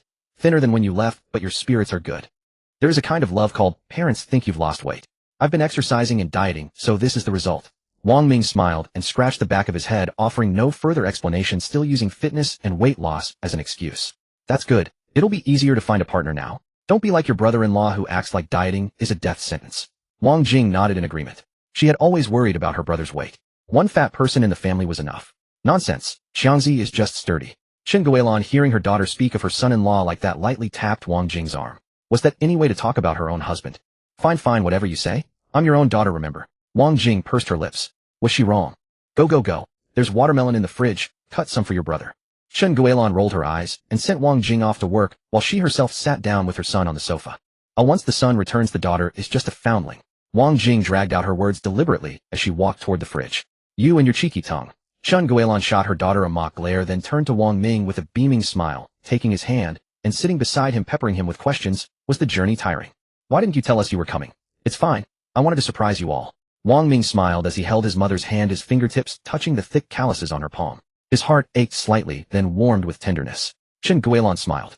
Indeed, seeing her son suddenly was a pleasant surprise. Wang Jing was quick. Soon she emerged from the kitchen carrying a plate of cut watermelon. As soon as it was placed on the coffee table, Chen Guilin picked up a slice and handed it to her son. Grandma, uncle. The boy, who had first recognized Wang Ming, also sat down on a nearby chair, placing his phone on the table and taking a bite of watermelon. Sure too, you've been playing games all day. Have you finished your homework? The boy's name was Zhao Lei, his nickname, Xiao Shi Tu. He was the second child and only son of Wang Jing, his elder sister. He was in the second year of junior high at the county's No. 1 middle school, now 14 years old. This brat only does his homework if you chase him, otherwise he's glued to his phone. I don't even know if he'll make it to high school next year. Wang Jing sat down on the opposite stool, and hearing her brother ask about her son, immediately spoke with irritation, her voice loud. At an age that annoys everyone, a mother finds fault with everything. Zhao Lei barely uttered a word, but seeing his mother glare at him, he shrank his neck and focused on eating his watermelon. Keep your voice down. You'll wake Duo. Chen Guilin reminded her daughter with annoyance, glancing toward the bed. Wang Ming followed her gaze and saw a small figure sleeping on the bed. It was his sister's youngest daughter, Zhao Duo. Her nickname was Duo, just over 3 years old. The air conditioner was on partly because of the child. Little ones are sensitive to temperature. The exams haven't even happened yet, and you already assume Shi Tu won't pass. How can you look down on your own child like that? Besides, it's the holidays. What's wrong with letting him play a little? Chen Guilin was defending her grandson. Exactly. Zhao Lei immediately lifted his head and echoed, his confidence growing. Wang Jing shot him a killer glare, and Zhao Lei instantly wilted. Wang Ming couldn't help but laugh. This little rascal didn't know who the real boss was. Your grandma can speak up for you here, but once you're back home, your mother is at the top of the food chain. Just wait and see if she doesn't teach you a lesson. Fine, I won't say anything. Wang Jing, satisfied with her son's reaction, withdrew her gaze. She didn't argue with her mother either. The old lady doted on her grandson, so there was no point in saying more. She'd deal with the brat properly when they got home. What shift is Dad working? Where's Ling Ling? Didn't she come along? Wang Ming tossed the watermelon rind into the trash and asked. Ling Ling, full name Zhao Ling, was his elder sister's eldest daughter, a 17-year-old young lady. After the summer break, she would be starting her senior year of high school. She attended the high school division of the county's No. 1 middle school, an outstanding student who never caused the family any worry. Your dad is on the early shift. He'll be back around 4 or 5 these days. Chen Guilin handed her son another slice of watermelon. Ling Ling went to hang out with her friends. She's been attending extra classes all through the holidays. It's good to let her relax for a couple of days. Wang Jing couldn't help but show a hint of pride when talking about her eldest daughter. Her eldest daughter had been sensible and worry-free since childhood, completely different from her son. The youngest was still too young to tell, but she hoped she would be like her sister so she could have less to worry about and live a few more years. Enough about them. What about you? Have you found a job? How did you get back? By train. Wang Jing began to inquire about her brother's situation. Chen Guilin also looked at her son, eager to know. Not yet. As for coming back, well, I drove myself. Wang Ming smiled and shook his head. Work was out of the question. Drove. Wang Jing and Chen Guilin exclaimed in unison, their voices rising in shock. Startled by their own outburst, they quickly covered their mouths, relieved that the little girl sleeping on the bed hadn't been disturbed. You drove yourself? How long have you had your license to dare drive? And where did you get the car? Did you drive all the way back from Langzhou by yourself? Wang Jing spoke before Chen Guilin could, firing off a series of questions with a stern expression. Exactly.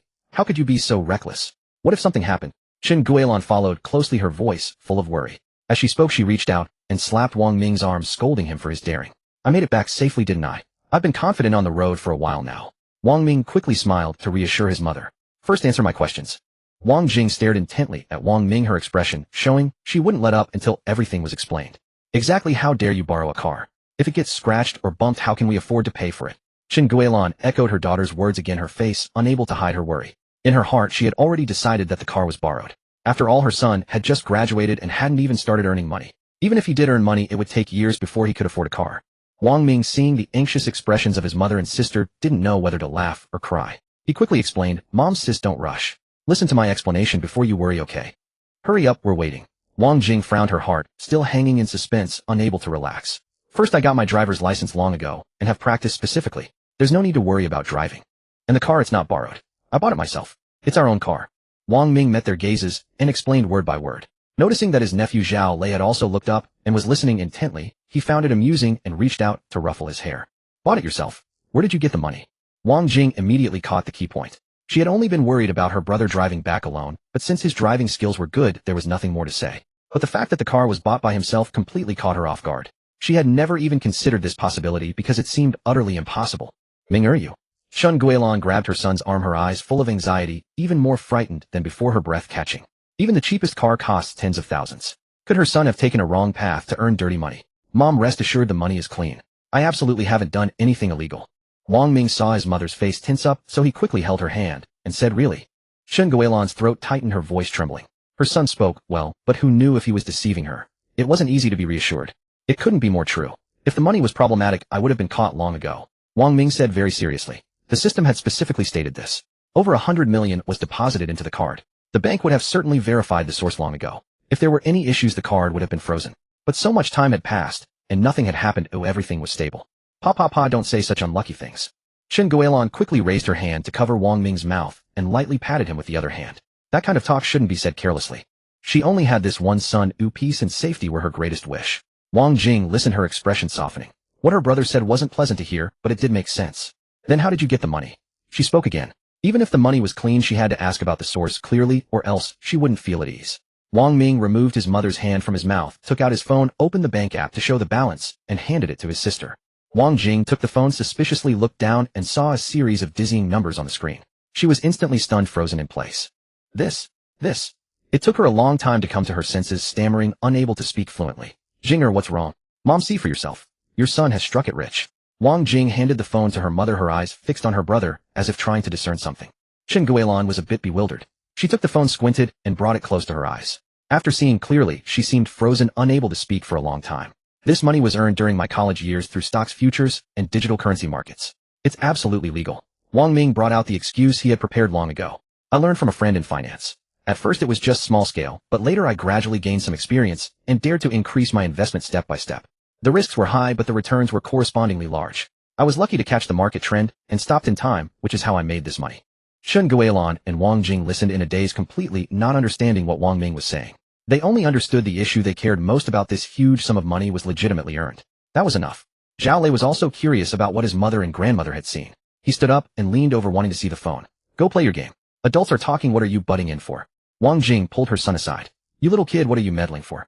Zhao Lei pouted reluctantly, his eyes still glancing at the phone screen, clearly extremely curious. He was over 10 years old and already understood things. He had an inkling of what was happening and was very curious about how much money his uncle had earned. It must be a lot, otherwise they wouldn't be so shocked. Since you have this ability, Mom and I are relieved.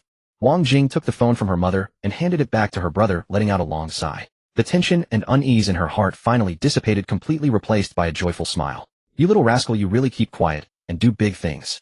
Her younger brother, whom she had raised since childhood, had achieved great things. As his sister, she couldn't be more proud. Shen Guilan also recovered, wiped the moisture from the corner of her eyes, and smiled, so wide that her wrinkles smoothed out. Good, my son is amazing. Wang Ming felt a bit embarrassed by their praise. He scratched his head and smiled. It's just luck I happened to hit the right moment. You two are relieved now, right? Relieved. Wang Jing and Shen Guilan exchanged a glance, and both laughed. Even if you've earned money, you need to save it. You'll need it for buying a house and getting married in the future. Don't squander it. Shen Guilan cautioned Wang Ming, afraid that her son would be spendthrift. There were many places where money would be needed in the future. Right? Didn't you say yourself that your method of earning money is risky? That amount of money is enough for a comfortable life. You won't be lucky every time. Don't mess around, just quit while you're ahead. Wang Jing also chimed in. Being safe and stable was enough. There was no need to take that risk again. Wang Ming smiled and nodded in agreement. Mom, sis, I understand. I stopped long ago, so you can rest assured. Shen Guilan and Wang Jing nodded with satisfaction. It was good that he had a clear head. When will brother-in-law be back? Let's go out for dinner tonight and have a nice gathering.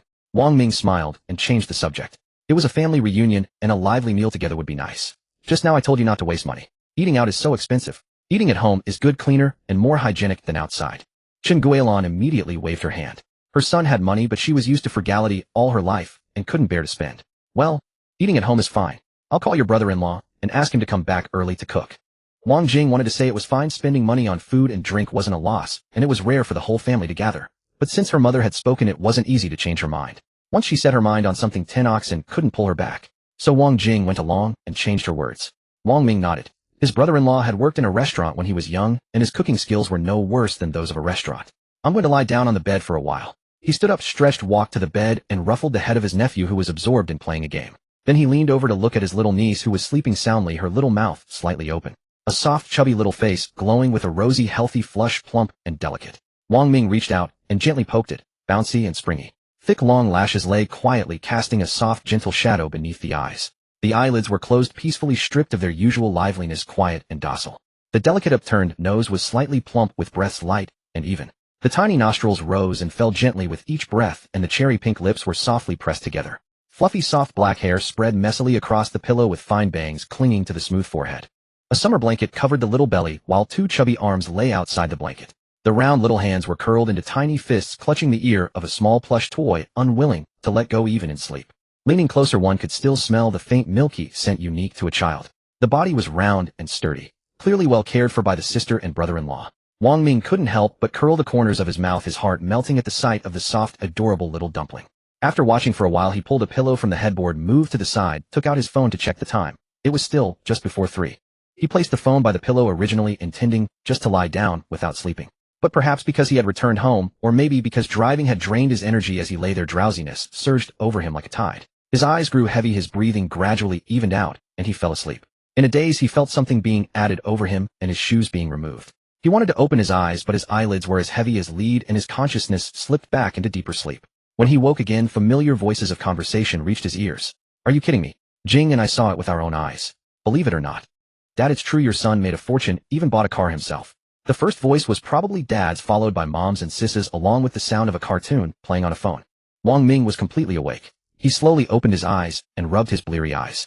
His gaze shifted to the side. The little girl had woken up at some point, leaning against a pile of blankets, holding a phone in her hand. She was tilting her little head, fingers tapping on the screen, utterly absorbed. He picked up his phone to check the time. It was already past 5, meaning he had slept for over 2 hours. He pushed aside the summer blanket that either Mom or Sis had covered him with and sat up. "My uncle is awake." Zhao Lei, sitting on the other side of the bed, saw him first and immediately announced loudly. The people sitting around the coffee table all turned their heads in unison. "Dad." Wang Ming saw his father, Wang Zhengwo, a name very characteristic of the era. He was thin with a straight back and deep lines etched by time on his face. Qingping County, a top economic powerhouse in Luzhou, was a typical resource-dependent city with coal as its pillar industry and nearly 20 coal mines. The county's permanent population was less than 3,000, and half of them relied on the coal mines for their livelihood, including his family. Coal miners accounted for about 30% of the total labor force. Wang Zhengwo was one of them, having worked for over a decade supporting the entire family's expenses.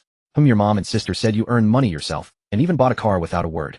Wang Zhengwo asked curiously. He had returned home a little after 4, and was very happy to know his son was back. At first glance he almost didn't recognize him, but fortunately the change was for the better, a double joy. "I earned a bit of a fortune." Wang Ming glanced at his mom and sister, knowing they had already told Dad about it. It seemed he still didn't quite believe it. He nodded and replied with a smile as he got out of bed and put on his shoes. Indeed, he had earned a fortune from the system. Really? Wang Zhengwo still couldn't believe it. Was money that easy to come by? He had worked hard all his life and hadn't saved much money. His son, just out of college, could already buy a car. Anyone would be skeptical hearing that. "Really, not just a car, I also bought a house in Longzhou." Wang Ming put on his shoes, walked over to the coffee table, and sat down. He took the car key from his pocket and placed it in front of his father. Wang Jing and Chen Guilan were dumbfounded, but despite their surprise they accepted it quickly. Wang Jingwo picked up the shiny car, key weighing it in his hand, his fingertips slightly stiff. He looked up at his son, his expression changed. "You kid, such a big thing, and you didn't even give us a hint. Your mom and I can't handle such a big surprise all at once." Though he spoke with feigned complaints, now that his son had both a car and a house earned by himself, his lips couldn't help curling upward, a smile blooming on his wrinkled face, full of relief and pride. A lifetime of hard work. What else did he hope for, but for his son to be successful and live a good life, unlike himself? "I thought it would be better to tell you all in person when I came back." Wang Ming scratched the back of his neck and explained with a smile. The three of them nodded, finding it somewhat reasonable. "When will my brother-in-law be back?" "And Lingling?" "On the way. Just now he video called from the market, and he's going to pick up Lingling from No. 1 middle school. Should be back soon. I'll ask again." Wang Jing stood up and walked to the bedside. "Duodwo, let mommy use the phone." "Mommy, are you asking when daddy will come back to cook?" Duo is hungry." The little girl looked up, toddled over to her mother on her short legs, blinked her big round eyes, and spoke in a soft, milky voice. Wang Jing reached out and rubbed her daughter's soft cheeks, took her own phone, and picked her up. "You little glutton, wait for your daddy to come back and make you something delicious." "Duodwo, do you remember your uncle?" Wang Ming approached. This little girl during his winter break had been clinging to him, calling uncle over and over. It had only been a short while, and she was already shy. Half of her little face buried in Wang Jing's shoulder, only revealing her dark, sparkling eyes.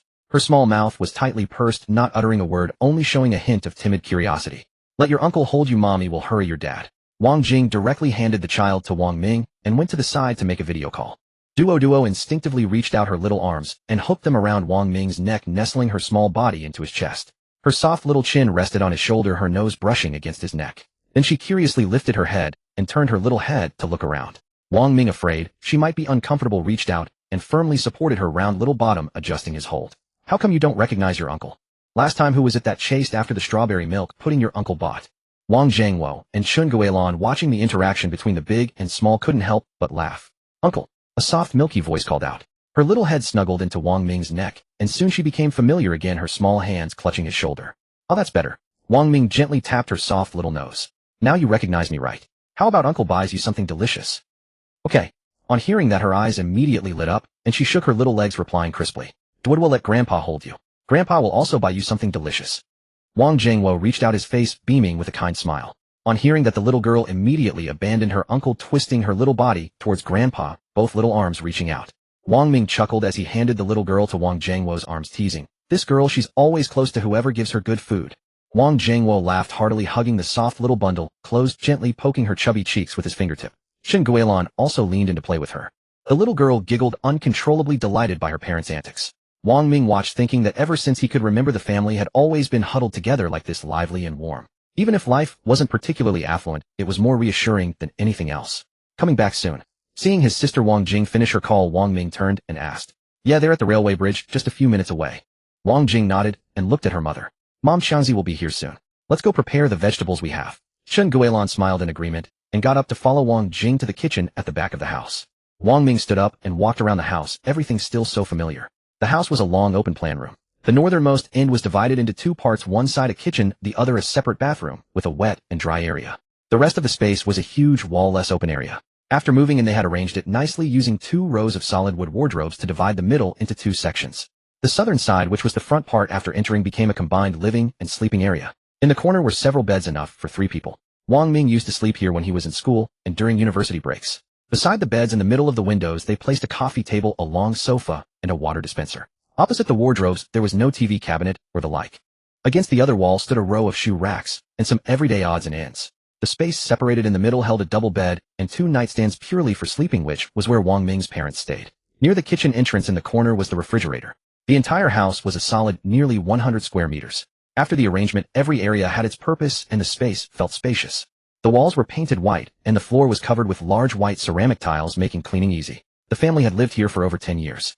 In front of the door was a row of fully enclosed individual corridor spaces, also called a porch. The lower half was cement walls and the upper half were sliding windows. A small table was placed by the door, which could be used as a kitchen for cooking on hot days. After looking around, he returned to the front and saw his father still playing with the little girl on the sofa, while his nephew Zhao Lei was lying by the bed, engrossed in his game. He sat on the edge of the bed, a thought arising in his mind to buy a house for his parents. After all, this house wasn't theirs, it was rented. His family wasn't from Chongping County. Their hometown was a village in neighboring Wanshur County. When Wang Ming started school, Wang Zhangwo happened to get a job in a coal mine through a fellow villager, and the whole family moved here.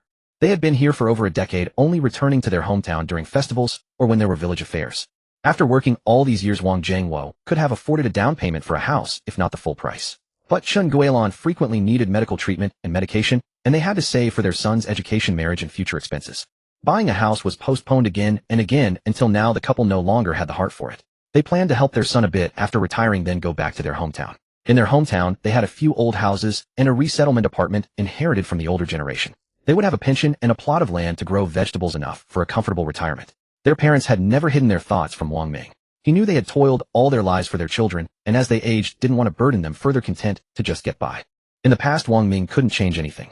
He could only hope to become successful and not worry his parents. Now with the system, his life had completely changed. Naturally, he couldn't let his parents spend the rest of their lives just getting by. Returning to the village was out of the question. He would buy them a bright, comfortable new house in the city, hire a dedicated helper to manage household chores and daily care, so his parents could truly enjoy their twilight years. Wang Ming's thoughts raced, and he gradually formed a rough plan, though many details still needed to be considered and filled in. There were also things that couldn't be done in one step. They had to be taken one at a time. The first thing was to persuade his father to quit his job. He was only a year away from retirement age anyway. There was no need to keep grinding away in the coal mine. Working in a mine was risky, digging underground every day, which was bad for his health, and the family was always worried. As he was still pondering, he caught a glimpse of a figure passing by the window. The light streaming into the room flickered, and he immediately looked up. The door was pushed open, and as the person stepped inside, their voice rang out. "The college kid is back." Wang Ming rolled his eyes at his eldest niece, Zhao Ling's teasing, but the corners of his mouth couldn't help lifting. Since the mother was good-looking, the daughter naturally inherited her mother's best traits, delicate features, a straight nose bridge. At 16, she was a graceful young woman with a slender, well-proportioned figure. She wore her hair in a neat high ponytail, her face brimming with the lively vitality of her age. Dressed in simple sportswear, she stood at the door smiling at Wang Ming, holding something in her hands. "What are you standing at the door for?" Behind Zhao Ling, her father Zhao Chong also walked in, carrying several bulging plastic bags. Blocked by his daughter, he reached out and nudged her aside. "Xiao Ming, you're back." "Brother-in-law." Wang Ming stepped forward to help, but was refused. Zhao Chong headed straight for the kitchen at the back. "Here, take this." Zhao Ling shoved what she was carrying into his hands and plopped herself onto the sofa. "Go on, take it away." She was even ordering him around. Wang Ming shot her a glare, but not too seriously. This girl was easygoing and could chat with anyone, even strangers. He wondered who she took after.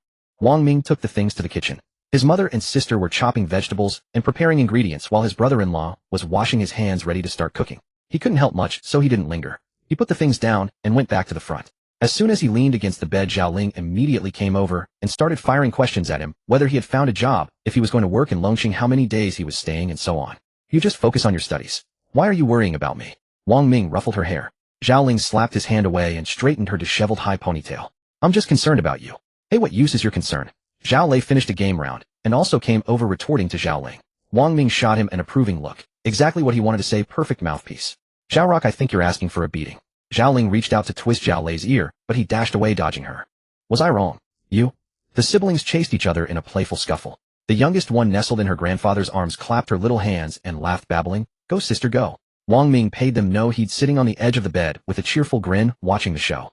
Zhao Lei had always been fond of trailing behind Zhao Ling, yet he loved to talk back and tease his sister. The siblings had been bickering and playing rough since childhood. At first they would still comment, but later it became second nature. Wang Jiangwo held the youngest one similarly, wearing an irrepressible smile. Sure enough, after a short while the two of them calmed down and went about their own business. Zhao Lei picked up his phone and continued playing his game, while Zhao Ling went to the sofa to amuse her little sister.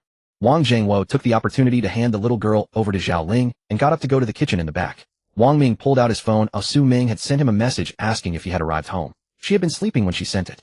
Next was Su Rui, who had just woken up at 2 in the afternoon, and after washing up, went back to her own place. She had the hotel room card, so she told Wang Ming to message her before he returned to Longzhou, and she would bring it to the hotel. As for simply returning the room card, Wang Ming was a bit skeptical. After replying to his two women, he noticed another unread message from Lin Xinghuan. She said she had the day off and had promised to treat him to a meal, asking if he had time. Good heavens, how many days had passed, and now she remembered. If he were in Longzhou at that moment, he would have agreed without a second thought. A beautiful old classmate inviting him to dinner, and with his long-standing covetous intentions, he would have squeezed out time even if he had none. Unfortunately, he had come home today, and lacking the ability to fly or teleport, he could only express regret. He sent Lin Xinghuan his location, she would surely understand upon seeing it. Sure enough, within a minute she replied with surprise evident in the message, asking if he had gone home. Wang Ming smiled, and replied saying yes, he had come home to visit his parents and the meal would have to wait until he returned. She quickly replied with an OK emoji, telling him to let her know when he was back. Apart from the three, there were no other messages. He scrolled through his moments for a while, but found nothing interesting. Just as he opened Douyin, he heard voices from the family. They were all coming out of the kitchen. Xiao Ming. Huh. Impressive. Zhao Chong looked him up and down with admiration, even giving a thumbs up and a big praise. Wang Ming was stunned for a moment, then quickly realized what was going on. Luck, just luck. Later they chatted a lot. His elder sister or mother had already told his brother-in-law about his situation. Being able to obtain the system was indeed an incredible stroke of luck. But it was also your own ability that allowed you to seize the opportunity. Zhao Chong, like his wife, had entered society at a very young age and had been through the grind for so many years. He understood one truth: best luck only counts when you make use of it, otherwise it's just empty air. Xiangzi Ming, or how about joining your dad for a drink later?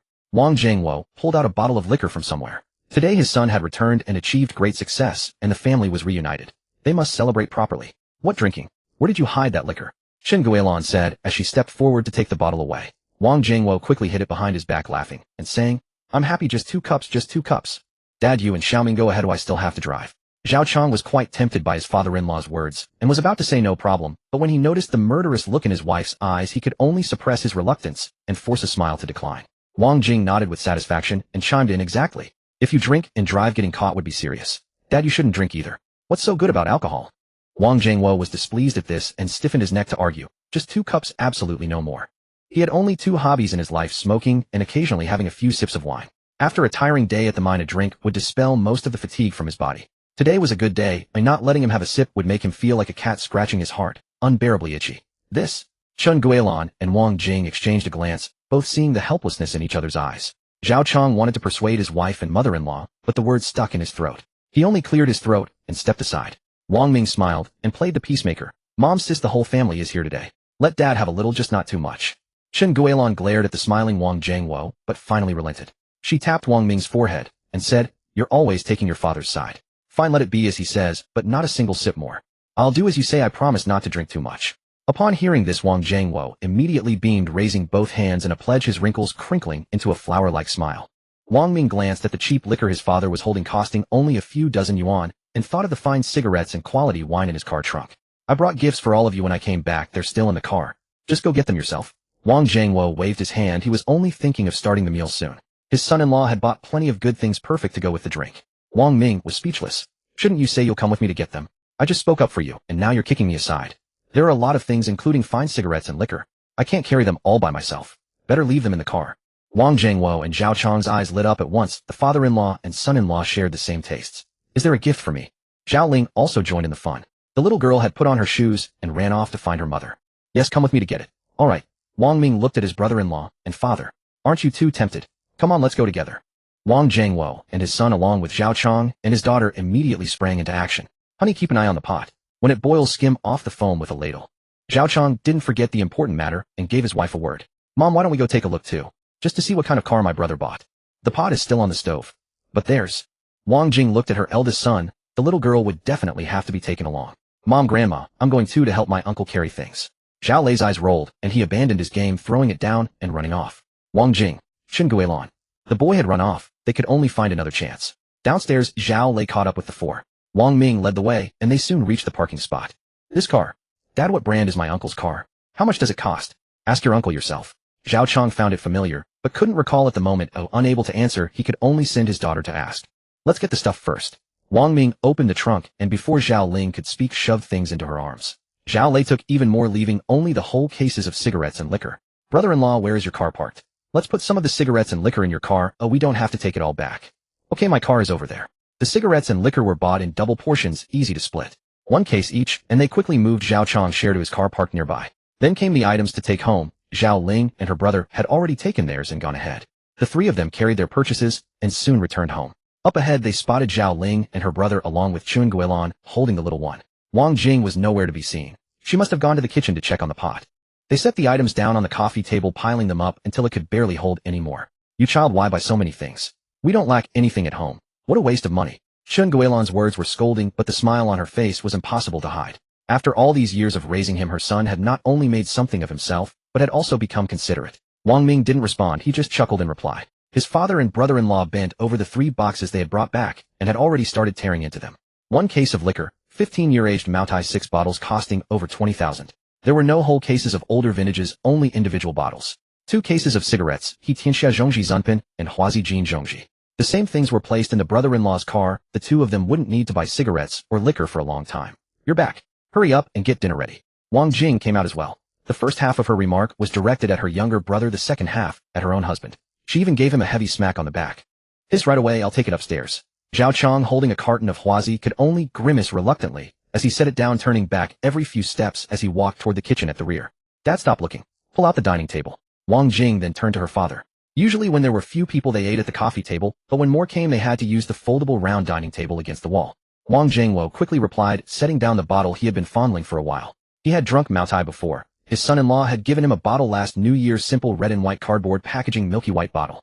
The liquor his son brought back this time was extraordinary. Even the packaging box was something special, and the bottle was an unfamiliar khaki color. "Dad, don't drink that bottle of yours for now. Try this 15-year Moutai." Wang Ming took the bottle out of the box. 15-year. Let me taste it. I must taste it." Wang Jingwo's throat involuntarily moved as he busied himself. "This liquor looks expensive. Finish your old bottle first, then drink this one." Chun Guilin was a bit reluctant to open the bottle so soon. "Mom, isn't it meant to be drunk when bought?" "Exactly. My son gave it to me. What's wrong with drinking it? Leaving it unused is just wasting it."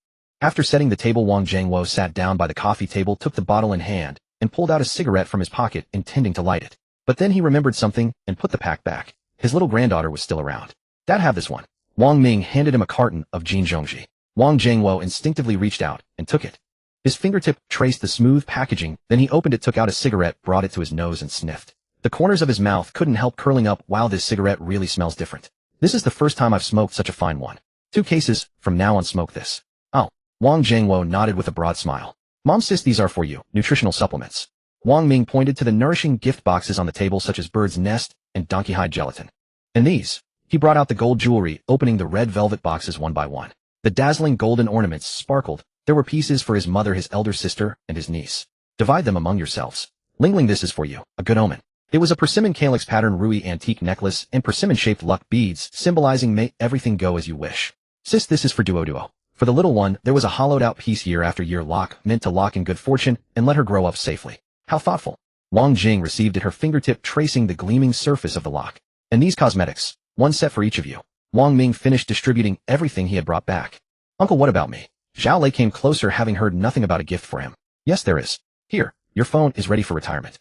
Wang Ming had prepared a new phone for his eldest nephew. The phone Zhao Lei had been using was one his parents had discarded with major issues, and even more minor ones. Thanks, uncle. You little rascal already plays too much and doesn't want to study, and now you give him a phone. Zhao Lei, holding his first ever new phone, turned it over and over in his hands, examining it from every angle. He selectively ignored his mother's words, pocketed the phone, and slipped away. You watch the little one. Oh, I'm going to help your brother-in-law. What would go with your uncle? Mommy is going to help Daddy make some delicious food. Wang Jing smiled and handed Zhao Duo to Wang Ming, then got up and headed to the kitchen at the rear. Chen Guilin followed, and Wang Jingwo stood up and went to the doorway to smoke. Zhao Ling, having put on her necklace, was taking selfies admiring herself. Wang Ming cuddled the little one in his arms, playing with her. Just past 6, the cooked dishes were brought out one by one. The large round table was soon packed full, a mix of meat and vegetables, both cold and hot dishes. The family took their seats. The little girl was held by Wang Jing. Wang Ming opened the moutai and poured a glass for his father. Brother-in-law, you're driving, so you'd better not drink. There's some in your car too. Go home and have it yourself. Seeing his brother-in-law staring intently at the bottle in his hand, Wang Ming knew he wanted to drink, but there was no helping it. Zhao Chong could only swallow his saliva and say, all right. Eat first, don't start drinking yet. Chen Guilin said to her husband, while placing a piece of braised tender spare rib into Wang Ming's bowl. The smile never left her face. Eat more meat. Everyone started eating. The little one barely ate a few bites before declaring she was full. Wang Jing gave her own phone to the child, put her on the bed to play by herself. Nowadays mobile phones have become the equivalent of babysitters. Uncle, how much did your car cost? Zhao Ling, sitting next to Wang Ming, asked curiously. She hadn't had a chance to ask earlier. A little over $1 million. The moment those words were spoken, the table fell silent for a few seconds. Wang Jingwo's hand holding the wine glass paused. Chen Guilin once again felt pained by the money. $1 million. As long as it runs, why buy such an expensive car? Wang Jingwo downed the small half glass of liquor in his hand, smacked his lips, and said, my son is capable now. What's wrong with buying a good car? It's better than driving a wreck and letting others look down on you. You always have something to say. Chen Guilin shot a sideways glance at her husband, still a bit distressed. That's $1 million. You didn't earn that much in your entire life working in the coal mine, and he just spends it like that. Mom, money is meant to be spent when earned. Alright, I won't say anymore. The family continued eating. By 7:30 the meal was finished. Wang Jingwo and Zhao Chong went to the doorway to smoke. Wang Ming joined them. His family had known he smoked for a long time. At first they nagged, but later they stopped caring. Chen Guilin and Wang Jing didn't immediately start cleaning up. They sat on the sofa digesting their food, and at the same time, they turned the gold jewelry over and over, trying on piece after piece. Zhao Ling joined in the fun, while Zhao Lei played on his new phone downloading games. By the doorway as the 3 men blew smoke rings. Dad, now that your son has money, why don't you retire early? You ought to take a rest. Wang Ming exhaled a smoke ring, letting it drift with the wind toward the stairwell, his tone utterly earnest. That's right, Dad. It's less than a year away. Xiao Ming has made something of himself now. You should enjoy the blessings of your children instead of going down the mine and suffering like that. Zhao Chong glanced at his brother-in-law and joined in the persuasion. When the family had money, why suffer needlessly? There was absolutely no reason to seek hardship. Wang Jingwo held a cigarette between his fingers, took a slow drag, and watched the curling smoke dissipate into the breeze at the stairwell entrance. After a long moment, he finally spoke. Let me think about it. I should discuss this properly with your mother first. Don't worry, I know my own body. I'm still going strong. He knew his son and son-in-law made valid points. His son was now earning good money, so he could finally take a rest. But after working so many years, suddenly stopping and having nothing to do, merely thinking about it made him feel uneasy all over. His heart felt empty with nothing to anchor to. Wang Ming nodded without pressing for an immediate answer. Indeed, his father needed to discuss it with his mother first, and Wang Ming's proposal had come rather suddenly. His father needed time to think. It wasn't something that required an answer right away. Brother-in-law, how's your business?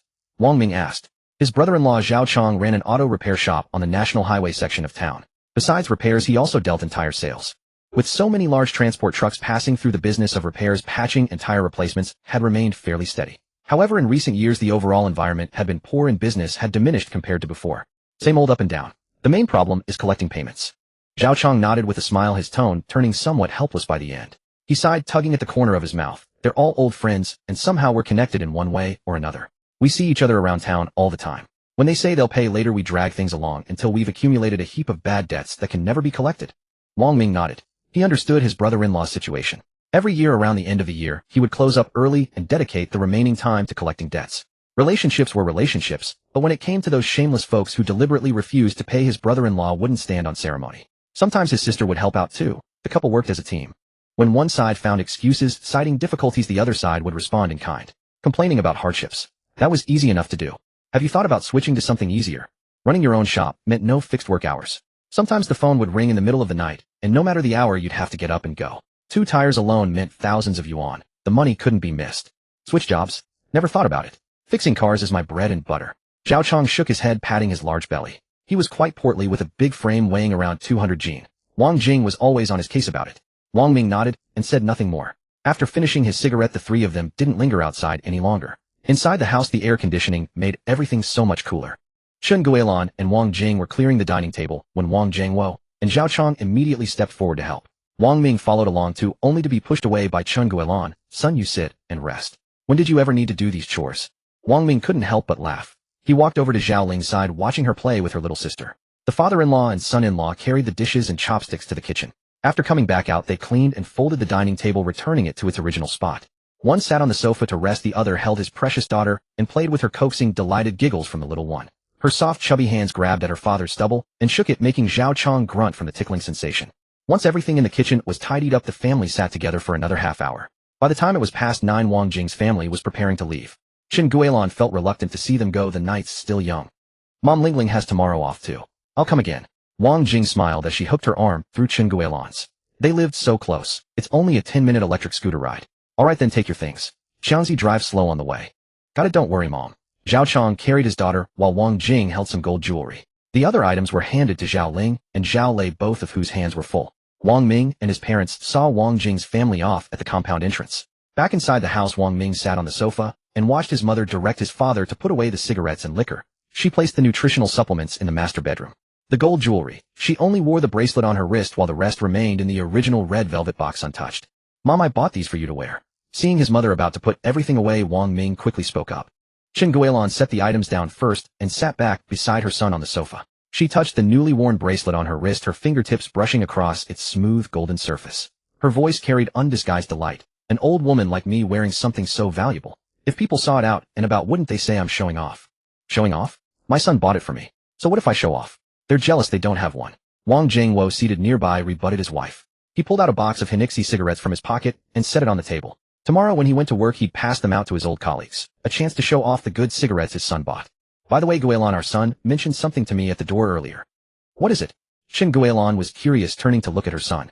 He wants me to retire early and stop going to the mines. As Wang Zhangwo spoke, he gave his son a meaningful look. You brought it up, now you tell your mother too. Yes, Mom. Your son now has money enough to support you both. Receiving his father's signal, Wang Ming quickly added, his tone earnest. It's only 1 more year anyway. Once Dad retires, you two can enjoy a comfortable life at home. Take walks every day, do square dancing, travel around, and see the sights. After hearing this, Chen Guilan's smile immediately faded. She furrowed her brow, glancing at Wang Zhangwo, then at Wang Ming sitting beside her. Her mind flashed back to the bank balance she saw on her son's phone that afternoon. After a long while, she came back to herself. She sighed softly, unconsciously rubbing the golden bracelet on her wrist. I know we're well off now. Whether your father works or not is fine. But there's only 1 year left. Would retiring early affect the pension or anything? Mom, Dad already paid into social insurance for more than 15 years. Retiring early would only mean slightly less pension. Compared to your health, it's completely worth it. Wang Ming quickly explained. Seeing Chen Guilan still looked uncertain, he added, Don't you worry. I'm still here. Mom, please find our bank cards. Chen Guilan roughly understood what her son wanted to do. She waved, her brow furrowed. You don't need to transfer money to us. We're not so old that we need to ask you for money. Forget it, I'll get them myself. Wang Ming stood up to search. He knew exactly where the important documents were kept in the house and found them quickly. Holding the bank card, he sat back down on the sofa in the living room and transferred money to his parents directly through his phone. Dad, Mom, I've transferred 20 million to you. Take this money and rest assured. Eat well, spend freely, don't stint yourselves. The cigarette in Wang Zhangwo's hand clattered onto the table. His eyes bulged wider than copper bells. Wah, how much? 20 million. Did you transfer the right amount, kid? Ding dong. The phone notification sound rang out. Mom, the money should have arrived. Chen Guilin picked up her phone and tapped open the message. Gazing at the string of numbers in the deposit column, Wang Jianguo leaned in close, squinting as he looked. His fingers trembled while counting on the screen. Units, tens, hundreds, thousands. Oh my god. He picked up his phone again. He already knew his older sister's bank card number, saving him the trouble of asking. When Zhaoling was in high school, her boarding meal card needed to be linked to a bank account for recharges, and she had asked him to help set it up back then. Through the chat history, he found the bank card number, repeated the transfer operation, and transferred 10 million yuan to her. After completing the transfer, he sent a message to his older sister to let her know. Otherwise, she would be utterly startled to see such a massive sum suddenly appear in her account. After sending the message, he turned to his parents, who were still huddled together reading text messages. Ming'er, why did you transfer? Transfer so much. Son, just how much money have you actually made? You transferred that much all at once. Do you still have money left for yourself? After Chen Guilin and Wang Jianguo triple-checked that it was truly 20 million yuan, they looked at each other in disbelief. Both saw shock reflected in their partner's eyes. In all their years of living, not only had they never seen such a sum, they had never even dreamed of having so much money sitting in their bank account. Earlier that afternoon, Chen Guilin had glanced at her son's phone balance, but she could only remember it was a very long string of digits representing a considerable amount of money. She hadn't paid close attention to the exact figure at the time. Ming'er, why don't you transfer the money back? It's money you earned yourself. Keep it safe, just don't spend it recklessly. Upon hearing her husband's words, Chen Guilin couldn't bear the thought of their son having no money of his own. She directly handed the phone to Wang Ming. Wang Jianguo nodded in agreement. Yes, yes. You're old enough now to know what to spend and what not to spend. You keep it yourself. Wang Ming smiled and pushed the phone back. Don't worry, I still have plenty. Just keep it safe for me. This money is specifically to show my respect to you both. I have more than enough. I can earn more money. It will only increase from here. Use it freely when I give it to you. Once it's spent, I'll transfer more. Chen Guilin opened her mouth as if to say something else, but Wang Jianguo stopped her. Let's listen to our son. Consider it as if we're saving it for him. She glanced at her husband and son sighed. And since the minority must yield to the majority, agreed. Fine then. We'll treat it as savings for you. We won't touch a single cent. Whenever you need it, we'll take it out for you right away. That's the right attitude. If I'm unlucky and lose money in the future, having this money means even if I just lie flat for life, it's enough for our whole family to live on. Wang Ming simply wanted the two of them to keep the money safe. As for losing money, as long as the system existed, it was absolutely impossible. Chen Guilin and Wang Jianguo found this reasoning quite sound. Fortune is unpredictable, and no one can guarantee smooth sailing throughout their life. Keeping some money aside as a buffer was truly necessary. Only then did the two of them feel at ease and put the phone away properly. So Dad, can you? Wang Ming hadn't forgotten the important matter they had discussed earlier. The money transfer was merely a detour. A few seconds of silence filled the room. Wang Jianguo already had his answer after seeing the money his son had transferred. He had worked his entire life. It was time to rest. Before he could speak, Chen Guilin beat him to it. I'll follow your lead. Wang Jianguo was taken aback, turning to look at his wife with surprise in his eyes. Why are you looking at me like that? Chen Guilin rolled her eyes. Our son has made it. Why should we continue suffering like this? Wang Jianguo grinned broadly. For the first time in years, he saw his wife agree so readily, and any lingering hesitation in his heart completely dissipated. All right, then I'll go to the mine tomorrow and talk to the leadership about sorting out the procedures. Chen Guilin nodded firmly. Her husband had worked so hard for so many years descending into the mine every single day, and she had spent all that time worrying at home. Finally, there was light at the end of the tunnel. That's the spirit. Seeing his parents finally reach an agreement and accept his proposal, Wang Ming clapped his hands with joy. Wang Jianguo grinned and nodded, letting out a deep breath. A look of profound relief spread across his face, and the wrinkles at the corners of his eyes smoothed out. Chen Guilin looked at her husband, then at her son, and smiled along. After his initial joy, Wang Ming took advantage of the moment to bring up his plan for buying a house and hiring a nanny, a plan he had been thinking about since that afternoon. To his surprise, they rejected his proposal outright, with firm resolve. Why not? Don't worry about the money. Wang Ming genuinely couldn't understand. Living in a new house, never having to lift a finger with someone cooking and washing dishes. How wonderful would that be? It's not about the money. We've stayed at your sister's place before. We just aren't used to it. Chen Guilin shook her head, recalling their few days staying at their daughter and son-in-law's newly renovated home. Just thinking about that experience made her feel resistant inside. Exactly. We won't go. We've lived here for so many years. We're used to it. Wang Jianguo quickly joined in, shaking his head to refuse. The couple shared the same feelings, and their attitudes were remarkably consistent. Wang Ming didn't give up and asked around to understand the reasons. Having grown accustomed to living here for many years, they couldn't bear to leave. Moving to a new place meant being surrounded by unfamiliar faces with no one they knew, not even someone to talk to. Furthermore, living in apartment buildings felt restrictive. The space was enclosed, and getting in and out required waiting for elevators or swiping access cards, creating barriers that made them feel caged and uncomfortable.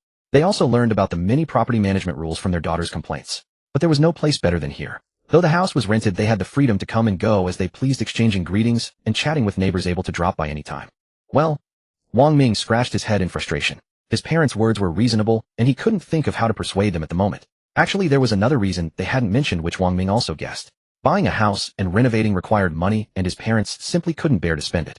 Having lived in poverty for half their lives, even though they now knew their son had succeeded and had money, the thought of him handing over hundreds of thousands would make their hearts tighten. Not to mention actually spending it. Just imagining it would keep them awake at night.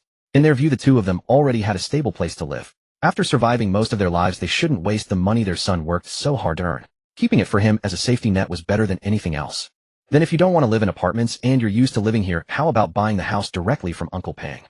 Wang Ming thought about it and proposed a compromise. If it became their own house, they could live comfortably. Uncle Pang was their landlord and also lived in the courtyard. No, instead of spending money on buying a house, we'd rather properly renovate our old house in our hometown. After this lease expires next May, we won't renew it. We already told old Pang when we paid rent 2 months ago. Hearing his parents' words, Wang Ming was utterly astonished. They had already planned this out and even taken action. Then if my dad quits early, you're not going back to our hometown early, are you? Shen Guilan and Wang Jingwo fell silent. They hadn't anticipated any of this. Everything was completely thrown into disarray. Well, if you do want to go back, maybe next year would be better. Just do as my dad said. Properly renovate the old house back home. I won't stop you from going back to your hometown.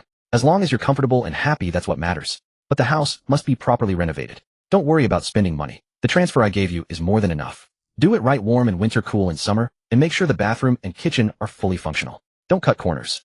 On July 14th, just after 9 in the morning, Wang Ming, still asleep, felt a hand groping his face. Wang Ming drowsily raised his hand to brush it away, muttering, "Stop it." But it was no use. Instead, it grew worse as 2 fingers pinched his nose. MMPH'd. Unable to bear it, Wang Ming snapped his eyes open and saw a delicate porcelain-like little face close to his, with big eyes curved into crescents and a laugh revealing neat baby teeth. Duo. Seeing him awake, the little girl giggled, "Uncle Lazybones." Wang Ming scooped the little one into the blanket, tickling her until she burrowed deeper. After playing for a while, the little girl scrambled out of the bed. He picked up the phone by the pillow and saw it was only 8 in the morning. Sitting up, he said, "I'm awake." He saw his brother-in-law Zhao Chong sitting on the sofa with the little girl cradled in his arms. Brother-in-law not at the shop today. Wang Ming glanced around, but didn't see his mother or elder sister. He heard voices coming from the back, as if from the middle bedroom or the kitchen. "I was supposed to go, but after you sent that huge sum of money, how could I focus on work?" Zhao Chong looked at his brother-in-law with a mix of amusement and exasperation. On the way home last night, his wife had received the bank SMS and message. When she told him, he was stunned. He had been driving normally, but then slammed on the brakes, nearly causing a rear-end collision. Suppressing his excitement, they returned home, sent the 2 older kids to their rooms, and put the little one to sleep. The couple sat together, staring at the number that they could never earn in a lifetime, utterly dazed. They sat until after 11, unsure what to reply. Finally, they decided to sleep first and come directly to Wang Ming's place in the morning to talk face to face.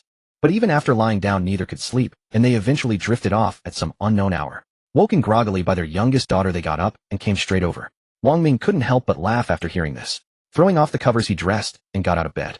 "It's for you. Use it to pay off the mortgage early. Spend the rest as you like. No need to keep toiling from dawn till dusk." He sat down on a chair, explained with a smile, and seeing his brother-in-law still bewildered, added, "We're family. Now that I'm able, isn't it only right to help you out?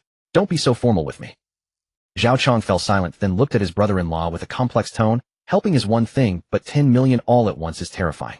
The 2 of us tossed and turned all night, barely able to sleep. Perhaps hearing the commotion, Wang Jing and Chun Guilan emerged from the back. "Did you sleep well?" Seeing her son awake, Chun Guilan asked with concern. "Not bad, but don't turn off the AC at night." "No way, what if you catch a cold?" Wang Ming remembered the AC running when he went to bed last night, cool and comfortable. He didn't know when it was turned off, and with the windows and door open, it didn't help. He even got bitten by a few mosquitoes. "All right, where's Dad, sis? And why are only Duo here? Where are Ling Ling and Sure too?" Hearing his mother, he knew arguing was useless. Even if she agreed, she'd still turn it off. Seeing no sign of his father, nor Zhao Ling and Zhao Lei, he asked the mother and daughter curiously. "Shen Guilan, your dad went to the mine to handle the paperwork. Wang Jing, Ling Ling and Sure too are still asleep. They'll ride the electric bike over when they wake up." "Oh." Wang Ming nodded as Chun Guilan and Wang Jing also sat down beside him. "Ming, why did you transfer so much money to us?" Wang Jing glanced at her husband and brother, sensing they had already talked but didn't know the outcome. "Exactly. Why didn't you mention it to your dad and me last night?" Shen Guilan, who had just learned from her daughter why she rushed over early this morning, realized that her son had transferred 10 million to his sister as well, besides what he gave them. Wang Ming gave his mother an apologetic grin. He hadn't thought much of it last night, figuring his sister would bring it up when she came today. He repeated what he had just told his brother-in-law. "That's way too much. Your brother-in-law and I have hands and feet. We can earn our own."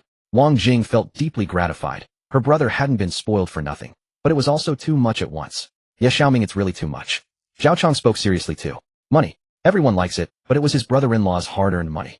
Accepting such a huge sum for no reason made them uneasy. It was too hot to handle. Too much. Just take it. If you want to work later, work. If not, take it easy. Take Duo and the others on trips, and bring mom and dad along. Wang Ming spread his hands, looking earnestly at his mother's sister and brother-in-law. Your brother gave it, so just accept it. He transferred to us last night too. Qin Guilin knew her son had become decisive. Changing his mind was hard. What he said made sense, so she joined in persuading. They were family. If he gave, they accepted. She had no objection, nor would her husband. Even after marriage, their daughter was still their daughter.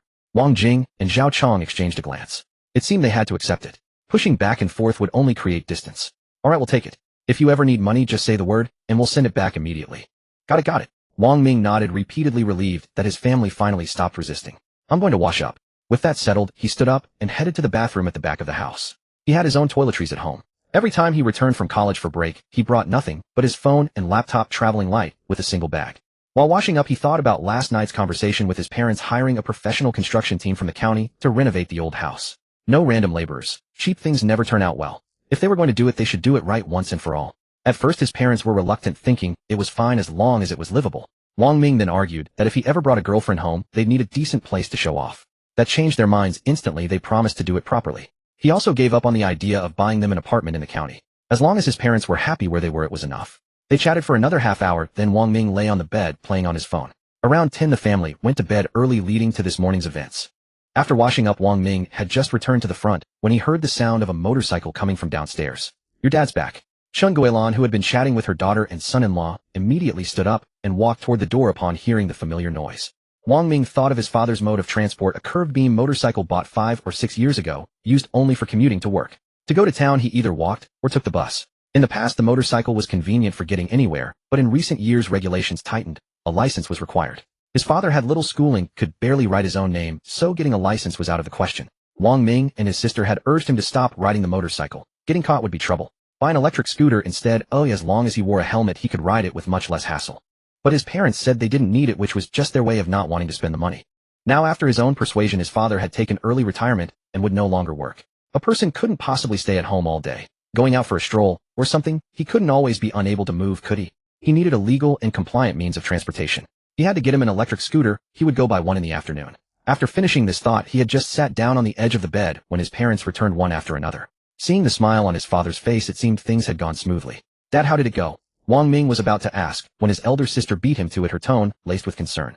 After she arrived in the morning, Qin Guilin had told the couple about Wang Jiangwo's early retirement, and both thought it was a good idea. Very smoothly, but the paperwork will take a few more days. I'll have to go to the mine a few more times myself. I need to go again this afternoon to sign a few documents and pick up my belongings. Wang Jiangwo pulled over a chair and sat down, speaking with a smile. After all, he had been a veteran worker for many years. Being uneducated didn't mean he didn't understand human nature and social graces. Over the years, he had gotten along well with both superiors and subordinates. This time, he voluntarily applied for early retirement, so naturally, they wouldn't make things difficult for him. That's good. Qin Guilin was relieved to hear that. Smooth was good. Wang Jiangwo looked around and asked the same question as Wang Ming. He only saw his daughter's son-in-law and little granddaughter. Where were the two older ones?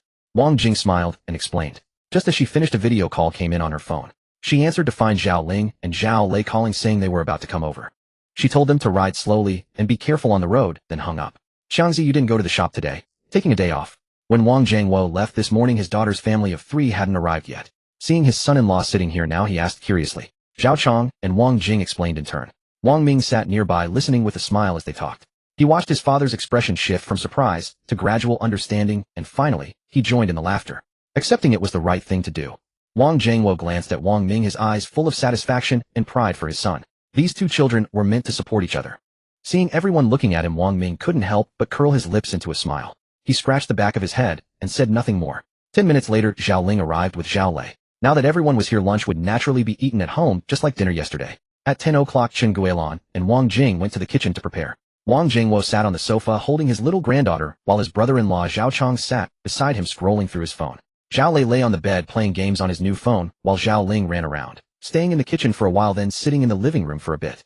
Wang Ming lay on the bed scrolling through Douyin, accompanying Zhao Ling, who had come up to him. He listened to her talk about interesting things at school, replying absent-mindedly every now and then. As noon approached, lunch was ready. It wasn't as lavish as last night's dinner, just a simple home-cooked meal. The air conditioner was turned on, the dishes were set on the table, and the whole family gathered around warmly. Qin Guilin kept putting food into Wang Ming's and the children's bowls, muttering that they should eat their fill. After lunch, everyone found their own spots to rest. The three children each sat on the edge of the bed playing on their phones. Chen Guilin and Wang Jing, mother and daughter, sat on the sofa planning to clean up the table and dishes after a short rest. Wang Jiangwo and his son-in-law Zhao Chong went to the door to smoke, and Wang Ming followed. Dad, what time are you going to the mine this afternoon? Do you have a lot of things to bring back? I'll drive you there and bring everything back at once. Zhao Chong, smoking, said to his father-in-law. I'm not going to the shop today anyway, so I have time. I'll go when the shift starts at 2:30. No need to bother, I can carry it myself. Wang Jiangwo waved his hand. It wasn't much, and he didn't want to trouble his son-in-law. Brother-in-law, I'm free anyway. I'll drive Dad and go with him. Wang Ming took over the conversation, flicking the ash from his cigarette with his fingertip. The ashes fell softly onto the cement floor at the doorstep. Zhao Chong nodded. Right, Xiao Ming has a car now. I'll come along and help you carry things. Wang Jiangwo looked at his son and son-in-law. He wanted to say it wasn't necessary, but seeing their determined expressions, he knew refusal was futile. So he stopped declining. All right, let's go together then. It'll give me a chance to ride in my son's new car. The few of them chatted for a while at the door, finished their cigarettes, and went back inside to help clean up the dining table. At 2:20, Wang Ming, his father, and his brother-in-law were ready to set off. Chen Guilin and Wang Jing already knew about it, and reminded them to drive safely. When they reached the parking spot, Wang Jiangwo had seen his son's car once before, but seeing it again filled him with delight. He walked around it, reached out, and touched the gleaming body, muttering, such a big car, it looks so grand. It must be very steady to ride in. Wang Ming and Zhao Chong couldn't help but laugh. The three got into the car. Wang Jiangwo, as the father, sat in the front passenger seat, and Zhao Chong sat in the back. Wang Ming started the car. He knew the route. He had been to the mine countless times. 10 minutes later, the car entered the mining area and arrived at the coal mine complex building. He parked steadily in the designated parking space in front of the building. Xiao Ming, nice driving skills. Zhao Chong praised his brother-in-law with a smile. He drove so smoothly, like an experienced driver with decades behind the wheel. Not bad. Wang Ming smiled and waved his hand. He turned off the engine and pulled out the keys. Although he had master-level driving skills, his license was just an ordinary C1. His brother-in-law Zhao Chong had worked in a fleet before and held an A2 license, which he had earned with his own skills when he was young. Without his system, Wang Ming simply couldn't compare. The three pushed open the doors and got out. It was the middle shift at the coal mine. Wang Jiangwo led the way. When they ran into people he knew, he took out a pack of cigarettes from his pocket and handed them out as they greeted each other. Jiangwo, not bad, smoking Huazi now. Yeah, you've struck it rich. One by one they teased him with laughter, their eyes also involuntarily glancing at Wang Ming and Zhao Chong behind him. Wang Jiangwo laughed heartily as he handed over a cigarette. After lighting it, he said, my son gave them to me. He pointed at Wang Ming, then at Zhao Chong. This is my son-in-law. I'm taking early retirement, and they were afraid I'd have too much to carry, so they came to help me pick up my things. Wang Ming smiled and nodded in greeting, and Zhao Chong did the same. Retiring? You're quitting? Yes, I'm done. Good, you've worked for most of your life. It's time to rest and enjoy the blessings of your children. Everyone's faces showed envy. They still had to keep going down the mine to earn a living. After a few more pleasantries, they took their leave. They went to the workers' changing and showering area and found 2 burlap sacks. Everything in here is mine. You pack it up, and I'll go to the office next door to sign the papers. Wang Jiangwo gave his instructions to his son and son-in-law, then left. Wang Ming and his brother-in-law got to work stuffing everything from the locker into the sacks until they were filled to bursting with 2 large bags. After packing, their hands were pitch black. They went to the washroom to clean up. Then they sat smoking and chatting, waiting. Nearly 20 minutes later, Wang Jiangwo returned after signing the documents. Everything's settled for today. Let's go. Wang Jiangwo walked over and wanted to take the sack from Wang Ming's hands. You've never done heavy work since you were a child. Let me carry it. Even though I haven't done heavy work, I'm still young. Wang Ming shifted his hand and lifted the sack in one swift motion, walking steadily toward the door. Zhao Chong quickly picked up the other sack and followed. Wang Jiangwo smiled and shook his head, hurrying after them. After leaving the complex building, they put everything in the car's trunk. Brother-in-law, want to drive my car? Wang Ming said with a smile, handing over the keys to let him experience it. With that, he stuffed the keys into his hand, opened the car door, and got into the back seat. Zhao Chong looked at the keys in his hand, helplessly smiled, walked to the driver's side, and got in, adjusted the seat, and rearview mirror, touched the steering wheel, and sighed appreciatively. Expensive cars really are different. The feel of the steering wheel is something else entirely. Wang Jiangwo sat in the passenger seat, patted his pocket. Does anyone have cigarettes? He had brought 4 or 5 packs of Huazi cigarettes before coming, but had given them all away while signing papers and handling business. Here, Dad. Zhao Chong gave his father-in-law his cigarettes, fastened his seatbelt, and started the car. Brother-in-law, now that we have money, you should go with my sister to buy a better car. Wang Ming leaned forward between the front seats, smiling as he spoke to Zhao Chong. No, my car still works fine. Zhao Chong was tempted. As a man who doesn't love a nice car. They did have money, but his wife would never agree. If he dared suggest it, he'd definitely get scolded. Better forget it. Worried my sister won't agree. I'll talk to her. When you upgrade your car, the old one can be her practice vehicle. It'll be convenient for her to go wherever she wants. If you convince her, we'll buy it. She makes all the decisions in our household, and the money is in her hands.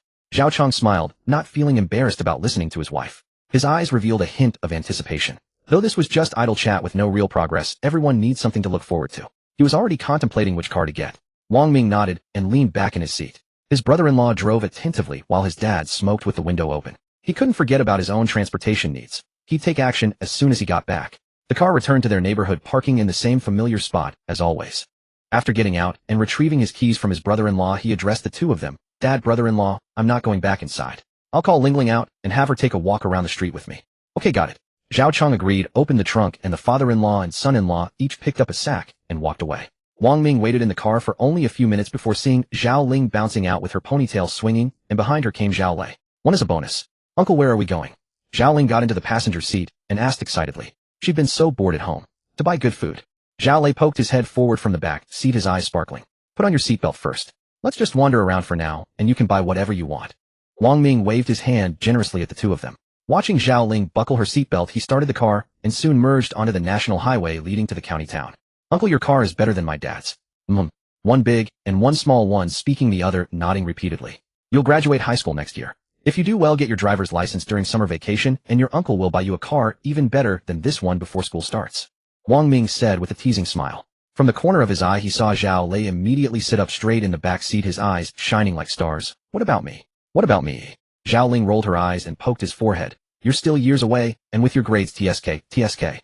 It wasn't that she looked down on her little brother, but he only scored a few dozen points in middle school English. Getting into high school would be difficult, let alone college. Huh. Zhao Lei's face fell, clinging to the front seat headrest. Sister, don't look down on people. His words lacked conviction, showing he had no confidence in himself. Uncle, then it's a deal. You can't go back on your word. Zhao Ling looked at her uncle with hopeful eyes, afraid he was just saying it to make her happy. It's a deal, absolutely a deal, as long as you do well in your studies. Wang Ming nodded firmly. He said that to motivate her. Even if she didn't do well, there would still be a reward, but given her usual grades, that was absolutely impossible. Same goes for you, Stone. If you can get into high school, your uncle will give you a big gift pack too. Want a phone or game console? Pick whatever you like. Get into college and you'll get the same deal as your sister. Zhao Lei immediately brightened up. Okay, I'll definitely get into high school. You can't go back on your word. Wang Ming glanced at his nephew's fighting spirit through the rearview mirror and couldn't help but laugh. Absolutely no going back on my word. Driving along, they arrived at the busiest and most bustling pedestrian street in the county town, where the shopping mall stood at the beginning of the street. After finding a place to park, he took the siblings for a stroll. Though it was hot, there were still plenty of people. With the two kids, whenever they saw something they wanted or wanted to eat, there was only one answer: buy. Each holding a cup of purchased tea drink, they wandered inside the mall. Zhao Ling even went to a women's clothing store, picking out several summer new arrival dresses, and came out wearing one, turning in front of the mirror. Wang Ming directly told the sales. I need to wrap them all up. When Zhao Lei saw his sister buying clothes, he wanted to go to the sports clothing store too, and ended up buying 2 pairs of flashy shoes. Around 5 o'clock, they returned to the car. Wang Ming drove to a nearby electric scooter store. Uncle, shouldn't we be going home? Why are we here? Zhao Ling tilted her head in confusion and asked. Coming here obviously means buying an electric scooter dummy. It's for Grandpa. After Wang Ming bought it, he still had to drive. Calling Zhao Ling out wasn't without reason. He wanted her to ride it back home. Oh, you bought it, so? I get it. Zhao Ling quickly caught on. You want me to ride it back, right? No problem. They walked into the store, and the owner warmly greeted them. After understanding their needs, he led them to look at the vehicles while introducing them. Wang Ming asked questions about battery range and such, and soon picked one out, spending over 5,000 yuan. A helmet and raincoat were included as gifts. He bought another helmet additionally, completed the procedures, pushed the scooter to the store entrance, and handed it to Zhao Ling. Go straight home, ride slowly, there's no rush. I know. Watching Zhao Ling leave first, Wang Ming drove home with Zhao Lei. When they arrived at the parking spot, Zhao Ling had already returned and was sitting on the electric scooter waiting. They picked up their things and went back to the compound together. After going upstairs, they returned home. Wang Jing looked at the things in the children's hands and knew her brother must have bought them. She couldn't help but complain, saying Wang Ming was wasting money and the like. Before Wang Ming could even mention the electric scooter, Zhao Ling had already eagerly told the whole story. Undoubtedly, Wang Ming received another round of nagging from his mother Chen Guilan. Wang Zhengwo, on the other hand, was delighted, his thoughts completely opposite to his wife's. Before, he had been reluctant to spend money, but now that they were well off, buying an electric scooter was a mere trifle. If he had a driver's license, he might have brought back a car instead. He immediately took his eldest granddaughter downstairs to have a look. After Chen Guilan nagged for a while, she also knew that her son was just paying lip service, not really listening, and would continue as before. Her son had grown up, become successful, and had his own ideas. She could no longer control him. She was just used to muttering a few words, knowing that change wouldn't come overnight. Smiling, she shook her head, and seeing her daughter by the bed examining the purchases, she joined her. Wang Ming sat on the sofa, his brother-in-law beside him, holding his little cotton-padded jacket and playing with his phone, gently touching the little girl's chubby cheeks. After amusing the child for a while, Wang Ming took out his own phone and began to play. A few minutes later, Wang Zhengwo came upstairs cheerfully. He had taken a test ride and decided his old motorbike could be retired. From now on, he could easily ride around town without worrying about running into traffic police. At around 4 o'clock, Wang Jing and her husband rode an electric scooter to a nearby vegetable shop and bought a good amount of ingredients. After returning, Zhao Chong took charge of cooking. Chen Guilan and Wang Jing assisted while Wang Zhangwo entertained their little granddaughter. Wang Ming lay on the bed with his two older nephews, each absorbed in their phones. By 6 o'clock, the meal wasn't as lavish as yesterday's, but it was still quite decent. The whole family sat down to eat with great liveliness. Midway through, Wang Ming heard his mother say she had also cooked a pot of millet porridge and that everyone should have a bowl after the meal. The weather was too hot, and they might get overheated. With a glint in his eye, Wang Ming pretended to accidentally drop his chopsticks on the floor. He picked them up and excused himself to get a new pair from the kitchen. No one suspected anything. Arriving in the kitchen, he saw the rice cooker lid open. With a thought, he took out the rejuvenation pills from his system backpack. He had just thought of it when he heard his mother's words. Everyone was going to drink the porridge, and this was the perfect opportunity, one he couldn't miss. His elder sister's family of 5 plus his parents made 7 people. Wang Ming poured out 8 rejuvenation pills. He would also drink one himself as he didn't need it, but it wouldn't do any harm. He dropped the rejuvenation pills into the bubbling pot and gently stirred with a ladle. The pills dissolved quickly, leaving no strange color or odor. As long as the temperature was high, everything was fine. Apart from the yellow millet, the rest was just water, so it was essentially the same as taking the pills normally. Satisfied, he nodded and covered the pot. He put the remaining rejuvenation pills back into his backpack without a shred of reluctance. Since he had obtained them once, he might get the same, or even better ones in the future. Keeping 2 as insurance was more than enough. He picked up the new chopsticks and returned to the living room, acting as if nothing had happened. He sat down and continued eating, chatting, and laughing with the family. After they finished, Chun Guilan, judging that the porridge was ready, went to turn off the stove. Except for the little one who had a small bowl, everyone else was served a large full bowl, and the pot was just emptied. Like the old oil seller with enough experience, the quantity was just right.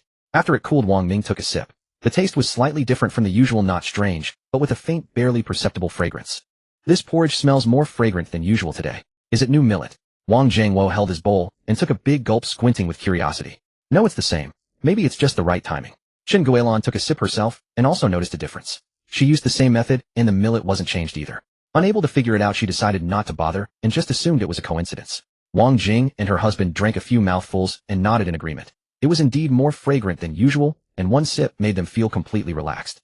Having tasted the subtle fragrance, they smiled and nodded, then picked up a piece of green vegetable with their chopsticks, not giving the matter much thought, simply attributing it to the perfect heat that brought out the millet's natural aroma. Wang Ming remained silent, stealing a glance at his family. Everyone looked normal, and he smiled, inwardly relieved. After all, they had all drunk it, and he knew it himself. After finishing, everyone casually wiped their mouths and dispersed. After a short rest, Wang Jing helped her mother start clearing the table. Around 8 o'clock, the sky outside hadn't completely darkened, but the western horizon was dyed with a deep orange-red hue. Wang Jing's family prepared to go home. Today, Chen Guilan didn't insist they stay. The eldest granddaughter, Zhao Ling, had to start attending extra classes again during the day from tomorrow onward. After that, there would be no break until the start of senior year in early August. The eldest grandson, Zhao Lei, also had a similar situation. The high school entrance exam was just as important. Only the youngest remained carefree, living a life of eating, drinking, playing, and sleeping. Carrying the clothes and shoes bought in the afternoon, Zhao Chong walked ahead, holding the little one. The other 2, who had come in the morning on an electric scooter, went back the same way, riding off first. Wang Ming and his parents escorted them to the parking spot, watching as the family of 5 got into the car and drove away. Mom, you haven't seen your son's car yet. Want to go take a look? As his parents turned to go back, Wang Ming grabbed Chen Guilan's arm. The car was parked nearby, just a few steps away. Sure, let me see what my son's car looks like. Let's go. Chen Guilan's interest was piqued, and she smiled, patting her son's arm. Let's go. Wang Ming led her toward his car. Wang Zhangwo smiled and followed. He had already seen and ridden in the car, but his wife hadn't yet. When they reached the car, the headlights flashed twice, unlocking it. Chen Guilan circled the car, twice reached out, and gently touched the body. This car looks much better than your brother-in-law's. Exactly. The color is bright, the lines are beautiful, and it rides smoothly. Want to get in? Wang Zhangwo chimed in, opening the passenger door. All right, let me sit in my son's car. Chen Guilan held the door and slowly sat down in the front passenger seat. She touched the soft seat in front of her, pressed the armrest, and smiled. It's so comfortable to sit in. Softer than our sofa at home. Mom, how about I take you 2 for a spin around town? Wang Ming, seeing his mother's delight, felt immensely happy and silently thanked the system once again. No, it's getting late, and our door is still open. Chen Guilan waved her hand and got out of the car. Wang Zhangwo nodded in agreement. Your mother is right. The door is unlocked, and we're not at ease. Now that I have an electric scooter and don't have to work, we can go whenever we want. I'll take your mother for a proper tour. All right. Wang Ming didn't insist. It didn't have to be today, tomorrow would be fine. He locked the car, and the 3 of them headed home.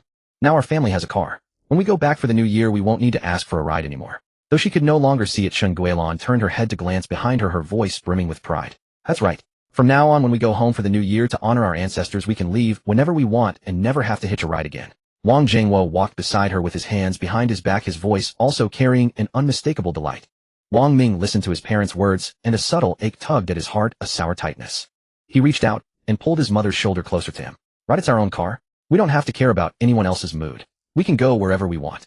Every year during the new year, on the second day of the Lunar New Year, they would return to their hometown to visit graves and honor ancestors. But their family didn't have a car before. During the New Year, long-distance buses stopped running. Before Wang Ming entered middle school, every New Year Wang Jiangwo would ride a motorcycle back alone. In the bitter cold of winter, he would bundle up in a thick coat, wrap a scarf around his neck, and put on gloves and a cotton hat. It helped, but only a little. The round trip was nearly 100 kilometers. His face would turn purple from the cold, his entire body stiff from the wind, and it took a long time to recover. After Wang Ming started middle school, he was old enough to join, and he experienced it once. The consequence was that after returning home, he caught a high fever that lasted for days. Moreover, Wang Jiangwo was getting older, and his health wasn't what it used to be. The whole family worried about him riding such a long distance. So they began to contact relatives in the same village or friends who happened to be going the same way, asking for a ride to take the father and son back together.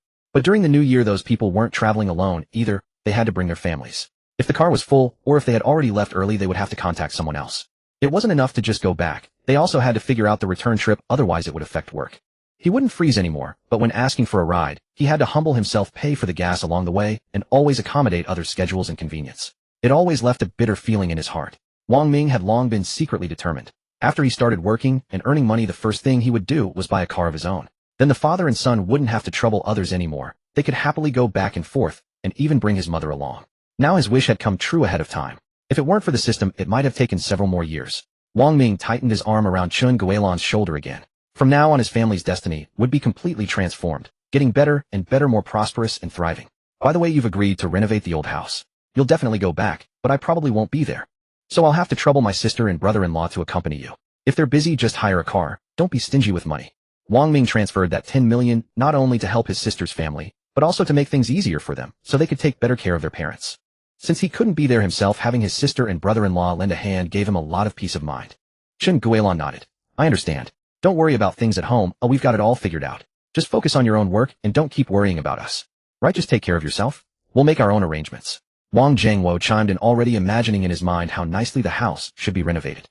Every man, after all, has a longing, or perhaps an obsession, to properly fix up the family home in his hometown. Even if they rarely live there, they must keep the roots. Now that you have money, a house, and a car, it's time to get moving on your lifelong matter. Your mother is right. Have you found a girlfriend at school? If not, hurry up and find one and bring her back to meet us. Chun Guilan and Wang Jiangwo took turns urging their son to find them a daughter-in-law. Now that their son had nothing to worry about, the only thing they wished for was for him to settle down. You're already 25. If you get married and have kids early, we can help with the postpartum care and child rearing. I'm only 24, okay. Wang Ming retorted. His parents used the nominal age, but he counted by actual age. Fine, 24. But just don't end up like your aunt's child. Already 30 and still unmarried. Chun Guilan was afraid her son wouldn't take it seriously, and that the longer he delayed, the bigger the problem would be. She even used examples from their acquaintances. Don't worry, Mom. Your son has plenty of money now. Why would he be afraid of not finding a partner? Wang Ming was full of confidence. With money in hand, women would line up for him. Registering the marriage was out of the question, but holding a wedding ceremony was no problem, just to make his parents happy. In the next few years, it was impossible. He hadn't had enough fun yet. Chun Guilan reached out and tapped her son's forehead. You kid, always so glib. Finding a partner isn't just about money. You need to find someone with a good heart, someone steady and down to earth who can understand and support you for a lifetime. I know. Don't worry, both of you. I'll definitely find you a virtuous and filial daughter-in-law who will join me in taking good care of you. Matters of the heart depend on fate. When fate arrives, I'll naturally bring her home. Wang Ming smiled and took his mother's hand, holding it in his own. Just remember that. Remembered etched in my mind. Chatting as they walked, they returned home. Wang Ming lay on the bed, opened WeChat, and started chatting with Su Rui and Su Ming. They chatted for over an hour, then he scrolled through short videos until around 10 o'clock. His parents were getting ready for bed. Wang Ming also took off his clothes, got into the covers, played for another half hour, then put down his phone and went to sleep. July 15th. Wang Ming slept until he woke, naturally getting out of bed only at nearly 10 o'clock. After dressing and washing up, he found only Chun Guilan at home. Curiously, he asked. His father had gone to the mine a few minutes ago. There was a procedure that required his personal presence. His sister's family wouldn't be coming today. They were all busy. Wang Ming nodded, sat on the sofa, and picked up his phone to check the date. It was Monday again, time to open the weekly counterattack gift pack. Ding! Counterattack gift pack received successfully. Obtained 50 million in funds and a Brabus G900 rocket edition. The system's voice echoed in his mind. As expected, funds were always included. His phone sounded once. He picked it up and saw that 50 million had been credited. His account balance had once again exceeded a small target. Apart from the money, the other reward was the car.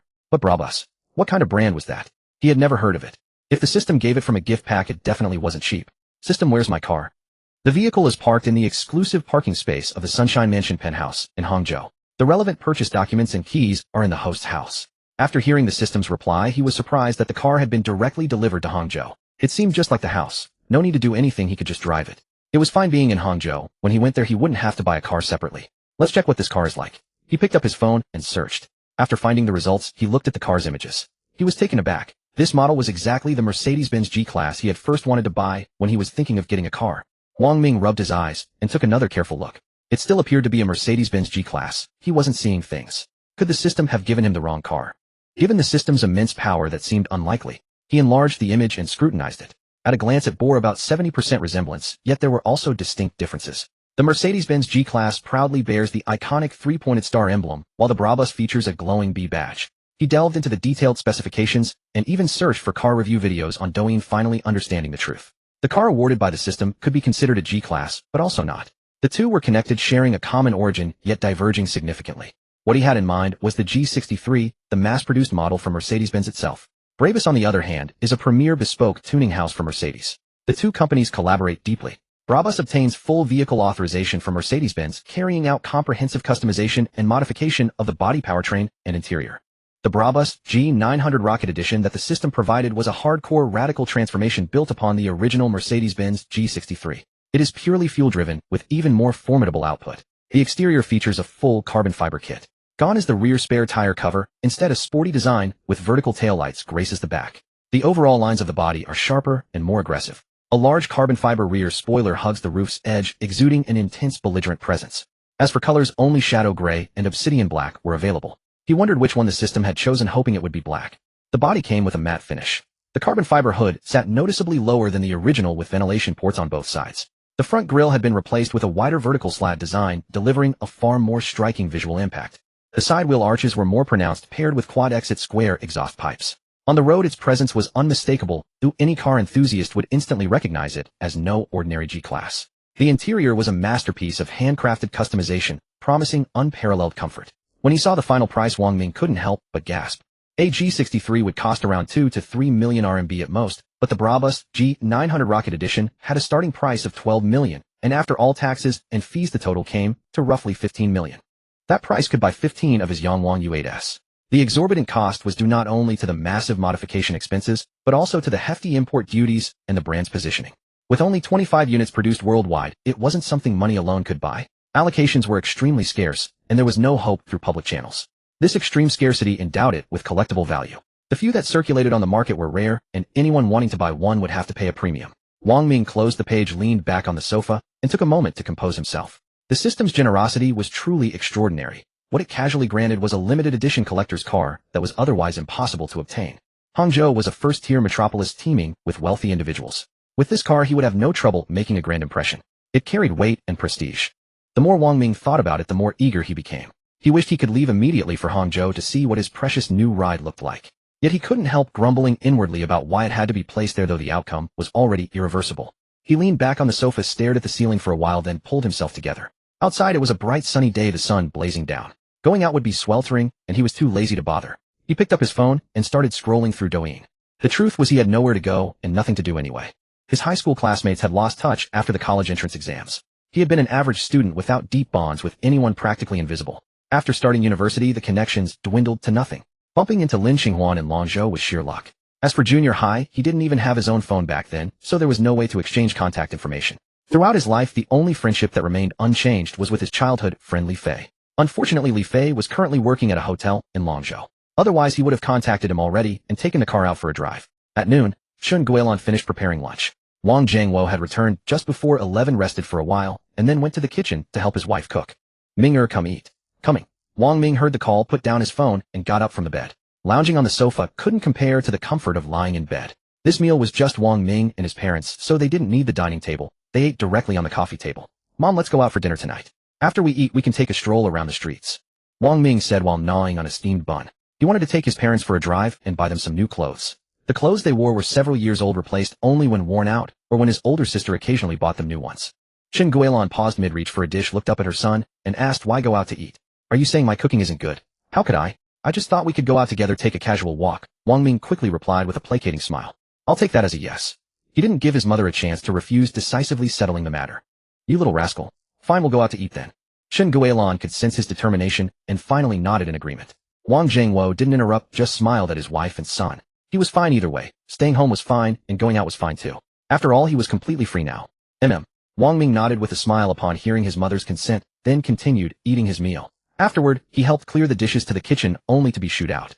Seeing his father sitting on the sofa smoking, he went over and joined him for one. After finishing, he lay on the bed and resumed playing on his phone. Son, wake up. Wang Ming was roused, rubbing his eyes and sitting up groggily. Still half asleep, he mumbled, huh? Mom, what's wrong? What do you think? It's 6 o'clock. Didn't you say we were going out for dinner? Shin Guilin looked at her son's dazed expression and couldn't help but chuckle, tapping his forehead. If you slept any longer, you'd sleep straight through till tomorrow. All right, I'm getting up now. Wang Ming finally snapped, fully awake, grabbed his phone to check the time, and realized he had slept quite a stretch. He had dozed off while playing on his phone, put it down and fallen asleep, and now it was already this late. Hurry up, go wash your face and wake up. Shin Guilin still stood by the bed, urging him as if afraid he might lie back down and fall asleep again. Wang Ming threw off the summer blanket, scrambled out of bed, put on his shoes, and headed to the bathroom. He turned on the faucet and splashed cold water on his face several times, instantly feeling completely alert. He dried his face with a towel and tidied his hair in the mirror. Back in the living room, his parents were already dressed in clean, neat clothes. Though old, they were tidy. They had clearly been ready for a while, waiting for him. He pocketed his phone and picked up the car keys from the coffee table. Let's go. After locking the door, Wang Ming and his parents went downstairs. Heading out. As they walked toward the parking spot, they encountered their neighbor and landlord in the courtyard. Lao Peng just got back. Wang Jingwo, roughly the same age as the other man, had a good relationship with him. Get back for a meal. Xiaoming is back. Uncle Peng. Wang Ming greeted with a smile. Peng Qingyun, a few months younger than his father, had been called uncle by him since childhood. Xiaoming, you should be graduating this year, right? Where are you working? Peng Qingyun nodded kindly. He had watched this kid grow up. He had only seen him a few months ago during the new year, but he seemed so different now. I graduated last month. Still figuring out work, so I came back to see my parents first. I see. That's fine. Once work gets busy, you won't have as much time. Peng Qingyun nodded seriously, his gaze growing more approving as he looked at Wang Ming. A long-cherished idea resurfaced in his mind. He glanced at Wang Jingwo and his wife, then felt the chances were slim. Here, Lao Peng, have a cigarette. Wang Jingwo pulled out a pack, offered one, and lit it for him. What's the occasion? Smoking such good cigarettes. Peng Qingyun took a drag, blew out a smoke ring, and looked at the cigarette with surprise. Wang Jingwo grinned, tilted his chin toward Wang Ming, and said with undisguised pride, a gift from my son. He also bought me some fine liquor. When you're free, let's have a drink together. He had meant to show off his son, but Peng Qingyun's face darkened at the words. Drink by yourself? Go on, get going. Peng Qingyun waved his hand and turned away. Wang Jingwo stood there bewildered, muttering, what's wrong with Lao Peng? He used to be the one dragging me for drinks. Shin Guilin tugged his arm and kept walking, giving him a sharp slap and a glare. Why did you mention our son? Don't you know that's a sore spot for Lao Peng? What's the big deal? I've said it before. That was at the dinner table. This is different. Wang Jingwo finally caught on, slapped his forehead, and felt a pang of regret for his loose tongue. He glanced back. What now? Is Lao Peng angry? He's not that petty, but he'll definitely be upset. When you're free, invite him over. I'll cook a few dishes, and you can share a few drinks with him. A proper apology will smooth things over. Shin Guilin laid out the plan, and Wang Jingwo nodded repeatedly. Wang Ming, walking beside his parents, had immediately realized the mistake as soon as his father spoke, but it was too late to stop him. Hearing his mother's arrangement, he thought it reasonable. There was no problem a bottle of liquor couldn't solve between men, and if one wasn't enough, more would do. A figure that had once left a deep mark on his heart involuntarily surfaced in his mind. Son, what are you thinking?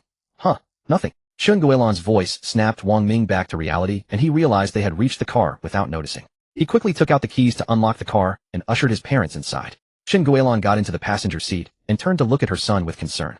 Mom, really, I'm fine. Buckle up and let's go. Wang Ming noticed and smiled reassuringly. Oh, you can tell us if something's bothering you. Shin Guilin nodded, fumbled for the seatbelt, and clicked it into place, still muttering. I know. Wang Ming smiled, started the car, and headed toward the county town. At Peng Qingyun's house the moment he entered, someone from the kitchen heard the sound and came out. You're back? Qing just called me. She's leaving the city now and will be at least an hour. She said we should eat without her. It was Peng Qingyun's wife Wang Huiru, still wearing her apron, wiping her hands as she spoke. No need. Let's wait for Qing. Eating an hour late won't kill anyone. Peng Qingyun waved his hand, sat down on the shoe bench by the door, and continued smoking. What's wrong? You look upset. Is your old problem acting up? Wang Huiru noticed her husband's expression and asked with concern. Put out that cigarette. How many times have I told you not to smoke? If your daughter finds out, she'll scold you again. She reached for the cigarette. It's fine. Just one won't hurt. If you don't tell her, how will Qing know? Pang Qingyun dodged, slipped on his slippers, and headed to the living room, plopping down on the sofa. That girl's nose will tell her. So if it's not your old problem, why the sour face? Wang Huiru sat down across from him, first nagging, then curious. Something must have happened. I ran into Zhang Wo and his wife at the gate. So, Xiao Ming is back too. They're probably going out for a drive together. Pang Qingyun sighed and stubbed out the cigarette in the ashtray. It was only natural for a son to show such thoughtfulness, and for the father to boast. So his initial irritation had faded by the time he turned away. By the time he got home, he had calmed down and wasn't angry anymore, but envy still gnawed at him. Xiao Ming. Wang Huiru was taken aback, then instantly understood the reason. She sighed too, her mood plummeting, tears threatening to fall. It's all my fault. If I had listened to you and stayed home, our son wouldn't have. She choked up, unable to finish, and wiped her eyes. Stop crying. What does it have to do with you? Blame me if anyone. I was too young and hot-headed back then. Pang Qingyun quickly stood up, walked over to his wife, and patted her back to comfort her. This is all years ago. We still have Qingqing now, don't we? Having a son or not doesn't matter. Wang Huiru leaned against her husband's shoulder, her voice choked with sobs. That's what I tell myself, but I can't help feeling envious. If our son were still here, he'd be about the same age as Wang Ming, graduating from college too. I know. Pang Qingyun's voice was hoarse as he wrapped his arm around his wife, resting his chin on her hair, his tone heavy with sorrow. I wasn't blessed enough to keep our son. I've let you down all these years. Wang Huiru sniffled, wiped her face with her sleeve, and took a long time to suppress the rising emotions before muttering. What's there to complain about? It's been so many years. In his youth, Pang Qingyun had skipped school and wasted his time running with the wrong crowd. Leading a gang of underlings, he had actually made a minor name for himself in the county town. It was then that he met Wang Huiru. After marriage, they had a daughter, and soon a second child came along. He could have lived a stable life, but back then he was brimming with pride and ambition. Surrounded by sycophantic followers, he dismissed all the advice from his parents and wife as mere words. With a fiery temper, he always rushed to the forefront to defend his friends, believing himself to be exceptionally loyal. Each time he escaped without major disaster, only fueling his arrogance and emboldening his actions. In modern terms, he had grown too big for his boots. But fortune is fickle and disaster lurks around every corner. He who often walks by the river is bound to wet his shoes. Once, while helping a so-called good brother, his temper flared, and he lost control, severely injuring the man. The police were alerted. The followers who had once called him brother scattered like leaves, and the so-called good brother shifted all the blame onto him. When the news reached home, his parents and Wang Huiru, who was 8 months pregnant, were beside themselves with worry. His parents rushed to the police station to seek information, while Wang Huiru, unable to move freely, waited at home, restless and anxious. Unexpectedly, the family of the injured man tracked him down and blocked his door, speaking aggressively and threatening to destroy everything if they were not satisfied. Wang Huiru, heavy with child, pleaded with them, but they refused to listen. They ranted about having Pang Qingyun executed, imprisoned, or killed in retaliation. Terrified out of her wits, she found them utterly unreasonable. Instead of showing any restraint toward a pregnant woman, they shoved and pushed her. Already weak from fear, she stumbled and fell hard against the doorframe. Blood appeared immediately, and the mob, frightened, fled. No one was home at the time. Fortunately, a neighbor heard the commotion and called an ambulance. The child was lost, and the mother barely survived, her body irreparably damaged, leaving her unable to bear children again. When Pang Qingyun's parents returned and learned the truth, they felt as if the sky had fallen. 2 days later, Pang Qingyun received the news, and his regret was so profound that he slapped himself repeatedly until his face was bloodied, but it was too late for remorse. Pang Qingyun's parents were heartbroken, but the deed was done. The grandson was gone, and no amount of tears could change that. Their son was still in custody, and they could not abandon him. Struggling to hold themselves together, they rushed about, pulling strings and making arrangements, while also caring for Wang Huiru, whose body had completely collapsed in the hospital. The Pang family were locals with generations of roots in the county town, giving them some connections. Pang Qingyun's parents swallowed their pride and went door to door, begging, sending gifts, and speaking kindly. The victim was severely injured, but their family had also lost a life about to enter the world. Pursuing the matter to the end would benefit no one. Both sides found intermediaries and sat down to negotiate. In the end, each made concessions, reaching a mutually acceptable agreement. The Pang family dropped the charges, and the victim's family issued a letter of forgiveness, putting the matter to rest. Since the other party had also been at fault, and Pang Qingyun had voluntarily confessed, the court sentenced him to 1 year of fixed-term imprisonment for a fray suspended for 2 years. For the Pang family, this outcome was the best they could hope for under the circumstances. When Pang Qingyun was released from the detention center, he saw his wife lying in the hospital bed, emaciated beyond recognition, and the empty belly that held an eternal regret. He held Wang Huiru, crying and cursing himself. Pang Qingyun seemed to transform entirely. The former reckless, aggressive spirit was gone. He became much more silent and cut off all ties with his former gang of disreputable friends. With a criminal record, finding a job was difficult. His parents funded a small business for him. He worked from dawn to dusk, taking on all the heavy chores at home and doting on Wang Huiru without ever raising his voice. Days passed, and he accepted that they would have no more children, pouring all his love into their only daughter, Pang Qingqing. The loss of their son remained an indelible scar, a thorn that hurt when never touched, bringing tears to their eyes. Enough. I need to start cooking in the kitchen. Let's wait for Qingqing to come home for dinner. Wang Huiru lifted her head from Pang Qingyun's shoulder, took a deep breath, and spoke. Pang Qingyun nodded, took a tissue, and gently wiped the lingering tears from her face. Wang Huiru went to the kitchen while Pang Qingyun sat on the sofa. His fingers unconsciously traced the armrest, and he remained motionless for a long time. The wall clock ticked, each second striking like a hammer on his heart, stirring up old memories buried for nearly 2 decades, leaving his mind unsettled. He thought of his beloved daughter, capable, filial, and warm-hearted, but she would eventually marry. The Pang family's lineage could not end with him, nor could the hope of passing on the family name. Recalling his parents' dying regrets and their final words, an old idea resurfaced to find a son-in-law who would marry into the family, so that the children would bear the Pang surname, preserving the family line. He had discussed this with his wife Wang Huiru a few times, and she said it depended on their daughter's agreement. But he had never broached it with her, thinking it could wait until they found a suitable person. Should he bring it up tonight? In the county town's pedestrian street, Wang Ming parked the car and strolled along the street with his parents. The night was even livelier than the afternoon. Vendors' shouts rose and fell, and pedestrians jostled past. Many young people walked in groups, laughing and chatting, holding milk tea and snacks. They found a restaurant with a good crowd, and Wang Ming led his parents inside. They took a window seat on the second floor, and the waiter handed them the menu. He let his parents order whatever they liked, then added a few dishes himself. After the waiter took the menu, Chen Guilin kept muttering about the high prices, suggesting they cook at home instead. Wang Ming just smiled and listened without arguing. After about 10 minutes, the dishes arrived one after another, filling the table. The family of 3 ate heartily. When they were full, Wang Ming got up and paid the bill.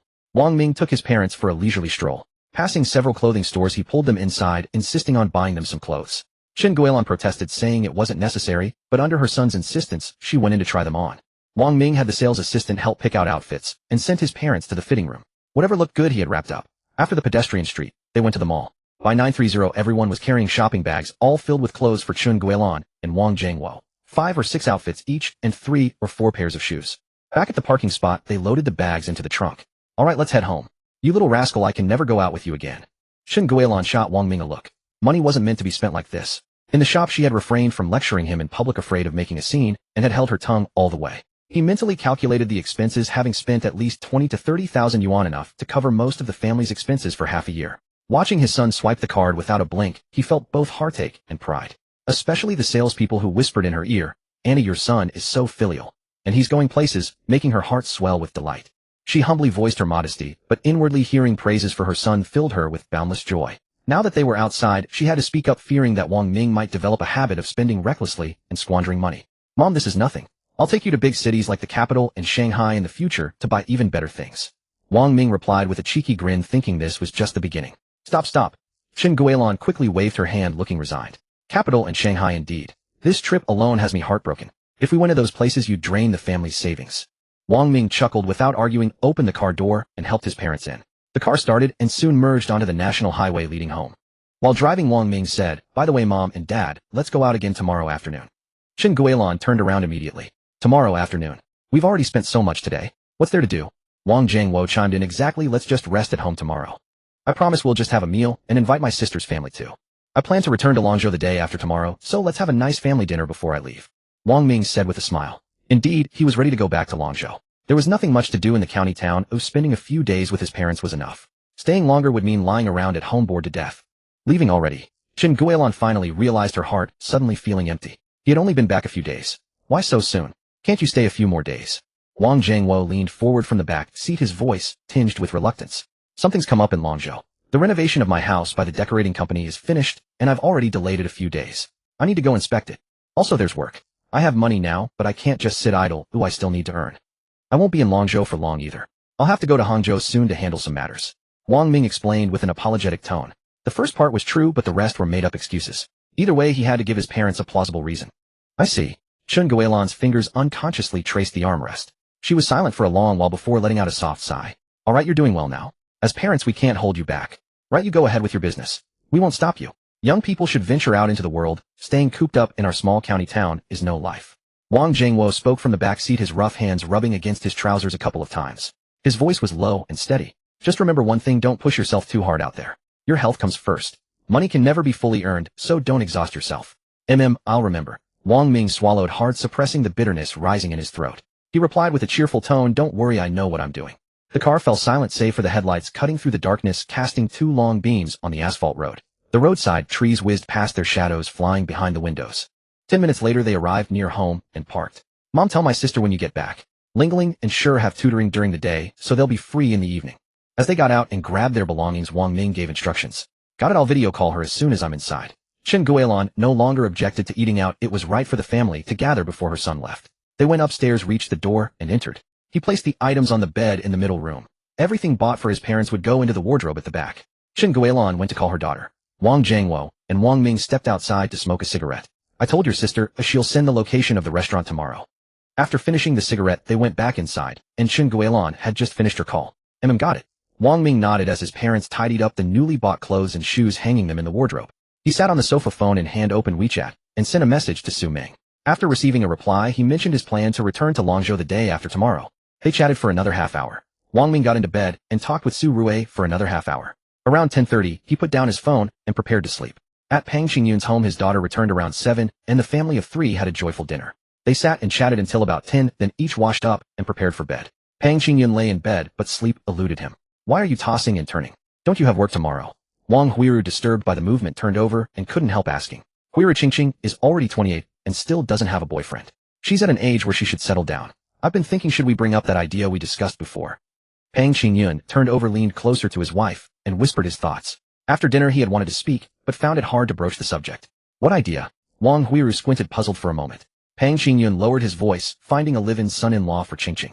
Wang Huiru sighed softly. Haven't I said this before? It depends on Qingqing's own wishes. We can't make the decision for her. Qingqing is very stubborn. If she's not willing, nothing we say will matter. She herself had always felt guilty about not having a son to carry on the Pang family name. When Pang Qingyun first mentioned it to her, she thought it was a plausible solution. But after all, it was their daughter's lifelong matter. Even if they wished to fulfill the Pang family's legacy, they couldn't force their daughter to compromise. Of course I won't force her. I just want to bring it up once and ask how she feels. Pang Qingyun had thought of another option as a fallback. Then why didn't you ask her at dinner? I was afraid Qingqing would get upset. I thought we should discuss it first. Even if we don't go for a live-in son-in-law, we should start urging her. After a long silence, Wang Huiru knew her husband had a point. Then let's talk to her together after work tomorrow. They had urged her in the past 2 years, but whenever they brought it up, their daughter would brush it off, saying she was fine on her own. But as parents, how could they truly be at ease? A man should marry, and a woman should be given in marriage. No problem.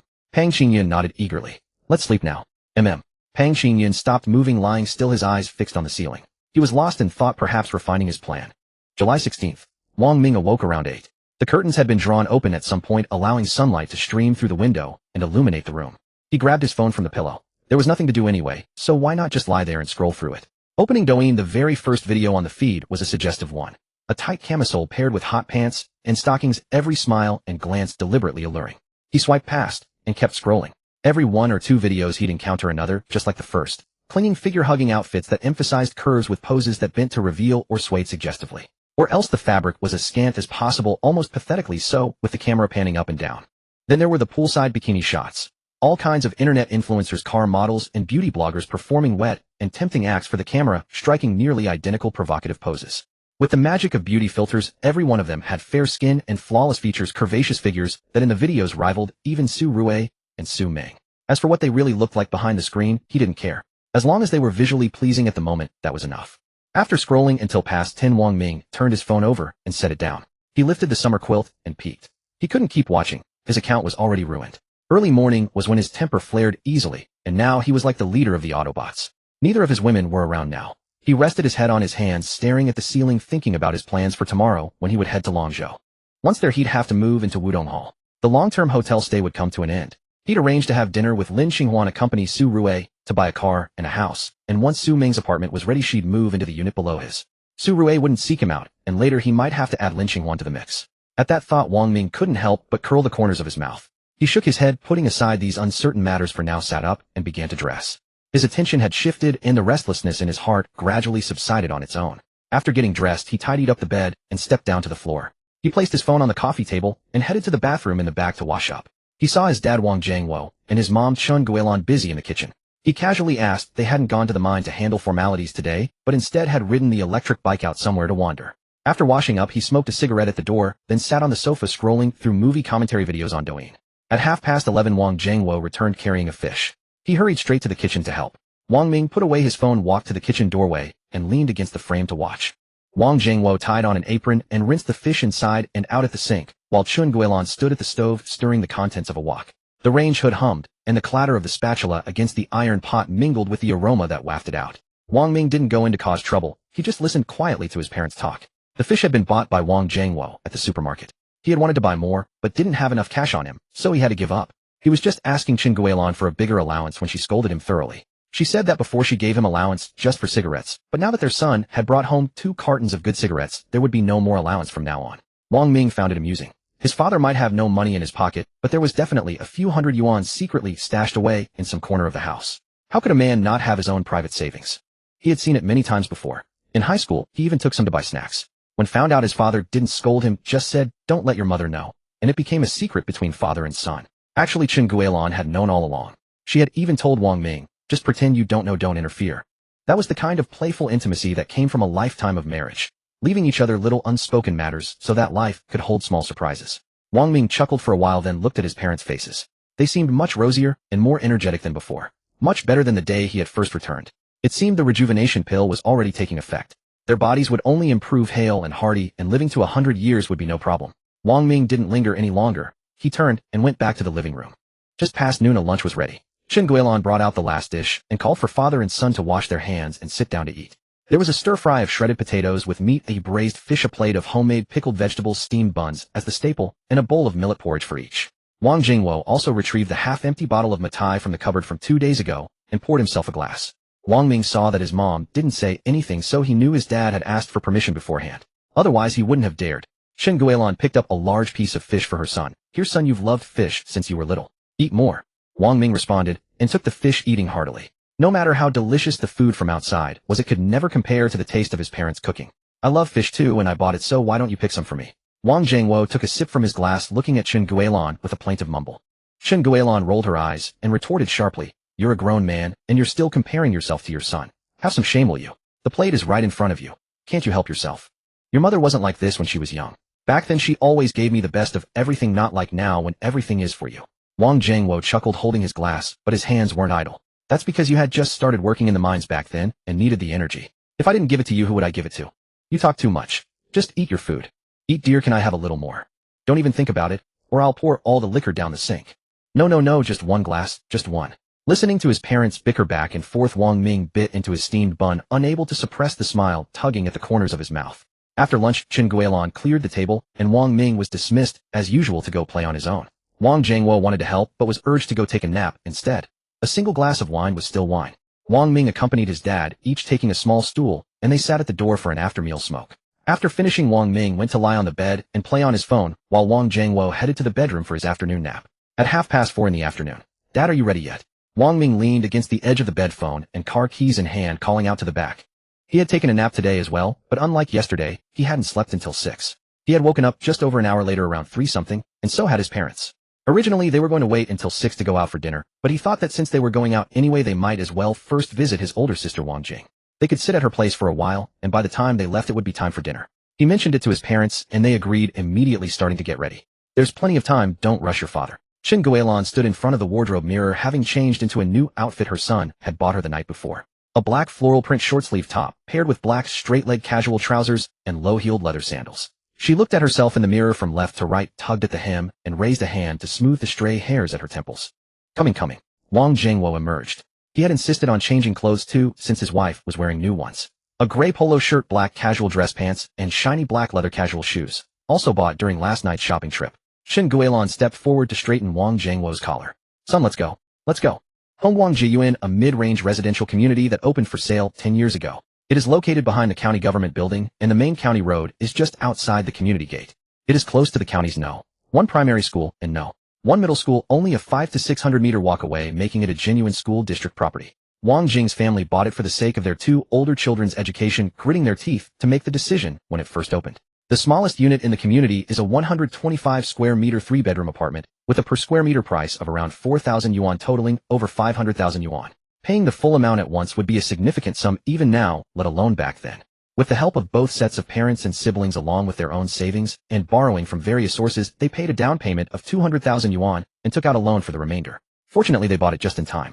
The community's housing price rose by nearly 1,000 yuan per square meter in the second year and continued to climb over the following years, at its peak more than doubling. In recent years, the price has dropped a bit, but it still hovers around 7,000 yuan per square meter.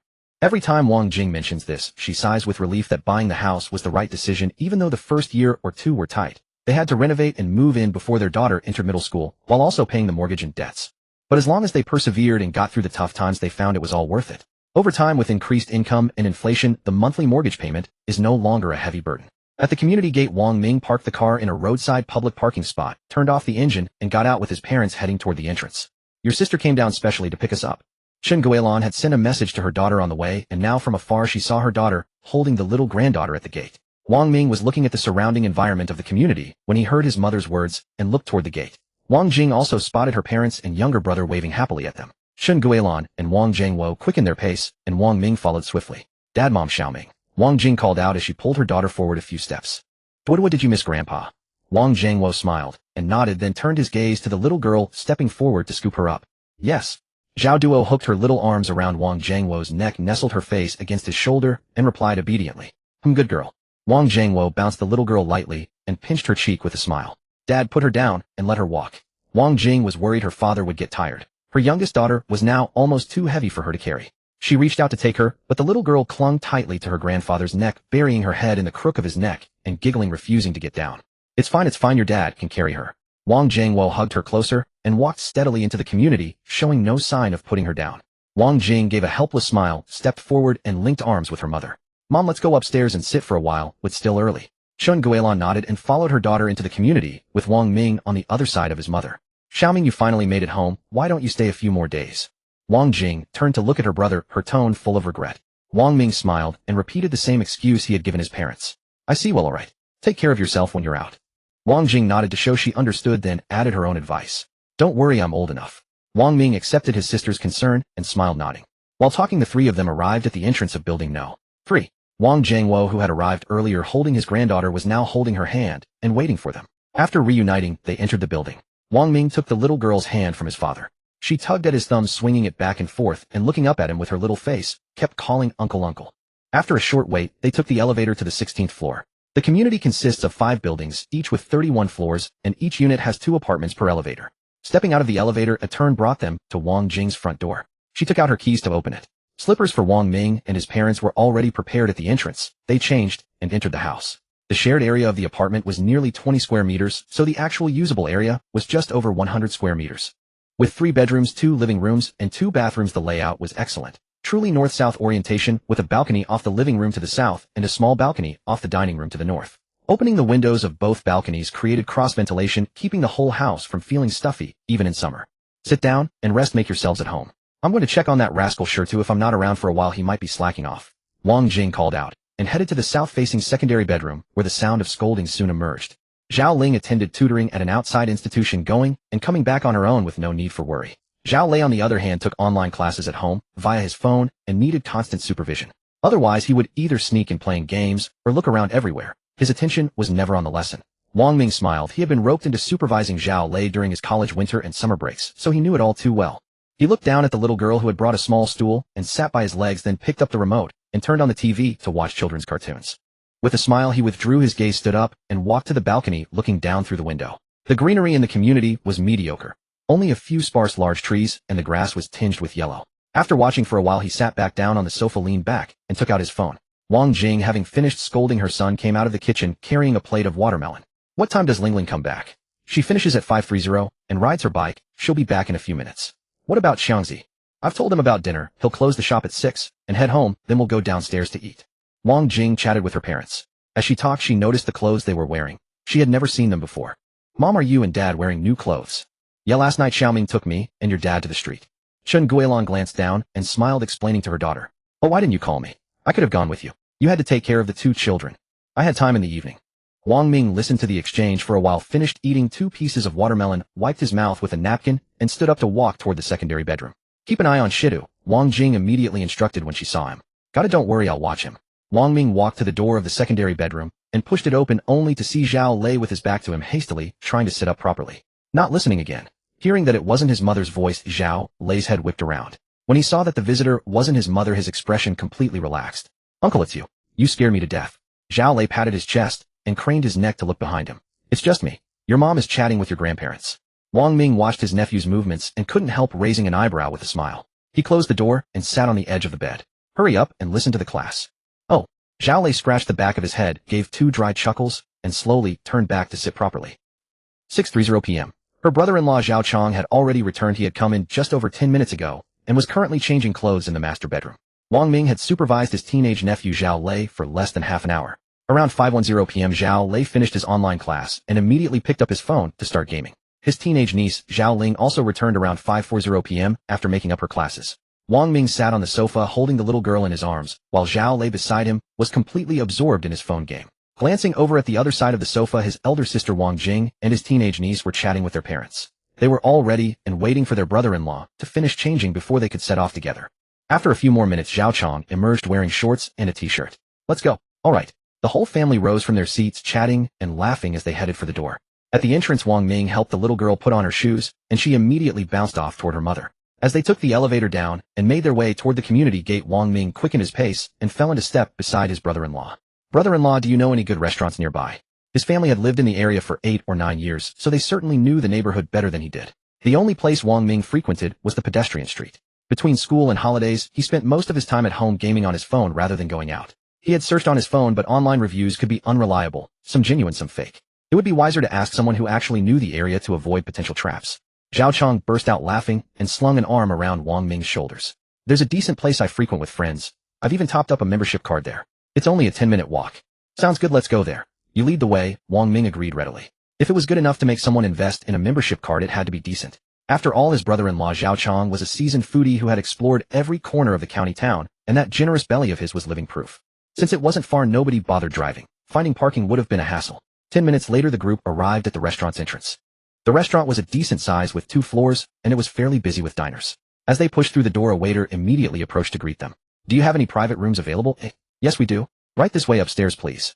The waiter nodded and guided the group up to the second floor. The private room was a comfortable size, easily fitting 8 people. Once seated, the waiter handed over the menu. Wang Ming flipped through it, asking everyone about their preferences, and promptly ordered a feast that filled the entire table. While waiting for the food, the family chatted away. About 10 minutes later, the first dish arrived. Since they were all family, there was no need to wait for every course to be served before digging in.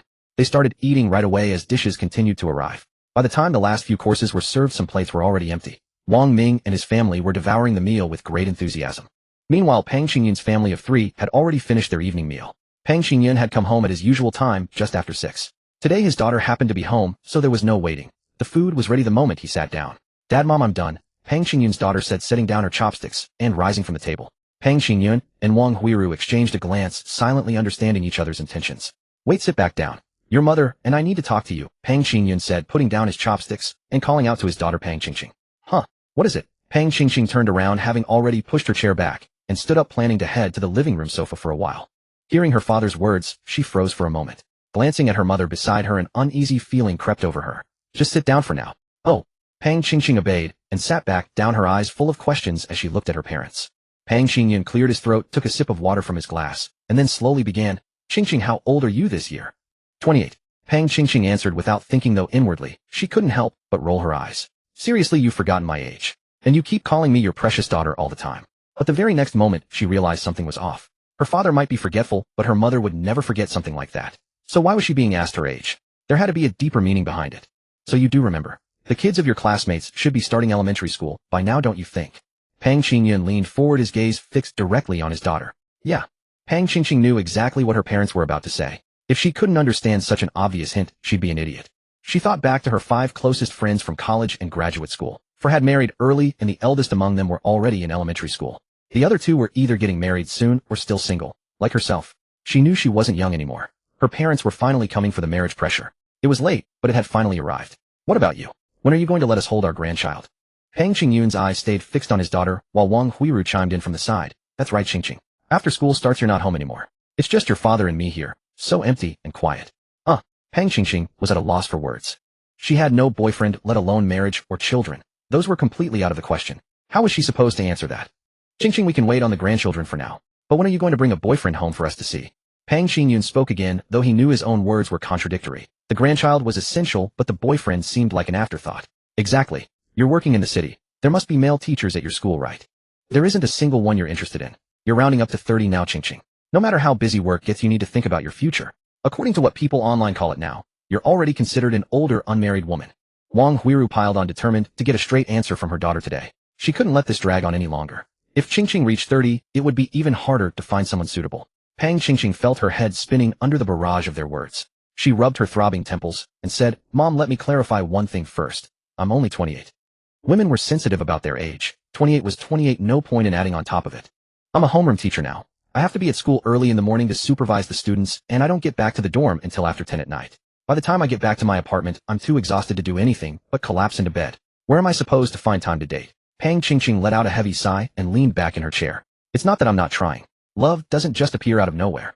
There are plenty of male teachers at my school, but most of them are already married. Do you expect me to go ruin someone's family?" She hoped that reasoning would finally shut them up. The truth was there were eligible unmarried male teachers at her school. But Pang Qingqing herself was a teacher, and if she dated someone with the same profession who also worked at the same school, it would only create complications down the line. Pang Qingyun, upon hearing his daughter's words, was instantly alarmed and sat bolt upright. "Impossible, absolutely impossible. Your mother and I cannot afford to lose face like that. Your father is right. If there's no one at school, look elsewhere. There are plenty of good men. Haven't your colleagues and friends thought of introducing someone to you?" Wang Huiru felt a twinge of regret for agreeing with her husband so easily last night. She should have had a private chat with her daughter first. Now she was afraid that if pushed too hard, her daughter might do something that would ruin someone else's family. "That's right. You still have your high school classmates, don't you? You could get in touch, have a meal together, go shopping. After a few times you might just meet the right one. Your father and I aren't forcing you to get married immediately. You can just date and see how it goes." Pang Qingqing hadn't expected her parents to get even more enthusiastic. Her earlier words had backfired, and she felt like she had shot herself in the foot. A close colleague in the school office had indeed often offered to set her up with someone. A local businessman, a state-owned enterprise employee, or even a civil servant. Their conditions were excellent by Zhu standards, but at this stage, she only wanted to be a good teacher and focus on her work, so she had always politely declined. As for her father's suggestion about high school classmates, she had lost touch with them over the years, as she might not even recognize them if they passed on the street. "Why are you silent? Don't tell us you've been hiding a boyfriend from us." Seeing his daughter remain silent for so long, Pang Qingyun grew suspicious and speculated. No. If I had one, I would definitely tell you." Pang Qingqing waved her hand. She actually wished she did have one so she could satisfy her parents and avoid being lectured. "Then what's the matter with you? You have to give us a definite answer today." "Yes, look at your cousin. She's over a year younger than you, and her child can already fetch soy sauce." The couple had different motivations. One was genuinely anxious, the other had ulterior motives. But their ultimate goal was the same: to get their daughter settled down quickly. Pang Qingqing's head was spinning from all the nagging. She dared not even look at her parents and could hardly squeeze out a word for a long time. After a long silence, she pursed her lips and spoke softly. "It's not that I don't want to find someone, it's just that I haven't met the right one." Pang Qingyun frowned and was about to speak again, but Wang Huiru quickly tugged at his arm. "You don't even try? We're not urging you to marry just anyone. Marriage is a lifelong matter, and we understand that. If you can't find one, your father and I can ask relatives and friends to keep an eye out for you. If there's someone decent, you can go meet them. After a few contacts, you might just meet the right one." She looked at her daughter's dejected posture and softened her tone. "Blind date." Pang Qingqing's head shot up and her brow furrowed involuntarily. Wang Huiru nodded. "Yes, a blind date. But you can also look on your own." She didn't insist on a blind date, any method would do. Pang Qingyun began to play the emotional card. "Qingqing, you know your mother, and I only have you as our child." He trailed off mid-sentence. Pang Qingqing suddenly interrupted, her eyes fixed seriously on Pang Qingyun. "Dad, does it have to be a live-in son-in-law?" The room fell silent again. Pang Qingyun, caught off guard, stammered in surprise. "How did you know?" His voice trailed off as he turned to look at his wife. Had she told their daughter in advance? Wang Huiru was equally surprised, thinking her husband had let it slip. The couple exchanged a glance and read the answer in each other's eyes. If neither of them had said anything, then how did their daughter know? They both stared at Pang Qingqing. "A few years ago, after I graduated and came back home, I overheard you discussing it." Pang Qingqing shrugged calmly, resolving her parents' confusion. "Since you've known for a while, what's your own opinion?" Pang Qingyun let out a long sigh of relief. "So that's it. It saved him a lot of trouble." Pang Qingyun admitted, "Your mother and I do have the idea of bringing in a son-in-law. You're our only child. Your grandparents mentioned it before they died. If your child takes our family name, the Pang family line won't be cut off." Pang Qingqing nodded. "I know." She had figured it out when she overheard them. Her reasons for staying single were not just work and not feeling rushed, but also this factor, just a little. If she didn't want it, no one could force her to agree. "So you agree?" Pang Qingyun's eyes lit up. Pang Qingqing replied, "I can accept it. The key is that the man also has to agree." Pang Qingqing said with a hint of amusement. Usually those willing to be live-in sons-in-law either came from very poor families that couldn't afford a bride price and had no choice, or they were after the woman's family conditions.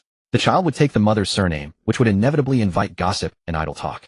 If the man couldn't get past that hurdle, life together would be unhappy. Pang Qingyun and Wang Huiru nodded. They also understood the difficulty. Pang Qingyun said, "So we need to state it clearly up front. We can definitely find someone. Our family conditions aren't bad. We'll provide the car and house, and we can negotiate and try to meet other conditions." Pang Qingyun stroked his chin. The couple had saved a considerable amount over the years, giving them confidence. Pang Qingqing tapped her fingers lightly on the table, pondered for a moment, and said, I understand. She continued, I can go on blind dates. But no matter who introduces them before meeting the requirement of becoming a live-in son-in-law must be made clear. If the other party agrees, I'll go. If not, there's no need to waste time. Pang Qingqing thought to herself, a blind date is better than being nagged by parents all the time. Maybe she'll meet someone satisfactory. Pang Qingyun said, no problem as long as you agree. Pang Qingyun slapped his thigh happily. An idea struck him, and he changed the subject. Qingqing, your father already has a good candidate in mind. Pang Qingqing's mouth twitched. Dad, you've been preparing for this all along, haven't you? So today's conversation was a trap you and Mom set for me to walk into. Wang Huiru exclaimed, it has nothing to do with me. Your father never told me about this. She turned to Pang Qingyun. Qingge, when did you find someone? Who introduced him? What's he like? Wang Huiru grabbed her husband's arm. You didn't even tell me beforehand. Pang Qingyun looked at his wife, then at his daughter, and shook his head. No preparation. It's pure coincidence. Pang Qingyun said, as for the person, you both know him. Your Uncle Wang's son. Who? Wang Huiru thought for a moment. Wait, you don't mean Wang Ming, do you? Pang Qingyun nodded. He was referring to Wang Ming, whom he had met yesterday. If he asked someone to introduce, he would have to spend time inquiring and learning about the person. Better to find a familiar and well-known person once and for all. Both parents knew him, had a good relationship, and had watched him grow up. Wang Huiru objected, no. Why not? Age. Qingqing and Xiaoming are nearly 5 years apart. A woman 3 years older is like holding a gold brick. Let him hold 2 then.